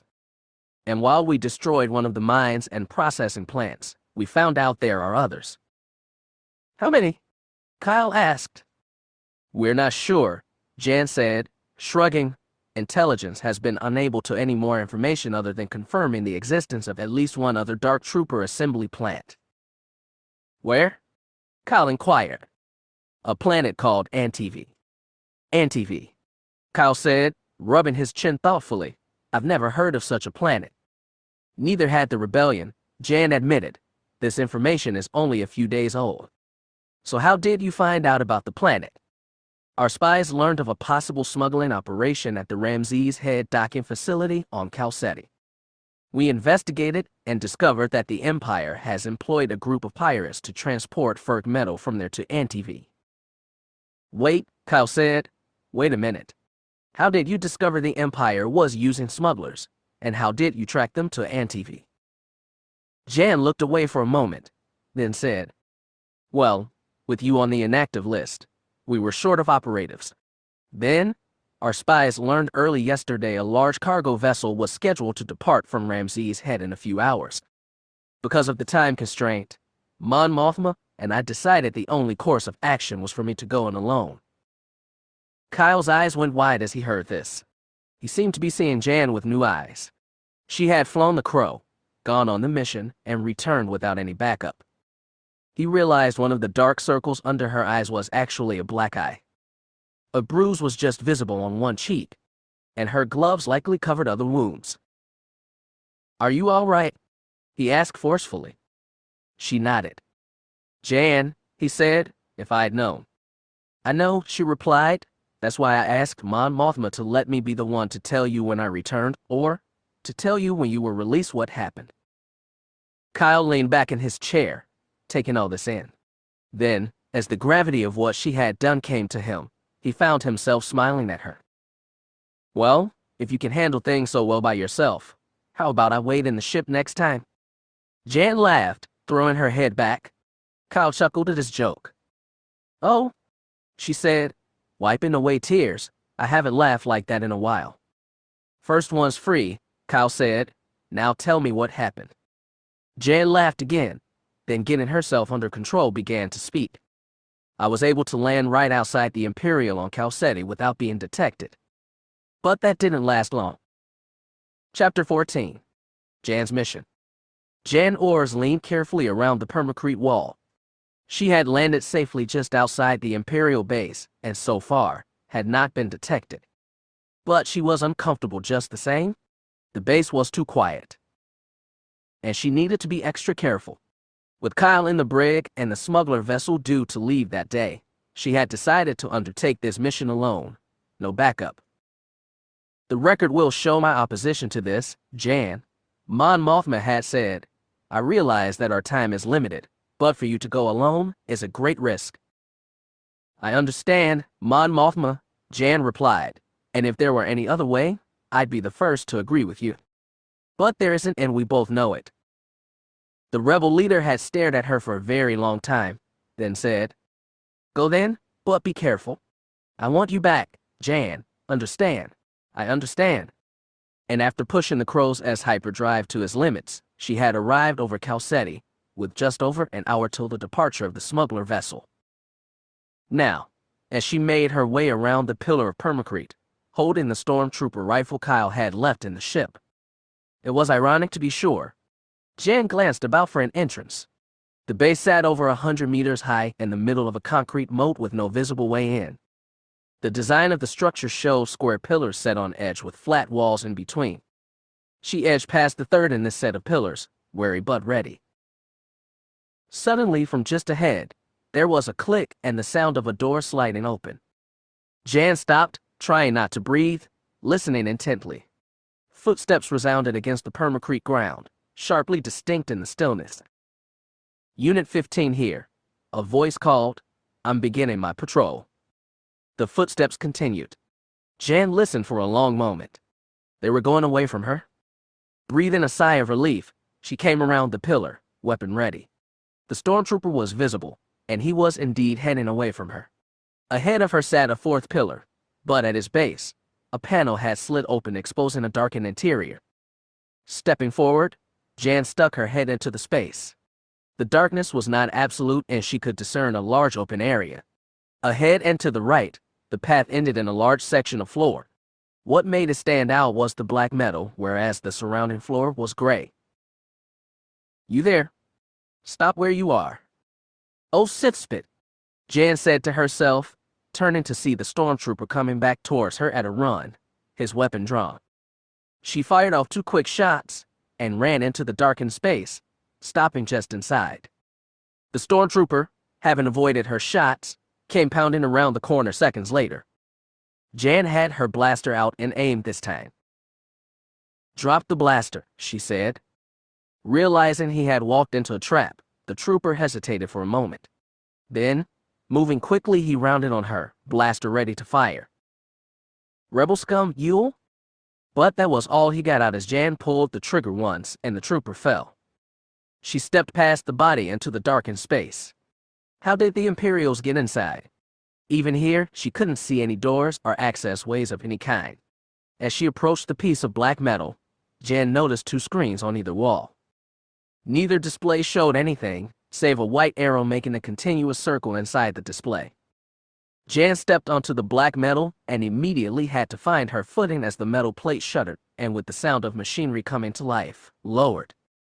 When the black plate stopped, she found herself standing outside a large room. As she stepped in, Jan felt even more confused. Rather than looking like a base, this place seemed like little more than your average warehouse. Boom. Jan saw the quick flash of light as the explosion lifted her off her feet. She flew back a short distance, crashing to the floor, her back taking the brunt of the blow. Another explosion sounded nearby. Fighting the pain, she scrambled to her feet, searching for the source of it.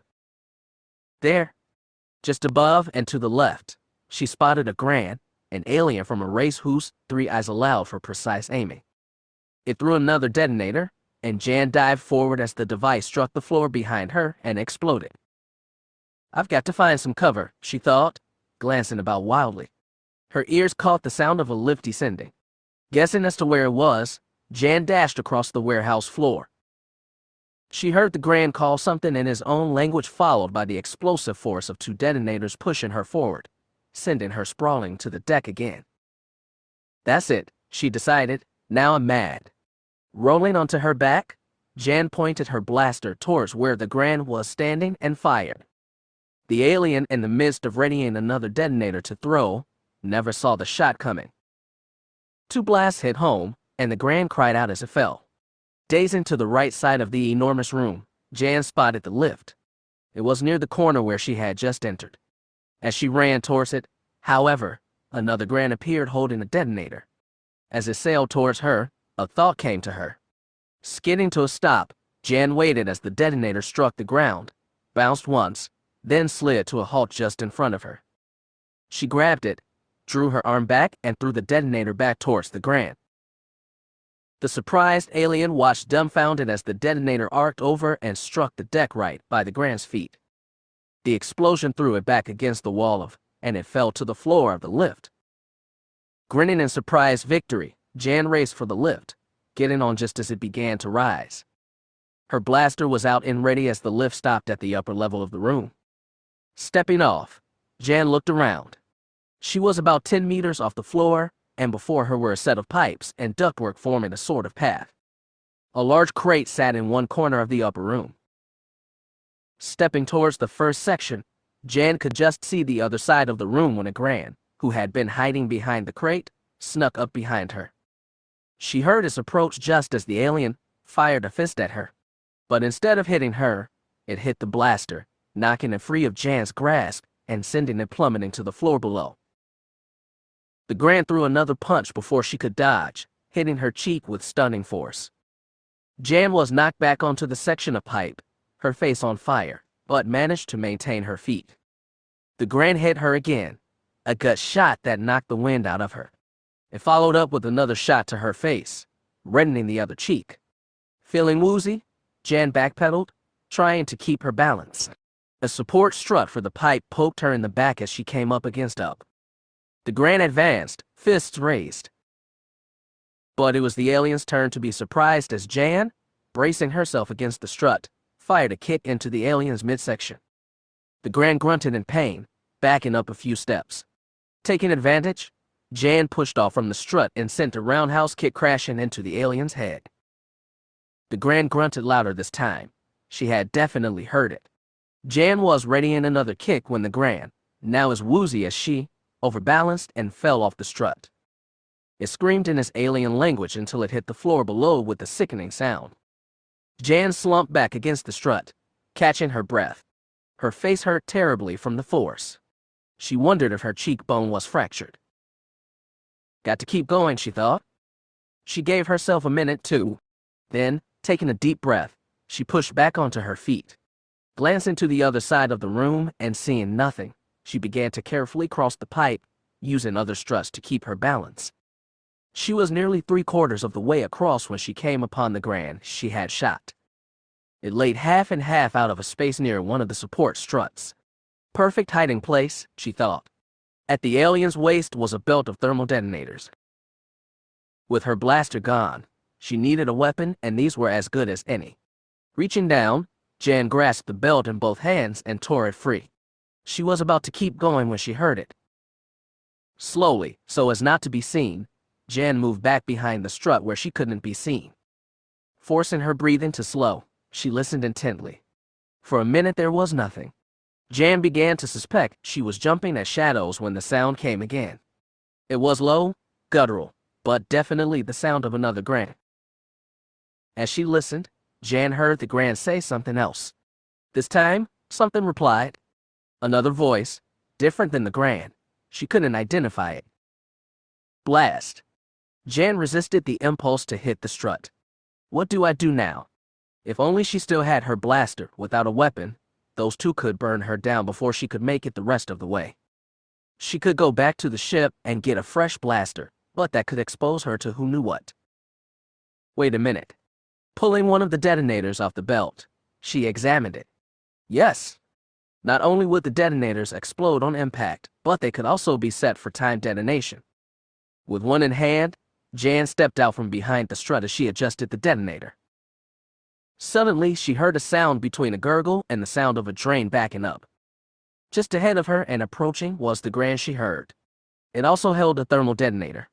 But, upon seeing Jan, the alien placed the device back on his belt and advanced with his fists raised. Jan smiled a sharp smile as she brandished the detonator. Big mistake. With a sidearm pitch, she flung the detonator. The alien had just enough time to realize his mistake as the device struck it in the chest. Jan covered her ears as the concussive thunderclap of the explosion echoed. The Grand flew backwards, landing on the metal floor a short distance away, clearly dead. With an almost feral grin, Jan walked the remaining distance to the room ahead, her stride confident. The belt of detonators the Grand wore lay on the ground. As she reached down to get them, she caught a whiff of something. Wet, earthy, almost reptilian. Smells just like. Jan threw herself away as the axe blade cut through empty air and embedded itself in the deck. Rolling to her feet, Jan spied her attacker, a Gamorrean. The alien grunted with effort as it pulled the axe free, then turned towards her. She readied another detonator, but as the pig-like thing advanced, she could see it was wearing body armor. Blast. With that on, the detonators will only slow it down at best. And one lucky swing of that axe, with a cry, the Gamorrean darted forward with the speed belying his size and swung the axe. Jan jumped back as the axe bit deck again, but her focus on it kept her from seeing the massive arm smash into her chest. Jan flew back, striking the far wall and dropping to the deck. New agony flared in her chest and back. And yet, despite the pain, she couldn't help but think that at least she couldn't feel the pain in her face anymore. Struggling to rise, she heard air whooshing as the Gamorrean swung the axe. She dropped back down as the blade cut the air where her head had been a heartbeat ago and struck the wall. The Gamorrean was practically on top of air, close enough that she could smell his foul breath. The idea came out of nowhere and without thinking about it. Jan acted.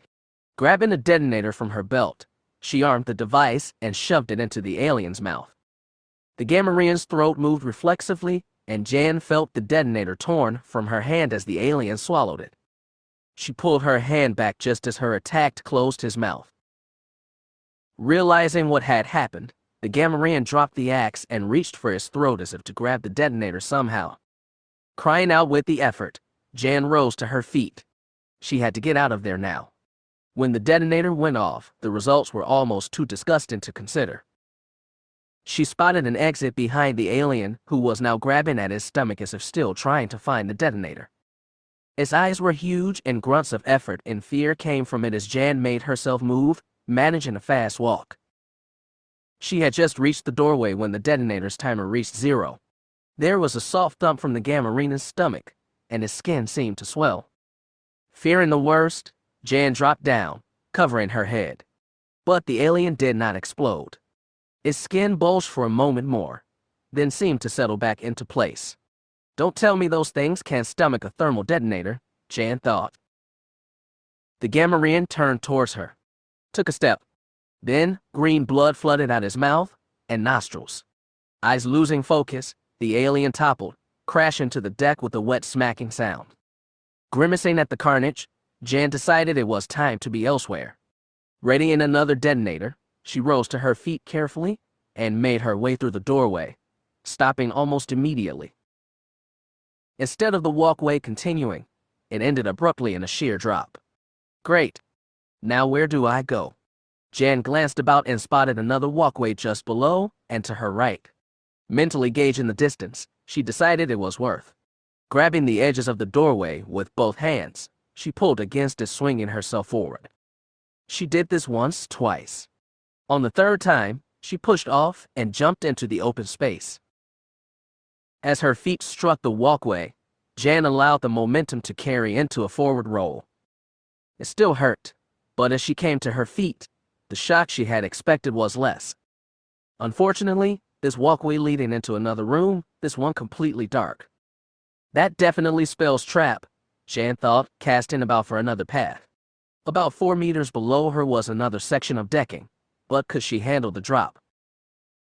30 minutes and 2 drops later, a teeth-gritting, Imperial hating, body-aching Jan Ors emerged into a large open space similar to the one she had encountered when first entering the base. Another cargo bay, maybe, she thought. She took a moment to assess her condition and equipment. Nearly every part of body hurt, from her legs to her face, even her hair seemed to hurt. She had encountered nearly a dozen more Grands and Gamorreans. Her dwindling supply of detonators had taken care of the enemy, but if she didn't find another weapon soon, she was going to be in trouble. As she walked into the open space, Jan wondered why the Imperials had so many guards elsewhere but this section seemed free of them. The explosion came from a few feet behind her. The next knocked her off her feet and onto the deck. I'm getting really tired of this, Jan thought. A third detonator bounced on the deck nearby, and she covered her head as it blew. A loud guttural cry brought her head up to see a Grand standing on a platform overhead getting ready to throw another detonator. Rolling to her feet, Jan dodged the fourth detonator and armed her last one. Drawing her arm back, she let the device fly. It arced upwards, hitting the surprised alien. It screamed in pain as the detonator exploded. What remained of the body fell to the ground. Breathing hard, hands on knees, Jan took a moment to look around. There seemed no exit beyond where she had come from. Where? Another guttural cry brought her head up. On the deck above her stood another Grand preparing to drop a detonator right on her head. Adrenaline crashing into her system, Jan glanced about wildly, spotting a small alcove near the floor. She hurled herself, ignoring the pain as she hit chest first and rolled into the space. But any comfort she found there was short-lived as she heard the sound of machinery and the deck began to rise. It stopped and Jan found herself face to face with the second Grand. It armed another detonator and got ready to drop it right on her. The alien's head jerked up and down, an odd sound coming from his mouth. Is it laughing at me? Yes, it is. Red anger boiled up inside her, banishing the pain, the worry, the fear. Reaching out, Jan planted both hands on the Grand's legs and pulled. The alien, caught by surprise, toppled backwards as she pulled, striking the deck. Quick as cat, Jan was atop the alien. It struggled to rise, but she struck at his head with her fists, 2 solid blows. There was a crunching sound from somewhere in the Grand's face, and it fell back, out cold. Jan made sure the alien was out, then rose to her feet, adrenaline coursing through her. She ripped the Grand's detonator belt from his waist, adding the 6 detonators there to her belt.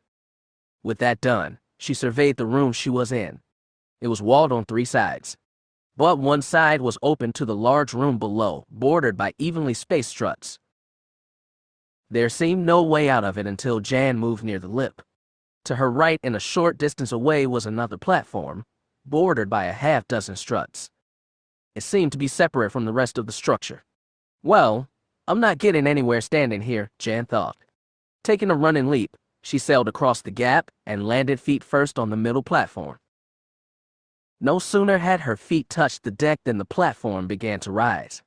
Arming 2 detonators, Jan placed them in either hand ready for any attacker. So it was a surprise when the lift stopped before a pair of doors. Curiouser and curiouser, Jan thought. Maybe all this cargo area is simply a disguise for the real base. She approached one of the doors and it slid open, revealing a sight that caused her eyes to widen. She stood in a small alcove that led to a hallway of such dazzling white it was almost painful to look at. Instrument panels and displays were visible along the walls. Jan instantly recognized as standard Imperial base architecture. For some reason, the Imperials favored white in building their bases and in stormtrooper armor. The scene reminded her of the descriptions of the interior of the Death Star, a weapon of destruction but with polished white hallways to walk through. Stepping into the hallway, Jan looked around. To her right, the white hallway ended into more of the industrial gray of the cargo bay. To her left, the white hallway continued. The question was, which was the hangar bay? Jan flipped a mental coin and turned left. 20 minutes later, Jan emerged from the last hallway and headed to the right. The path she had taken had been the wrong one. As she discovered, this base was an Imperial training ground, and she had stumbled upon a mock-up used to train Imperial officers and stormtroopers. She had encountered several, including a few Imperial commanders. Their black suits must have had shielding or some kind of armor because it had taken several hits just to bring one down. Jan had been hit a number of times, blaster burns on her left arm and leg. How does Kyle do this?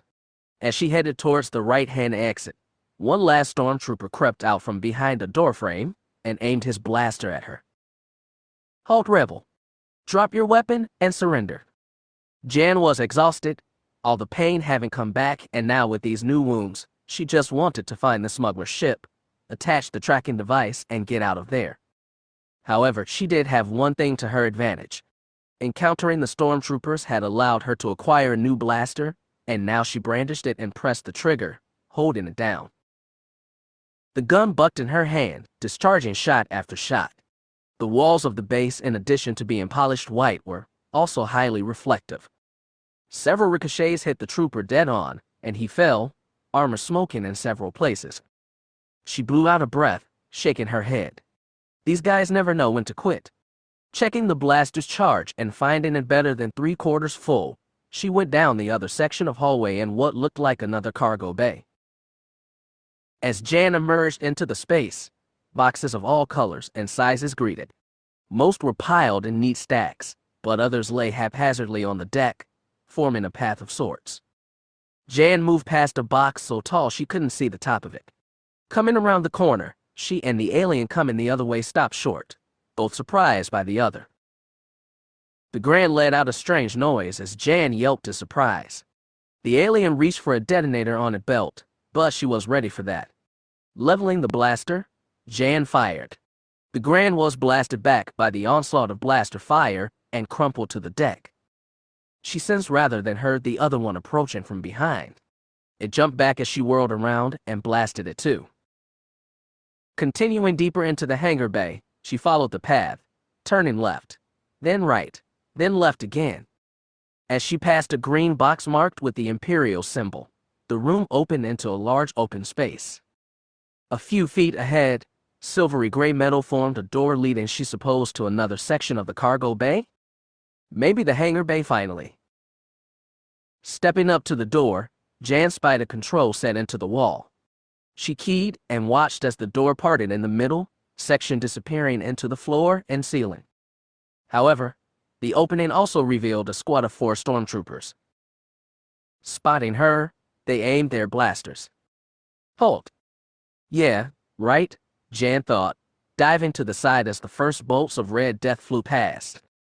She rolled, coming up onto one knee right by the door controls. On an impulse, she keyed the controls again. Obediently, the doors closed, shutting out the stormtroopers. But that was a temporary solution at best. Glancing around, she could find nothing to assist her. No perch to fire down on the troopers, no real cover at all. Wait a minute. Looking down, Jan saw she still had 4 detonators left. Pulling them from her belt, she armed them one by one, then hit the door controls with her elbow. The door opened and the stormtroopers, right on the other side, brought their weapons up. But, instead of springing the trap was sprung on them. Even with all her might, Jan flung the detonators at the troopers. They tried to back away, but too late. One even tried shooting at the detonators. 4 explosions echoed in the large space. 2 of the troopers were hit and fell, armor shredded by the explosive force. The other 2 were stunned, but still conscious. Smoke from the explosions was still clearing as Jan came charging through, firing. Another trooper fell, hit several times. But as she took aim on the 4, Jan's gun jammed. She tried to reactivate it, but the explosions had damaged it as well. The 4th trooper, smiling beneath his helmet, took aim, but found himself attacked again as Jan slung the useless blaster at him. He batted it aside easily, but it provided the time for her to launch another attack. She ran towards the trooper, screaming at the top of her lungs. Barreling into him, Jan used her mask to knock the trooper down. They fell together, the impact jarring his gun loose. Jan struck, sending a fist into the trooper's face. But instead of hitting below the helmet as she intended, she hit the hard plastic dead on. Her hand went numb from the shock of the blow, and she knew it would be useless for a few moments. The trooper, recovering from the unexpected attack, used the moment to strike back.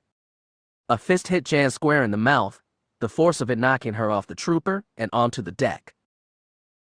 Slowly, in pain, the trooper rose, preparing to renew the attack. But he found Jan on her feet as well, blood on her lip. She wiped at it, then turned back on him. Fire blazed in her eyes. I think I might be in trouble, the trooper thought. Still he struck, sending another fist. But Jan knocked his blow aside with her forearm, replying with a side kick to the trooper's midsection. Despite the armor he wore, the trooper felt the air whoosh out of him as the intruder's boot struck him. He tried to recover, but Jan spun around, her foot catching the stormtrooper in the side of the head. She reversed the spin, kicking him from the opposite side. Stars popped in his vision. This was one tough rebel. But he was an Imperial stormtrooper, and stormtroopers never gave up.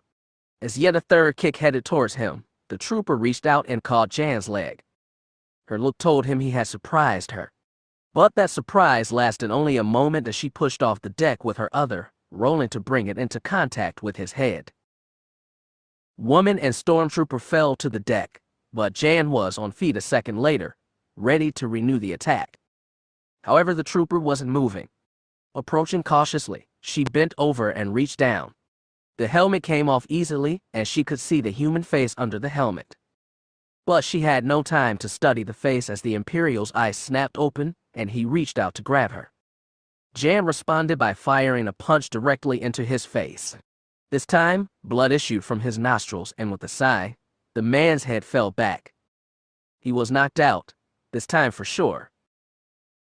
Her hand aching with the force of the punch, Jan rose to her feet and backed away, keeping the trooper in sight, just in case. He didn't move. Feeling more confident that the threat from him was minimized, she looked about the room, seeking an exit. But the room seemed to have no other door save the one she had come through. As she turned in a circle, though, Jan caught sight of a door along the edge of the nearest wall. It was similar in design to one she just come through, but opened by itself as she approached. As she entered the room, Jan caught sight of the smuggler shuttle just a few hundred yards ahead. Fuel lines were attached to its hull, and she could just see an open cargo hatch. Sighing, she walked towards the vessel. About time I found you. But as she neared the rear of the ship, she saw there was one more obstacle to overcome. Oh, come on, she said into the empty space. At the rear of Smuggler sat a line of proximity mines. Anyone getting within 10 feet of the ship would be blown up quite messily. I don't believe this, she exclaimed, throwing her hands up in frustration. Okay, Jan, she thought, calm down. There's a way past this. Just calm down and figure it out. Her fatigued body was crying out for rest. So, while she puzzled over how to get past the mines, Jan decided she would take a brief rest. Moving past the smuggler's ship, she proceeded further into the room looking for a place she could sit for a while. But as she turned the corner of the hangar bay enclosure, she halted. Sitting on the ground in front of her was a Gamorrean, asleep. The only reason she hadn't heard it earlier was the sound of the machinery in the room. But up close, the alien snores were distinct. Okay, now, just back away and try not to wake it up. Moving as slowly and quietly as she could, Jan took one large step back and started to turn around. But her foot slipped, striking the wall with a sharp bang. The Gamorrean stirred, its large eyes blinking slowly as it woke. The cavernous mouth opened as the creature yawned. It blinked a few more times, turning its head left then right. When it saw Jan, the alien let out a squeak of surprise. The human was backing away, trying not to be noticed. But it had seen her, and would go after her. Rising to his feet, The Gamorrean grabbed his large axe and stepped towards the human. Jan heard the footfalls behind her. She looked around and saw the Gamorrean brandishing his axe. That's it, she thought. Come on, come after me. She kept going, a shuffling run designed to let the large, ponderous alien to keep up with her. As she neared the smuggler's ship, Jan stopped and turned around. The Gamorrean, puzzled by this, approached, ready to strike. This is degrading, she thought, but if it works. Please, she said, dropping to her knees and holding her hands out. Please don't kill me. The Gamorrean angled his head, still puzzled. It had met other humans, and some had begged for mercy before he had killed them. But this was strange. Please, oh please, the human groveled. I'll do anything you want. Just please don't kill me. Please? He should kill her, the Gamorrean thought, but this human was so pitiful and small. His axe was meant for bigger and tougher game than this. Transferring it to one hand, he reached down with his other, intent on capturing the human. In a flash, the human's expression changed from pleading and afraid. It smiled and reached out with his own tiny hands to grab his. He felt himself being pulled, and suddenly realized that the human was pulling towards the mines. Seeing the realization dawn in the Gamorrean's eyes, Jan felt him to resist her pull. But she leaned back, using all her weight. The Gamorrean jerked forward, trying to regain his balance as it spun in half circle. A second later, his foot touched the first mine. Jan dropped to the deck, covered her head and shut her eyes, the world going white as the mines went off. The sound echoed in the space, adding to the volume of the explosions. A sudden wetness struck her, and Jan tried not to imagine what it was.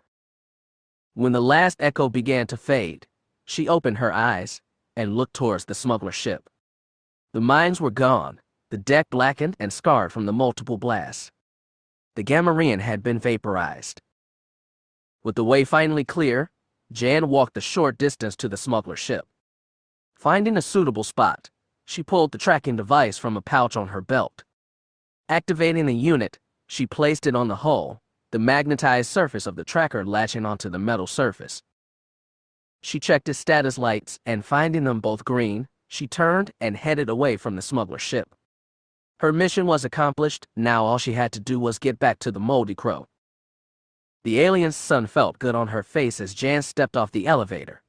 The section of decking leading into the large warehouse-like room was still in the down position, as if waiting for her.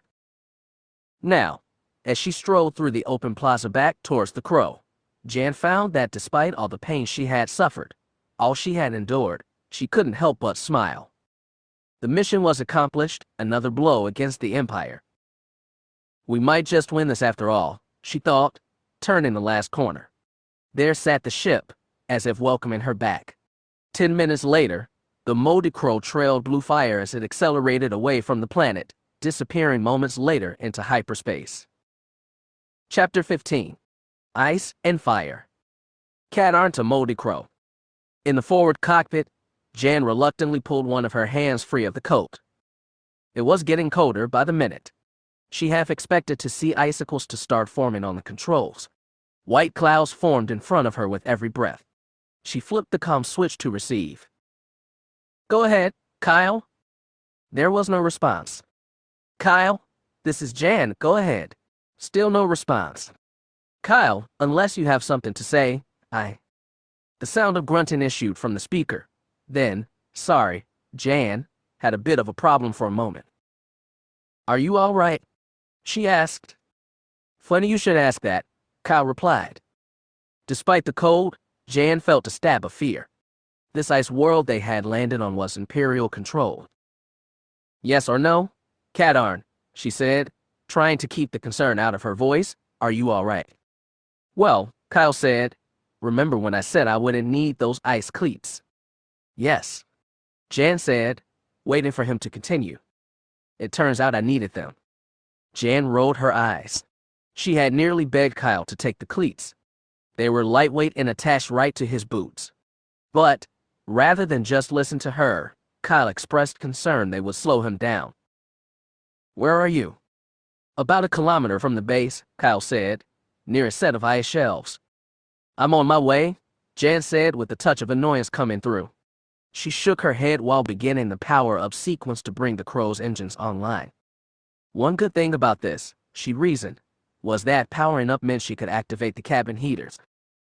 Good, he said, and Jan. Yes, Kyle. I don't mean to rush you, but I'm kind of hanging from one of these ice shelves facing about a 10-kilometer drop. Jan's eyes widened as she heard this. Without a word, she rushed through the remainder of the power-up. However, the heaters needed time to warm the engines, which were covered in ice. But she couldn't wait. Bypassing the computer, Jan manually fed fuel to the engines and activated the start sequence. The ship shuddered as the engines attempted to fire. There was a call from the rear of the ship, but nothing else.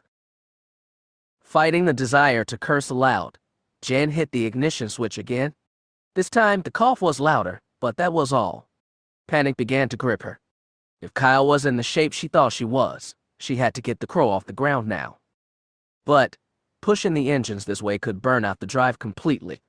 Okay, Jan, she thought, forcing herself to stay calm. Give it one more try, and if that doesn't work, you'll have to let the engines power up normally. And Kyle will just have to hold on. She reached for the ignition switch once more and flipped it. A much louder cough, almost explosive, shook the crow, and still nothing. Great, Jan thought, throwing up her hands in frustration. Just great. She reached for the comm to tell Kyle when a loud boom sounded from the back of the ship. The engine power gauges swung up, and Jan heard the roar of the ion drive coming online. It hiccuped once, then steadied. All right, Jan thought, reaching for the throttle, a wide smile on her face. Some distance away, the ice shelf. Kyle readjusted his grip for what seemed like the 1000th time and tried to ignore the increasing ache in his hands and arms. Seems like I've been here before, he thought, remembering his predicament on Anno while locating Moff Rebus. I should have listened to Jan, he muttered to himself, shaking his head. This mission had seemed comparatively simple compared to Jan's exploits on Calcetti and his efforts to save Matt Dean. All he and Jan had to do was infiltrate the Imperial base here on Antv and destroy a manufacturing plant that was using smuggled Ferg metal to create dark troopers. Along with usual arsenal, Kyle had added a grenade launcher. It was perfect for firing thermal detonators over long distances. He also carried 3 sequencer charges, which when attached to the base's power conduits, would create a feedback loop destroying the base. Jan's usual expert flying had enabled them to land without being detected, and aside from encountering a half-dozen or so stormtroopers, Kyle had encountered little opposition. As he neared the base, Kyle spotted a conveyor belt responsible for moving the Ferg metal from incoming ships into the base. He had spotted what looked like an entrance into the base about a kilometer away, and was making his way there when he encountered the ice. Antv was an ice world, but so far Kyle had encountered only mildly deep snow. But the field of ice he stepped onto was smooth and very slippery. Just ahead was a large chasm he had to span using the grapnel. But upon stepping onto the ice, his feet went out from under him and Kyle found himself sliding forward. He tried to slow his slide, but the smooth ice provided no handholds. Before he could draw the grapnel, his feet went over the edge of the shelf, and he felt himself begin to fall. Twisting, he managed to get a grip on the edge of the shelf, and had hung there, nothing below except a 10-kilometer drop onto more ice. And I doubt hitting that will be very comfortable, he thought. Fortunately, he had one asset. Before leaving the crow, Jan had affixed the mic of Kyle's transmitter to the collar of his shirt. This way, all he had to do was touch the device with his chin to activate it. Now, if Jan could get here in time. Just then, Kyle detected a familiar roar above the sound of the wind gently blowing onto him. He looked up and saw the crow approaching, the telltale blue glow from its engines clearly visible. It was still an ugly ship, but right now the crow was like an angel to Kyle, coming to save him. In the cockpit, Jan glanced about, trying to spot him. The locator signal said he was very close, but she couldn't see him. She dropped lower, turning left and right, but still no Kyle.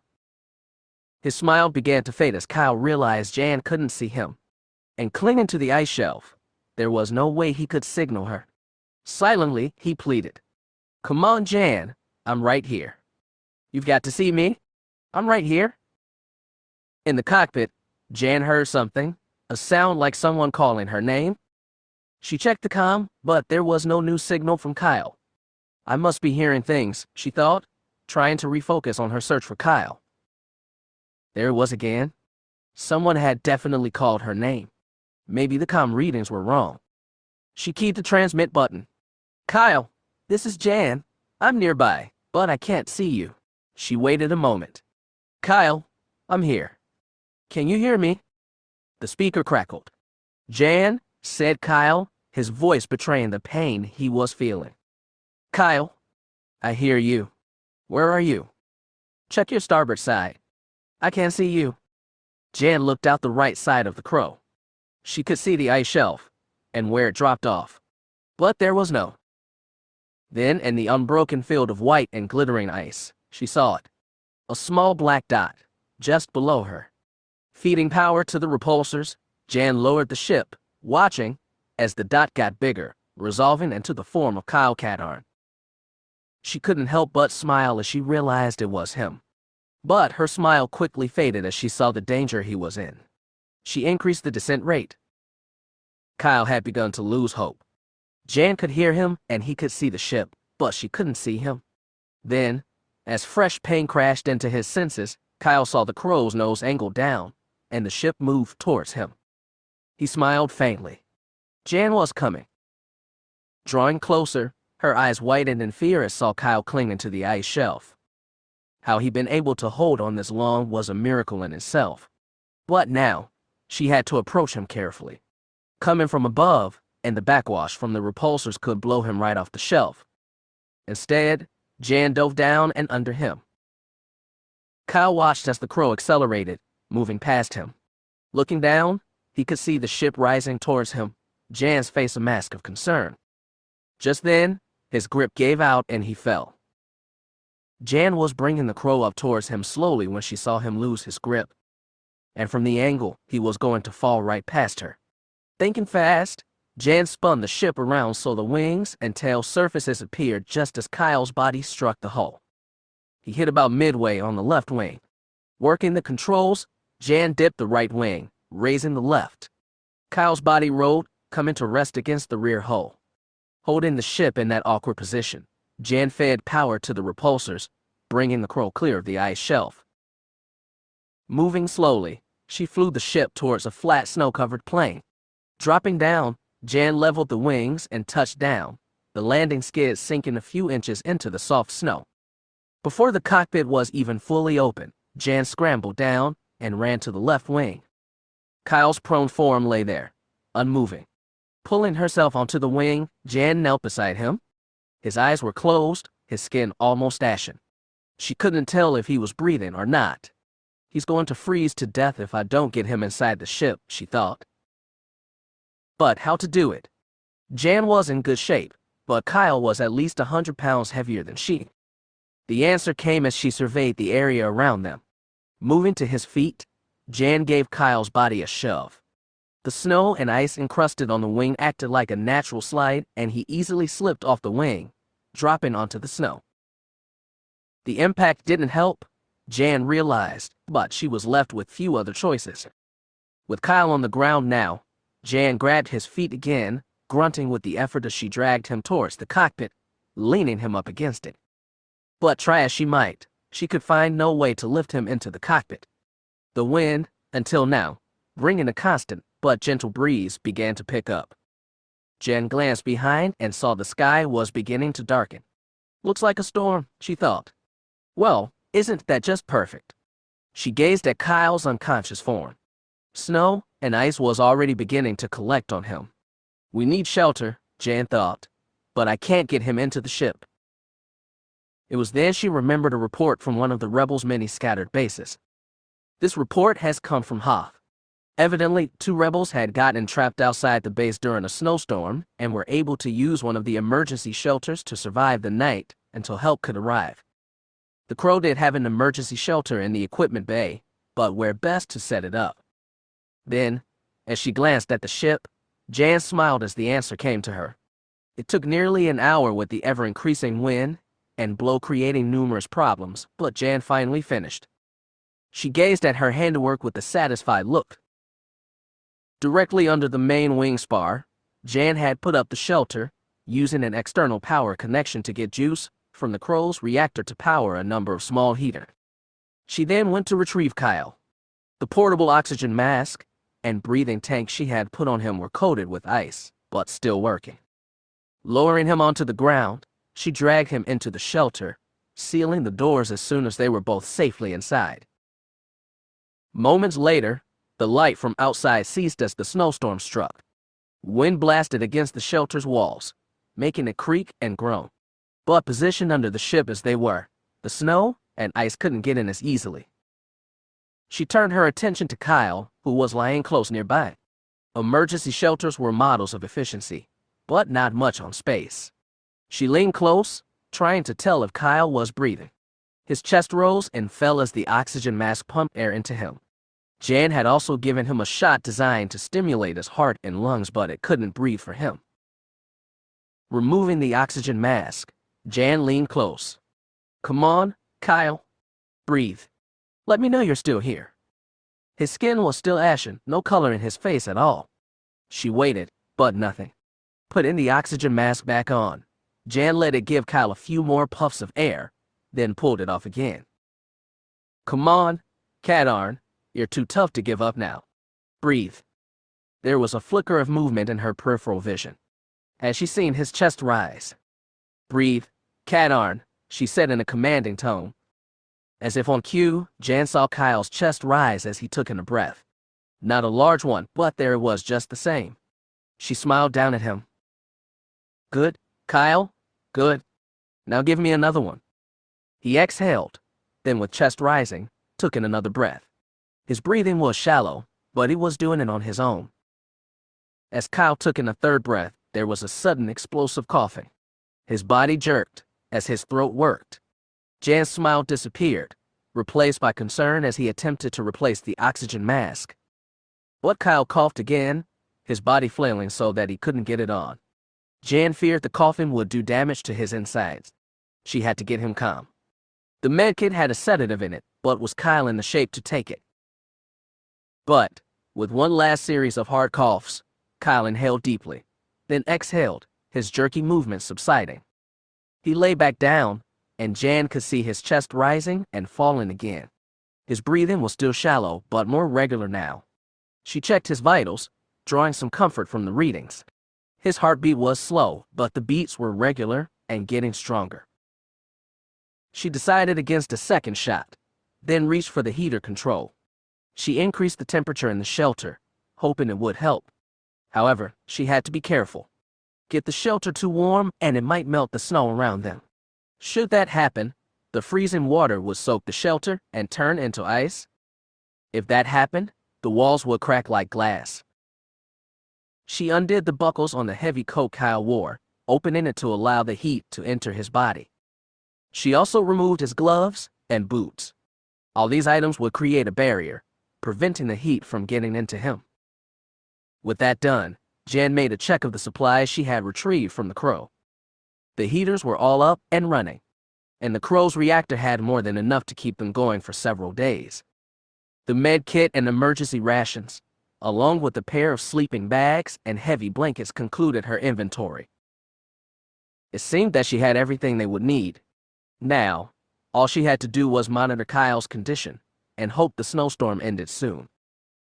Sounds like it was a close one. It sure was, Father. I remember falling towards the ship, hitting the hull, and then nothing for a long time. But you accomplished the mission. Oh yes, Kyle said, nodding. He picked up the steaming cup in front of him and carefully sipped the contents. Thanks to Jan, I was able to infiltrate the base and set the charges. You should have sent the fireball. Morgan Katarn smiled at his son. The pair sat in the kitchen of their home on Sulin, sharing cups of hot tea. Father. Yes, Kyle. I'm glad I'm home. I've missed you.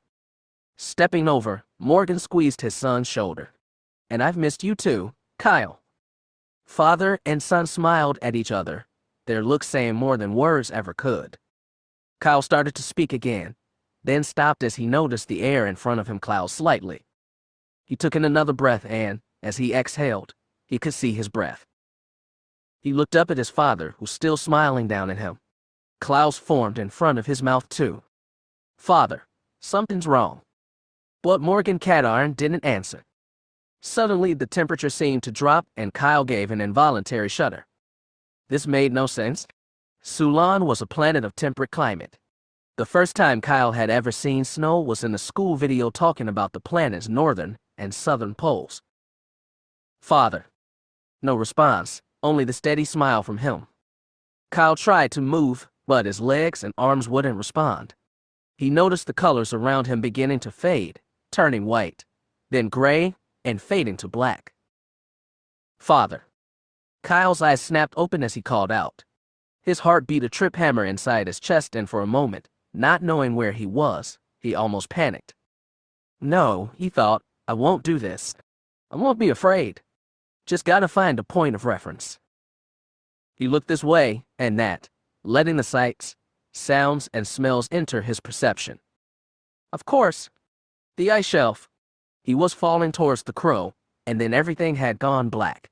He took a breath and tried to move. His bruised and battered body responded with pain. When that had faded, Kyle knew one thing for sure. He wasn't dead. But where was he?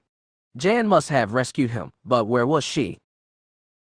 With these questions and other racing through his mind, Kyle became aware of another presence, a weight pressing against him.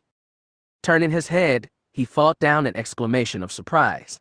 Curled up next to him, one arm lying across his chest, was Jan. Her eyes were closed and her steady breathing told him she was asleep. But what in the name of Zinder's minions was going on? He thought. Part of him wanted to get up and run away, but another part wanted him to stay right there, maybe forever. Okay, Katarn, get a hold of yourself. There's got to be a reasonable explanation for this. As his eyes cast about some more, Kyle realized that in addition to Jan's presence, he was wrapped tightly in a thermal blanket. Something must have happened to me, he surmised. He opened his mouth and tried to speak, but his throat was dry and his first attempt was little better than a croak. He tried again, managing a whisper. Jan. Working his tongue inside his mouth, Kyle worked enough spit to get this throat to work. Jan, he said, louder this time. She stirred, emitting a sound somewhere between a groan and a purr. Her eyes opened slowly, still unfocused. To Kyle's relief, she pulled her arm off of him, stretching out as she awoke. Blinking away sleep, her eyes focused, and she saw Kyle staring at her. To say they both felt awkward at that moment was the grossest of understatements. Hi, Kyle managed. Hi, Jan replied. Listen, Kyle began to say. Okay, see what? Jan said at the same time. They both stopped talking. Boy, Kyle thought, her eyes sure are pretty. Wait a minute, where did that come from? They both tried to speak again, running over each other's words. You first, Kyle said. Jan nodded. You were unconscious after falling onto the ship. I landed and got you into the emergency shelter just as a snowstorm hit. Kyle also nodded. I remember falling towards the ship. It was close though. Definitely, Jan said, then with her free hand, smacked Kyle in the chest. Ow. He cried. What was that for? For making me think you were going to die again, Jan said, angrily. I don't need this grief, Katarn. She smacked him again. Ow. Hey listen, Jan, you weren't the one hanging for nearly an hour while wondering what would happen next. If you'd listened to me in the first place and taken the ice cleats, it wouldn't have happened. Okay, fine, Kyle said, returning her anger. You're right. You always are, Jan. Guess I can't think for myself anymore. One wonder why you bothered rescuing me in the first place. Instantly, he regretted saying this. Jan was right. If he had taken the cleats, he probably wouldn't have fallen. It was his foolish pride getting in the way. Jan's mouth hung open and her eyes widened in surprise, shock, and hurt. Moving quickly, not saying a word, she kicked at shelter seal, opening it and sliding outside.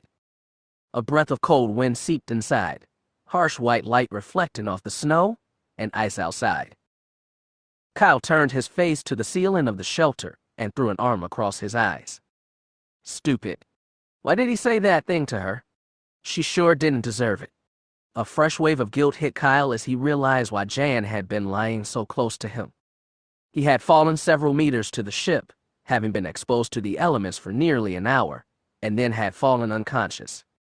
He would have died had it not been for Jan's expert care of him, bringing his body temperature back up to normal. She had lain close to him to share her body heat, to help him. I am such an idiot.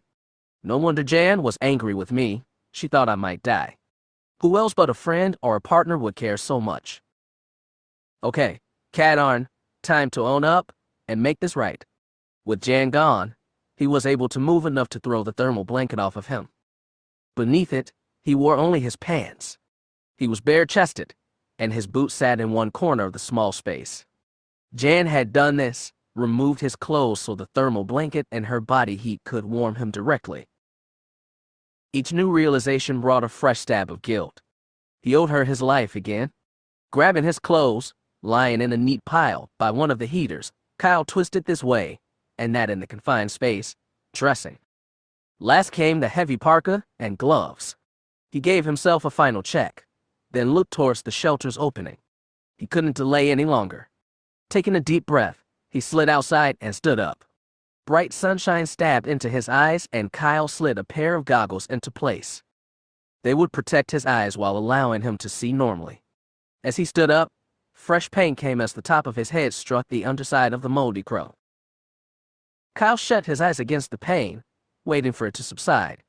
Looking behind him, he saw that Jan had ingeniously placed the shelter directly under the crow, using the ship's bulk to protect them from the storm. A survey of the shelter and the ship showed it had been a bad one. Icicles dangled from nearly every inch of the crow's hull.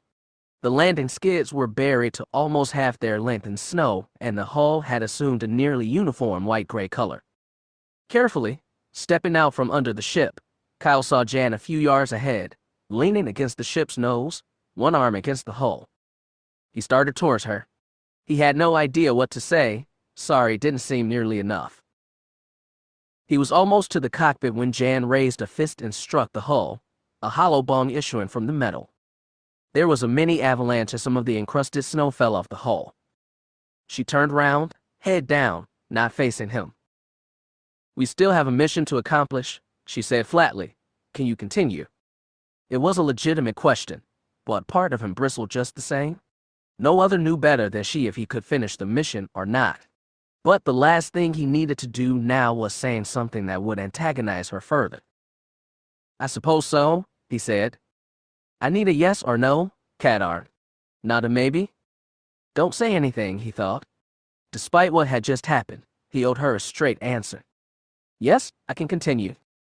Good, she said, reaching into cockpit. From it, she withdrew Kyle's weapons and equipment. Wordlessly, she held them out.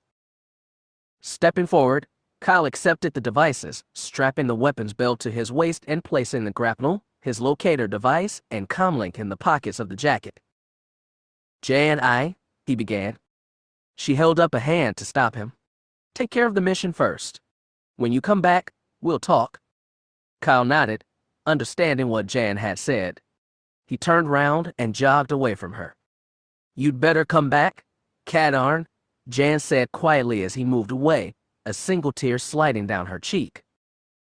Fortunately, Jan's landing spot was less than a mile from the ice shelf, and this time, he had the ice cleats. Still, his first step was a careful one. With the grapnel secured into a patch of ground and thumb over the trigger, Kyle lowered his right foot onto the ice. The cleats bit into the ice, providing a solid footing. Kyle put more of his weight down, eventually standing with both feet planted firmly on the ice. The ice was still dangerous, but with the cleats, he could at least move in relative safety. Walking towards the lip of the shelf, he saw the spot where he had fallen before. Shivering at the remembrance of it, Kyle refocused his attention on the opposite side of the shelf. The gap was a wide one, but narrowed slightly a few feet to his left. In fact, it narrowed enough that he thought he might be able to jump it. Yeah, and next year I'll enter the Galactic Olympics on Decatur 7. Bringing the grapnel up, Kyle aimed and fired. The hook shot forward, crossing the gap and embedding itself in the shelf opposite him. He retracted the slack in the line, then pulled on it to test the hold. The hook remained firm. He got ready to use the grapnel to swing across when looked at the gap again. It was awfully narrow. This is not a good idea, Katarn, Jan's voice said in his mind. But the grapnel was firmly in place, so why not? Smiling, he backed away several steps, then leaned forward making sure his footing was secure. Pushing off, he ran at top speed towards the gap. As his feet touched the lip, Kyle pushed off, leaping as high and far as he could. He sailed across the gap, watching as the opposite side came closer. He began to drop, and before he could wonder if he was close enough, his feet struck the lip of the opposite shelf, momentum carrying him forward. He stumbled, feet sliding out from under him. Not again. But this time, the slide was taking him away from the shelf. Suddenly, the grapnel line went taut, and Kyle felt his arms pulled above and behind his head. He twisted, turning his body so his arms were out in front of him. Acting just like a rubber band, the line slacked, pulling him forward, back towards the lip of the shelf. Oh, come on. This cannot happen twice. He tried letting go of the grapnel, but his momentum was still carrying him forward. A sudden thought came to him. Twisting over onto his back again, Kyle raised his boots then drove them into the ice. The cleats dug into the ice, sending chips flying. He slid forward a bit more, then stopped abruptly. It suddenly occurred to Kyle that he wasn't breathing. Reflexively, he took in a deep breath and exhaled in noisy relief. He also realized that his head was hanging down slightly. Turning to his left, his eyes went wide as he realized his head was hanging off of the ice shelf. Okay, he thought, that was way too close. Using the cleats, he pulled himself forward until his head was resting on the ice. He rose shakily to his feet, the shock of coming so close to another fall running through him. The grapnel lay nearby, but Kyle decided he'd wait until later to retrieve it. The prospect of getting close to the shelf to remove was a bit uncomfortable at that moment. He took a couple more deep breaths to steady himself, then giving his equipment a quick check, moved towards the small cave he had seen several hours earlier. The ice gave way to snow, crunching under his boots as he got closer to the dark split in the wall of ice ahead. Getting closer, Kyle could see the split was not just a cave, but also an entranceway. Stepping up to it, he gasped in astonishment. The opening had been carved out of the ice. A set of steps had been cut, as well, leading upward and to the left out of sight. The ice here was blue-black, indicating that it hadn't seen the light of day in a long time. Stepping into the passageway, Kyle brought out his blaster and made sure the missile launcher was ready as well. The briefing indicated that testing of dark troopers might be going on in the base, but it was unconfirmed. Still, he wanted to be prepared. He walked slowly up the passage, blaster leading, following its contours until it ended in a room carved out of the same blue-black ice. But no stormtroopers greeted his entrance. This is too easy, Kyle thought. Imperial security should be better than this. He began to explore the room, hearing the sound of water splashing. On the opposite of the room, a cut in the wall allowed a waterfall of icy water to drop down onto the ground, forming a river that led out of the room. He checked, but could find no other exits. Kyle glanced at the water and screwed up his face. He was already plenty cold. The idea of getting into that frigid water was not appealing, to say the least. Okay, he thought, just remember to keep your face above and breathe regularly. Sitting down on the ice floor, Kyle slowly lowered himself into the water. It was cold, colder than anything he had ever experienced. I can't stay in here too long, he reasoned. An unexpectedly swift current grabbed a hold of him just as he lowered his chest into the water. He was drawn forward, focusing on controlling his breathing and conserving his energy. The current pulled him through a second chamber of ice, then turned to the left, light beginning to filter in from outside. His teeth began to chatter, and he fought the urge to get out of the river right then and there. It was so cold. The river turned and dropped down into another channel. He felt himself descend with the river. The current continued to carry him ahead, beginning to strengthen now. Kyle's mind registered this fact just as the river turned again. The ice over his head vanished as he was carried back outside. The sunlight, while nearly blinding, was welcome after being in the dark. But where was the river heading? As his eyes adjusted to the bright glare, Kyle could see the river heading towards some kind of structure ahead. But as he got closer, he felt a stab of fear upon seeing the river was coming to an end, a steep drop-off approaching. Kyle had no idea how far the drop-off was and no desire to find out. He cast about, looking for something, anything to get him out of the water. To his left, he spotted a small ledge of ice. He grabbed for it, but his hand slipped on the slick ice. His gloves were partially soaked and beginning to freeze. Kyle grabbed for the ledge again. Again he slipped. He looked forward. The drop-off was approaching fast. With a grunt, he heaved his whole body forward and upward, practically exploding from the water as he launched himself towards the shelf. His chest struck the ice and Kyle pushed, kicked, and pulled, trying to propel himself further onto the ice. The water tugged at his feet, but with the last kick, he slid onto the ice, coming to a rest in the middle of the outcropping of ice. He lay there on the ice, getting his breath back. How he wished he could lay here for a while, rest. No! His mind screamed at him. You rest here and you'll never get up again? Already, Kyle could feel a strange warmth in his limbs. It encouraged him to rest, maybe to take a nap. No! Do this and you die. Kyle forced his eyes, which were beginning to close, open. He pushed himself onto his hands and knees, grimacing at the pain and cold that the effort brought. But as long as he could still feel both, he was alive and would stay so. Come on, Kyle. Get up. With a cry, he forced himself to stand. Ice kicked in the joints of his parka and snow pants cracked and fell away. His muscles screamed at him to stop, but he knew this was the right thing to do. He had to keep moving. Taking several deep breaths, Kyle felt his racing heart begin to return to a more normal rhythm. He closed his eyes for a moment, willing himself to focus on the mission. Opening his eyes again, Kyle saw the ice shelf he stood upon. It extended for a few feet, then abruptly ended. To his right, the river continued its course over the drop-off. He could see now the drop-off extended down for nearly 10 feet. The fall wouldn't have killed him, but it sure would have hurt. He also saw the structure he had seen from the river. Ice-coated metal formed a tower of sorts, and from it ran a conveyor belt. On the belt were objects. Stepping closer to the edge of the ice, Kyle could see the objects were pieces of fert metal. It's the materials conveyor leading into the base. Despite the cold and the pain he felt, Kyle felt a surge of joy. He had found the base. Now, all that remained was to get inside, set the charges, and get gone. Unfortunately, the ice he stood on ended several feet short of the conveyor belt. It would have been good to have the grapnel, but Kyle wasn't going to let that stop him. He backed up, pushed off, and vaulted across the gap. His left foot struck the edge of the conveyor, and he fell flat onto it, his breath exploding out in a whoosh. Fresh pain bloomed in chest and stomach, but he was forced to ignore it. The conveyor belt was moving, and he had to be ready. Rolling onto his back, Kyle sat up on the belt and drew his pistol. The belt carried him forward and around a left-hand turn. A right-hand turn lead to a long straightaway.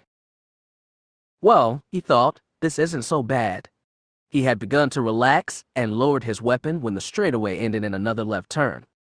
As he came around the corner, Kyle spied another structure, 2 tall block-like houses and an overhead roof. He was just starting to pass the first block house when he saw an open part of the structure, and inside, 2 stormtroopers and an Imperial officer. Lieutenant Dietz tried not to shiver in the cold. Of all the places he could have been assigned in all of the Empire, his superiors had chosen this godforsaken hellhole. They could have at least let me say goodbye to Marista, he thought. But then again, she was a general's daughter, and since they had continued to date even after her father had forbade it, Dietz was lucky he hadn't been drummed out of the service. Besides, he thought, they can only keep me here so long. His train of thought cut off as Yacht realized that the conveyor belt passing nearby had a strange object. He saw the object move, realizing it was a person just as a blaster bolt hit the stormtrooper standing next to him. The man went down, and Yacht frantically reached for his blaster as the intruder, now running against the belt's direction of travel, fired again.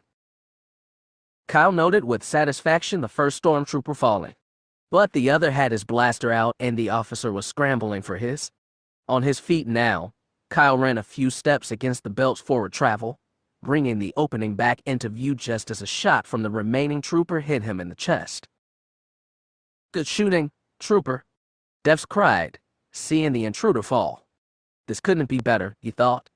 Capture of a rebel prisoner will be my ticket off this rock. But that thought was cut off as the stormtrooper pointed and cried, "Sir." Chapter 16.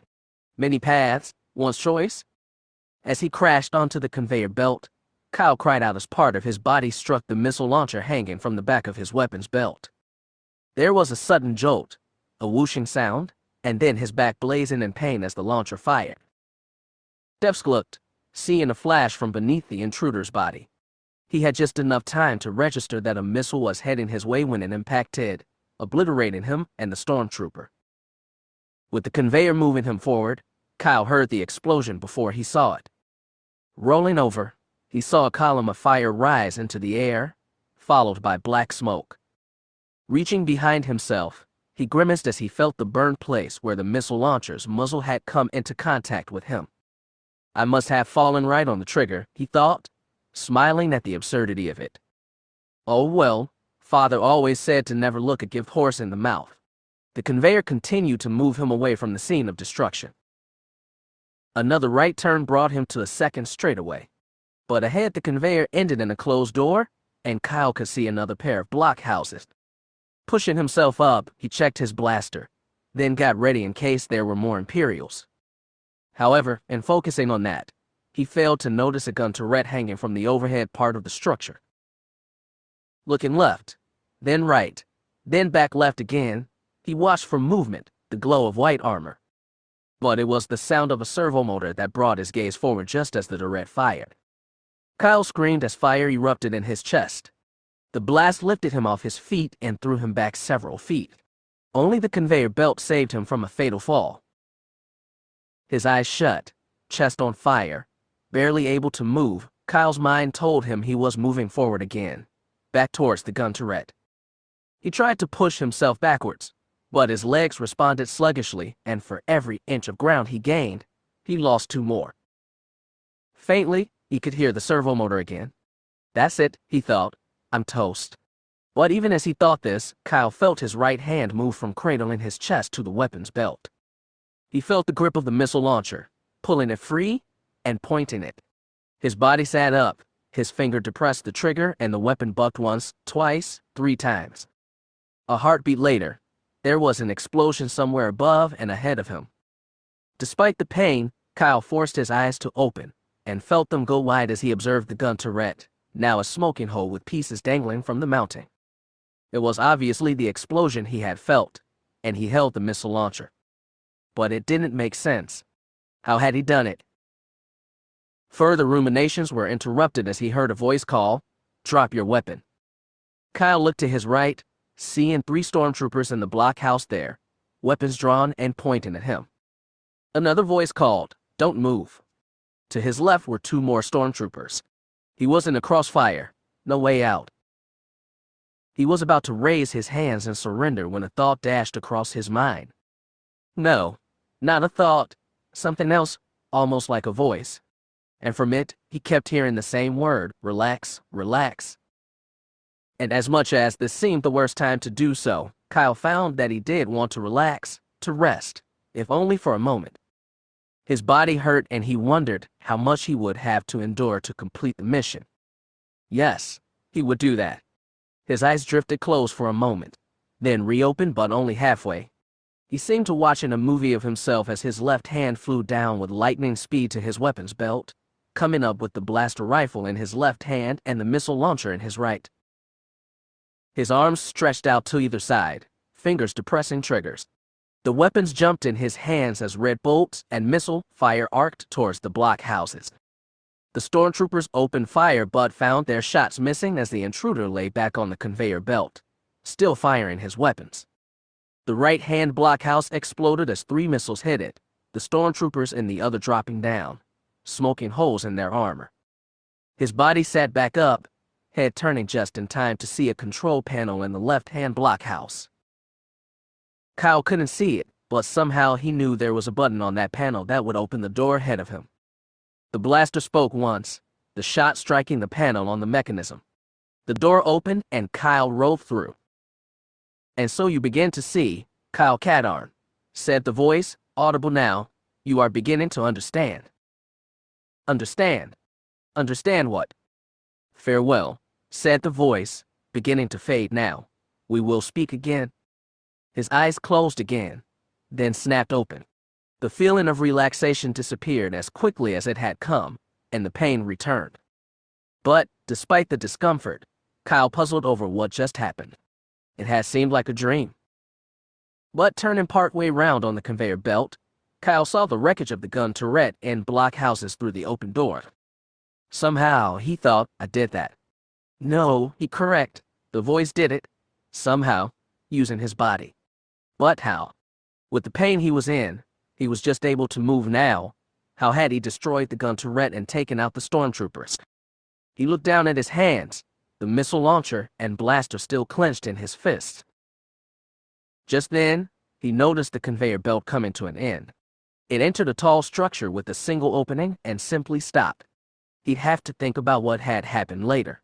He quickly reloaded the weapons, returning the missile launcher to the belt, blaster held at the ready. Approaching the end of the conveyor, Kyle saw it was only a short distance to the decking inside the structure. Putting his legs out in front of him, he allowed the conveyor to roll him off and onto his feet. His right leg nearly buckled under him as he stood up.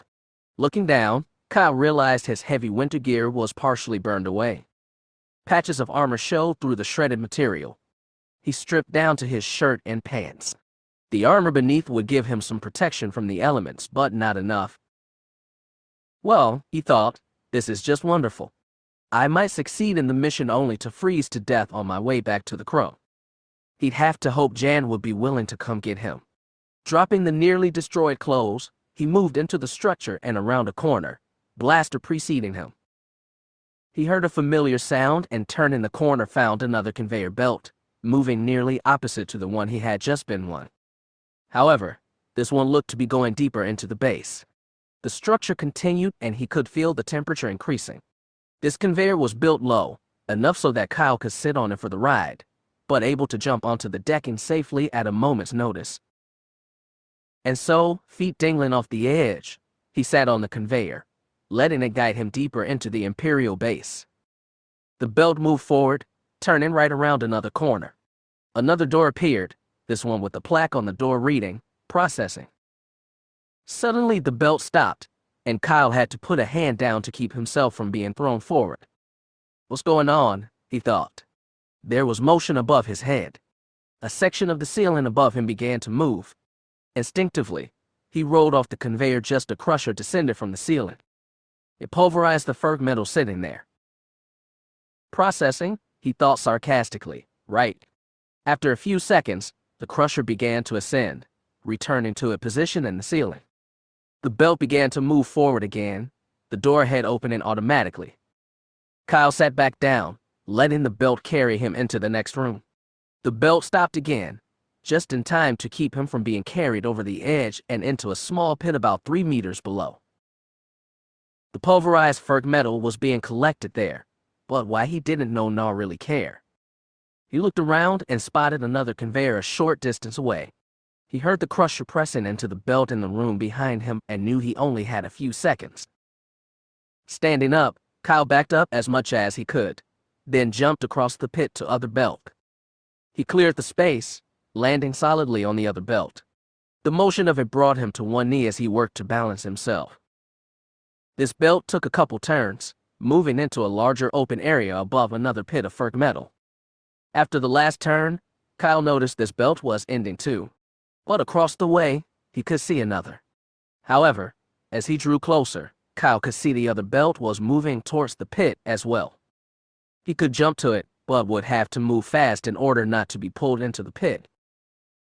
He stood, getting ready to jump just as a blockhouse came into sight, containing an Imperial officer and 4 stormtroopers. Kyle had just enough time to notice them, and they him as he jumped. "Halt, rebel scum," called one of the troopers. "Yeah, right," Kyle thought. "Like I have a choice?" He sailed across the gap, hitting the other belt just as the first shots from the stormtroopers crossed the space where he had been. He was still on his feet, fighting to not fall as the belt tried to pull him towards the pit.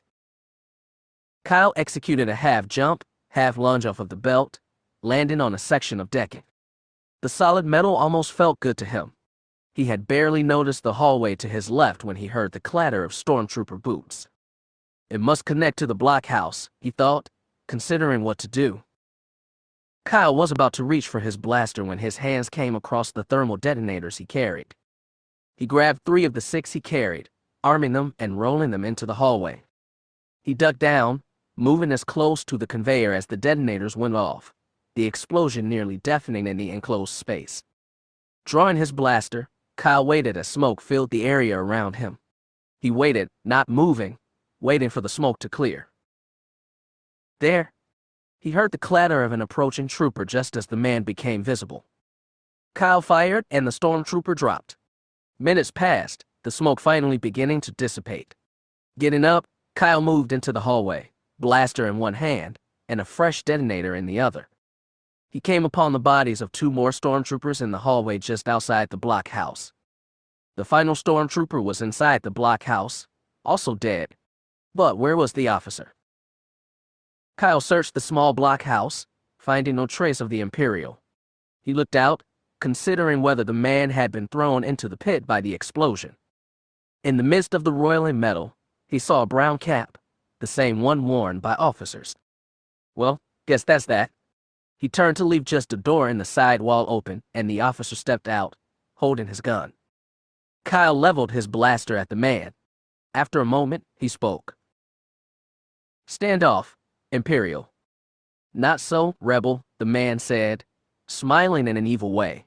He held up a communicator, his thumb resting on the emergency button. "One push on this, and I'll have all the backup I need." "Well," Kyle said, lowering his gun, "that would seem to change things." "Drop it," the Imperial said, grinning savagely. Kyle did so. "Now," he began, reaching for the gun. But not enough to make a difference. Kyle yelled, bringing the thermal detonator into view and hurling it at the man. The disarmed device struck the Imperial in the face. The man cried in pain, disoriented. Snatching up his gun, Kyle brought it around and down, striking the Imperial smartly in the head. The man's eyes lost focus and he dropped to the deck, unconscious. For a moment, Kyle considered eliminating him, but killing a helpless man, even an Imperial, was not something he was prepared to do. Instead, he stepped into the room the Imperial had come from. It appeared to be nothing more than a storage closet. But then, on the wall to his right, Kyle noticed a button highlighted in red. Reaching out, he touched the button, watching as it changed from red to blue. He heard a sound from outside. He whirled around, blaster at the ready, expecting a squad of stormtroopers, and found nothing. Kyle took a step forward, casting about for what had made the sound, but there was nothing.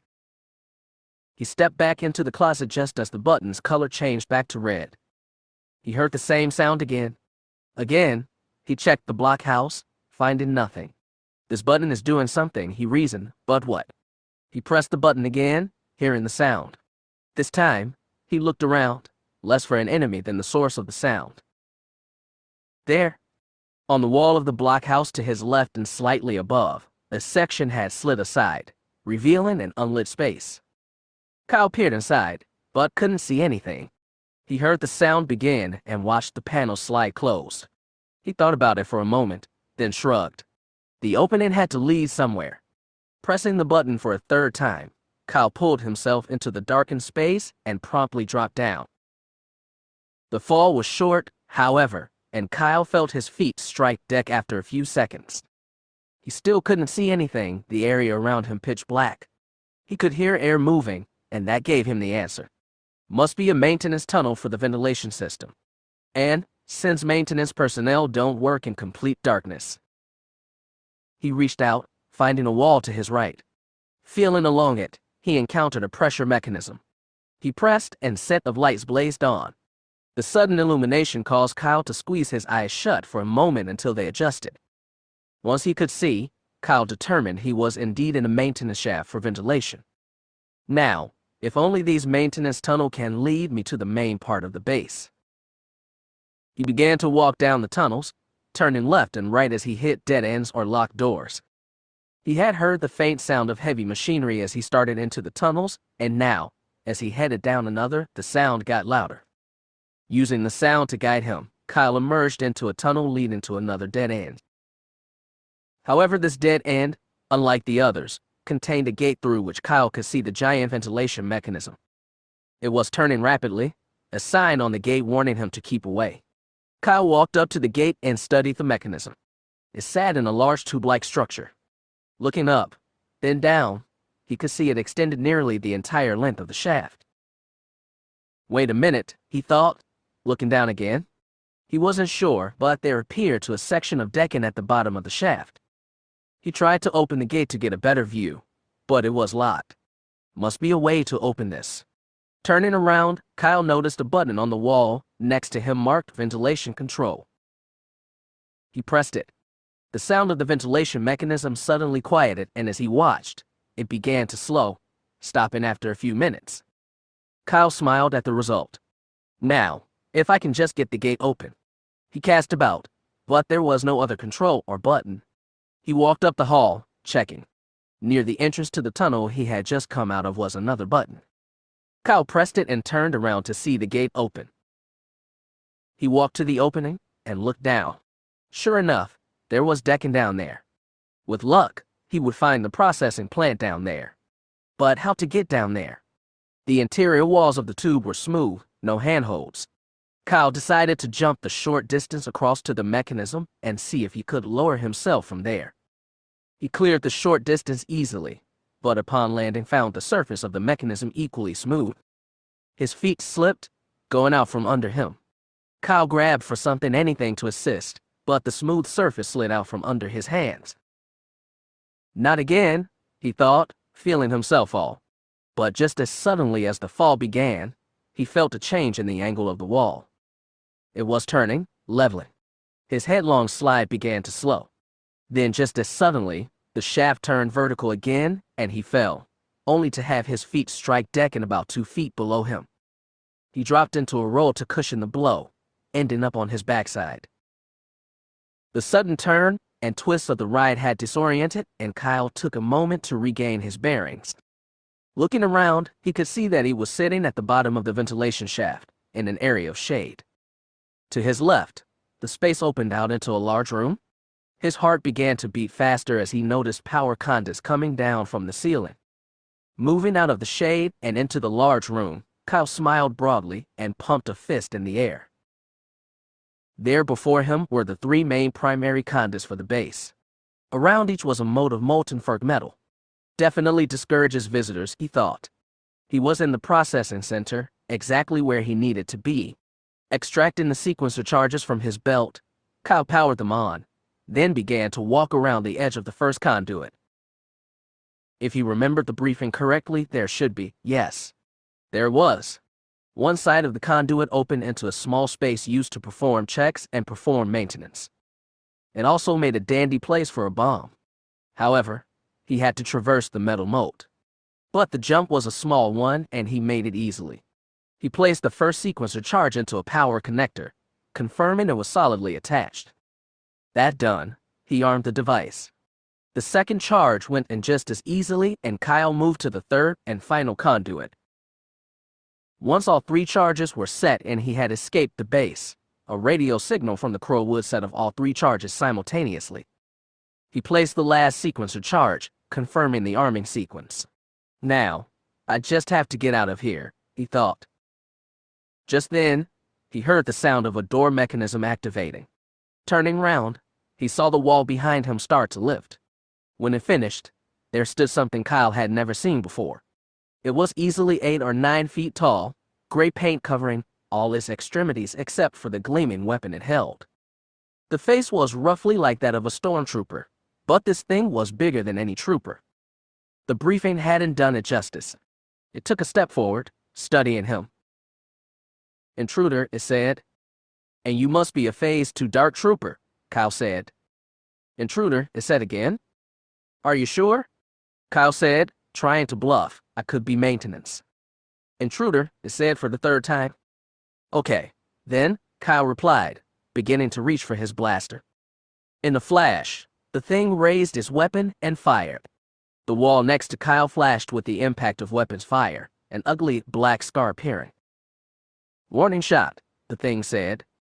"Got it," Kyle said, moving his hand away from the blaster. "So what now?" The thing seemed to consider that for a moment. "Surrender." "Sure," Kyle said. "I'll accept your surrender." It raised the weapon again. "Surrender." Gambling that he could fool the thing and get away, Kyle raised his hands as he backed against the wall of the small space. "Okay, I'll surrender," and lowered the weapon. But not today. Pushing off from the wall, Kyle jumped the gap of molten Ferg metal and sprinted as fast as he could away from the thing. Weapons fire traced his path, barely a heartbeat behind him. It stopped firing as Kyle rounded the side of the conduit and was lost to sight. Leaning against the surface, he panted, recovering his breath. The thing, whatever it was, probably didn't want to damage the conduits. All he had to do was keep them between him and the thing until he could find a way out. Suddenly, from the other side, he heard a roar. Oh no, it couldn't. Leaning around the conduit, Kyle saw his fear confirmed. A column of vapor had appeared behind the thing. It had a jetpack. And now it was rocketing its way towards him, weapon at the ready.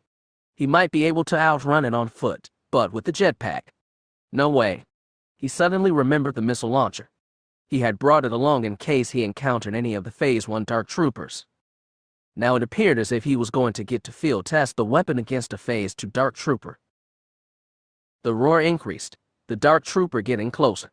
Holding the weapon in both hands, Kyle stepped around the conduit. It was flying right at him. He fired twice, the missile striking the Dark Trooper dead on. It was thrown backwards, and Kyle felt a smile come into his face. But when the smoke from the twin explosions dissipated, the Dark Trooper floated there, supported by its jetpack, its armor sporting only a single shallow dent from the missiles. It raised its weapon before Kyle could move, and even as the impact threw him backwards, all he could think was, "This is not good." As he flew back, Kyle's body twisted in midair, part of his mind realizing he was going to hit face first. A force seemed to grab his head, pushing against it. Having no time to think, he didn't resist as his head was pushed down, chin almost touching his chest. His hands shot out, palms slapping solidly against the permacrete floor. Wrist pivoting, he spun on his outstretched arms and pushed off the floor. A second later, his feet struck the floor, and he had to pinwheel his arms to keep the remaining momentum from dropping him onto his back. A thought flashed through his mind, how did I do that? But there was time to reflect on this as the wall next to him erupted in fire and smoke. Kyle turned to see the Dark Trooper advancing on him. He ran, ducking behind one of the massive pillars to support the power conduits. His mind raced, what can I do to defeat this thing? 2 dead-on missile hits had barely dented the armor. The roar of the jetpack grew louder. Wait a minute. Remembering the not-so-advanced logic the Dark Trooper had shown, Kyle reached down, grabbing a few small pieces of splintered permacrete. He saw the head of the trooper appear around the corner of the pillar. Drawing his arm back, he threw the piece of permacrete as hard as he could. It sailed past the Dark Trooper, striking the wall to his left. Immediately, the trooper turned at the new sound. "Acquire secondary target," it said. Kyle watched as it scanned the area. Less than a minute later, it turned back in his direction. Secondary target not present. Reacquire primary target. Kyle threw another chip of permacrete. Again, the Dark Trooper wheeled around, moving towards the source of the sound. He grinned. The Empire might be able to build him bigger and stronger, but they didn't make him any smarter. But this was a temporary solution at best. It would only distract the trooper for so long.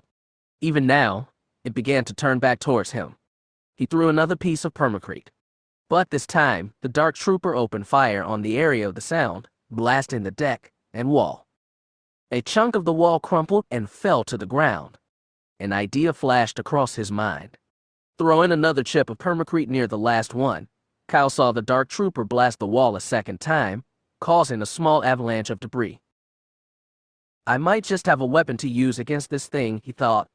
Moving around the far side pillar until he could see the open moat of furred metal, Kyle brought out the missile launcher, pointing it towards the ceiling. He squeezed the trigger and a projectile shot out, arcing upwards. It struck the ceiling and exploded. The dark trooper, seeing this, turned towards it and fired his weapon, the blast striking the ceiling, causing it to bubble and crack. Kyle studied the damaged ceiling. It hadn't given way, but another shot like the last one and it just might. He re-aimed the missile launcher and fired again. As if anticipating this, the dark trooper fired his weapon at the projectile about halfway through its flight. It was caught in the energy maelstrom and obliterated. But several shots missed it and struck the ceiling directly overhead. He looked at the ceiling again. Still not enough, he thought, and if he fired again from this position, the dark trooper would just blast the missile again.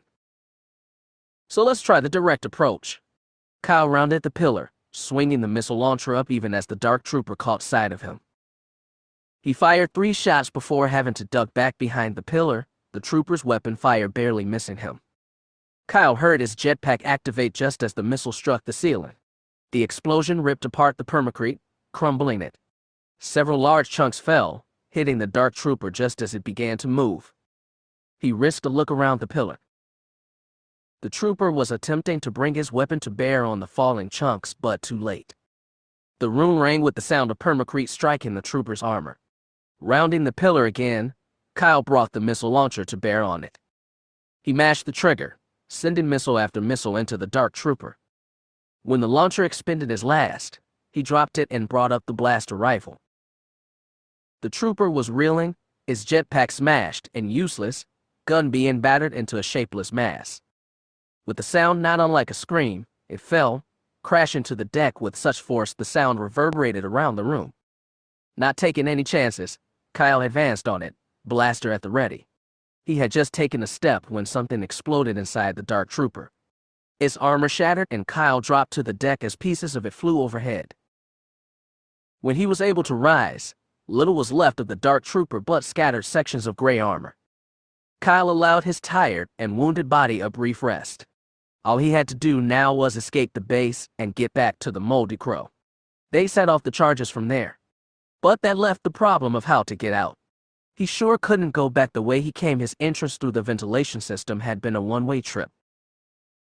Taking a moment to reload the missile launcher with the last of his thermal detonators, he was about to begin searching when it occurred to him that the dark trooper had to have entered the base from somewhere. Moving to the place where it had entered from, Kyle felt a smile come to face as he found a door. It slid open at his approach, revealing a space so black at first, Kyle was sure it had to be a dead end. Then, he spotted the lights arranged on either side of the walls as well as above and overhead. A maintenance shaft, he guessed, although it really didn't matter what it was as long as it led him out of there. He stepped into the shaft, taking a moment to let his adjust to the sparse light. The corridor smelled of infrequent use but at first glance, appeared to be cared for. Making his way down the passage, Kyle walked only a few feet before the passage ended in another door. But unlike the one behind him, the one was locked and there was no visible way to open it. He was considering whether it'd be possible to blast it open when noticed a second passage to his left. Stepping into it, Kyle found himself in a junction leading to another passage. This one led to a dead end as well, but another junction brought him to a third passage. His confidence grew as he walked through the passage, confident he'd be outside in short order. But when he found the dead end of this passage, there was no accompanying junction. For a moment, his mind considered if there was a way out of here. But there had to be, How else would maintenance personnel or inspection teams get in here? Turning round, Kyle began to retrace his path to see if he had missed a junction. Near the one he had come through, a light caught his attention. On the wall to his right was a square halo of blue surrounding a patch of gray metal. Instinctively, Kyle placed his hand on it and pushed. The pressure mechanism responded, and he heard the sound of a door sliding open behind. He turned round to see a section of the shaft had disappeared, and beyond was the stark white metal walls of the base. With hope restored, Kyle confidently made his way towards the door. He was halfway through it when he heard something, a sound that was both alien and familiar at the same time. Turning to his right, Kyle's eyes went wide with shock as he spotted a Phase 1 dark trooper standing in the hallway, even now swinging his blade arm towards him. Hurling himself forward, Kyle dived and rolled, the blade missing him by inches. He twisted halfway through the roll, pushing himself up as fast as he could. The trooper, little more than a collection of droid parts with the shield and blade welded onto his framework, turned to face him, raising his weapon. Kyle brought the missile launcher out only to stare in surprise as the trooper brought his blade down, slicing through the launcher. The weapon broke in two, the shells inside exploding. Kyle was thrown back, dropping to the deck. He screamed in pain. The exploding weapon had sent shrapnel into him, slicing into his hands, legs, and face. His right hand was scarlet with blood and burns from the explosion. Forcing himself to concentrate, Kyle frantically grabbed for the blaster with his left hand. He brought it up and was just squeezing the trigger as the dark trooper sliced upwards and through the blaster. It exploded. More pain. His entire world was pain. The sickening smell of burning flesh told him his left hand was in a similar state to his right. Blood oozed from cuts all over his body, his clothes nearly shredded. He lay on the deck, trying in vain to control the pain, knowing the dark trooper wouldn't be interested in giving him a timeout to recover. Katarn. It was the voice again. Katarn. No, not just the one voice, both of them. Katarn, you must rise. I can't. Kyle cried through gritted teeth. You have to, said the harsher of two, or you will die. You must, said the kinder, you must not die. Kyle tried to focus, to bury the pain, force it out of his mind. He struggled to move, to rise.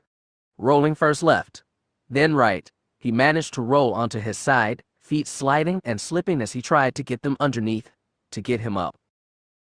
A fresh wave of pain ripped through him and he nearly fell back flat onto the deck. I can't. Kyle cried, the pain is too much. He must not die, said the kind voice. He will unless, said the harsh voice. Unless you allow me to help him, concluded the kind voice. This time only, said the harsh voice.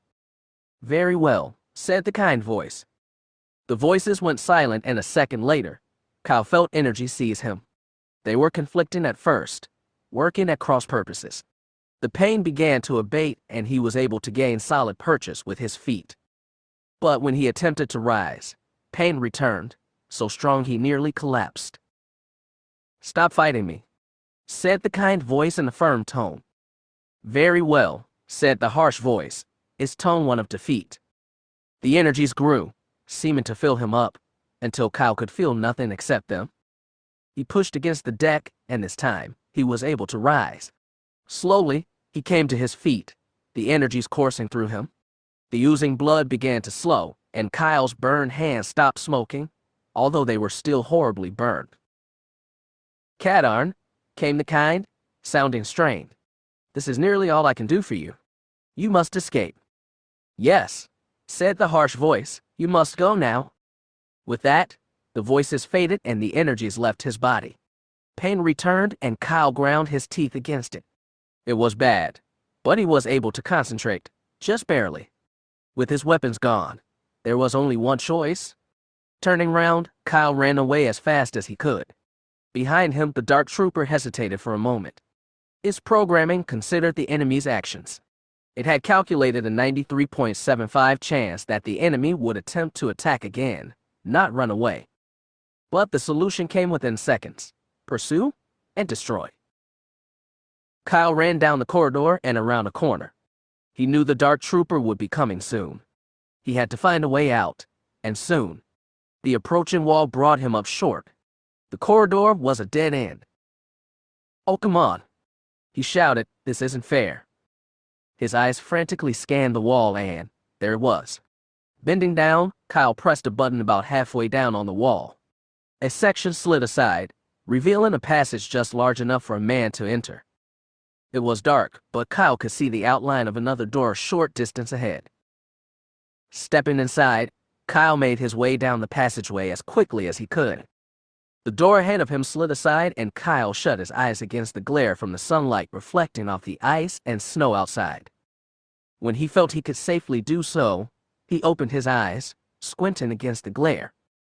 The permacrete of the base extended a short distance beyond the door, ending in a small shelf of ice. Stepping towards it, Kyle cut another shelf of ice just above and to his right. Looking up, he realized that a set of steps had been carved in the ice, leading upwards, possibly towards the infamous ice shelf that had nearly claimed his life.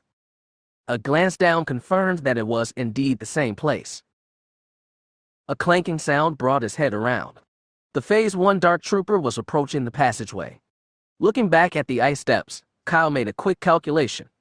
With his wounds, he could possibly make it about halfway up the steps before the Dark Trooper emerged from the passageway. And then, he shuddered at the thought of what would happen. But he had to chance it. Stepping onto the ice, Kyle was about to move to the next step when a thought came to him. He remembered his own difficulties with ice. His ice cleats gave him purchase now, but before, he had little traction. What if? The plan came together in a few seconds. It'll work, he thought. At least I think it will. The Dark Trooper stepped through the passageway, his metal feet clanking with each step. The enemy was surely just up ahead. It crossed onto the first section of ice and stopped, momentarily surprised at finding his quarry sitting on the just above, gazing at the trooper. This made no sense, the trooper thought. First the enemy had attacked, then retreated and now seemed to be waiting for it to come find him. But, whatever the reason, the trooper had an objective to complete: destroy the enemy. Raising his blade arm, it struck out at the man, only to have him stand and jump to the next step. His blade arm gouged into the ice, the tip penetrating. The Dark Trooper tried to pull it free, but found the weapon stuck. It pulled harder, but the blade refused to budge. Got yourself stuck. The trooper swiveled his head back towards the enemy, who was gazing at it again, and smiling. It pulled at the blade again, but it would not come free. Well, I'd love to stay and see what happens, but I've got a ship waiting for me. See ya. The enemy waved a hand at the trooper and turned to go. Battle protocols came online, and the Dark Trooper brought his shield arm down on the blade arm, severing it. Sparks flew, and the trooper had to take a moment to cut power to the damaged limb. And in that moment, Kyle struck. Stepping down to the first step, he sat his back up against it and kicked out with both feet. Hitting the Dark Trooper about waist high, Kyle watched it stumble. It tried to regain its footing, but the ice was too slippery. Feet going out from underneath it, the trooper fell. Kyle watched until it struck bottom, metal skeleton shattering. Taking a deep breath, he took a moment to allow his rapidly beating to slow, then turned and climbed the ice steps. The last one ended just below the level of the snowfield he had been on before falling onto the ice the first time. It took a few tries, but Kyle was finally to pull himself up onto the top of the shelf. He wanted to rest, but there would be time for that when he got back to the ship. With the cold thankfully numbing his exposed skin, Kyle was able to reach into his jacket. Finding the communicator, he had just keyed it on when a voice sounded from behind him. Hold it right there, rebel scum. Hands up. Kyle's heart seemed to stop. He went still for a moment as his brain confirmed what his ears had processed. There was a stormtrooper behind him, probably armed. He didn't know where the Imperial had come from, although it didn't really matter now. The trooper was here, and Kyle had no weapons. I said, hands up. Kyle raised his hands, the comlink held high. Turn around. The trooper commanded, slowly. He complied and found himself indeed facing a single-armed stormtrooper, blaster leveled. Well, that's it, Kyle thought. He was caught, and there was no way out this time. The relative quiet of the ice shelf was suddenly shattered by the sound of repulsors. From behind Kyle, the moldy crow rose from the chasm, snow blowing all around it. Jan's voice rang out, "Drop your weapon, Imperial." Stunned at the sight of the ship hovering just above and behind the intruder, the stormtrooper complied, tossing his rifle into the snow. Without a word, Kyle moved to the weapon and picked it up. "Thanks." Turning round, he found Jan had settled the crow's nose onto the snowfield, holding the rest of the ship aloft on the repulsors. The cockpit opened, and Jan looked to see Kyle coming towards her. She fought not to react. He looked horrible. His face was cut in several places, and his clothes were in tatters. As Kyle placed his hands on the lip of the cockpit to pull himself in, she caught sight of them, eyes going wide. He settled into the rear cockpit, barely stifling a cry of pain. But Jan saw his face and knew he was hurt. Without a word, she closed the cockpit and lifted the crow off the snowfield. The stormtrooper, still feeling quite dumbfounded, watched them go. Detonator. It had been just above a whisper. What? Detonator? Kyle managed to say a bit louder this time. The detonator? She had nearly forgotten. Seeing Kyle in the shape he was in had pushed the mission right out of her mind. She pressed a button on the control panel, and a green light confirmed a lock on the charges he had set.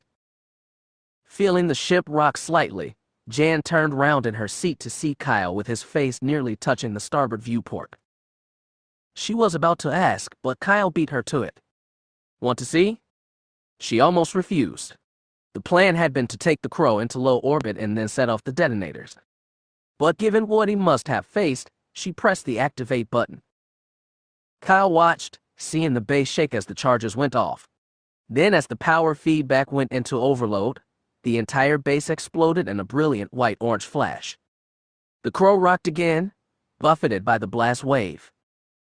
Jan watched as Kyle nodded, then slid back into his seat, eyes closed.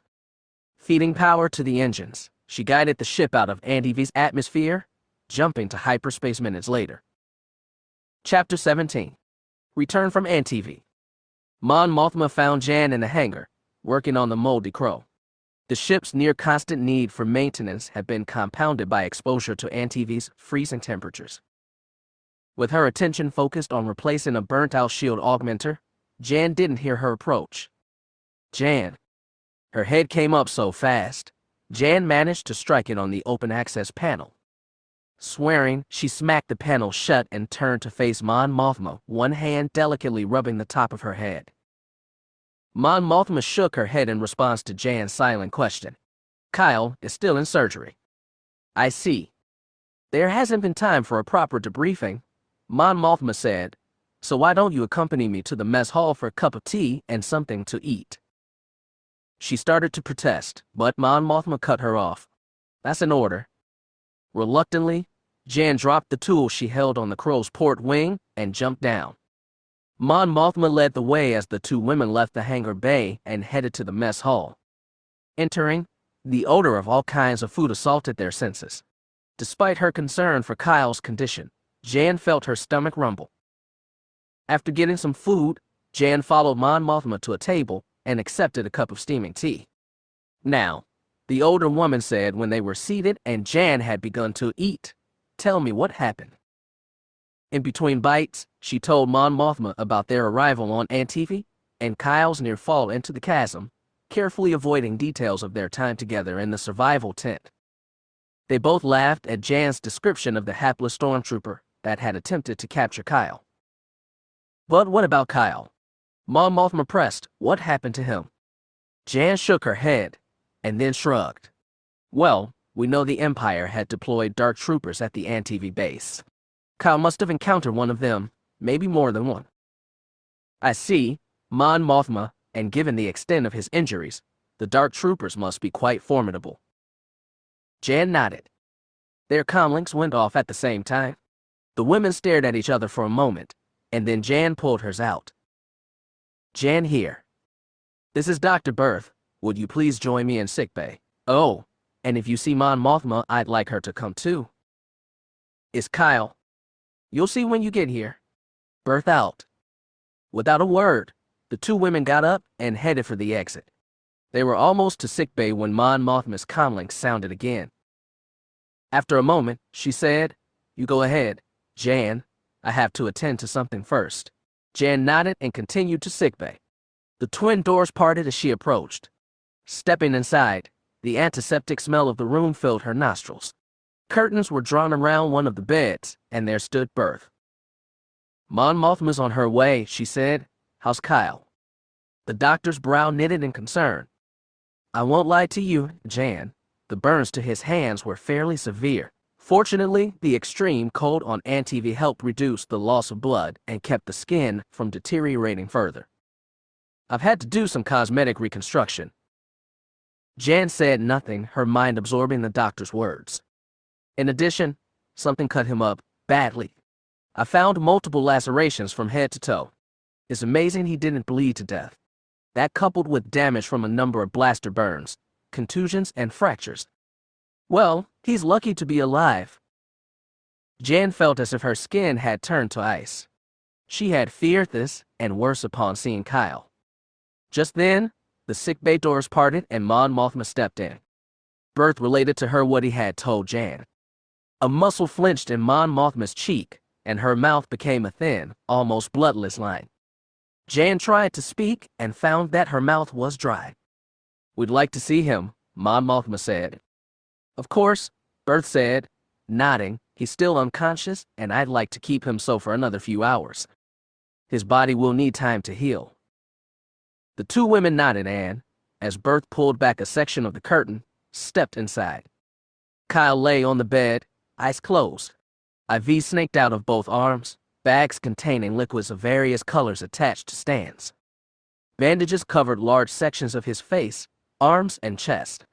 A breathing tube was coiled nearby. Jan turned to Birth, eyebrows lifting in a silent question. "Had it ready just in case. But he's been breathing on his own the whole time." Jan nodded, turning her gaze back towards Kyle. No one said anything for a while. Suddenly, Birth snapped his fingers. "I almost forgot to mention the odd thing I found. Jan, do you know if Kyle had access to a med pack or emergency supplies?" "Aside from what I had in the ship, no," Jan replied. The doctor's brow furrowed in confusion. "Now that is puzzling." "What is?" Mon Mothma asked. In response, Birth reached down and gently pulled on a section of bandage covering part of Kyle's left arm.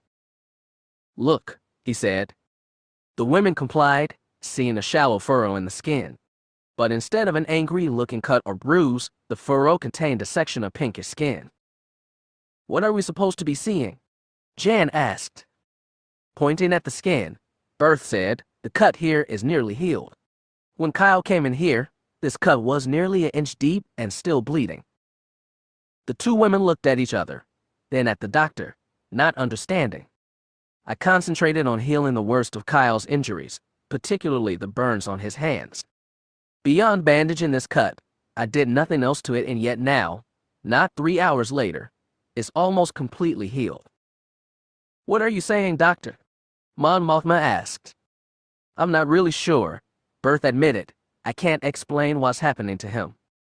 It's almost as if most of his injuries are healing themselves." "It's not just this one cut?" Jan asked. Birth shook his head, partially removing other bandages. Like the first, deep, long cuts in the skin were nearly healed. Bruises on Kyle's chest had faded to almost nothing. "Is whatever is happening dangerous?" Mon Mothma asked. "Not that I can see," Birth said. "Keep him under observation, doctor," Mon Mothma said, turning to leave. "Just a minute, please." The older woman waited as Jan walked to the side of the bed. She looked down into his face, muttering something Mon Mothma couldn't hear. Jan reached out a hand, hesitated, then brushed a lock of hair off of Kyle's forehead. With a last glance at him, she followed the others as they stepped outside the curtains. "I'm going back to the hangar bay," she said to Mon Mothma. "Before you do," the other woman replied, "I've received some information concerning Kyle that I need to discuss with you." What kind of information? Jan asked, concern on her face. Not here, Mon Mothma said, heading for the sickbay doors. Perplexed, Jan followed. The dark trooper had him cornered. Kyle frantically searched his belt for something to use against it, but his weapons were gone. Frantically, he keyed the comlink again. Katarn to Moldy Crow. No answer. Jan, this is Kyle. Please come in. The dark trooper was advancing. It would be on him soon. With the crackle of static, Jan's voice came through the comlink. Kyle, what's your status? Well, considering that I have no weapons and dark trooper coming at me, I'd say I'm in trouble. The sound of laser fire and an explosion came over the tiny speaker. I've still got 3 TIE fighters on me. Shields are failing. I don't think. There was another explosion, much louder. He heard Jan cry out. Then the transmission dissolved into static. Jan! Come in, Jan! No answer. Jan! The clank of metal on metal sounded right in front of him. A flash of metal, and the dark trooper struck out at him. Kyle threw up his hands in a futile attempt to ward it off. Kyle! His eyes opened to reveal Dr. Berth's face hovering above him. The doctor's face was strained, his hands on Kyle's arms, trying to hold them down. Doc. Kyle, Berth grunted, I need you to relax. You're here in sickbay. Sickbay. Kyle, trust me, you're safe. Now, stop fighting me. The words penetrated a sleep-fogged brain, and Kyle forced himself to stop moving. With palpable relief on his face, the doctor relaxed his grip, placing Kyle's arms back on the bed. That's better, Berth said, checking to make Kyle hadn't pulled any of his IVs out. That done, he looked back down at the younger man. How do you feel? Okay, I guess, Kyle said, taking a self-inventory. With the last vestiges of sleep draining away, he became aware that he was lying in a bed, several IVs twisting out of his arms. But, considering what I went through on Antv, maybe I should be asking you how I feel. Given the shape you were in when you arrived, good. In fact, very good. But Doc, Kyle said, confused, I remember my hands getting burnt and being cut up by shrapnel. How can I be all right? The doctor shrugged. Take a look for yourself. Carefully, he pulled a section of bandage off of Kyle's left arm. The skin beneath was practically unmarred, only a faint red mark visible. When you arrived, Berth said, there was a 2-inch gash there. But how? Kyle said, incredulous. Berth raised his arms in a gesture of confusion. I have no idea. I hadn't had time to administer to any of your cuts, but they appear to be healing themselves. But we can discuss that later. Mon Mothma asked to be informed as soon as you awoke. Moving to a panel behind the bed, he pressed a switch. This is sickbay to Mon Mothma. A moment passed. This is Mon Mothma. Kyle is awake. And his condition? Quite good, considering. I'm on my way. In her office, Mon Mothma stood up. Despite the news she had for him, she was glad Kyle was going to be all right. She had a feeling about this young man. As she passed through the office door, Mon Mothma pulled a comlink from the depths of her robes. Mon Mothma to Jan Ors. To her surprise, there was no response. Jan, are you there? There was still no answer. Switching channels, she called again. This is hangar control. Have you seen Jan Ors? She was here a moment ago, Mon Mothma. She left to retrieve some parts for the crow. I see. As soon as she returns, please inform to meet me in sickbay as soon as possible. Yes, ma'am? Clicking off, she headed there herself. Passing through the twin doors, Mon Mothma stepped over to Kyle's bed. To her surprise, he was sitting up in bed, all but one IV removed. His hands were still bandaged, but he was managing to hold a drinking goblet from which he was sipping. Seeing her enter, Kyle took a last sip, then allowed the doctor to take the drink from him. Good to see you awake, Kyle. How are you feeling? Given what the doc has told me of my injuries, I should feel horrible. But I feel okay. She looked to Berth, who nodded. His vitals all look good. and the healing has continued. Take a look. Mon Mothma looked to where Berth pointed. Where earlier she had seen a furrow in the skin, it was now unblemished. What about the rest of his injuries? I was just about to start removing the bandages, Berth replied. With a nod from Mon Mothma, he began. Section after section of healthy, unmarred skin became visible.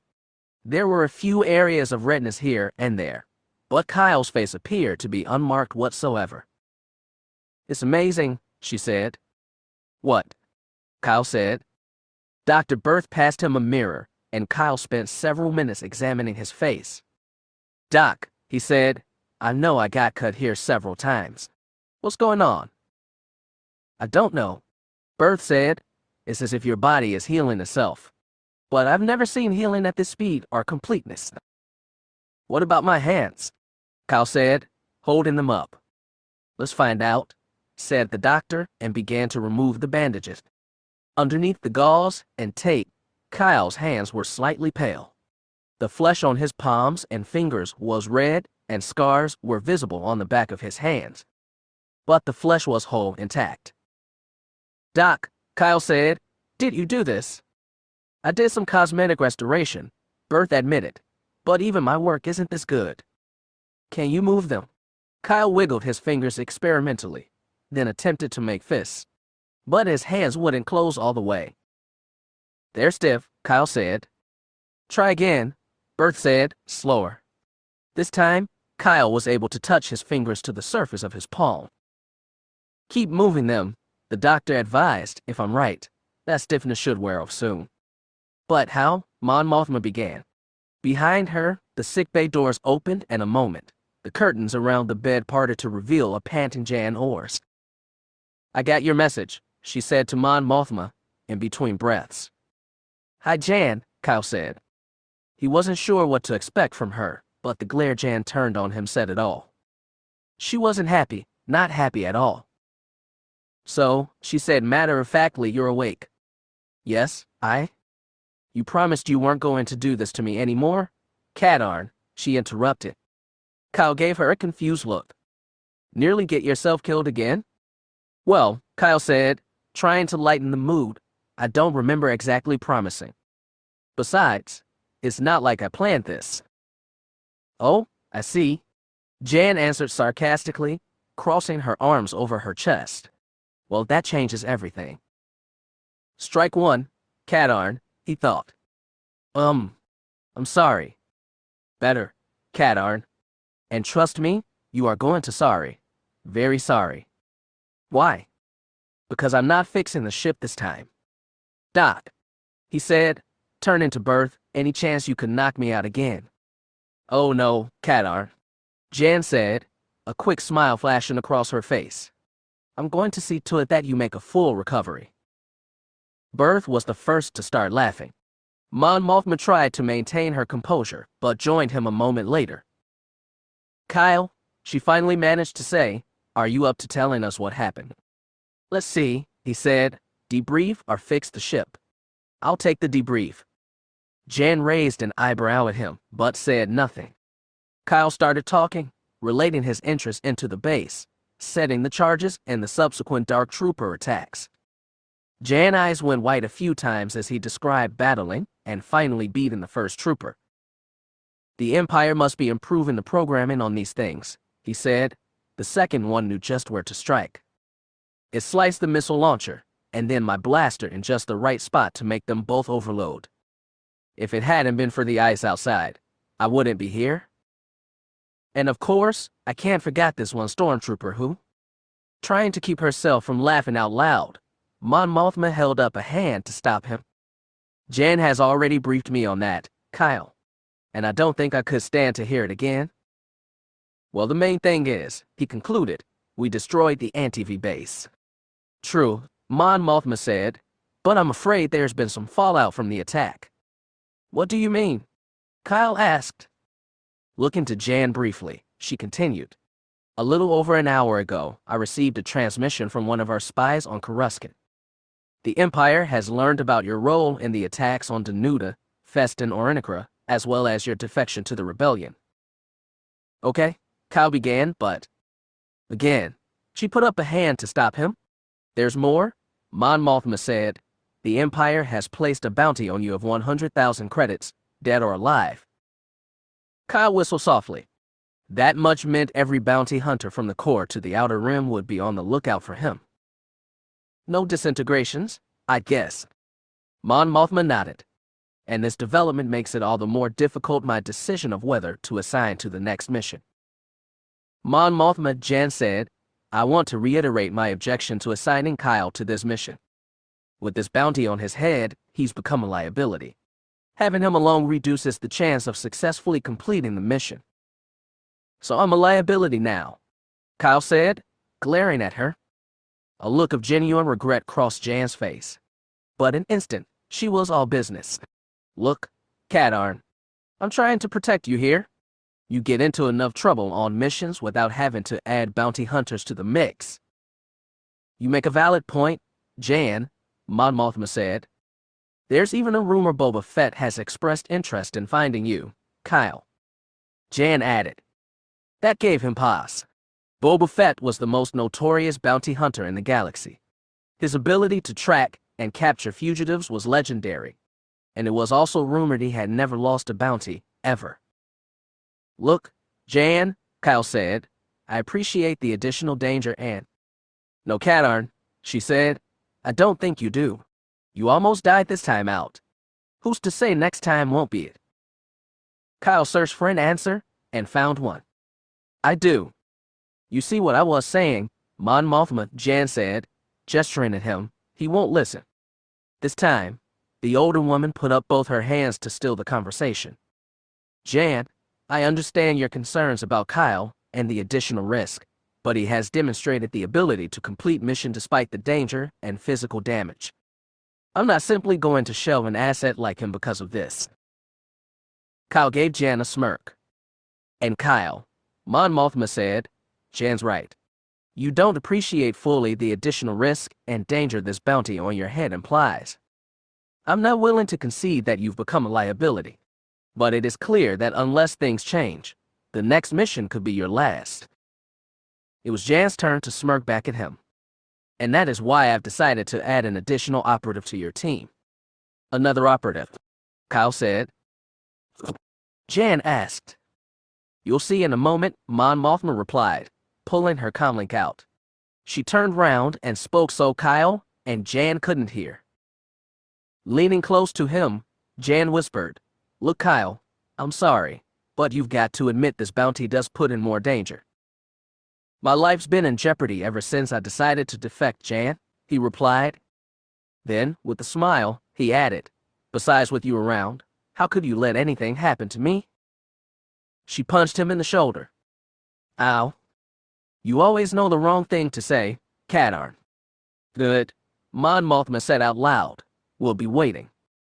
She turned back around, closing down the comlink just as the sickbay doors opened. Could you join us over here, please? Mon Mothma called. Footsteps could be heard approaching, and with the swish of curtains, the operative was visible. Kyle's mouth dropped open at the sight of her, and Jan's eyes went wide. Kyle Katarn, Jan Orr's, meat blades were locked.